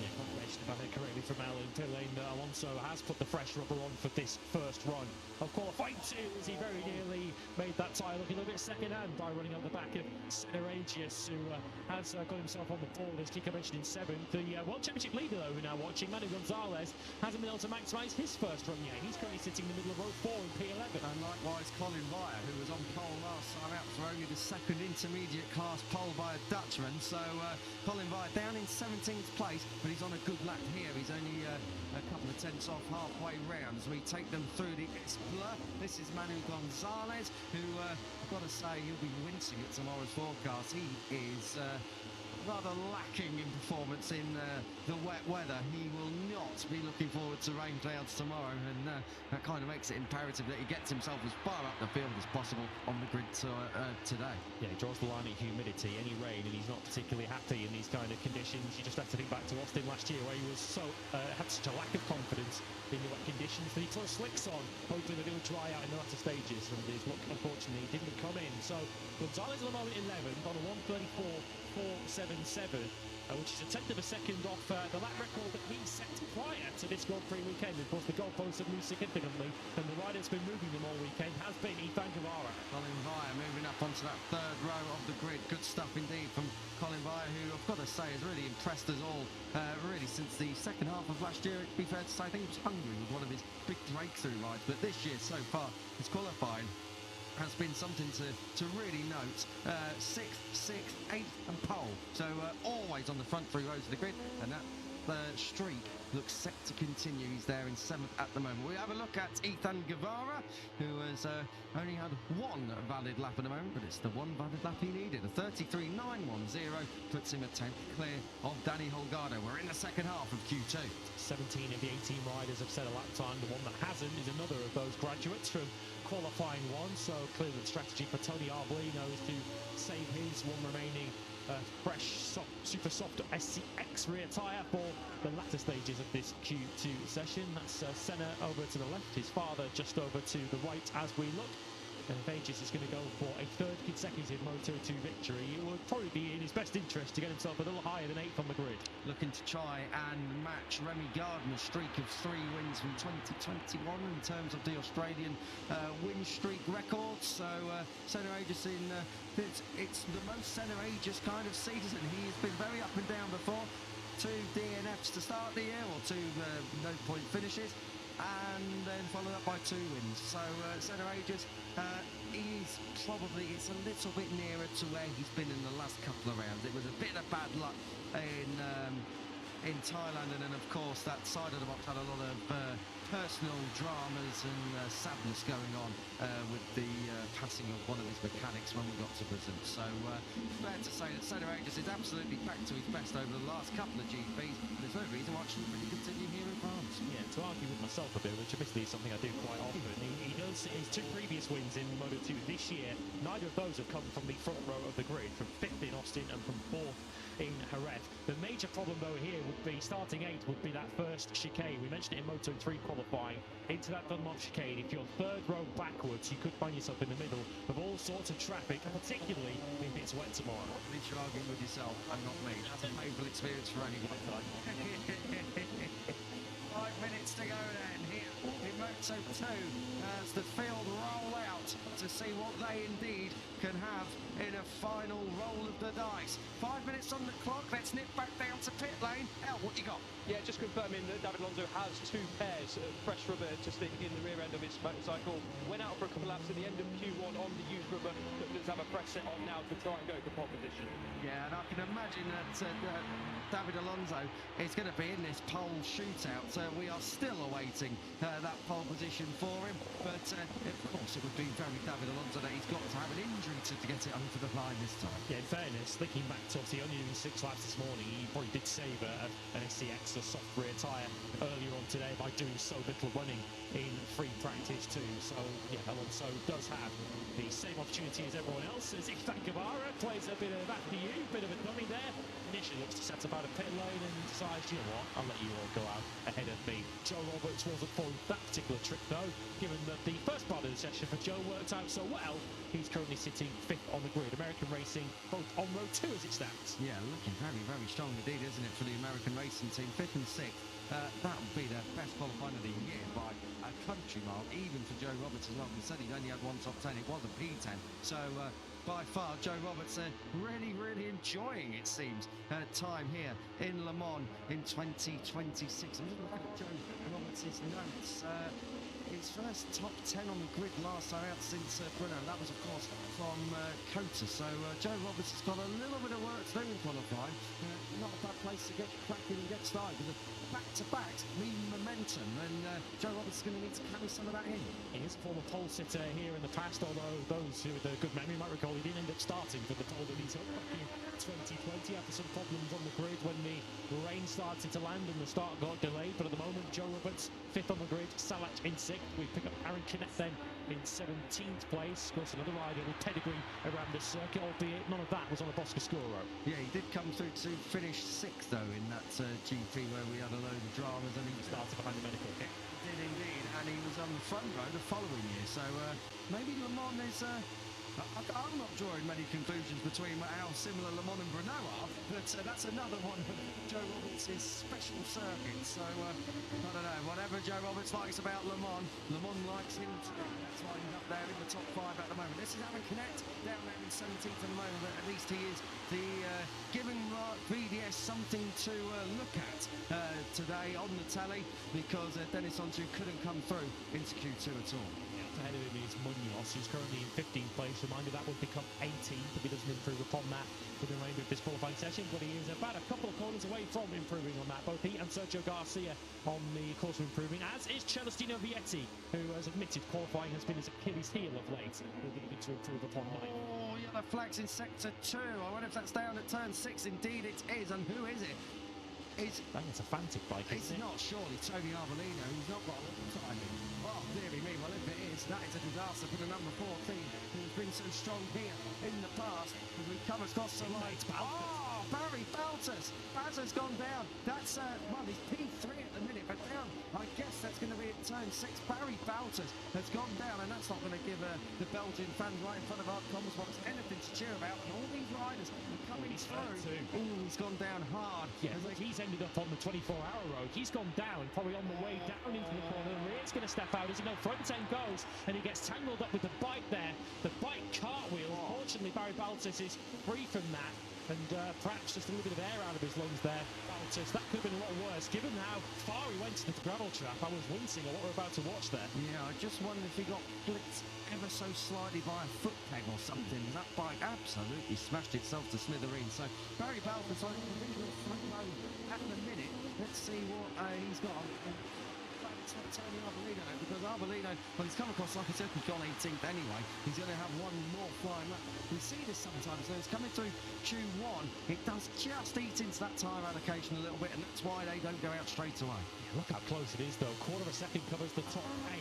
Take out Arbolino, and 6/10 of a second, 2/3 of a second covers the lot of them in this Q2 session. And Bayer, who, of course, reminder, jumped out of the pack to take pole position in Jerez last time out. The first sector gave us potential hope of a repeat. Second sector has seen those hopes fade somewhat. Yeah, and I'm not sure, is he going to get round? Oof, it's going to be very tough to go. No, he's coming up to, he's got 32 seconds left now as he's now clocked over a minute. So unless he cuts through the Shimano berth, which he's not going to do, he's still pushing a lap, he's just going to miss the checker flag by around a second or two. At the moment, Ethan Guevara's pole not coming under any great threat. Danny Munoz has just set the fastest first there. To remind you, if he does take pole, he won't start there. Yeah, exactly. It would be very Danny Munoz to do that, of course, if he does move on. But would get him the watch. Yeah, well, exactly. It's another collectible for him to take home. But I think, unfortunately, Colin Vire has just missed the cut here.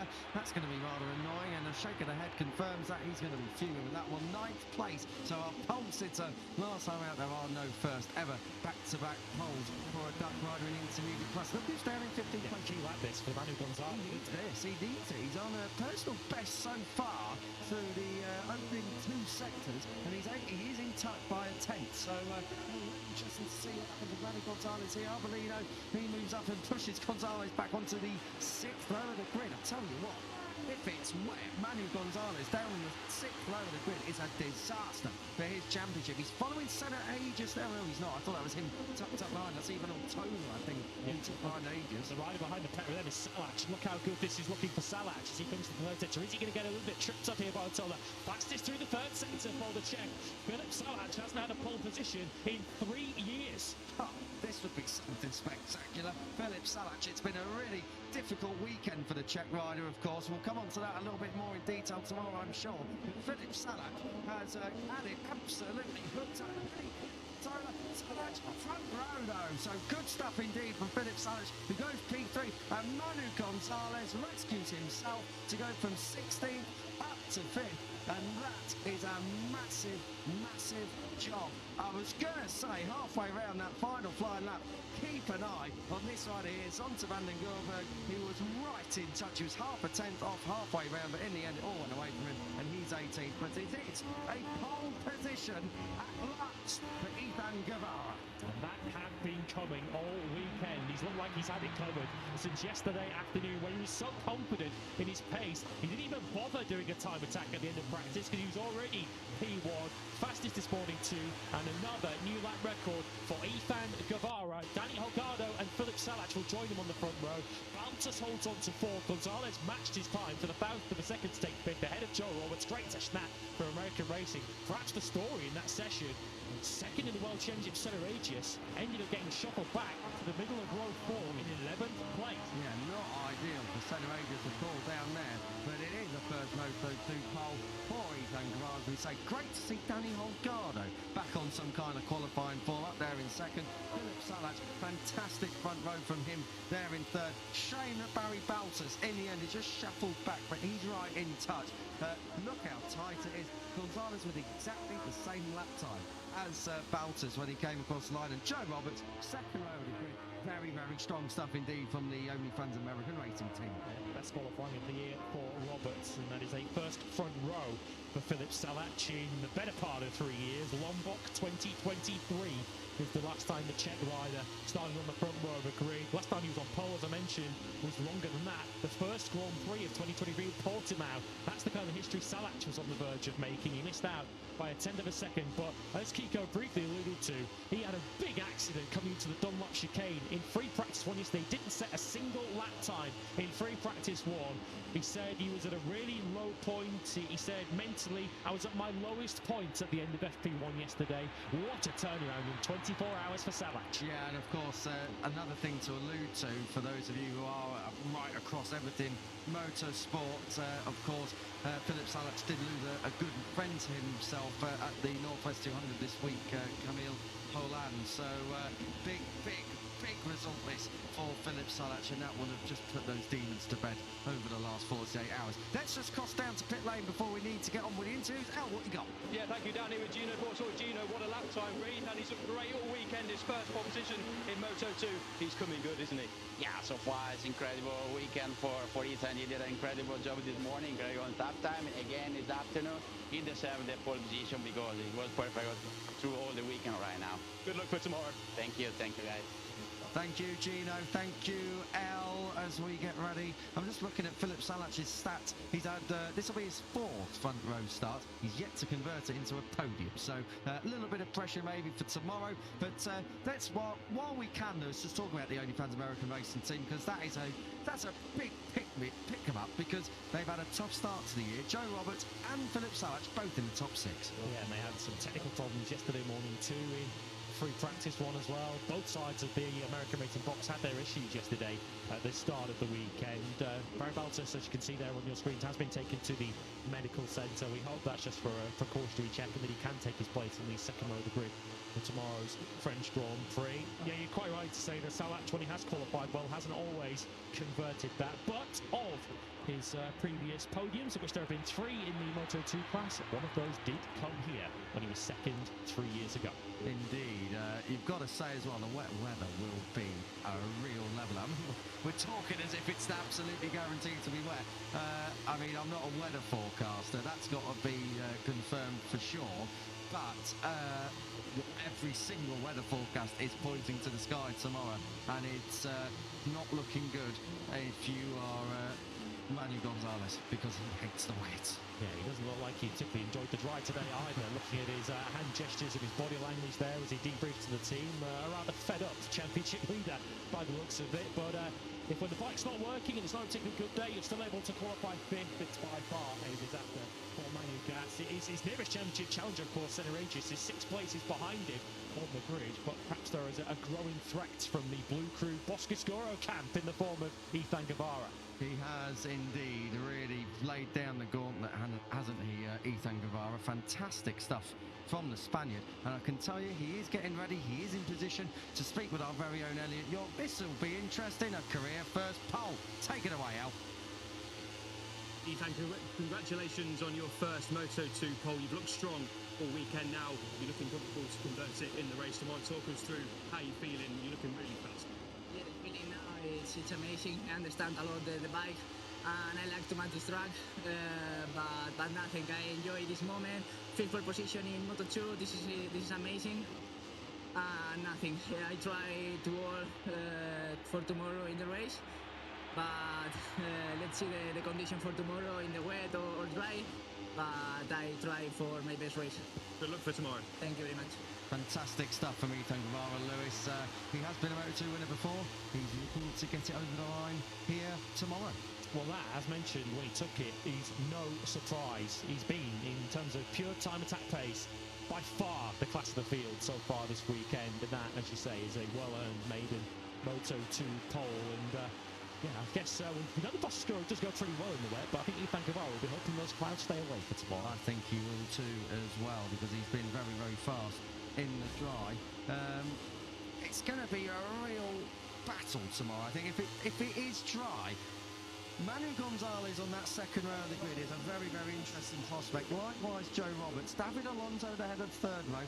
Celestino Vietti's got pace, we saw that yesterday. They are all chasing Guevara, but there is a good pack behind that may well be able to have their say. Moto2 action is coming to an end. I can tell you MotoGP is up next. Lewis, next time we're on air, one of us will have tickets to Wembley, mate. So I'm going to go out on that note. Shake your body, Anne. Good luck on Monday. Millwall versus Holby, there will be square. Enjoy the MotoGP sprint, guys. Matt Burt is already waiting in the wings. Well, it won't be me with the tickets, even if Holby wins. I'm in Canada that weekend. But Ethan Guevara does take his first pole position. Danny Holgado and Philip Salach joining first from row in nearly 3 years for Salach. Barry Baltus, we hope, is fit enough to start from row 2. 4 for him and Evan Gonzalez and Roberts. Alonso, Lopez and Vietti next up. Via Aegis and Garcia on the 4th row. Munoz 13th, for a reminder, he drops 3 places. That will promote Sasaki Ortola and Arbolino onto the 5th row. Kinet 17th ahead of Van den Voorburg. Best qualifying Moto2 so far for Jose Antonio Rueda in 19th ahead of Estridge. Unchu, Ramirez, Anchi for Osato, Ferrandez, Navarro, Huertas and Luca Lanetta on the second Speedares Boscoscuros.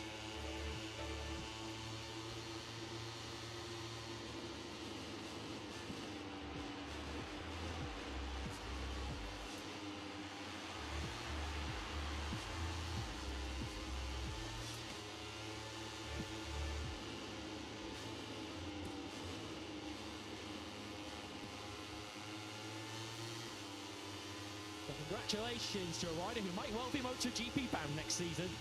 The Pramac star, Ethan Guevara, he takes his maiden Moto2 pole position. Well, if you've been with us so far on this MotoGP weekend, you'll know that this sprint coming up has all the ingredients to be an absolute thriller. The Tissot Sprint in MotoGP over 14 laps, 13 laps. It's on the way next.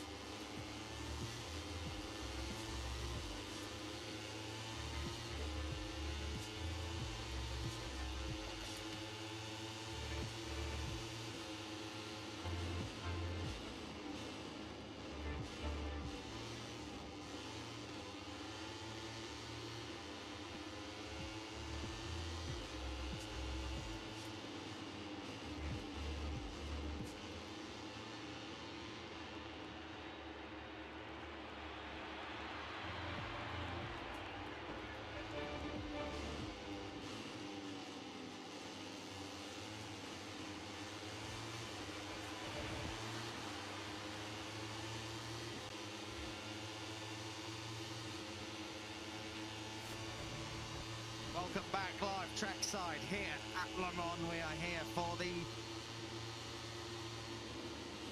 Adrian Prix says joining Scott Ogden down here with team. It's obviously a home race for the team and for yourself. There. He's back. He's normally quite quick. Early, quite two back in her red.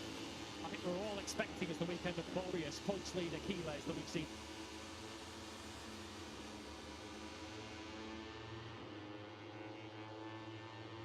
The first World War III. Oh dear me, we've already got yellow flags. No, we don't. They've already moved on through, so I wonder if someone's had a little trip into the gravel.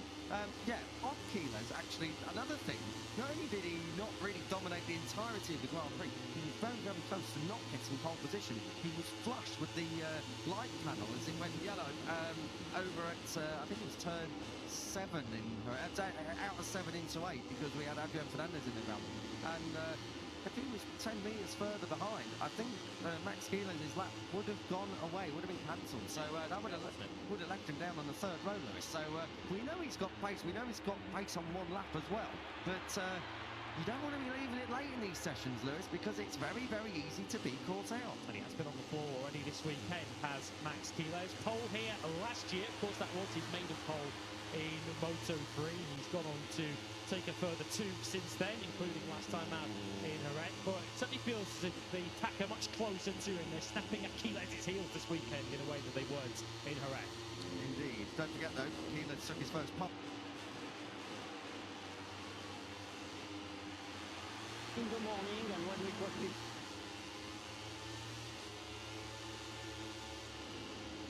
Coming up.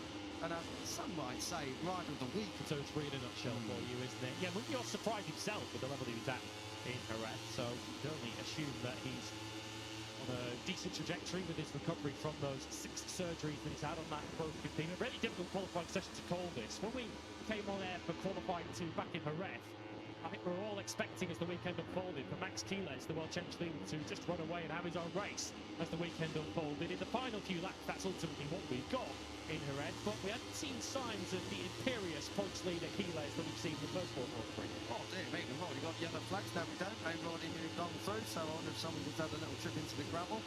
Yeah, on Keeles, actually, another thing, not only did he not really dominate the entirety of the Grand Prix, he was very, very close to not getting pole position. He was flush with the light panel as it went yellow over at, I think it was turn 7 out of 7 into 8, because we had Adrian Fernandez in the gravel. And if he was 10 metres further behind, I think Max Keelan's lap would have gone away, would have been cancelled. So that would have left him down on the third row, Lewis. So we know he's got pace. We know he's got pace on one lap as well. But you don't want to be leaving it late in these sessions, Lewis, because it's very, very easy to be caught out. And he has been on the floor already this weekend, has Max Keeles. Pole here last year. Of course, that was his maiden pole in Moto3.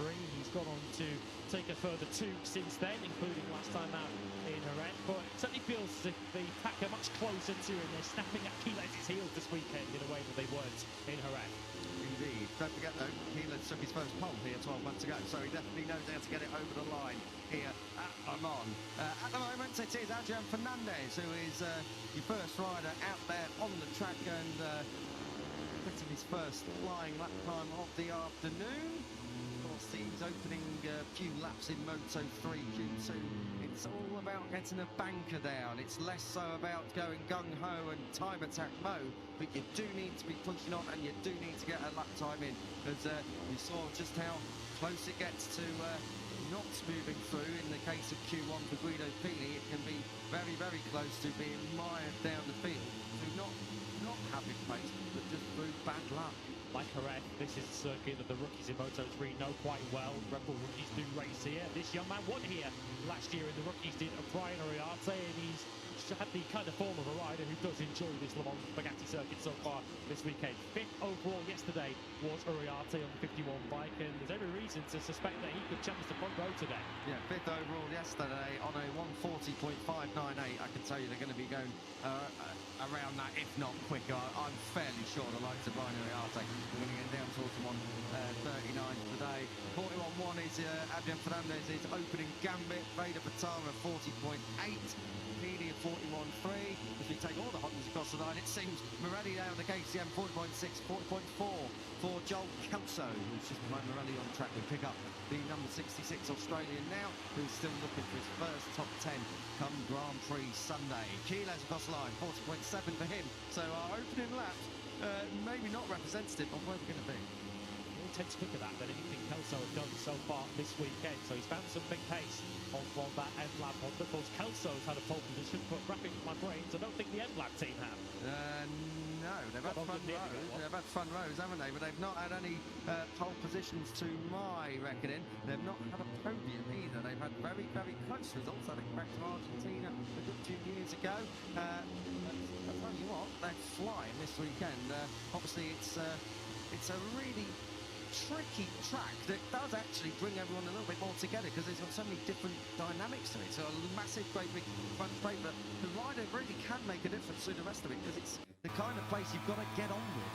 You need good trust in your front end. You need a bike that's very stable under braking, good acceleration too out of a lot of these slower hairpins. We're into the twistier section. The S work, the final lap, we're on board with the Leopard Honda of Adrian Fernandez, and up ahead of us is the Recordamon, the double right-hander. Straight up ahead of us is where the Circuit de la Sarthe, the 24-hour four-wheel circuit, rejoins the Bugatti layout, and Adrian Fernandez on the 31 is targeting P1.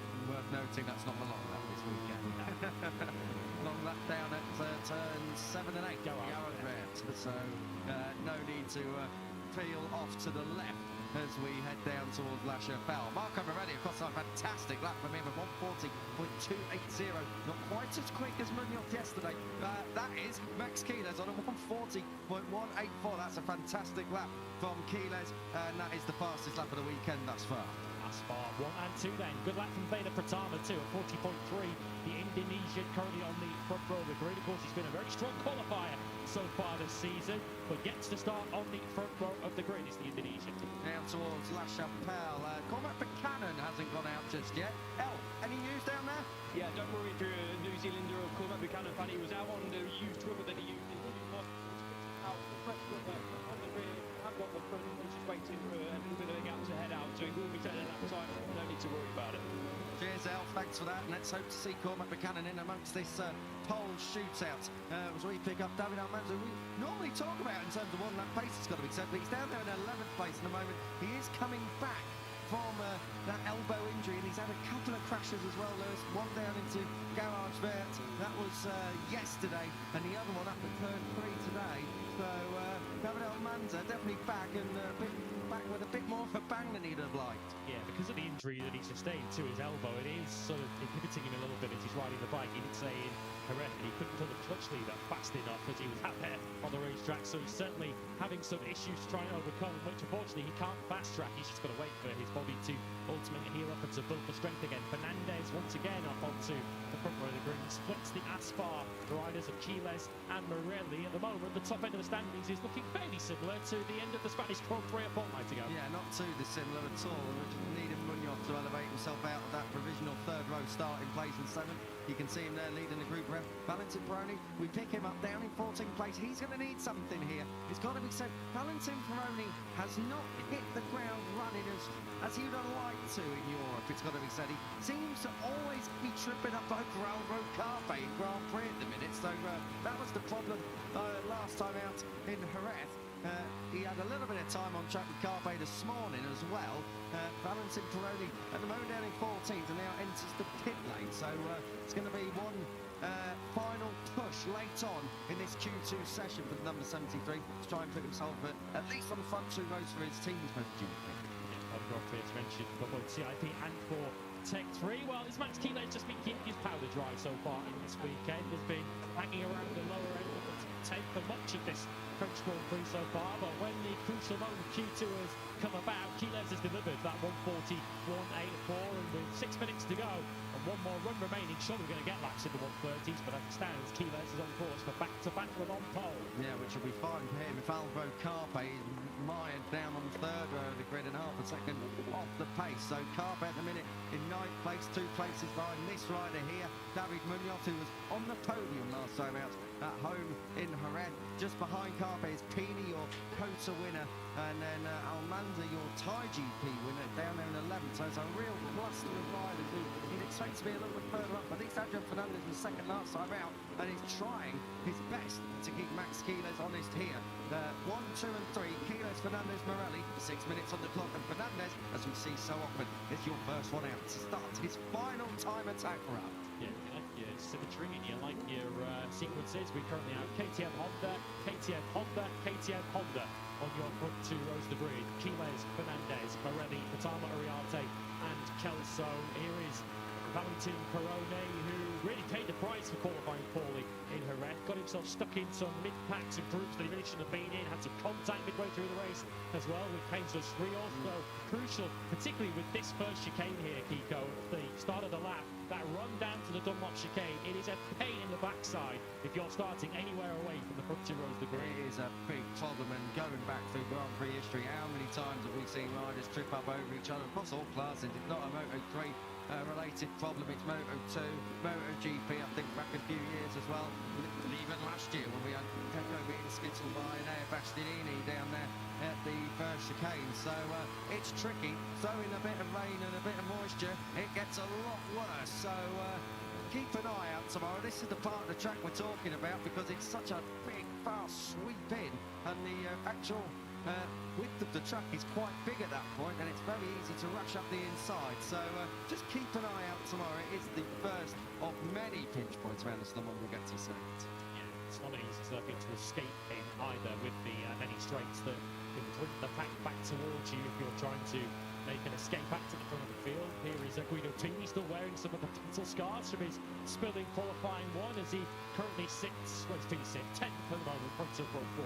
Probably run out of clean leathers. The amount of time spin on the deck this year, Guido Pini must have buffed a few leathers up the wrong way, as well as, it's got to be said, a lot of fairings. But at the moment, he's faring not so badly in the top 10, which at least keeps up his record of when he's gone through Q1 to get to Q2, he does at least get it in the top 10. Conor Buchanan's on his first official, I guess, representative time lap of the Q2 session. Buchanan did a 1:40.734 in qualifying one. If he can replicate that now, that would put him up into the top 10. But I guess given that he's just got the one fresh tyre available to him in this Q2 session, perhaps exercising a bit of caution on this first lap. He needs to be there in the checkered flag to try and get the best of the track conditions in what are fairly hot conditions now. When they were out on track this morning in Moto3, track temperature was down in the teens. It's now up into the 30s. Yeah, perfect for setting a time attack run as well, I've got to say. It's not too hot, everything's performing in its optimum range. It's got to be... Oh dear me, he's taken the tyre warmer. Jesus Rios is going to hit the track with a tyre warmer. I don't know if he knows. Guido Pini's trying to tell him here. He nods in acknowledgement. He's saying, I think he's saying, I know, mate, I know. But I don't think he knows. Jesus Rios then is taking a tyre warmer out on the track. Now he sees it. And we've got a blue flag, of course, for slow traffic. That's not going to be easy to dislodge that, Keith. That is going to be a real pain. He's got to do it with one hand as well. He's got to keep the clutch pulled in. He can't allow that to die on him. So, oh, dearie me, what a mess this is for the Reba Colt Snipers team. And they've got it done. Oh, no, he's lost the engine. I think he stalled it. So, problem after problem for the number 54 of Jesus Rios. They're going to have to take that bike now behind the wall and restart it from there. Of course, new rule for 2026. If you lose the engine, you've got to go behind the wall onto the service road and restart from there. We've only got 2.5 minutes remaining. And I'm not sure there's an easy access point now. I think you've got to go out towards the right-hand side, but like past the gravel. Past the gravel. So I think Jesus Rios, well, what a pickle he's ended up in. I'm talking of pickles. Look at this lot. All this stalled in. How many times have we seen this in years gone by? Moto3, they just never learn. Yeah, well, Joel Kelso's kept himself clear of all of that, and he might be rewarded here with a pole position at Le Mans. He's got Morelli as a bit of a reference, a corner up the road. At the moment, Kelso looking to try and lift himself from what would already be a fine sixth on that end lap Honda. He's targeting the front row. This is going to be a heck of a lap if he can hold this all together. He's dropped a little bit of time in that third sector as the team watch on. The Grid MLAV team are pushing on for a front row. It's been the first front row in a long, long time, Lewis, and I can't remember many that have come in dry conditions. So coming through Recordamon, Morelli's across the line first. He's not going to improve, but where is this going to put the number 66 of Joel Kelso into P2? I think that was Pini down at the back of the picture. It looked like a Leopard Honda. And Fernandez is in the second sector. It is the second crash of the afternoon for Pini. Disaster. Another crash for Guido Pini. We're just saying about his leathers and his fairing. Guido Pini's gone down. That'll be yellow flags for a few of them. At least he's got back up on his wheels. And well, I think that's it. No way he's going to improve from there because he's already lost all his momentum going on to the front straight. So 11th and best for Guido Pini, who once again manages to find the gravel trap in Le Mans. So disaster for Pini. On the other side of this Leopard on the box though, Fernandez is charging through this third sector now, comes across the line, he's in touch, but he's not going to go P1 if he holds that, but he's good in that last sector. Carpe likewise on it. Healers, not a personal best or session best, but 15,000 out and in touch. Our fans in Southeast Asia might be getting excited because Haki Danish and Veda Pratama are both up at the halfway stage. Keep an eye on that particular pair as Fernandez now attacks the line. He will get one more shot at this, and he needs it because he didn't improve. At the moment, we've got Hondas 2 and 3. Munoz and Carpe on great laps. Carpe's in the third sector. I think Munoz's following him, so Carpe is going to be coming through turns 9 and 10 very soon. Indeed he is. He's just getting under Scott Ogden, so that's fantastic stuff from Carpe. Oh, he went on the green, and that's going to be cancelled, I'm sure. Alvaro Carpe, well, down in 9th, not great. Yeah, that's the end of his lap as we've got Danish attacking, and for good reason, because Danish at the moment is on course to potentially get himself onto the front two rows of the grid. Danish currently sits down in 13th place. Munoz is getting formed there. He's trying to get underneath Peroni.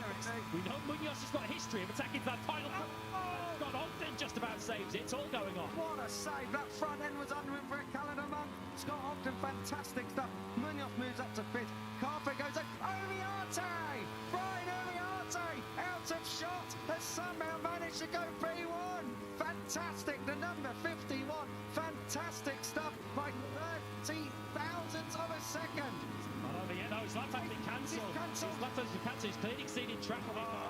Back down to 7th place, and that doesn't mean that Max Quiles is guaranteed pole position because Adrian Fernandez hasn't taken the checker back. Remember, he got over with 20 seconds to spare, and he's under Quiles' time. And just to talk about Oriate, if I can for a moment, Lewis, before Fernandez gets through this final sector, he had a lot of lap times cancelled for track limit. That's such a shame for the 51, but the 31 is charging through here.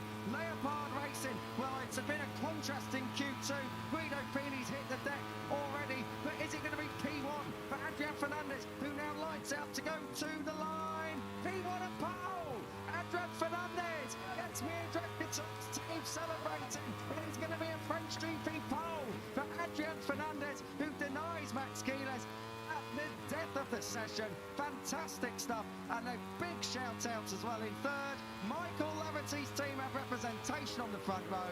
Joel Kelso, the number 66, is going to complete that front row in 3rd. He's going to go up towards turn 1, 2, and that big braking area tomorrow with the opportunity to perhaps lead on that Grid M lap Honda. Pole number 4 though for Adrian Fernandez, for his first pole since he was on pole for the final race of last season in Valencia, and we know what happened there. For the number 31, Quiles second, and as mentioned, a brilliant front row for Kelso. Morelli, Munoz and Pratama on the second row just didn't come together in the final sector for Pratama, and of course Uriarte paid the price for playing a few too many liberties with track limits. His punishment is 6 places. He goes from pole back to 7.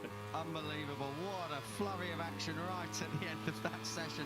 Ryan Uriarte, such a shame for him to lose that lap. I've got to say, brilliant stuff for Britain's P10 in Eddie O'Shea. The number 8 has done a cracking job.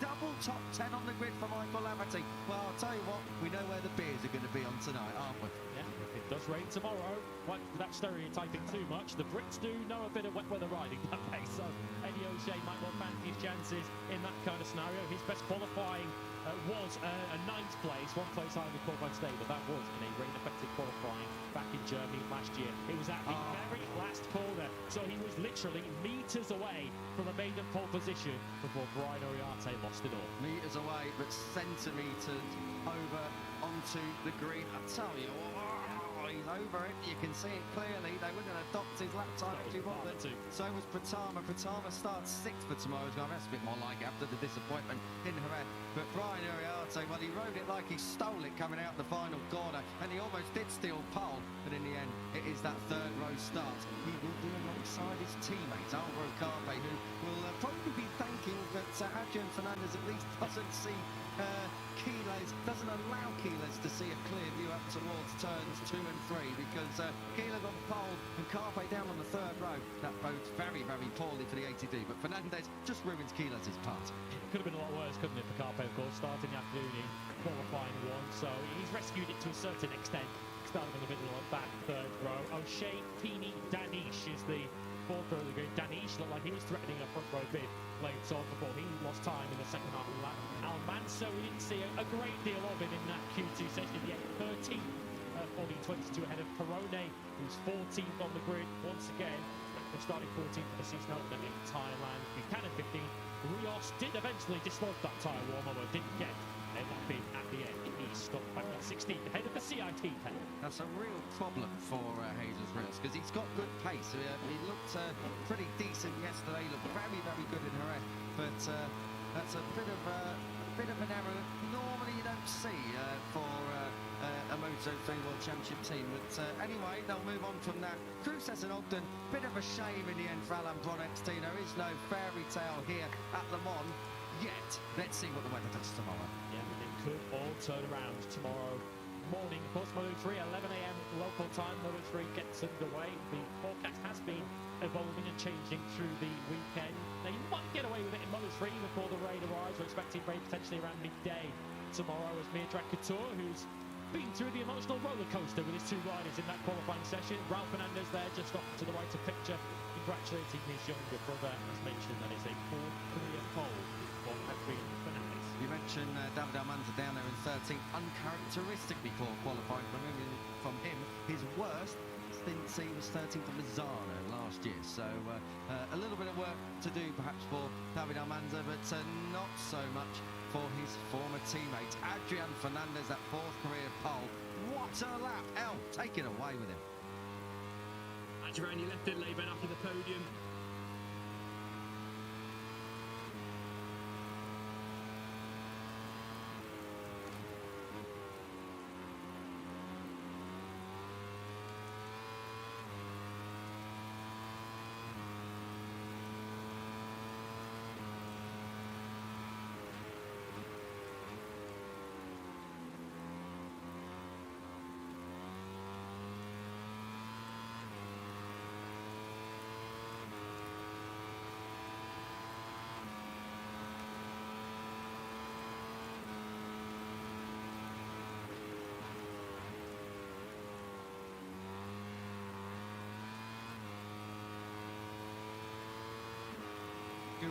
Jack just Pedro Acosta, 12 Grand Prix podiums, 12 sprint podiums so far in his MotoGP career. Well, the factory of Prix, we know that they are always super strong in race trim. Marco Bezzecchi on the front row of the grid looking to extend his World Championship. Don't discount away Martin from row 3. He's got a great race pace as well. Let's get the thoughts of the boss, Paolo Lenoir Jack. Yeah, 4 sprints so far. Marco Bezzecchi has only seen the checkered flag once out of those 4. How big is this, Paolo, mentally for Marco to stop this run? There's been a lot of bad luck involved in that as well, but to make sure it isn't something that starts to play on his mind. Yeah, for sure. Every race is important for the championship. We don't want to think about, he doesn't want to think about, but to be very honest, it's necessary to get the most we can. For sure, he did a very good time attack, despite of the 23 milliseconds and the first split that he lost 0.2 seconds. So we think that he did a great job, and Org as well, because the gap between the first and the last 10 is very short. It will be very tricky today, because the first corner is necessary to take care about it, about the line, to think about the other competitor, but we have a plan, so and we totally trust, as usual, on both of them. Are Ducati a step ahead so far from what we've seen, or do you feel it's pretty equal? We think that we have to take care about us. It is 2 small places where we have to improve, as I said to you this morning, and we did something. So looking forward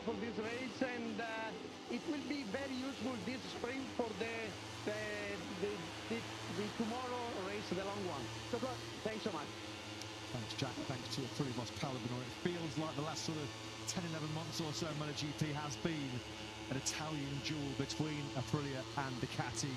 Aprilia, in terms of this year's championship, clearly have the upper hand. The onus in this sprint is going to be on Bagnaia, and Marc Marquez getting a good start, because what we have seen repeatedly so far in 2026, that factory Aprilia, that RSGP is an absolute rocket ship off the start. Marco Bezzecchi was a key reason why he was able to lead 121 successive Grand Prix. That's because, one, he qualified well, but two, the Aprilia launched off the line so well. So going to be interesting to see how Bagnaia and Marc Marquez cope with a potentially fast starting Bezzecchi alongside them. Let's head back down to the grid then and hear from Davide Tardozzi with his rider starting first and second. Davide's with Jack. Davide, I have to say, I'm pretty excited for this one. You guys first and second on the grid for the first time this year. Are you ready to make a statement? We'll see, because I'm sure that Bezzecchi will try very hard first lap. Then we'll see. But there are at least 4 or 5 riders that can fight for the podium. Hope that our two will be there. But anyway, the most important thing is to collect points for the championship. Are you slightly nervous, hoping that these Jerez test improvements are going to be shown on track? Always hearing the man for the first corner. Good luck. Important to collect points is the message from Ducati boss Davide Tardozzi. Thanks, Jack. That message, I mean, who would have thought coming into round 5 of the championship, the factory Ducatis 5th and 9th in the overall standings, coming into our second European clash of the campaign. Yeah, although the success that has been hard to come by for the factory Ducati team has come in sprints so far this year. Marc Marquez has won 2 and lost another on the very last lap, of course, in Buriram. Pecco Bagnaia has been second silver medal in the last 2 sprints. Of course, lost one of his potential sprint wins on the last lap when Martin passed him in Austin. So Saturday's success has been easier to come by for the factory Ducati team so far. But yeah, Davide Tardozzi is right to point to the first corner. It's officially turn 3, of course, on the track map. The Dunlop chicane. Bagnaia's sprint and Grand Prix ended there last year. Luca Marini, we just saw a quick glimpse of the Italian. His weekend started in brilliant fashion. Fastest in FP1 yesterday, but it's been downhill ever since. Marini 15th on the grid. The 2 factory Hondas. Marini 15th. Joan Mir heading row 3 in 7th place. So some embraces, some good luck messages from his Aprilia crew to Marco Bezzecchi. Can he stop this sprint slump so far in 2026? He's on the front row in 3rd place. Marc Marquez, after that blistering all-time lap record this morning, goes from the middle of the front row in 2nd place. But for the first time in 2026, the first time since Sepang last year, when he did win the sprint from pole position, here on pole in France, Pecco Bagnaia.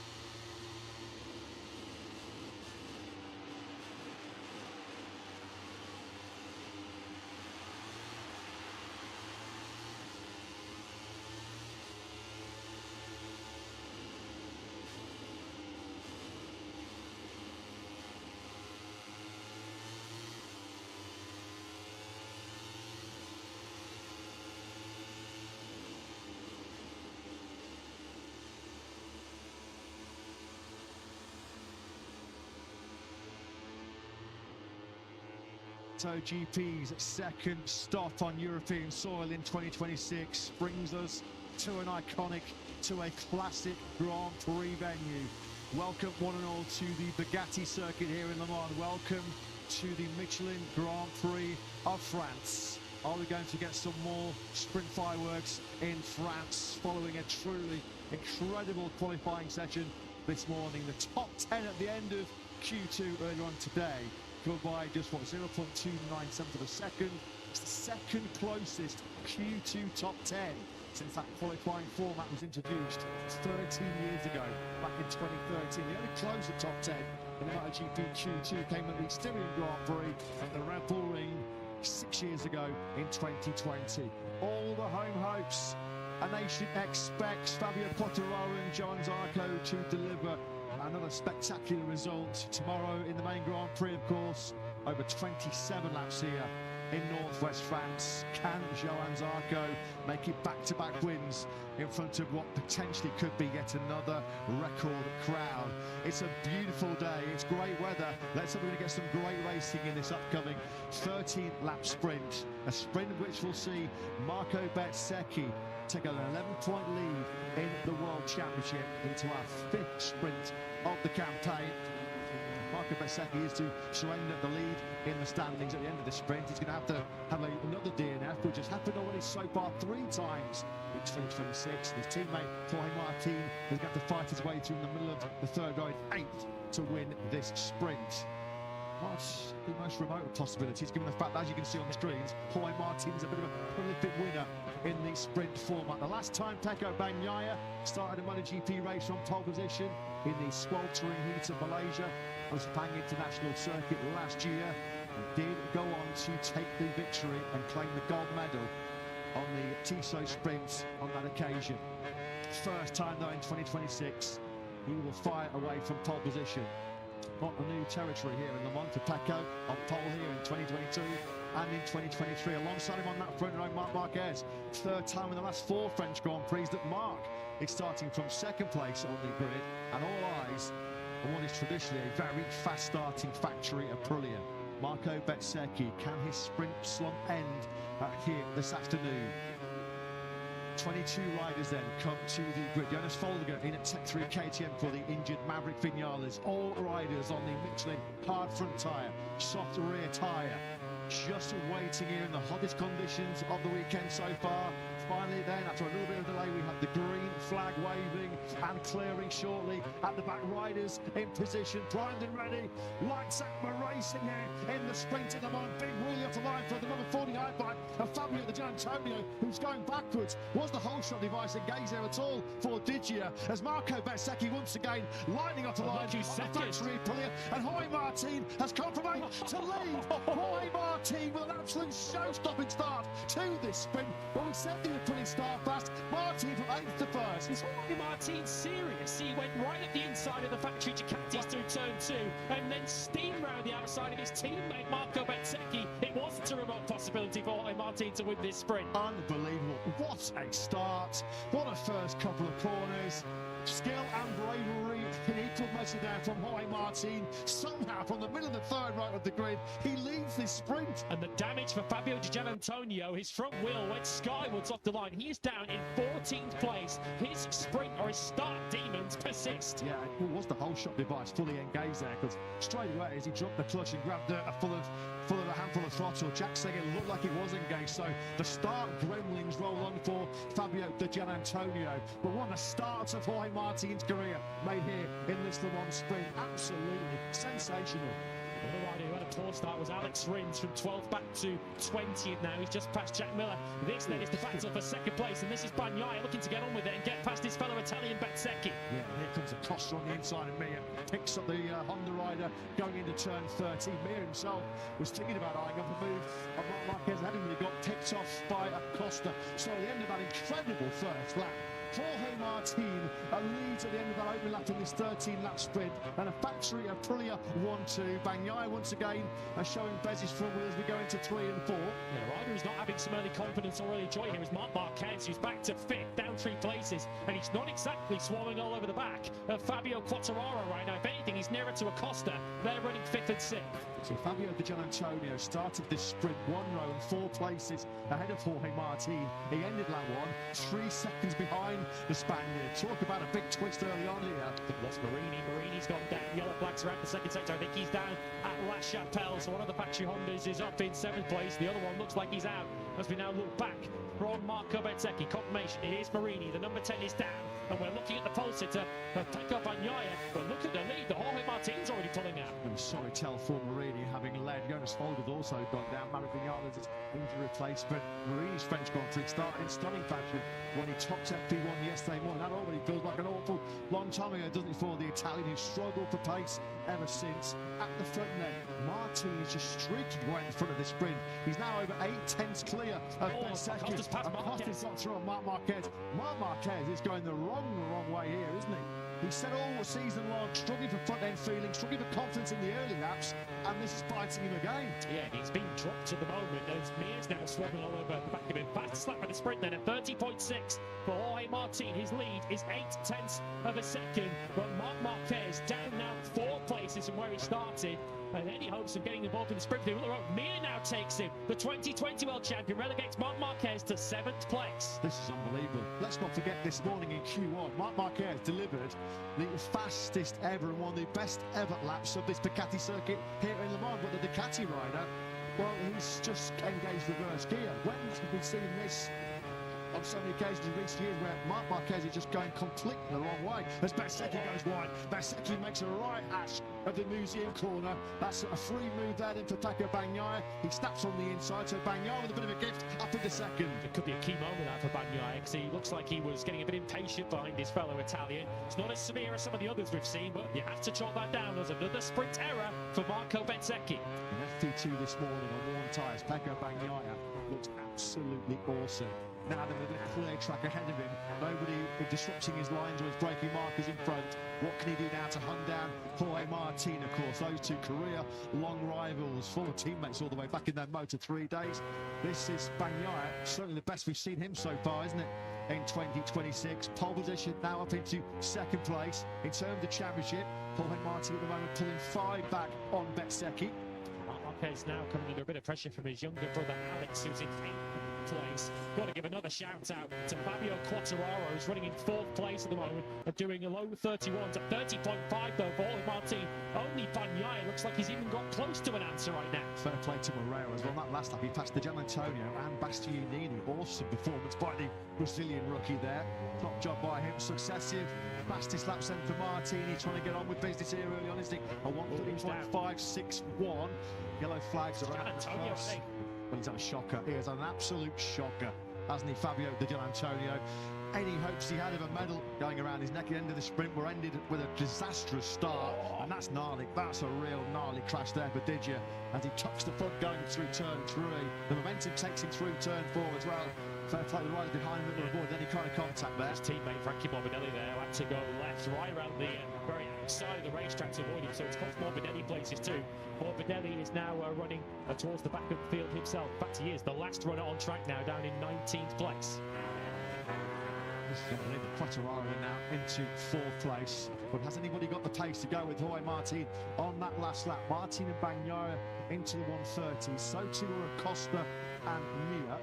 At the moment inside the top 6. Of course, on that last lap with that 1:30.8 he delivered, that was also coming through on Marc Marquez. Costa's going to attack into the recorder on. He's not had the best luck with this corner so far this weekend. A little better luck this time as he moves through into 4th place. Not been a good lap for the French pair because John Zarco had a problem in the 3rd sector, dropped a further 3 places. He's now out of the points. Bagnaia has got his head down, as you knew he will do. A 1:30.739 is Pecco's fastest lap of the sprint so far. That's just eaten into Martin's lead and got it down to just over a second.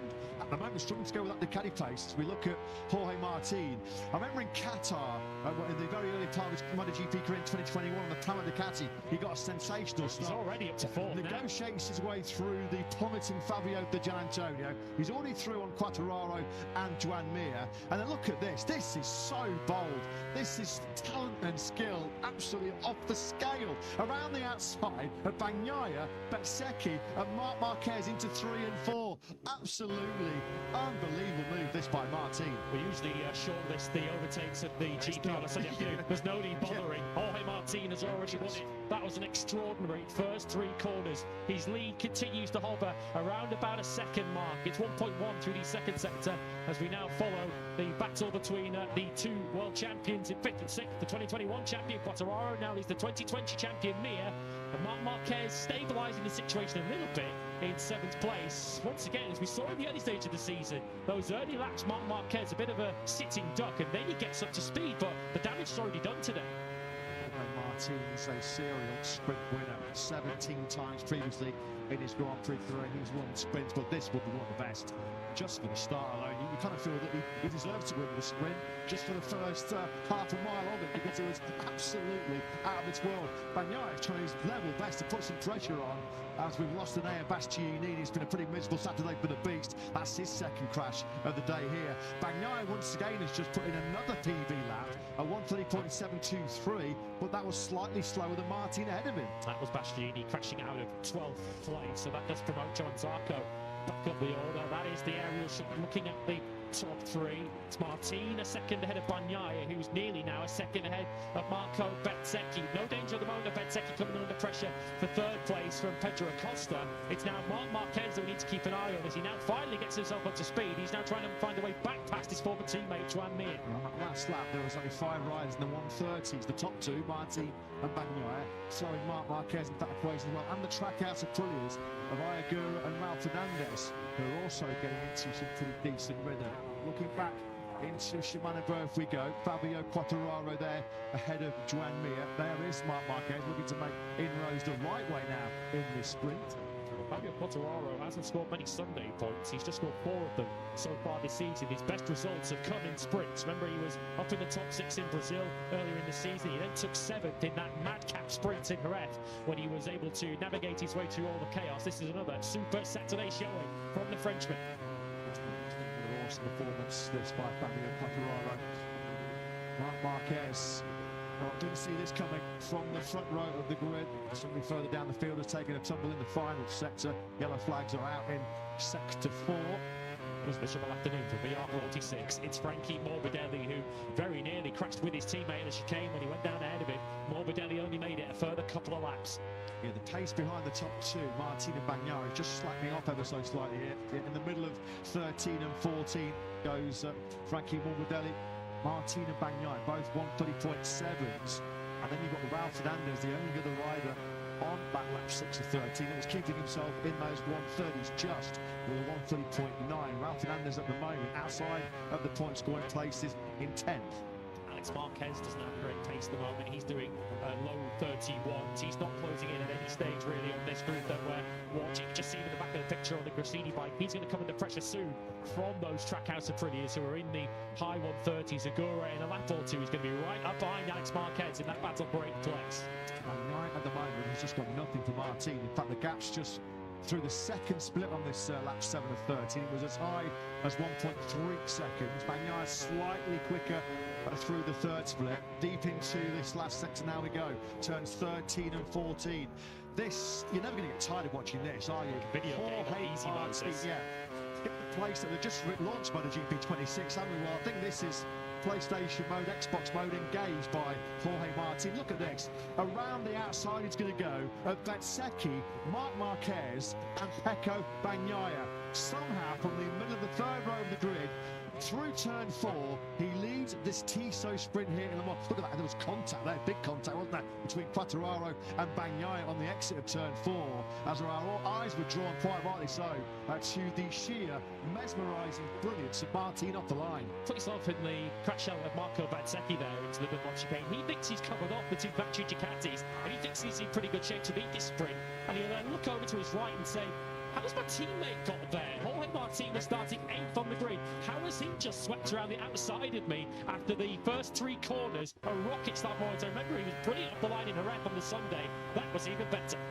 Well, just before it was lights out, I said the onus of Marc Marquez and Pecco Bagnaia to try and defend against the lightning launch of Marco Bezzecchi.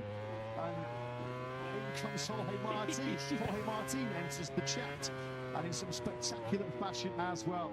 What start, what a start. One of the best starts you will ever see to any sprint or Grand Prix in your life. Is that start going to be rewarded? It should be, shouldn't it, with 12 maximum points here and a record 18th sprint win for Jorge Martin, and crucially in the World Championship, he's cutting Bez's lead in half here. Yeah, and let's be fair, once he's got there, he's got the pace to quite easily lead this sprint at the moment. Bagnaia and Bezzecchi, crucially, teammate Martin has had no answer at this stage. Since Martin took the lead, he's just gradually been extending that advantage. Century sprint all weekend, he's had race pace, he's had the speed. Still at the moment, there's one small weakness, one area which Jorge's got to try and improve on. He knows it himself. just not quite getting the explosive pace that he's traditionally famous for in MotoGP. Out of a soft rear tyre on the Aprilia. I tell you what, though, if he works that out, this field have got some serious trouble. In particular, his teammate Marco Bezzecchi, as you say, is losing a big chunk of his World Championship lead at the moment. Bez can't afford another sprint slip up here to throw it in the scenery, because he would lose that World Championship lead back then to Jorge Martin, which we thought was a remote possibility when this sprint began. Here is our battle of the champions then.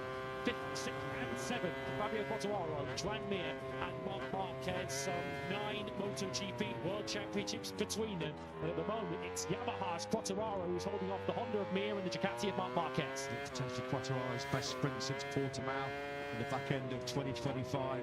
Doing an absolutely sensational job at the moment. Nothing really going as far as fellow Frenchman Johan Zarco is concerned. He's actually at the moment behind his LCR Honda teammate Diogo Moreira, who's doing a brilliant job in 11th place. That might be as good as it gets as far as Moreira's concerned. He's over 2 seconds adrift of Raul Fernandez in 10th. Fernandez has had nothing as he for his teammate Ayagura directly ahead of him. The Trackhouse of Prix have been in tandem pretty much for the whole sprint, but it's advantage Agura. Agura is now right behind Alex Marquez, just 3/10 between them. You can just see them behind Marc Marquez on the 93. So, well, Joan Mir, who he doesn't like just riding around following people. He'd rather take risks trying to overtake, which is why we often see him crashing out of sprints and Grand Prix. But these are some useful points for Joan Mir. But he's been staring at the back of that V4 Yamaha of Fabio Quartararo at the moment. At the moment, he cannot figure a way through. Potentially a 3rd straight 2nd place in sprints for Pecco Bagnaia. He might have feared the big challenge coming from one Aprilia, most likely in the hands of the 72 of Marco Bezzecchi. But Pecco Bagnaia knows more than anybody just how good Jorge Martin is in the Saturday sprint format. It was key, it was so crucial, wasn't it, in their battle for glory a couple of years ago in the 2024 MotoGP World Championship. And here he is once again, from the middle right through. Absolutely incredible. And I know Brad Binder came from 15th to win that wet sprint in Termas in 2023, but I'm just wondering if anybody's come from this far back in a dry sprint to actually win it. No, very, very rare. So difficult to achieve. But Jorge Martin, as I've mentioned, the start is of course what we'll all focus in on. That will make all the headlines. That's what we'll be replaying over and over again on YouTube later. But his pace once he's got there is absolutely outstanding. No one can match it at the moment. And as you say, once he figures out qualifying, what a World Championship contender he's already proven to be. But what a World Championship that he can be very, very difficult to beat once he's got the full package. We've talked about it since the first practice start session of the season in Buriram.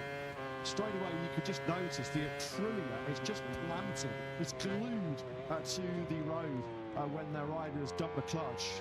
Jorge Martin, there's a lot of talent, a lot of skill involved, but also some engineering breaks coming from Aprilia as well, because the way that RSGP fires off the line, unrivaled. It used to be KTM that was the most rapid starter in MotoGP, and they certainly lost that distinction. They don't lack straight line speed either, crucially, do they, on those factory Aprilias as well. This is Fermin Aldeguer running in 13th place, of course, coming from 20th on the grid, so he has made some decent progress in this sprint, but of course his sprint hopes were already damaged by his poor qualifying. Behind him is Brad Binder, who joined Aldeguer on the 7th row of the grid. At the moment, the sole KTM points have been scored by 4th place Pedro Acosta. You see the top left-hand corner of your screens, the gap between Martin and Bagnaia. It's not closing, it's getting bigger. Martin in complete control of this Grand Prix of France sprint here. Looking like he's on course for that record 18th sprint success. Further down, here's a trio of Yamahas. This is Jack Miller, still searching for his first points finish of 2026. Rins 15th, Toprak Razgatlioglu 16th, Miller 17th on the road. And Fabio Di Gianantonio still circulating after remounting from his early crash. He's 18th. Of course, what it would be as well, 2 laps away from it being completed, Jorge Martin would remain undefeated in TISO sprints here at Le Mans. Here is the big battle, I think, that we're going to be following in the final couple of laps. And it's the battle for the final 2 points positions as Alex Marquez comes under pressure and now gets overtaken by the fast finishing Ayagura. Big head shake there as Agura's picks up a bit of turbulent air, dirty air in the draft behind Alex Marquez. They power through the 6th-gear first corner. That's scary for Agura. Big head shaking over 300 kilometres an hour. He kept it all gathered up though, didn't he, to make that beautiful move on the inside of Alex going into turn 3. But a mark, well, stop there. The 2nd place, let's not forget, Marc Marquez started this sprint. Was that Alex? I think that might have been, was it Alex Marquez who's just gone behind down? him, I think, who went down. Yellow flags naturally have come out in the second sector. It was Fernandez. it was Ralph Fernandez, who drops out. So we've lost the trackhouse free, who was just outside the points. And it's not been Ralph Fernandez finest Saturday.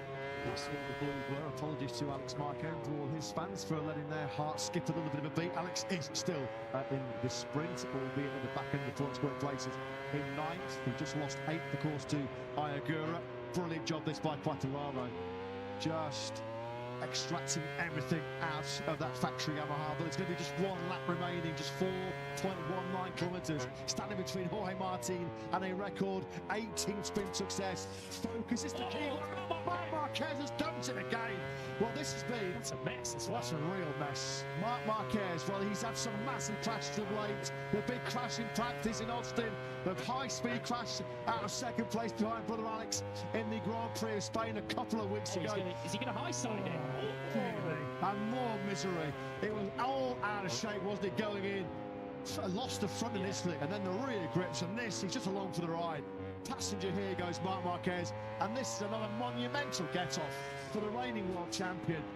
You can see the airbag is deployed. It's another absolutely wrecked and trashed factory Ducati GP26.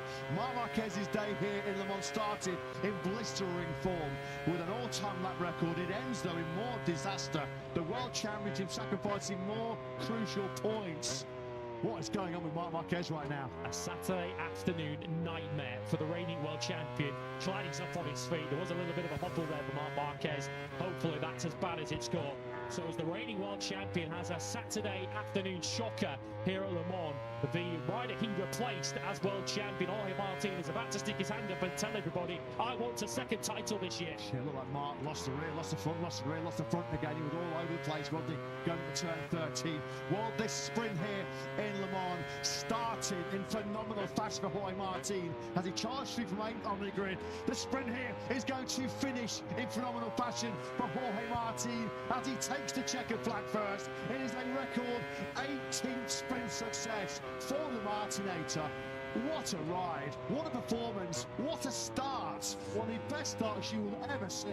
Take a bow, Jorge Martin. He does take the checkered flag, 1.1 seconds clear of Pecco Bagnaia. Second from pole position for the factory Ducati rider. That's now 3 successive second places in sprints for Bagnaia. Marco Bezzecchi comes home in 3rd place. A podium for Bez, his first sprint medal of the season, but not what we expected. I think he was expecting much, much more. Acosta, Quartararo, Mia, Agura, Alex Marquez and Diogo Moreira. Brilliant job by Moreira.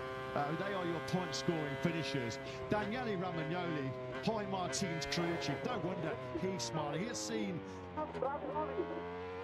He has seen some special performances by the number 89 down the years. This has to rank right up there with the very, very best of them. The Aprilia team radio. They are absolutely ecstatic. They are buzzing. That sprint coming from 8th place on the grid just shows the pure class, the pure talent, the pure skill of Jorge Martin. That's why he was the 2024 MotoGP World Champion. Another special sprint from Jorge Martin. He's competed in 3 sprints at Le Mans. He has won all 3. Not quite in the circumstances as the previous 2 when he led from the front. He certainly didn't on this occasion. An extraordinary afternoon, an extraordinary start, and then he had the pace to break away. Jorge Martin's crew chief, Daniele Romagnoli, is with Jack. Well, Daniele, I mean, what a start that was. The launch itself, the move around 3 riders into the first corner, and how much did this victory mean? It feels as though, as the guys have just said on commentary, that's Jorge telling everyone, I'm a world championship contender. Well, I mean, always I said to him, you are like a cat in the start, and he can jump incredible. He's one of the best things he can do. But we were not the best pace. We were missing 1/10 at least. But then a little change after the morning session and qualifying. But it was quite good. Well, championship is too early, but we are very happy. I mean, you know, it's very fast on the sprint racing, but like this, wow, it's a great race from 8th position, you know, it's good. Incredible. The cat was purring today, Daniel. Congrats. Thank you. The cat really was purring today. An absolutely phenomenal performance that by Jorge Martin. Both factory Aprilias on the podium. That's more likely for Marco Bezzecchi. in terms of Saturday afternoon performances. Yeah, he gives our camera a thumbs up. The two factory Aprilias split by Pecco Bagnaia. And what about the curious case of Marc Marquez in 2026? After all the spectacular fireworks of this morning, when that absolutely awesome 129.288 made him the fastest ever rider around this Le Mans circuit, more drama, more pain coming the way of the reigning world champion. That massive get-off when he was at the back end of the points scoring places at turn 7. All the plaudits though, and quite rightly so, all the headlines will be hogged by Jorge Martin. What is it about sprints and Le Mans with this young man? A special stoppie in front of the packed grandstands here. Of course, predominantly they were here to see Fabio Quartararo and Johan Zarco fight for the win. The next best thing though was witnessing something really extraordinary, and that start from Jorge Martin was just breathtaking. The best starts that you'll have ever seen, anyone will have ever seen in MotoGP history. And it's kind of fitting, isn't it, that the sprint podium and ceremony will take place on the grid where Jorge Martin began his incredible rise up the order from 8th to 1st in the blink of an eye. Marc Marquez very sore as he climbs off the scooter there. He can barely walk, look, can barely put any pressure on his foot there, Marc Marquez. Dr. Angel Charcha waiting for him. It's a sorry sight for Marc Marquez, who has picked up his bruises over the course of 2026 already. This the most bruising yet. It's tough. Sometimes it's tough at the top, and he got himself back to the very top last year in Japan. Marc Marquez beats himself up once again. This was a nasty one. Real nasty spill that for Marc, and as you can see, he's really beaten himself up once again. Let's hope he is going to be a-okay.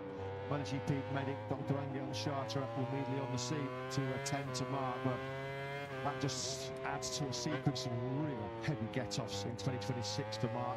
You think of Austin, you think of Jerez, and now today in Le Mans. But when you think of sprints in the modern MotoGP era, you think of one rider, you think of one superb talent, because Jorge Martin takes his winning count now in sprints to 18. It's sprint podium number 33.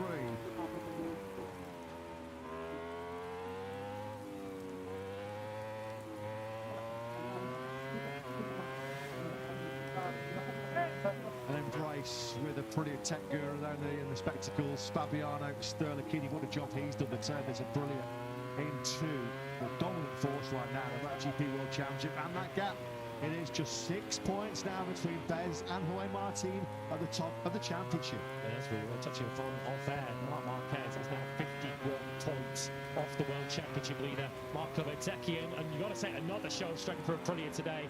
They've been sort of in and amongst the pack through much of the weekend. Of course, for much of yesterday, we weren't certain that Martin or Bezzecchi were even going to be in qualifying too. But they've ended up with a gold and a bronze from the Saturday sprint. I think Pecco just said to him, what the hell happened at the start there? I mean, it's like there's a nitrous button on that factory Aprilia. I mean, without any question, the best starting motorcycle in Grand Prix motorcycle racing right now is that factory Aprilia. Enjoy it, Jorge. So many dark moments that he had to go through in 2025. He wasn't even at this French Grand Prix here last year as he was beginning yet another long recovery and rehabilitation, but he's the sprint winner here. Marco Bezzecchi takes his first sprint podium of 2026. Still the world champion leader. Let's get Bez's thoughts for Jack. Yeah, we'll just let Marco put the cap on. Well, you've stood on a podium so far this year on a number of occasions, but does this feel like a weight off the shoulders to have a success on Saturday? Yeah, I'm very happy. Of course, it was a tough race. I wasn't feeling very good. So happy to grab this result and struggling, but always fighting. So very happy. Big thanks to my team, to my guys, to all the factory in Noale, to the academy, Vale, and all the stuff. And now we think about tomorrow. Great job, well done. Thanks to the fans as well. Yeah, thanks to our awesome French fans. Marco Bezzecchi will be looking to strike back tomorrow. Of course, he was the Grand Prix winner here in France on a then Ducati back in 2023, a memorable day when he won the 1000th MotoGP race. That is sprint podium number 12 for the 27-year-old Italian. Pecco Bagnaia's had a strong Saturday, pole position, didn't quite have the pace for the sprint win, but it's 3 successive second places in sprints. Let's get the thoughts of the Italian with Jack. Well, Pecco, it's back-to-back sprint podiums, but I imagine this one means a little bit more to have finally showcased the speed and potential we all saw before the season got underway. How much does this one mean? Surely much happier than the one in Jerez, because this one was forward and the pace was good. So really happy. We're still missing something compared to Aprilia, but we're improving. So let's keep working and hoping that tomorrow will be a good. We will have a good weather, because I think we can have good results. Top job, well done. Thank you so much. It was a top job, and let's not forget, despite what's happened to him over the last 18 months or so, you look at a top rider, a top MotoGP world champion himself back in the day. Well, I think he's probably walked over to his crew there and just gone, we need to find something at the starts, guys, to try and get on par with Aprilia, because Jorge Martin, with a sensational start, then eventually wins a sensational sprint. Jorge Martin, 18 sprint wins, and he's with Jack. Jorge Martin, what a start that was, from 8th on the grid. The launch was unbelievable, to then roll around the outside of 3 riders into the opening corner. How did you pull that off? Yeah, thank you. I can say vive la France, perché I love this track. Today I struggled a bit in qualifying, but I knew my potential was much higher. I just put all my determination into the start. I didn't expect to be first position in the second corner, but from that point I just pushed like in the past, what I am used to, alone, boom, boom, boom, and yeah, merci beaucoup. I'm really happy. Let's go for tomorrow. Great job, well done. Fantastic job. No wonder he's enjoying these podium celebrations. The last time Jorge Martin competed here in Le Mans, he went on to complete the win double in 2024. Does another double beckon then for Jorge Martin, who without any question is a serious, genuine, bona fide world championship contender in 2026. Yeah, now we're already starting to see a championship that will be between the two factory Aprilias. Still very early in the World Championship, but Fabio Di Giannantonio, who started at 3rd in the World Championship, he had a mitigated disaster which began at the start. He later crashed out when running in 14th place, and Marc Marquez scoring nothing today too. Pedro Acosta takes 3rd place back in the World Championship today after he finished in 4th place. The first sprint medal then of the season for Marco Bezzecchi. It's a 13th in all in his career. More than doubles his sprint points tally for the season. With that, it's 3 silvers on the bench now for Pecco Bagnaia. 2 of them second to Jorge Martin, although not quite the heartbreaking fashion of Austin. Well, he deserved the gold medal for the first 3 corners alone, and once he got to the front, there was no stopping him. 3 sprints, 3 gold medals on Saturday afternoons on Le Mans for Jorge Martin.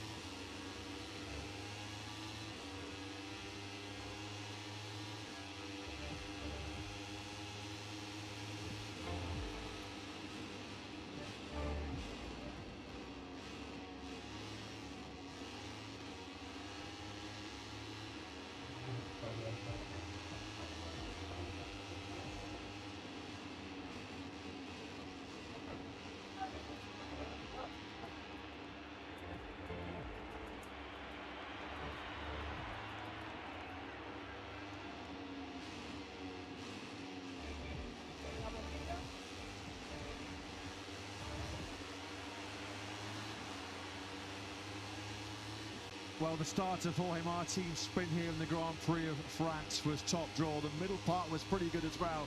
And then he finishes with a gold medal number 18 around the neck of a rider who is announcing himself as a big title contender in 2026. You know, the Giannantonio and Marc Marquez, 2 top Ducati stars in that sprint who had real off days. The promising qualifying sessions this morning, both of those 2 crashing out of contention after a nightmare start. For Fabio Di Giannantonio from 4th on the grid, There's no nightmare starts, it's just dream getaways right now, isn't it? If you're on a factory Aprilia.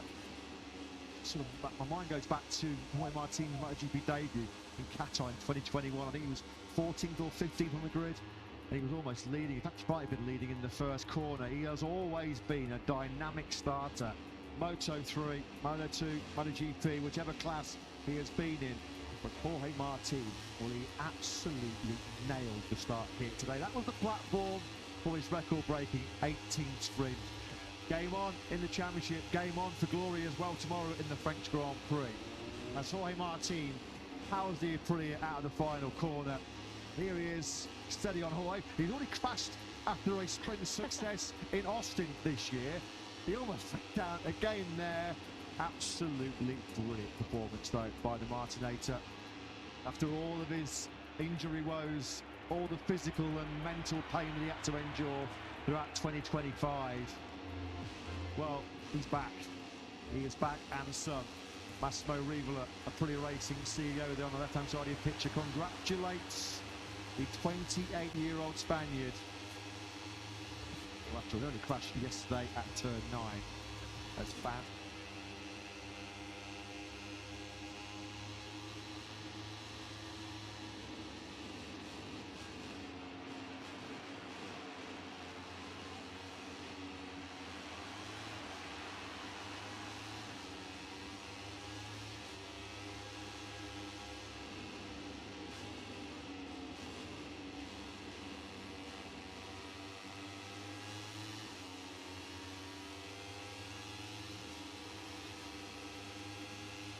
Alpha entry next.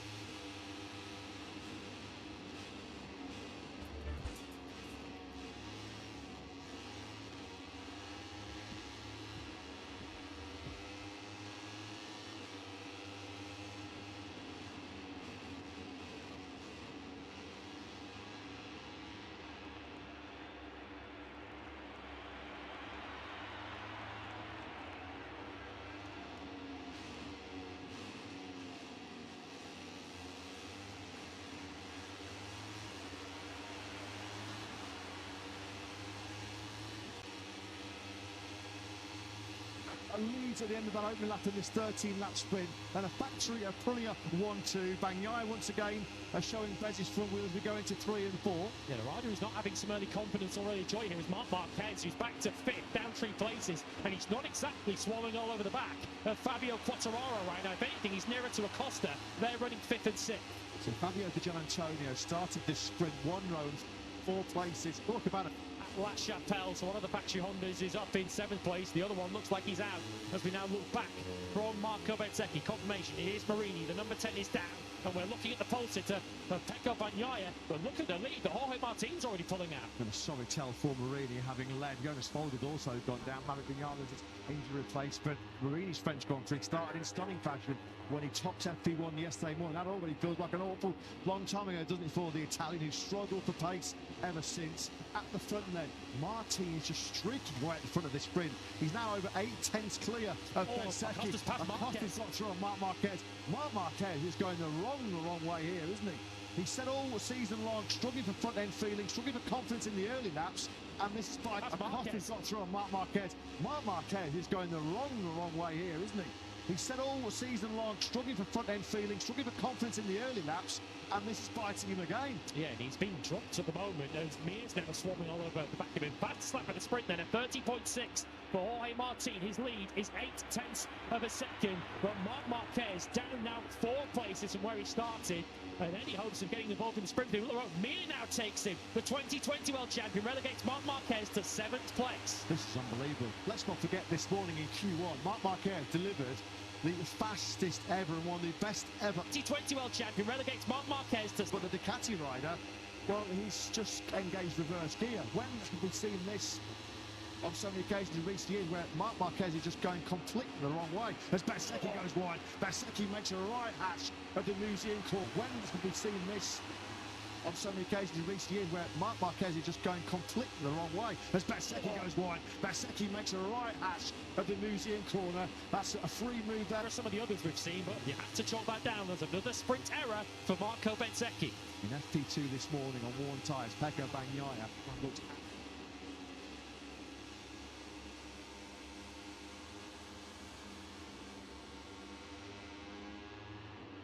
absolutely awesome. Now they've got a bit of clear track ahead of him. Nobody disrupting his lines or his braking markers in front. What can he do now to hunt down Jorge Martin, of course? Those two career long rivals, former teammates all the way back in their Moto3 days. This is Bagnaia, certainly the best we've seen him so far, isn't it? In 2026, pole position now up into second place in terms of the championship. Jorge Martin at the moment pulling 5 back on Bezzecchi. Marc Marquez now coming under a bit of pressure from his younger brother Alex, who's in 8th place. Got to give another shout out to Fabio Quartararo, who's running in 4th place at the moment and doing a low 31s at 30.5 though for Jorge Martin. Only Bagnaia looks like he's even got close to an answer right now. Fair play to Morel as well. On that last lap, he passed the Gian Antonio and Bastianini. Awesome performance by the Brazilian rookie there. Top job by him. Successive fastest lap sent for Martini, trying to get on with business here early on. Is the 1:35.61. Yellow flags around the first. Well, he's had a shocker. He has an absolute shocker, hasn't he, Fabio the Gian Antonio? Any hopes he had of a medal going around his neck at the end of the sprint were ended with a disastrous start, and that's gnarly. That's a real gnarly crash there for Didier as he tucks the front going through turn 3. The momentum takes him through turn 4 as well. Fair play to the riders behind him that will avoid any kind of contact there. His teammate Frankie Morbidelli there who had to go left right around the very outside of the racetrack to avoid him, so it's cost Morbidelli places too.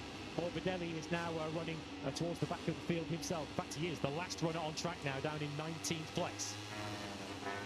This is unbelievable. Quartararo then now into 4th place. But has anybody got the pace to go with Jorge Martin on that last lap? Martin and Bagnaia into the 130. So too are Acosta and Mia. Mir at the moment inside the top 6. Of course, on that last lap with that 130.8 that he delivered, that was also coming through on Marc Marquez. Costa's going to attack into the recorder on. He's not had the best luck with this corner so far this weekend. A little better luck this time as he now moves through into 4th place. Not very good luck for the French pair because Joan Zarco had a problem in the 3rd sector, dropped a further 3 places. He then out of the points. Bagnaia has got his head down, as you knew he would do. A 130.739 is Pecco's fastest lap of this sprint so far. That's just eaten into Martin's lead and got it down to just over a second. At the moment, struggling to go with that Ducati pace as we look at Jorge Martin.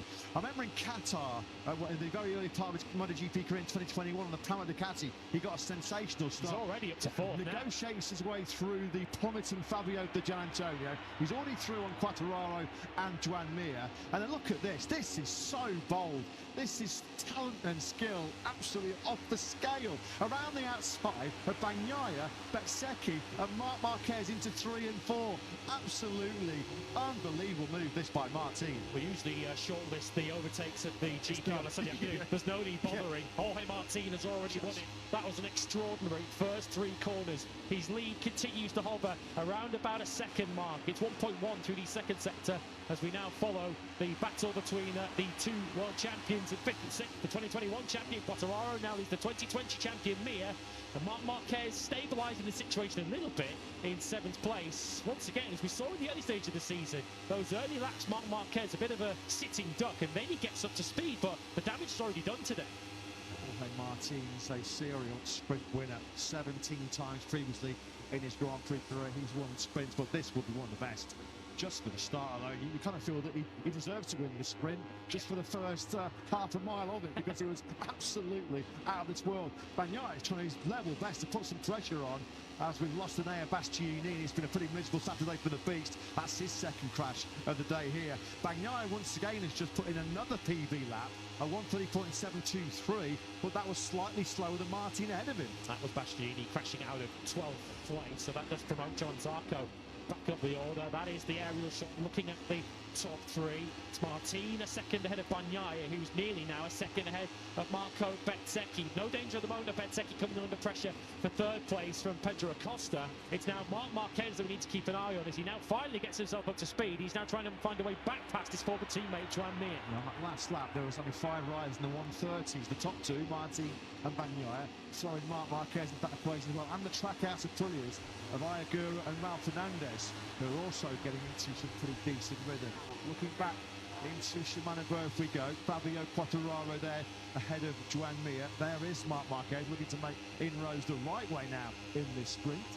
Fabio Quartararo hasn't scored many Sunday points. He's just scored 4 of them so far this season. His best results have come in sprints. Remember, he was up in the top 6 in Brazil earlier in the season. He then took 7th in that madcap sprint in Jerez when he was able to navigate his way through all the chaos. This is another super Saturday showing from the Frenchman.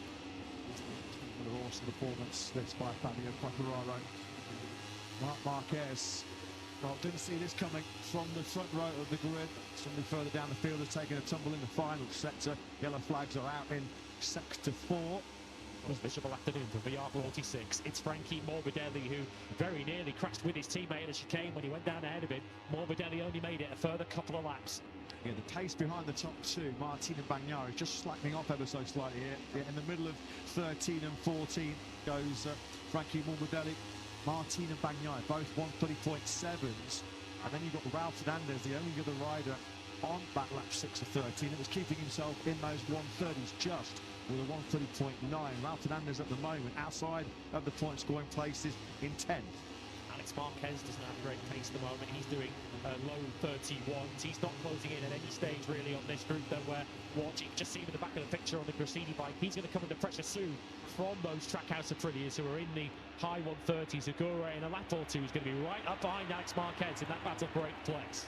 Bagnaia at the moment has just got nothing for Martin. In fact, the gap's just through the second split on this lap 7 of 13. It was as high as 1.3 seconds. Bagnaia slightly quicker through the third split. Deep into this last sector now we go.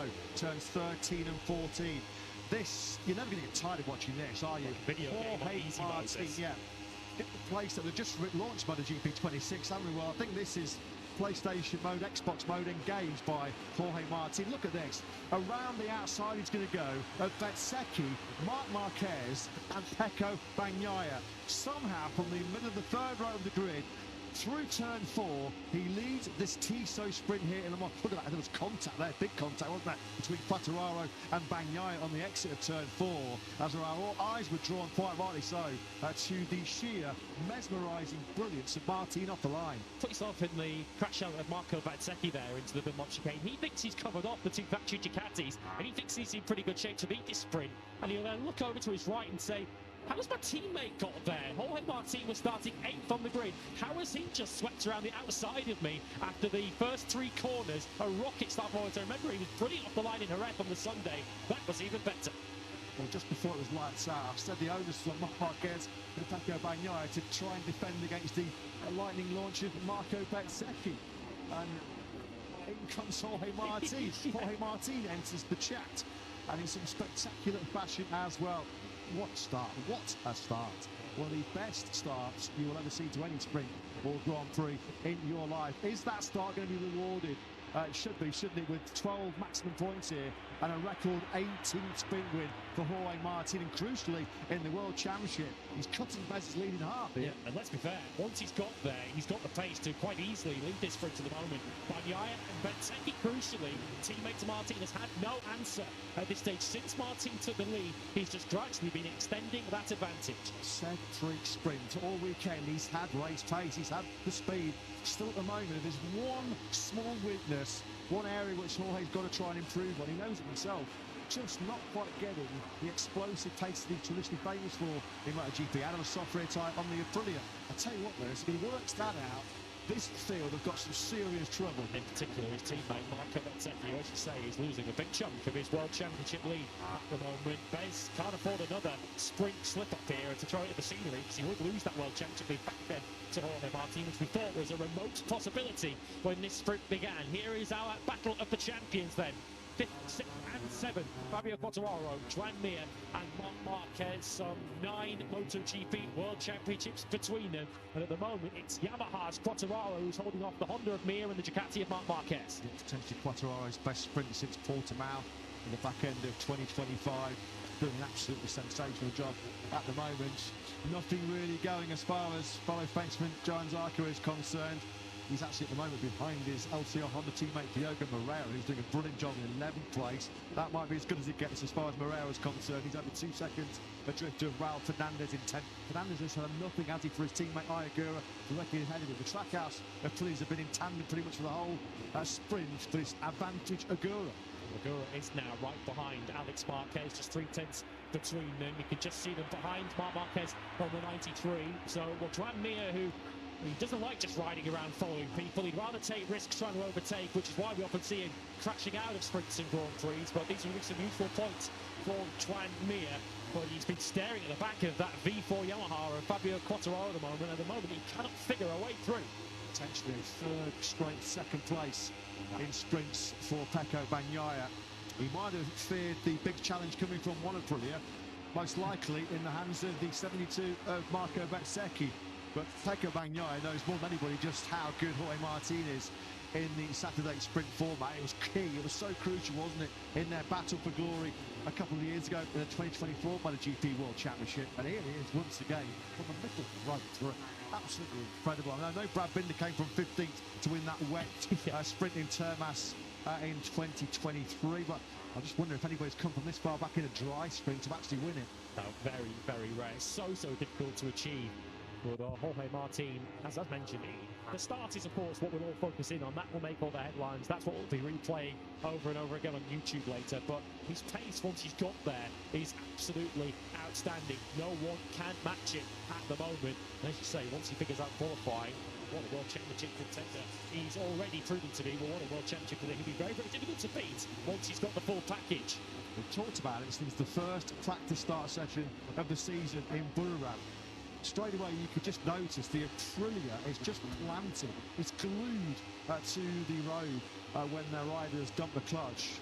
Jorge Martin, there's a lot of talent, a lot of skill involved, but also some engineering brilliance coming from Aprilia as well, because the way that RSGP fires off the line, unrivaled. Used to be KTM that was the most rapid starter in MotoGP. They certainly lost that distinction. They don't like straight line speed either, crucially, do they, on those factory Aprilias as well. This is Fermin Aldeguer running in 13th place, because coming from 20th on the grid, so he has made some decent progress in this sprint, but of course his sprint hopes are already damaged by his poor qualifying. Behind him is Brad Binder, who joined Aldeguer on the 7th row on the grid. At the moment, the sole KTM points have been scored by 4th place Pedro Acosta. You see in the top left-hand corner of the screens the gap between Martin and Bagnaia. It's not closing, it's getting bigger. Martin in complete control of this Grand Prix of France sprint here, looking like he's on course for that record 18th sprint success. Further down, here's a trio of Yamahas. This is Jack Miller, still searching for his first points finish of 2026. Rins 15th, Toprak Razgatlioglu 16th, Miller 17th on the road, with Fabio De Gianantonio still circulating after remounting from his early crash. He's 18th. Of course, what it would mean as well, 2 laps away from being completed, Jorge Martin would remain undefeated in Tissot sprints here at Le Mans. Here is the big battle, I think, that we're going to be following in the final couple of laps. And it's the battle for the final 2 points positions as Alex Marquez comes under pressure and now gets overtaken by the fast finishing Ayagura. Big head shake there as Agura's full of tips. Look at the turbulent air, dirty air in the draft behind Alex Marquez as they power through the 6th gear first corner. That's scary for Agura. Big head shake at over 300 kilometres an hour. He kept it all gathered up though, didn't he, to make that beautiful move on the inside of Alex going into turn 3. Brother Mark, well, stop there. The 2nd place, let's not forget, Marc Marquez starting this sprint. Oh, who was that? Was that Alex? I think that might have been, was it Alex Marquez who's just gone behind down? him, I think, who went down. Yellow flags naturally have come out in the 2nd sector. It was Fernandez. Alex It was Raul Fernandez who drops out, so we've lost to the Trackhouse Prix, who was just outside the points. And yeah, it's not been Raul Fernandez's finest Saturday. It's all the blue blur. Apologies to Alex Marquez and to all his fans for letting their hearts skip a little bit of a beat. Alex is still in this sprint, albeit at the back end of the points scoring places in 9th. He just lost 8th, of course, to Ayagura. Brilliant job this by Quartararo. just extracting everything out of that factory Yamaha, but there's going to be just one lap remaining, just 4.19 kilometres standing between Jorge Martin and a record 18 sprint success. Focus is the key word. Marc Marquez has done it again. Well, this has been... That's a mess as well. That's a real mess. Marc Marquez, well, he's had some massive crashes of late. The big crash in practice in Austin, the high-speed crash out of second place behind brother Alex in the Grand Prix of Spain a couple of weeks ago. Is he going to high-side it? Dear me. And more misery. It was all out of shape, wasn't it, going in? Lost the front in this thing, and then the rear grips, and this, he's just along for the ride. Passenger here goes Marc Marquez, and this is another monumental get-off for the reigning world champion. You can see the airbag is deployed. It's another absolutely wrecked and trashed factory Ducati GP26. Marc Marquez's day here in Le Mans started in blistering form with an all-time lap record. It ends, though, in more disaster. The world championship sacrificing more crucial points. What is going on with Marc Marquez right now? A Saturday afternoon nightmare for the reigning world champion. Glad he's up on his feet. There was a little bit of a hobble there for Marc Marquez. Hopefully that's as bad as it's got. So as the reigning world champion has a Saturday afternoon shocker here at Le Mans, the rider he replaced as world champion, Jorge Martin, is about to stick his hand up and tell everybody, I want a second title this year. Yeah, looked like Marc lost the rear, lost the front, lost the rear, lost the front again. He was all over the place, wasn't he, going to turn 13. Well, this sprint here in Le Mans started in phenomenal fashion for Jorge Martin as he charged through from 8th on the grid. The sprint here is going to finish in phenomenal fashion for Jorge Martin as he takes the checkered flag first. It is a record 18th sprint success for the Martinator. What a ride, what a performance, what a start. One of the best starts you will ever see. Take a bow, Jorge Martin. He does take the checkered flag, 1.1 seconds clear of Pecco Bagnaia. Second from pole position for the factory Ducati rider. That's now 3 successive second places in sprints for Bagnaia. Marco Bezzecchi comes home in 3rd place. A podium for Bez, his first sprint medal of the season, but not what we expected. I think he was expecting much, much more. Acosta, Quartararo, Mia Agura, Alex Marquez and Diogo Moreira. Brilliant job by Moreira. They are your point-scoring finishers. Daniele Romagnoli, Jorge Martin's crew chief. No wonder he's smiling. He has seen some special performances by the number 89 down the years. This has to rank right up there with the very, very best of them. The Aprilia team radio. They are absolutely ecstatic. They are buzzing. That sprint coming from 8th place on the grid just shows the pure class, the pure talent, the pure skill of Jorge Martin. That's why he was the 2024 MotoGP World Champion. Another special sprint from Jorge Martin. He's competed in 3 sprints at Le Mans. He has won all 3. Not quite in the circumstances as the previous 2 when he led from the front. He certainly didn't on this occasion. An extraordinary afternoon, an extraordinary start, and then he had the pace to break away. Jorge Martin's crew chief, Daniele Romagnoli, is with Jack. Well, Daniele, I mean, what a start that was. The launch itself, the move around 3 riders into the first corner, and how much does this victory mean? It feels as though, as the guys have just said on commentary, that's Jorge telling everyone, I'm a world championship contender. Well, I mean, always I said to him, you are like a cat in the start, and he can jump incredible. He's one of the best things he can do. But we were not the best pace. We were missing 1/10 at least. We done a little change in after the morning session and qualifying. Actually, it was quite good. Well, championship is too early, but we are very happy. I mean, you know, it's very fast on the sprint races, but like this, wow, it's a great race from 8th position, you know, it's good. Incredible. The cat was purring today, Daniele. Congrats. Thank you, Tom. The cat really was purring today. An absolutely phenomenal performance that by Jorge Martin. Both factory Aprilias on the podium. That's more likely for Marco Bezzecchi.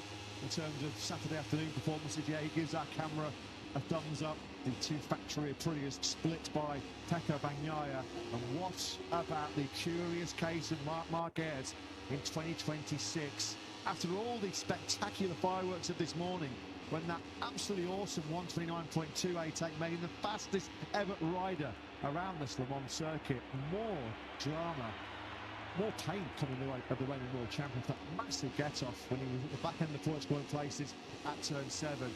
All the plaudits, though, and quite rightly so. All the headlines will be hogged by Jorge Martin.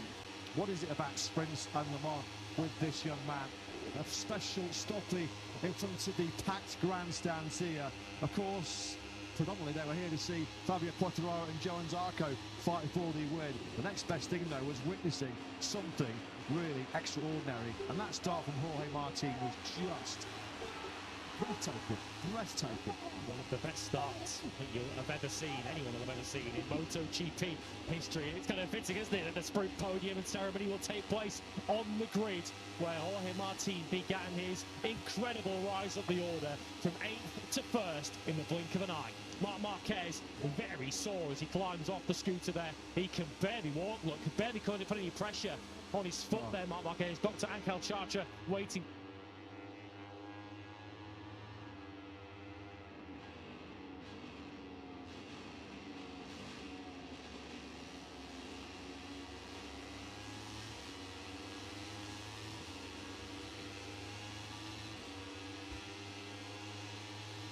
Many people, and you can see here everybody watch Moto3, Moto2, MotoGP. Everybody come in the morning, and when we cross people in the paddock, everybody support motorcycle racing, and it's so fantastic.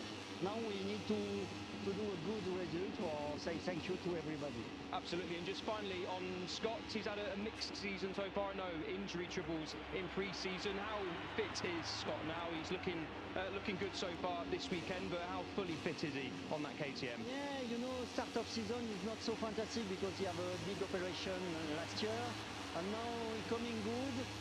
Jerez is not so easy because we play Saturday morning, we have rain and our plan is a little change.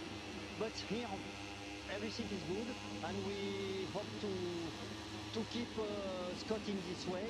And for sure, as we grow up, we have to put the two rider in a good position. Thank you, Alan. Have a great session and a good Sunday as well. Thank you very much. Thank you. Incorrect, so you can only assume that he's the first qualifying. A really difficult qualifying session to call this. When we came on air for qualifying 2 back in Jerez, I think we were all expecting as the weekend unfolded for Max Quiles, the world champion, to just run away and have his own race as the weekend unfolded. In the final few laps, that's ultimately what we got in Jerez, but we haven't seen signs of the imperious points leader Quiles that we've seen in the first 4 Oh dear me, we've already got yellow flags. No, we don't. They've already moved on through, so I wonder if someone just had a little trip into the gravel. On Quiles, actually, another thing, not only did he not really dominate the entirety of the Grand Prix, he was very, very close to not getting pole position. He was flush with the light panel as it went yellow over at, I think it was turn 7 in out of 7 into 8 because we had Adrian Fernandez in the gravel. And I think it was 10 metres further behind. I think Max Quiles' lap would have gone away, would have been cancelled. So that would have left him down on the 3rd row, Lewis. So we know he's got pace. We know he's got pace on 1 lap as well. But you don't want to be leaving it late in these sessions, Lewis, because it's very, very easy to be caught out. And he has been on the floor already this weekend, has Max Quiles. Pole here last year. Of course, that was his maiden pole in Moto3. He's gone on to take a further 2 since then, including last time out in Jerez. But it certainly feels as if the pack are much closer to him. They're snapping at Quiles' heels this weekend in a way that they weren't in Jerez. Indeed. Don't forget, though, Quiles took his first pole here 12 months ago, so he definitely knows how to get it over the line here at Le Mans. At the moment, it is Adrian Fernandez, who is your first rider out there on the track and getting his first flying lap climb of the afternoon. Of course, he's opening a few laps in Moto3 Q2.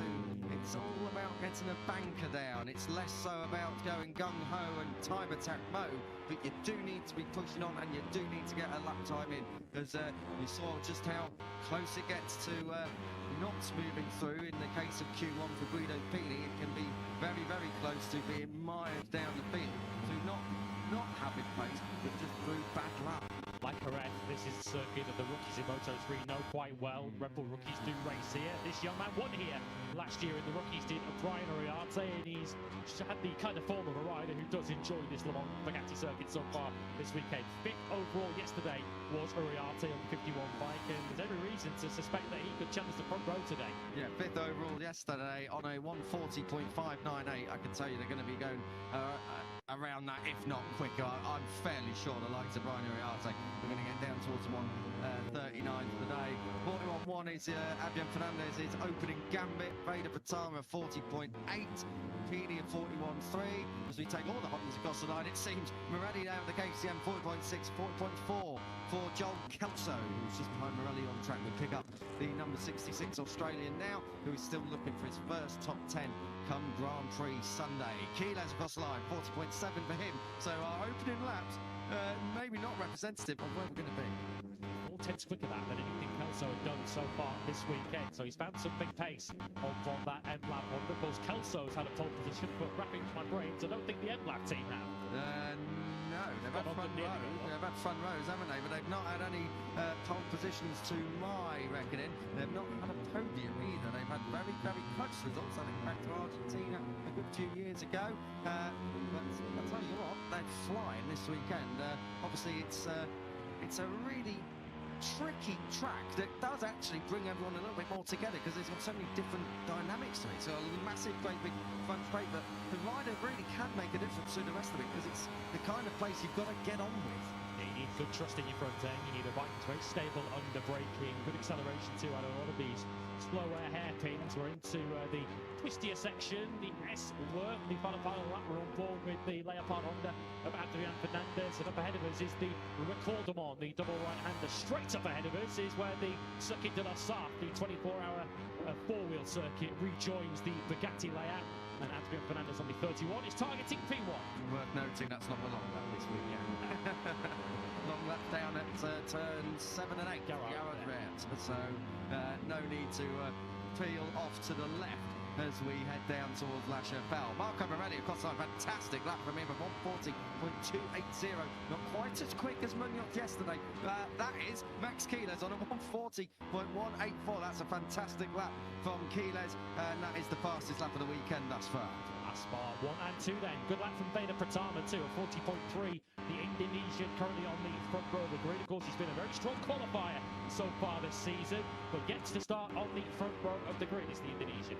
Down towards La Chapelle. Cormac Buchanan hasn't gone out just yet. Any news down there? Yeah, don't worry if you're a New Zealander or Cormac Buchanan fan. He was out on the used rubber that he used in Q1. He's fitted now for fresh rubber on the rear and on the front. He's just waiting for a little bit of a gap to head out, so he will be taking a lap time. No need to worry about it. Cheers, Al. Thanks for that. And let's hope to see Cormac Buchanan in amongst this pole shootout as we pick up David Almanza. We normally talk about in terms of one-lap pace, it's got to be said, but he's down there in 11th place in the moment. He is coming back from that elbow injury, and he's had a couple of crashes as well, Lewis. One down into Garage Vert, that was yesterday, and the other one up at turn 3 today. So David Almanza definitely back, and back with a bit more of a bang than he'd have liked. Yeah, because of the injury that he sustained to his elbow, it is sort of inhibiting him a little bit as he's riding the bike. He did say in Jerez that he couldn't pull the clutch lever fast enough as he was out there on the racetrack, so he's certainly having some issues to try and overcome, which unfortunately he can't fast track. He's just got to wait for his body to ultimately heal up and to build the strength again. Fernandez once again up onto the front row of the grid, splits the Aspar riders of Quiles and Morelli. At the moment, the top end of the standings is looking fairly similar to the end of the Spanish Grand Prix a fortnight ago. Yeah, not too dissimilar at all. Needing Munoz to elevate himself out of that provisional third row starting place in 7th. You can see him there leading the group around. Valentin Peroni, we pick him up down in 14th place. He's going to need something here. It's got to be said, Valentin Peroni has not hit the ground running as he would have liked to in Europe. It's got to be said. He seems to always be tripping up over Alvaro Carpe in Grand Prix at the minute. So that was the problem last time out in Jerez. He had a little bit of time on track with Carpe this morning as well. Valentin Peroni at the moment down in 14th and now enters the pit lane. So it's going to be one final push late on in this Q2 session for the number 73 to try and put himself at least on the front 2 rows for his team's MotoGP.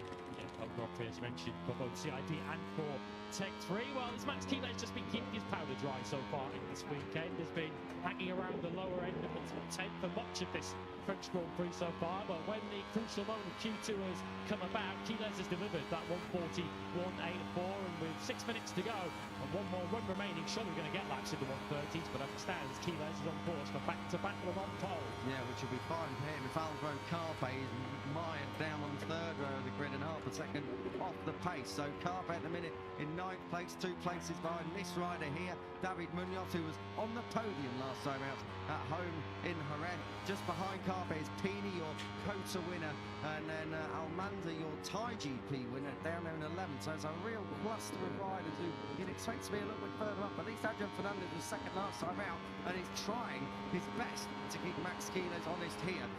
1, 2 and 3, Kilos, Fernandez, Morelli, 6 minutes on the clock, and Fernandez, as we see so often, is your first one out to start his final time attack run. Yeah, you like your symmetry and you like your sequences. We currently have KTM Honda, KTM Honda, KTM Honda on your front 2 rows of the grid. Quiles, Fernandez, Morelli, Fatama Uriarte and Kelso.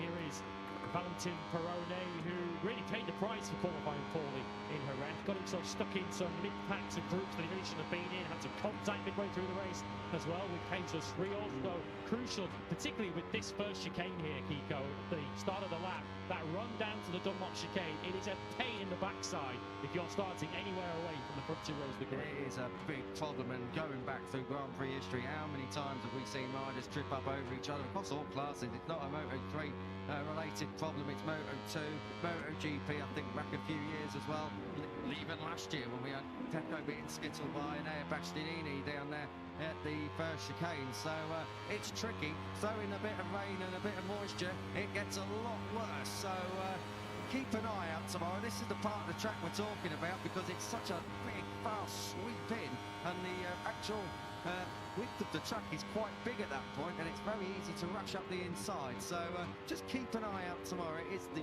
first of many pinch points around the Le Mans Bugatti circuit. Yeah, it's not an easy bit to escape in either, with the many straights that can bring the pack back towards you if you're trying to make an escape back to the front of the field. Here is Guido Pini still wearing some of the battle scars from his spill in qualifying 1 as he currently sits, well, it's P6, 10th at the moment, front of row 4. Probably run out of clean leathers. The amount of time he's been on the deck this year, Guido Pini must have rubbed a few leathers up the wrong way, as well as, it's got to be said, a lot of fairings. But at the moment, he's faring not so badly in the top 10, which at least keeps up his record of when he's gone through Q1 to get to Q2, he does at least get it in the top 10.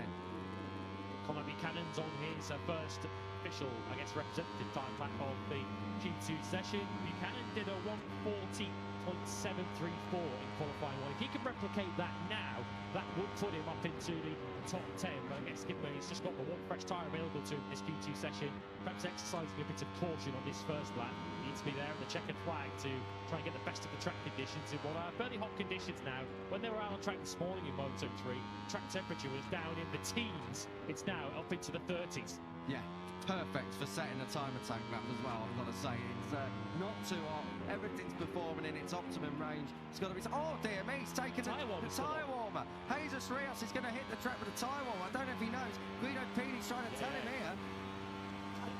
He nods in acknowledgement. He's saying, I think he's saying, I know, mate, I know.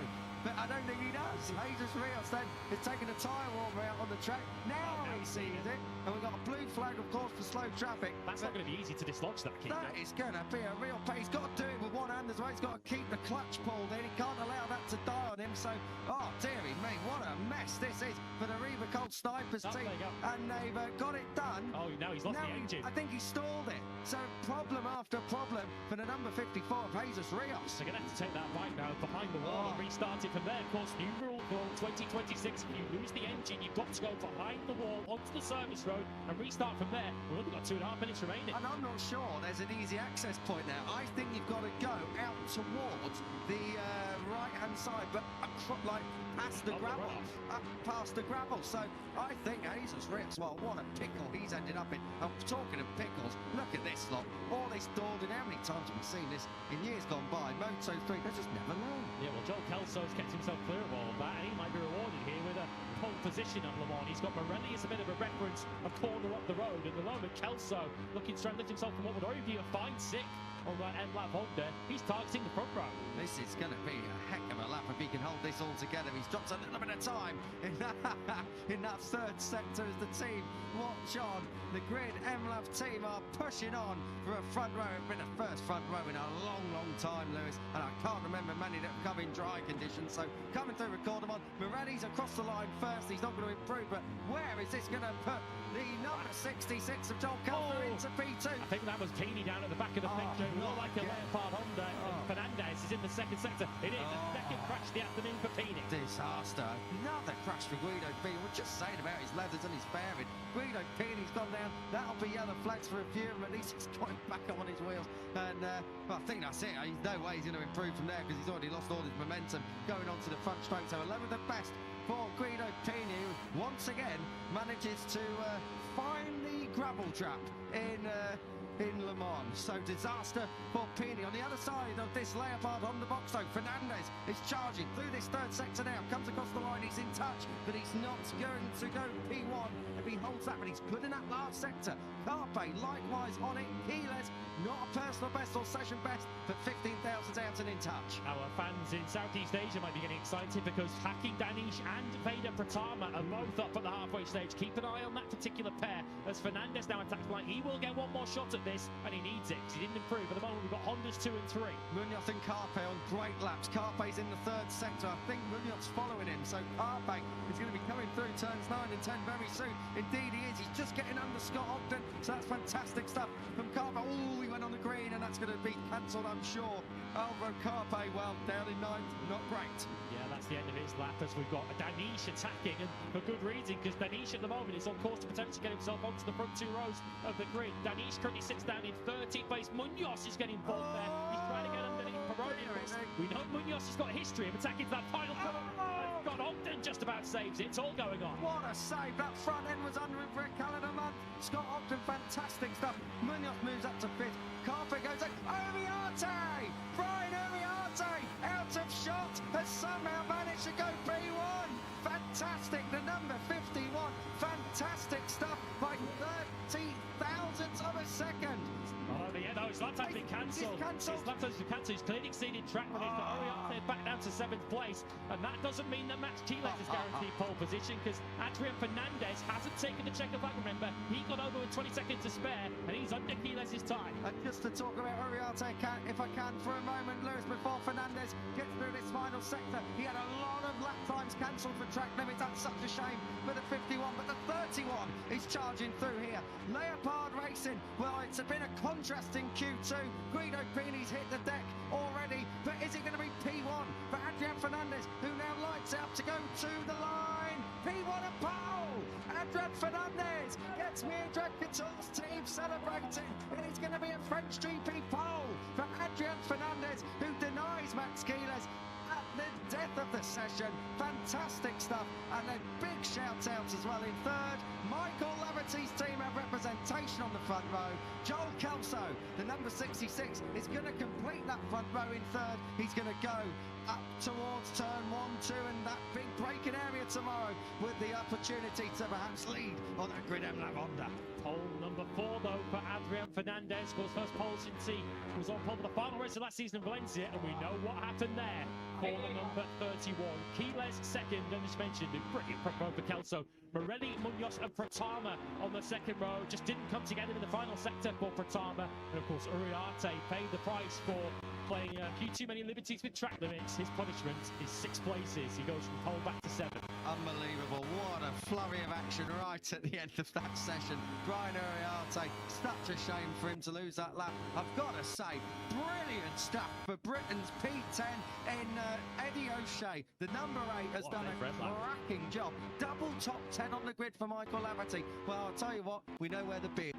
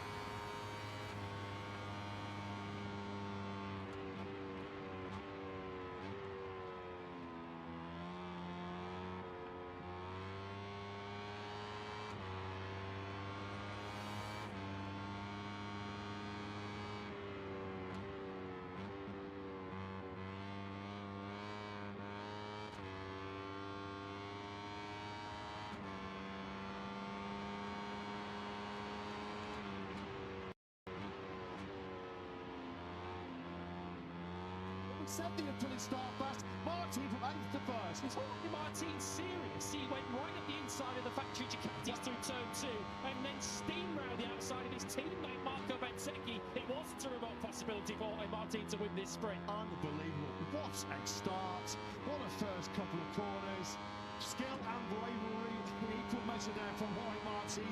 Somehow, from the middle of the third row of the grid, he leads this sprint. And the damage for Fabio Di Giannantonio, his front wheel went skywards off the line. He is down in 14th place. His sprint or his start demons persist. Yeah, it was the whole shot device fully engaged there, because straight away as he dropped the clutch and grabbed a handful of throttle, Jack saying it looked like it was engaged. So the start gremlins roll on for Fabio Di Giannantonio.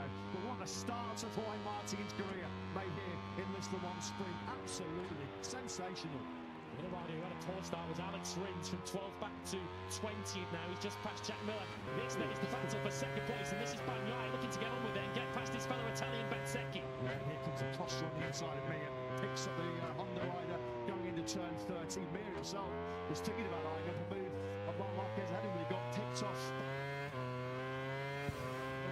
Poor start was Alex Rins from 12th back to 20th now. He's just passed Jack Miller. This then is the battle for second place, and this is Bagnaia looking to get on with it and get past it.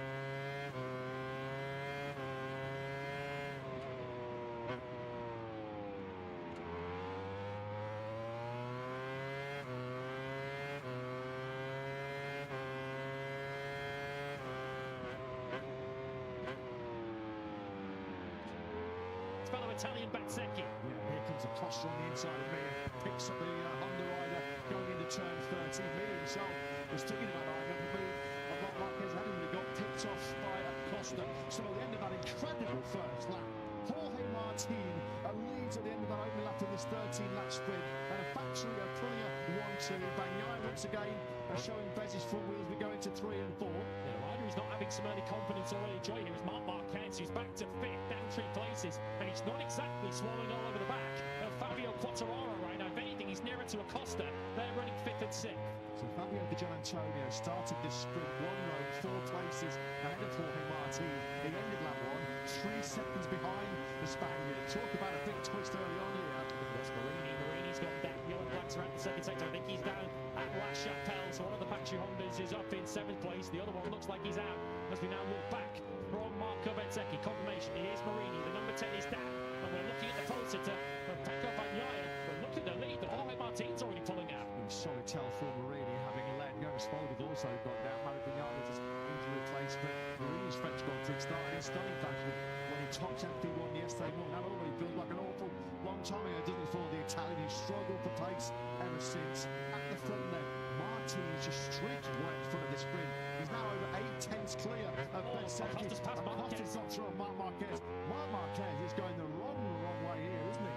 He said all season long, struggling for front-end feeling, struggling for confidence in the early laps, and this is fighting him again.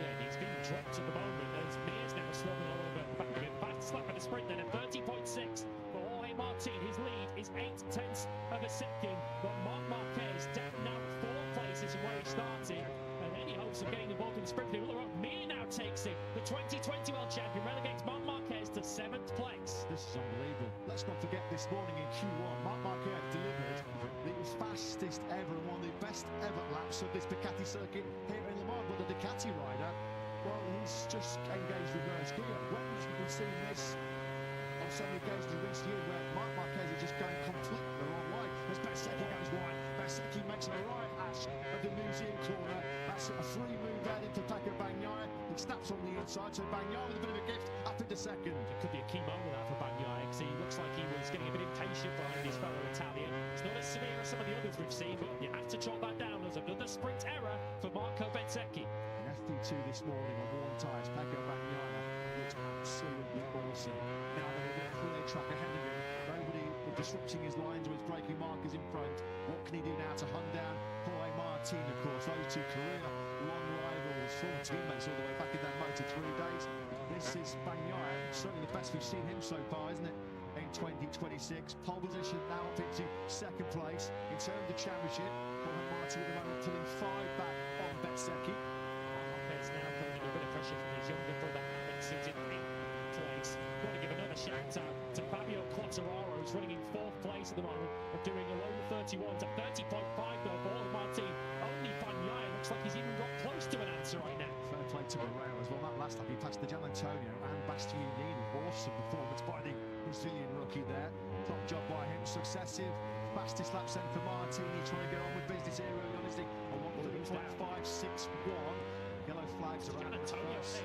He's had a shocker. He has an absolute shocker, hasn't he, Fabio Di Gianantonio? Any hopes he had of a medal going around his neck at the end of the sprint were ended with a disastrous start, and that's gnarly. That's a real gnarly crash there with Digia as he touched the front going through turn 3. The momentum takes him through turn 4 as well.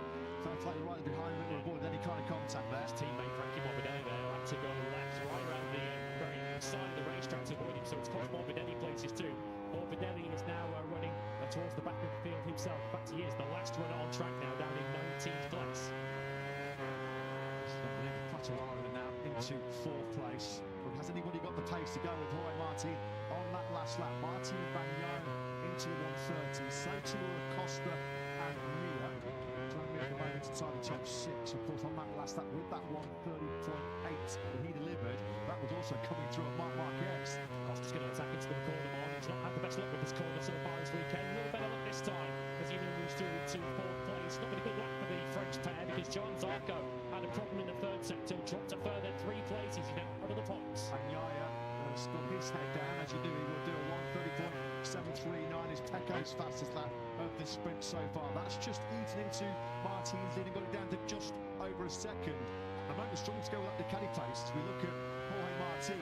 I remember in Qatar, in the very early part of his MotoGP career in 2021, on the Prima Ducati, he got a sensational start. He's already up to 4 He negotiates his way through the plummeting Fabio Di Gianantonio. He's already through on Quartararo and Joan Mir. And then look at this. This is so bold. This is talent and skill, absolutely off the scale. Around the outside of Bagnaia, Bezzecchi and Marc Marquez into 3 and 4. Absolutely unbelievable move this by Martin. We usually shortlist the overtakes of the GP on a Sunday afternoon. There's no need bothering. Jorge Martin has already won it. That was an extraordinary first 3 corners. His lead continues to hover around about a second mark. It's 1.1 through the 2nd sector as we now follow the battle between the 2 world champions in 5th and 6th. The 2021 champion Quartararo now is the 2020 champion Mir. And Marc Marquez stabilising the situation a little bit in 7th place. Once again, as we saw in the early stage of the season, those early laps, Marc Marquez a bit of a sitting duck, and then he gets up to speed, but the damage is already done today. Martin's a serial sprint winner, 17 times previously in his Grand Prix career. He's won sprints, but this would be one of the best.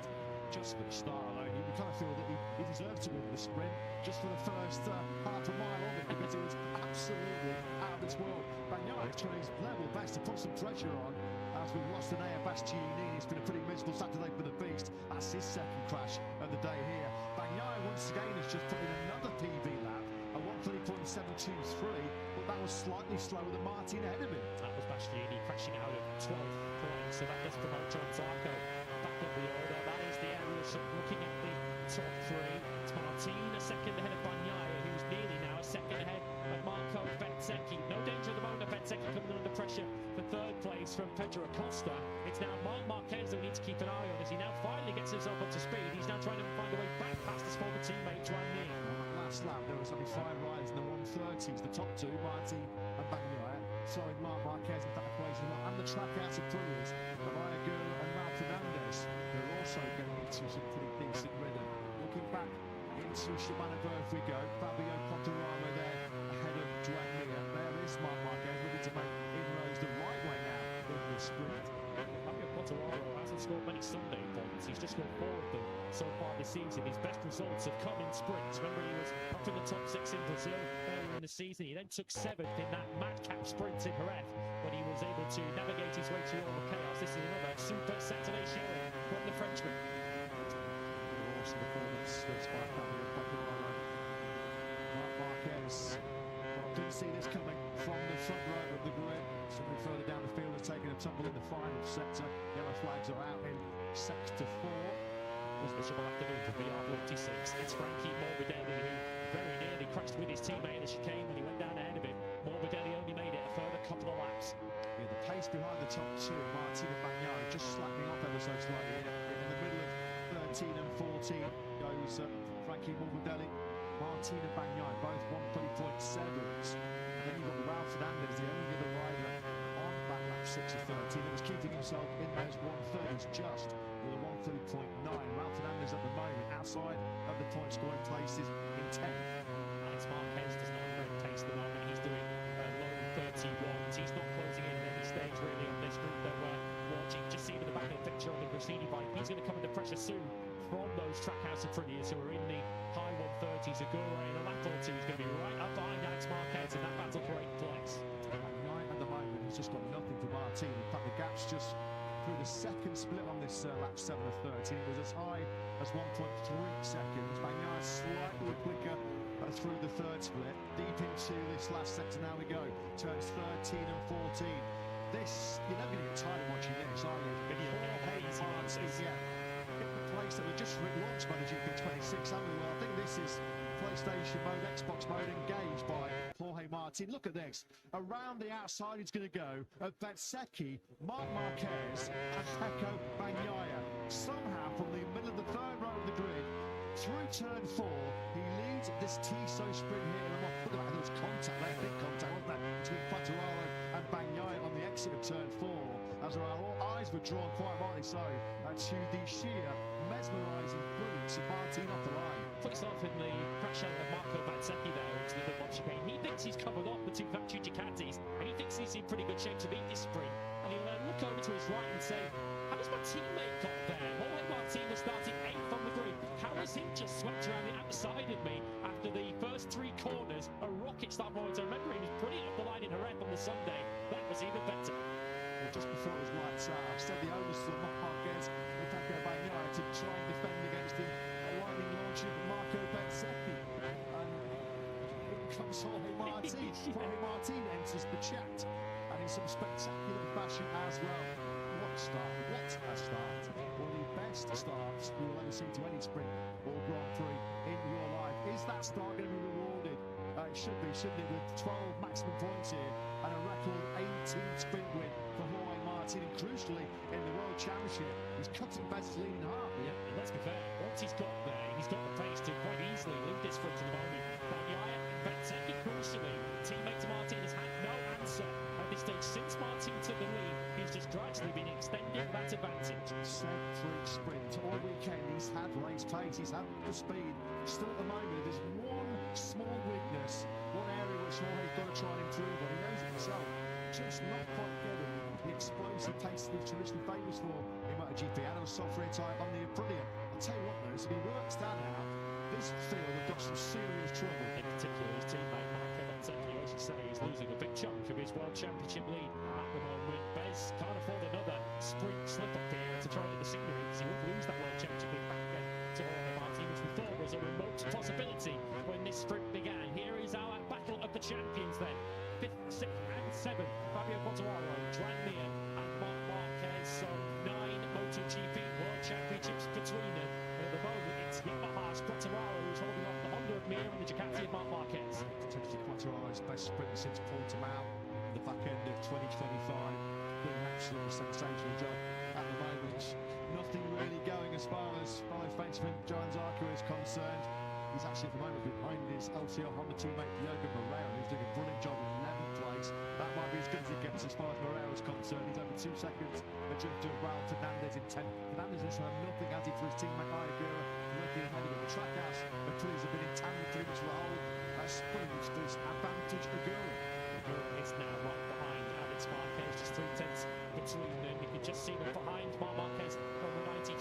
So, well, Joan Mir, who doesn't like just riding around following people, he'd rather take risks trying to overtake, which is why we often see him crashing out of sprints and Grand Prix. But these are some useful points for Joan Mir, but he's been staring at the back of that V4 Yamaha of Fabio Quartararo at the moment. At the moment, he can't figure a way through.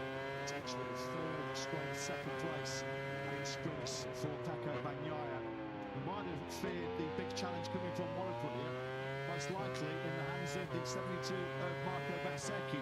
But Pecco Bagnaia knows more than anybody just how good Jorge Martin is in the Saturday sprint format. In was key. It was so crucial, wasn't it, in their battle for glory a couple of years ago in the 2024 MotoGP World Championship. And here it is once again. The 50th runs were absolutely incredible. And I know Brad Binder came from 15th to win that wet sprint in Termas in 2023, but I just wonder if anybody's come from this far back in a dry sprint to actually win it. Very, very rare. So difficult to achieve. Jorge Martin, as I mentioned, the start is, of course, what we're all focusing on. That will make all the headlines. That's what we'll be replaying over and over again on YouTube later. But his pace, once he's got there, is absolutely outstanding. No one can match it at the moment. As you say, once he figures out qualifying for a World Championship contender, he's already proven to be a World Championship contender. He'll be very, very difficult to beat once he's got the full package. We talked about this was the first practice start session of the season in Burra. Straight away you could just notice the Aprilia is just planted, it's glued to the road when their riders dump the clutch. Jorge Martin, there's a lot of talent, a lot of skill involved, but also some engineering brilliance coming from Aprilia as well, because the way that RSGP fires off the line, it used to be KTM that was the most rapid start to the MotoGP, and they certainly lost that distinction. They don't like straight line speed either, Christy, do they, on those factory Aprilias as well. This is Foaming Aldeguer running in 13th place, was came out 20th on the grid, so he's made some decent progress in their sprint. But of course, his sprint hopes were already damaged by his poor qualifying. Behind him is Brad Binder, who joined Aldeguer on the 7th row on the grid. At the moment, the sole KTM points have been scored by 4th place Pedro Acosta. See the top left corner of the screen is the gap between Martin and Bagnaia. It's not closing, it's getting bigger. Martin in complete control of this Grand Prix flat sprint here. Looking like he's on course for that record 18th sprint success. Further down, here's a trio of Yamahas. And this is Jack Miller, still searching for his first points finish of 2026. Rings 15th. Gatlioglu 16th, Miller 17th on the road. Fabio Di Gianantonio still circulating after rebounding on his early crash. He's 18th. Of course, what would be as well, 2 laps away from being completed. Jorge Martin would remain undefeated in Tissot sprints here at Le Mans. Here is the big battle, I think, that we're going to be following in the final couple of laps. And it's the battle for the final 2 points positions as Alex Marquez comes under pressure and now gets overtaken by the fast finishing Ayagura. Big handshake there as Gura's the pool picks up a bit of turbulent air, dirty air in the draft behind Alex Marquez. They power to his 6th-gear first corner. That's scary for Gura. Big handshake at over 300 kilometres an hour. It kept it all gathered up there, didn't he, to make that beautiful move on the inside of Alex going into turn 3. But brother Mark, well, that was the 2nd place, let's not forget. Marquez started the sprint. Oh, who was that? Was it Alex? I think that might have been, was it Alex Marquez who's just gone behind down? him, I think, who went down. Yellow flags naturally had come out in the 2nd sector. It was Alex. It was Ralph Fernandez who drops out, so we've lost to the track as Freddie, who's just outside the points. And yeah, it's not been Ralph Fernandez finest Saturday. We saw the blue blur. Apologies to Alex Marquez and all his fans for letting their hearts skip a little bit of a beat. Alex is still in the sprint, albeit at the back end of the points square places in 9th. He just lost 8th, of course, to Ayagura. Brilliant job this by Quartararo. Just extracting everything out of that factory Yamaha, but it's going to be just 1 lap remaining, just 4.19 kilometres standing between Jorge Martin and a record 18th sprint success. Focus is the key. Marquez has dumped it again. Well, this has been a mess. That's a real mess. Marc Marquez, well, he's had some massive crashes of late. The big crash in practice in Austin, the high-speed crash out of 2nd place behind brother Alex in the Grand Prix of Spain a couple of weeks ago. Is he going to high-side it? Really? And more misery. It was all out of shape, wasn't it, going in? Lost the front initially, and then the rear grips, and this is just along to the right. Passenger here goes Marc Marquez, and this is another monumental get-off for the reigning world champion. You can see the airbag is deployed. It's another absolutely wrecked and trashed factory Ducati GP26. Marc Marquez's day here in Le Mans started in blistering form with an all-time lap record. It ends, though, in more disaster. The world championship sacrificing more crucial points. What is going on with Marc Marquez right now? A Saturday afternoon nightmare for the reigning world champion. Climbs up on his feet. There was a little bit of a hobble there for Marc Marquez. Hopefully that's as bad as it's gone. So as the reigning world champion has a Saturday afternoon shocker here at Le Mans, the rider he replaced as world champion. Jorge Martin is about to stick his hand up and tell everybody, I want a second title this year. Yeah, well, like Mark lost the rear, lost the front, lost the rear, lost the front again. He was all over the place, wasn't he? Going to turn 13. Well, this sprint here in Le Mans started in phenomenal fashion for Jorge Martin as he charged his lane on the grid. The sprint here is going to finish in phenomenal fashion for Jorge Martin as he takes the checkered flag first. It is a record 18th sprint success for the Martinator. What a ride, what a performance, what a start. One of the best starts you will ever see. Take a bow, Jorge Martin. He does take the checkered flag, 1.1 seconds clear of Pecco Bagnaia. Second from pole position for the factory Ducati rider. That's now 3 successive second places in sprints for Bagnaia. Marco Bezzecchi comes home in 3rd place. A podium for Bez, his first sprint medal of the season, but not what we expected. I think he was expecting much, much more. Acosta, Quattararo, Mia, Agura, Alex Marquez and Diogo Moreira. Brilliant job by Moreira. They are your point-scoring finishers. Daniele Romagnoli, Jorge Martin's crew chief. No wonder he's smiling. He has seen some special performances by number 89 down the years. This has to rank right up there with the very, very best of them. The Aprilia team radio. And they are absolutely ecstatic. They are buzzing. That sprint coming from 8th place on the grid just shows the pure class, the pure talent, the pure skill of Jorge Martin. That's why he was the 2024 MotoGP World Champion. Another special sprint from Jorge Martin. He's competed in 3 sprints at Le Mans. He has won all 3. Not quite in the circumstances of the previous 2 when he led from the front. He certainly didn't on this occasion. An extraordinary afternoon, an extraordinary start, and then he had the pace to break away. Jorge Martin's crew chief, Daniele Romagnoli, is with Jack.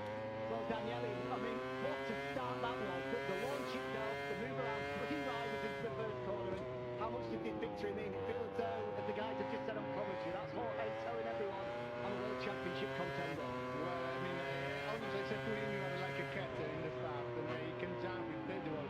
He's one of the best things he can do. But we were not the best pace, we missing 1/10 at least, but then a little change in the after the morning session and qualifying. I think it was well good. Well, championship is too early, but we are very happy. I mean, you know, it's very fast on the sprint racing, but like this, wow, it's a great race from 8th position, you know, it's good. Incredible. The cat was purring today, Daniel. Congrats. Thank you, thank you. The cat really was purring today. A absolutely phenomenal performance that by Jorge Martin. Both factory Aprilias on the podium. That's more like for Marco Bezzecchi in terms of Saturday afternoon performances. Yeah, he gives that camera a thumbs up. The 2 factory Aprilias split by Pecco Bagnaia. And what about the curious case of Marc Marquez in 2026? After all the spectacular fireworks of this morning, when that absolutely awesome 129.288 made him the fastest ever rider around this Le Mans circuit. More drama, more pain coming along for the World Champion. A massive get-off in the back end of the points going places at turn 7. All the plaudits though, and quite rightly so, all the headlines will be horrified by Jorge Martin. What is it about sprints and Le Mans with this young man? A special stopping in front of the packed grandstands here. Of course, predominantly they were here to see Fabio Quartararo and Joan Zarco fighting for the win. The next best thing though was witnessing something really extraordinary, and that start from Jorge Martin was just breathtaking. The best start I've ever seen, anyone I've ever seen in MotoGP history. And it's kind of fitting, isn't it, that the sprint podium and ceremony will take place on the grid, where Jorge Martin began his incredible rise up the order from 8th to 1st in the blink of an eye. Marc Marquez very sore as he climbs off the scooter then. He can barely walk, look, he barely couldn't put any pressure on his foot there, Marc Marquez. Got to Ankal Charcha waiting for him. It's a sorry sight for Marc Marquez, who has picked up his bruises over the course of 2026 already. This, the most bruising yet. It's tough. Sometimes it's tough at the top, and having got himself back to the very, very top last year in Japan, Marc Marquez picked himself up once again. This was a nasty one. A real nasty spill that for Marc. and as you can see, he's really beaten himself up. Once again, I'm hoping he's going to be A-OK. MotoGP medic Bob get the charter up immediately on the scene to attend to Mark, but that just adds to a sequence of real heavy get-offs in 2026 for Mark. You think of Austin, you think of Red, and now today in Le Mans. But when you think of sprints in the modern MotoGP era, you think of one rider, you think of one superb talent, because Jorge Martin takes his winning count now in sprints to 18. It's sprint podium number 33.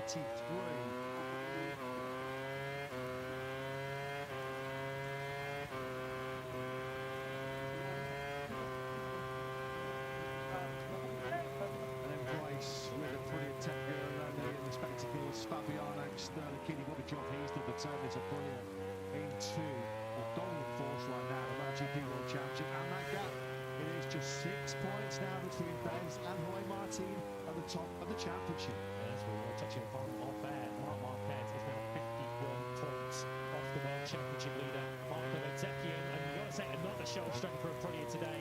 They've been sort of in and amongst the pack through much of the weekend. Of course, for much of yesterday, we weren't certain that Martin or Bezzecchi were even going to be in qualifying too. But they've ended up with a gold and a bronze from the Saturday sprint.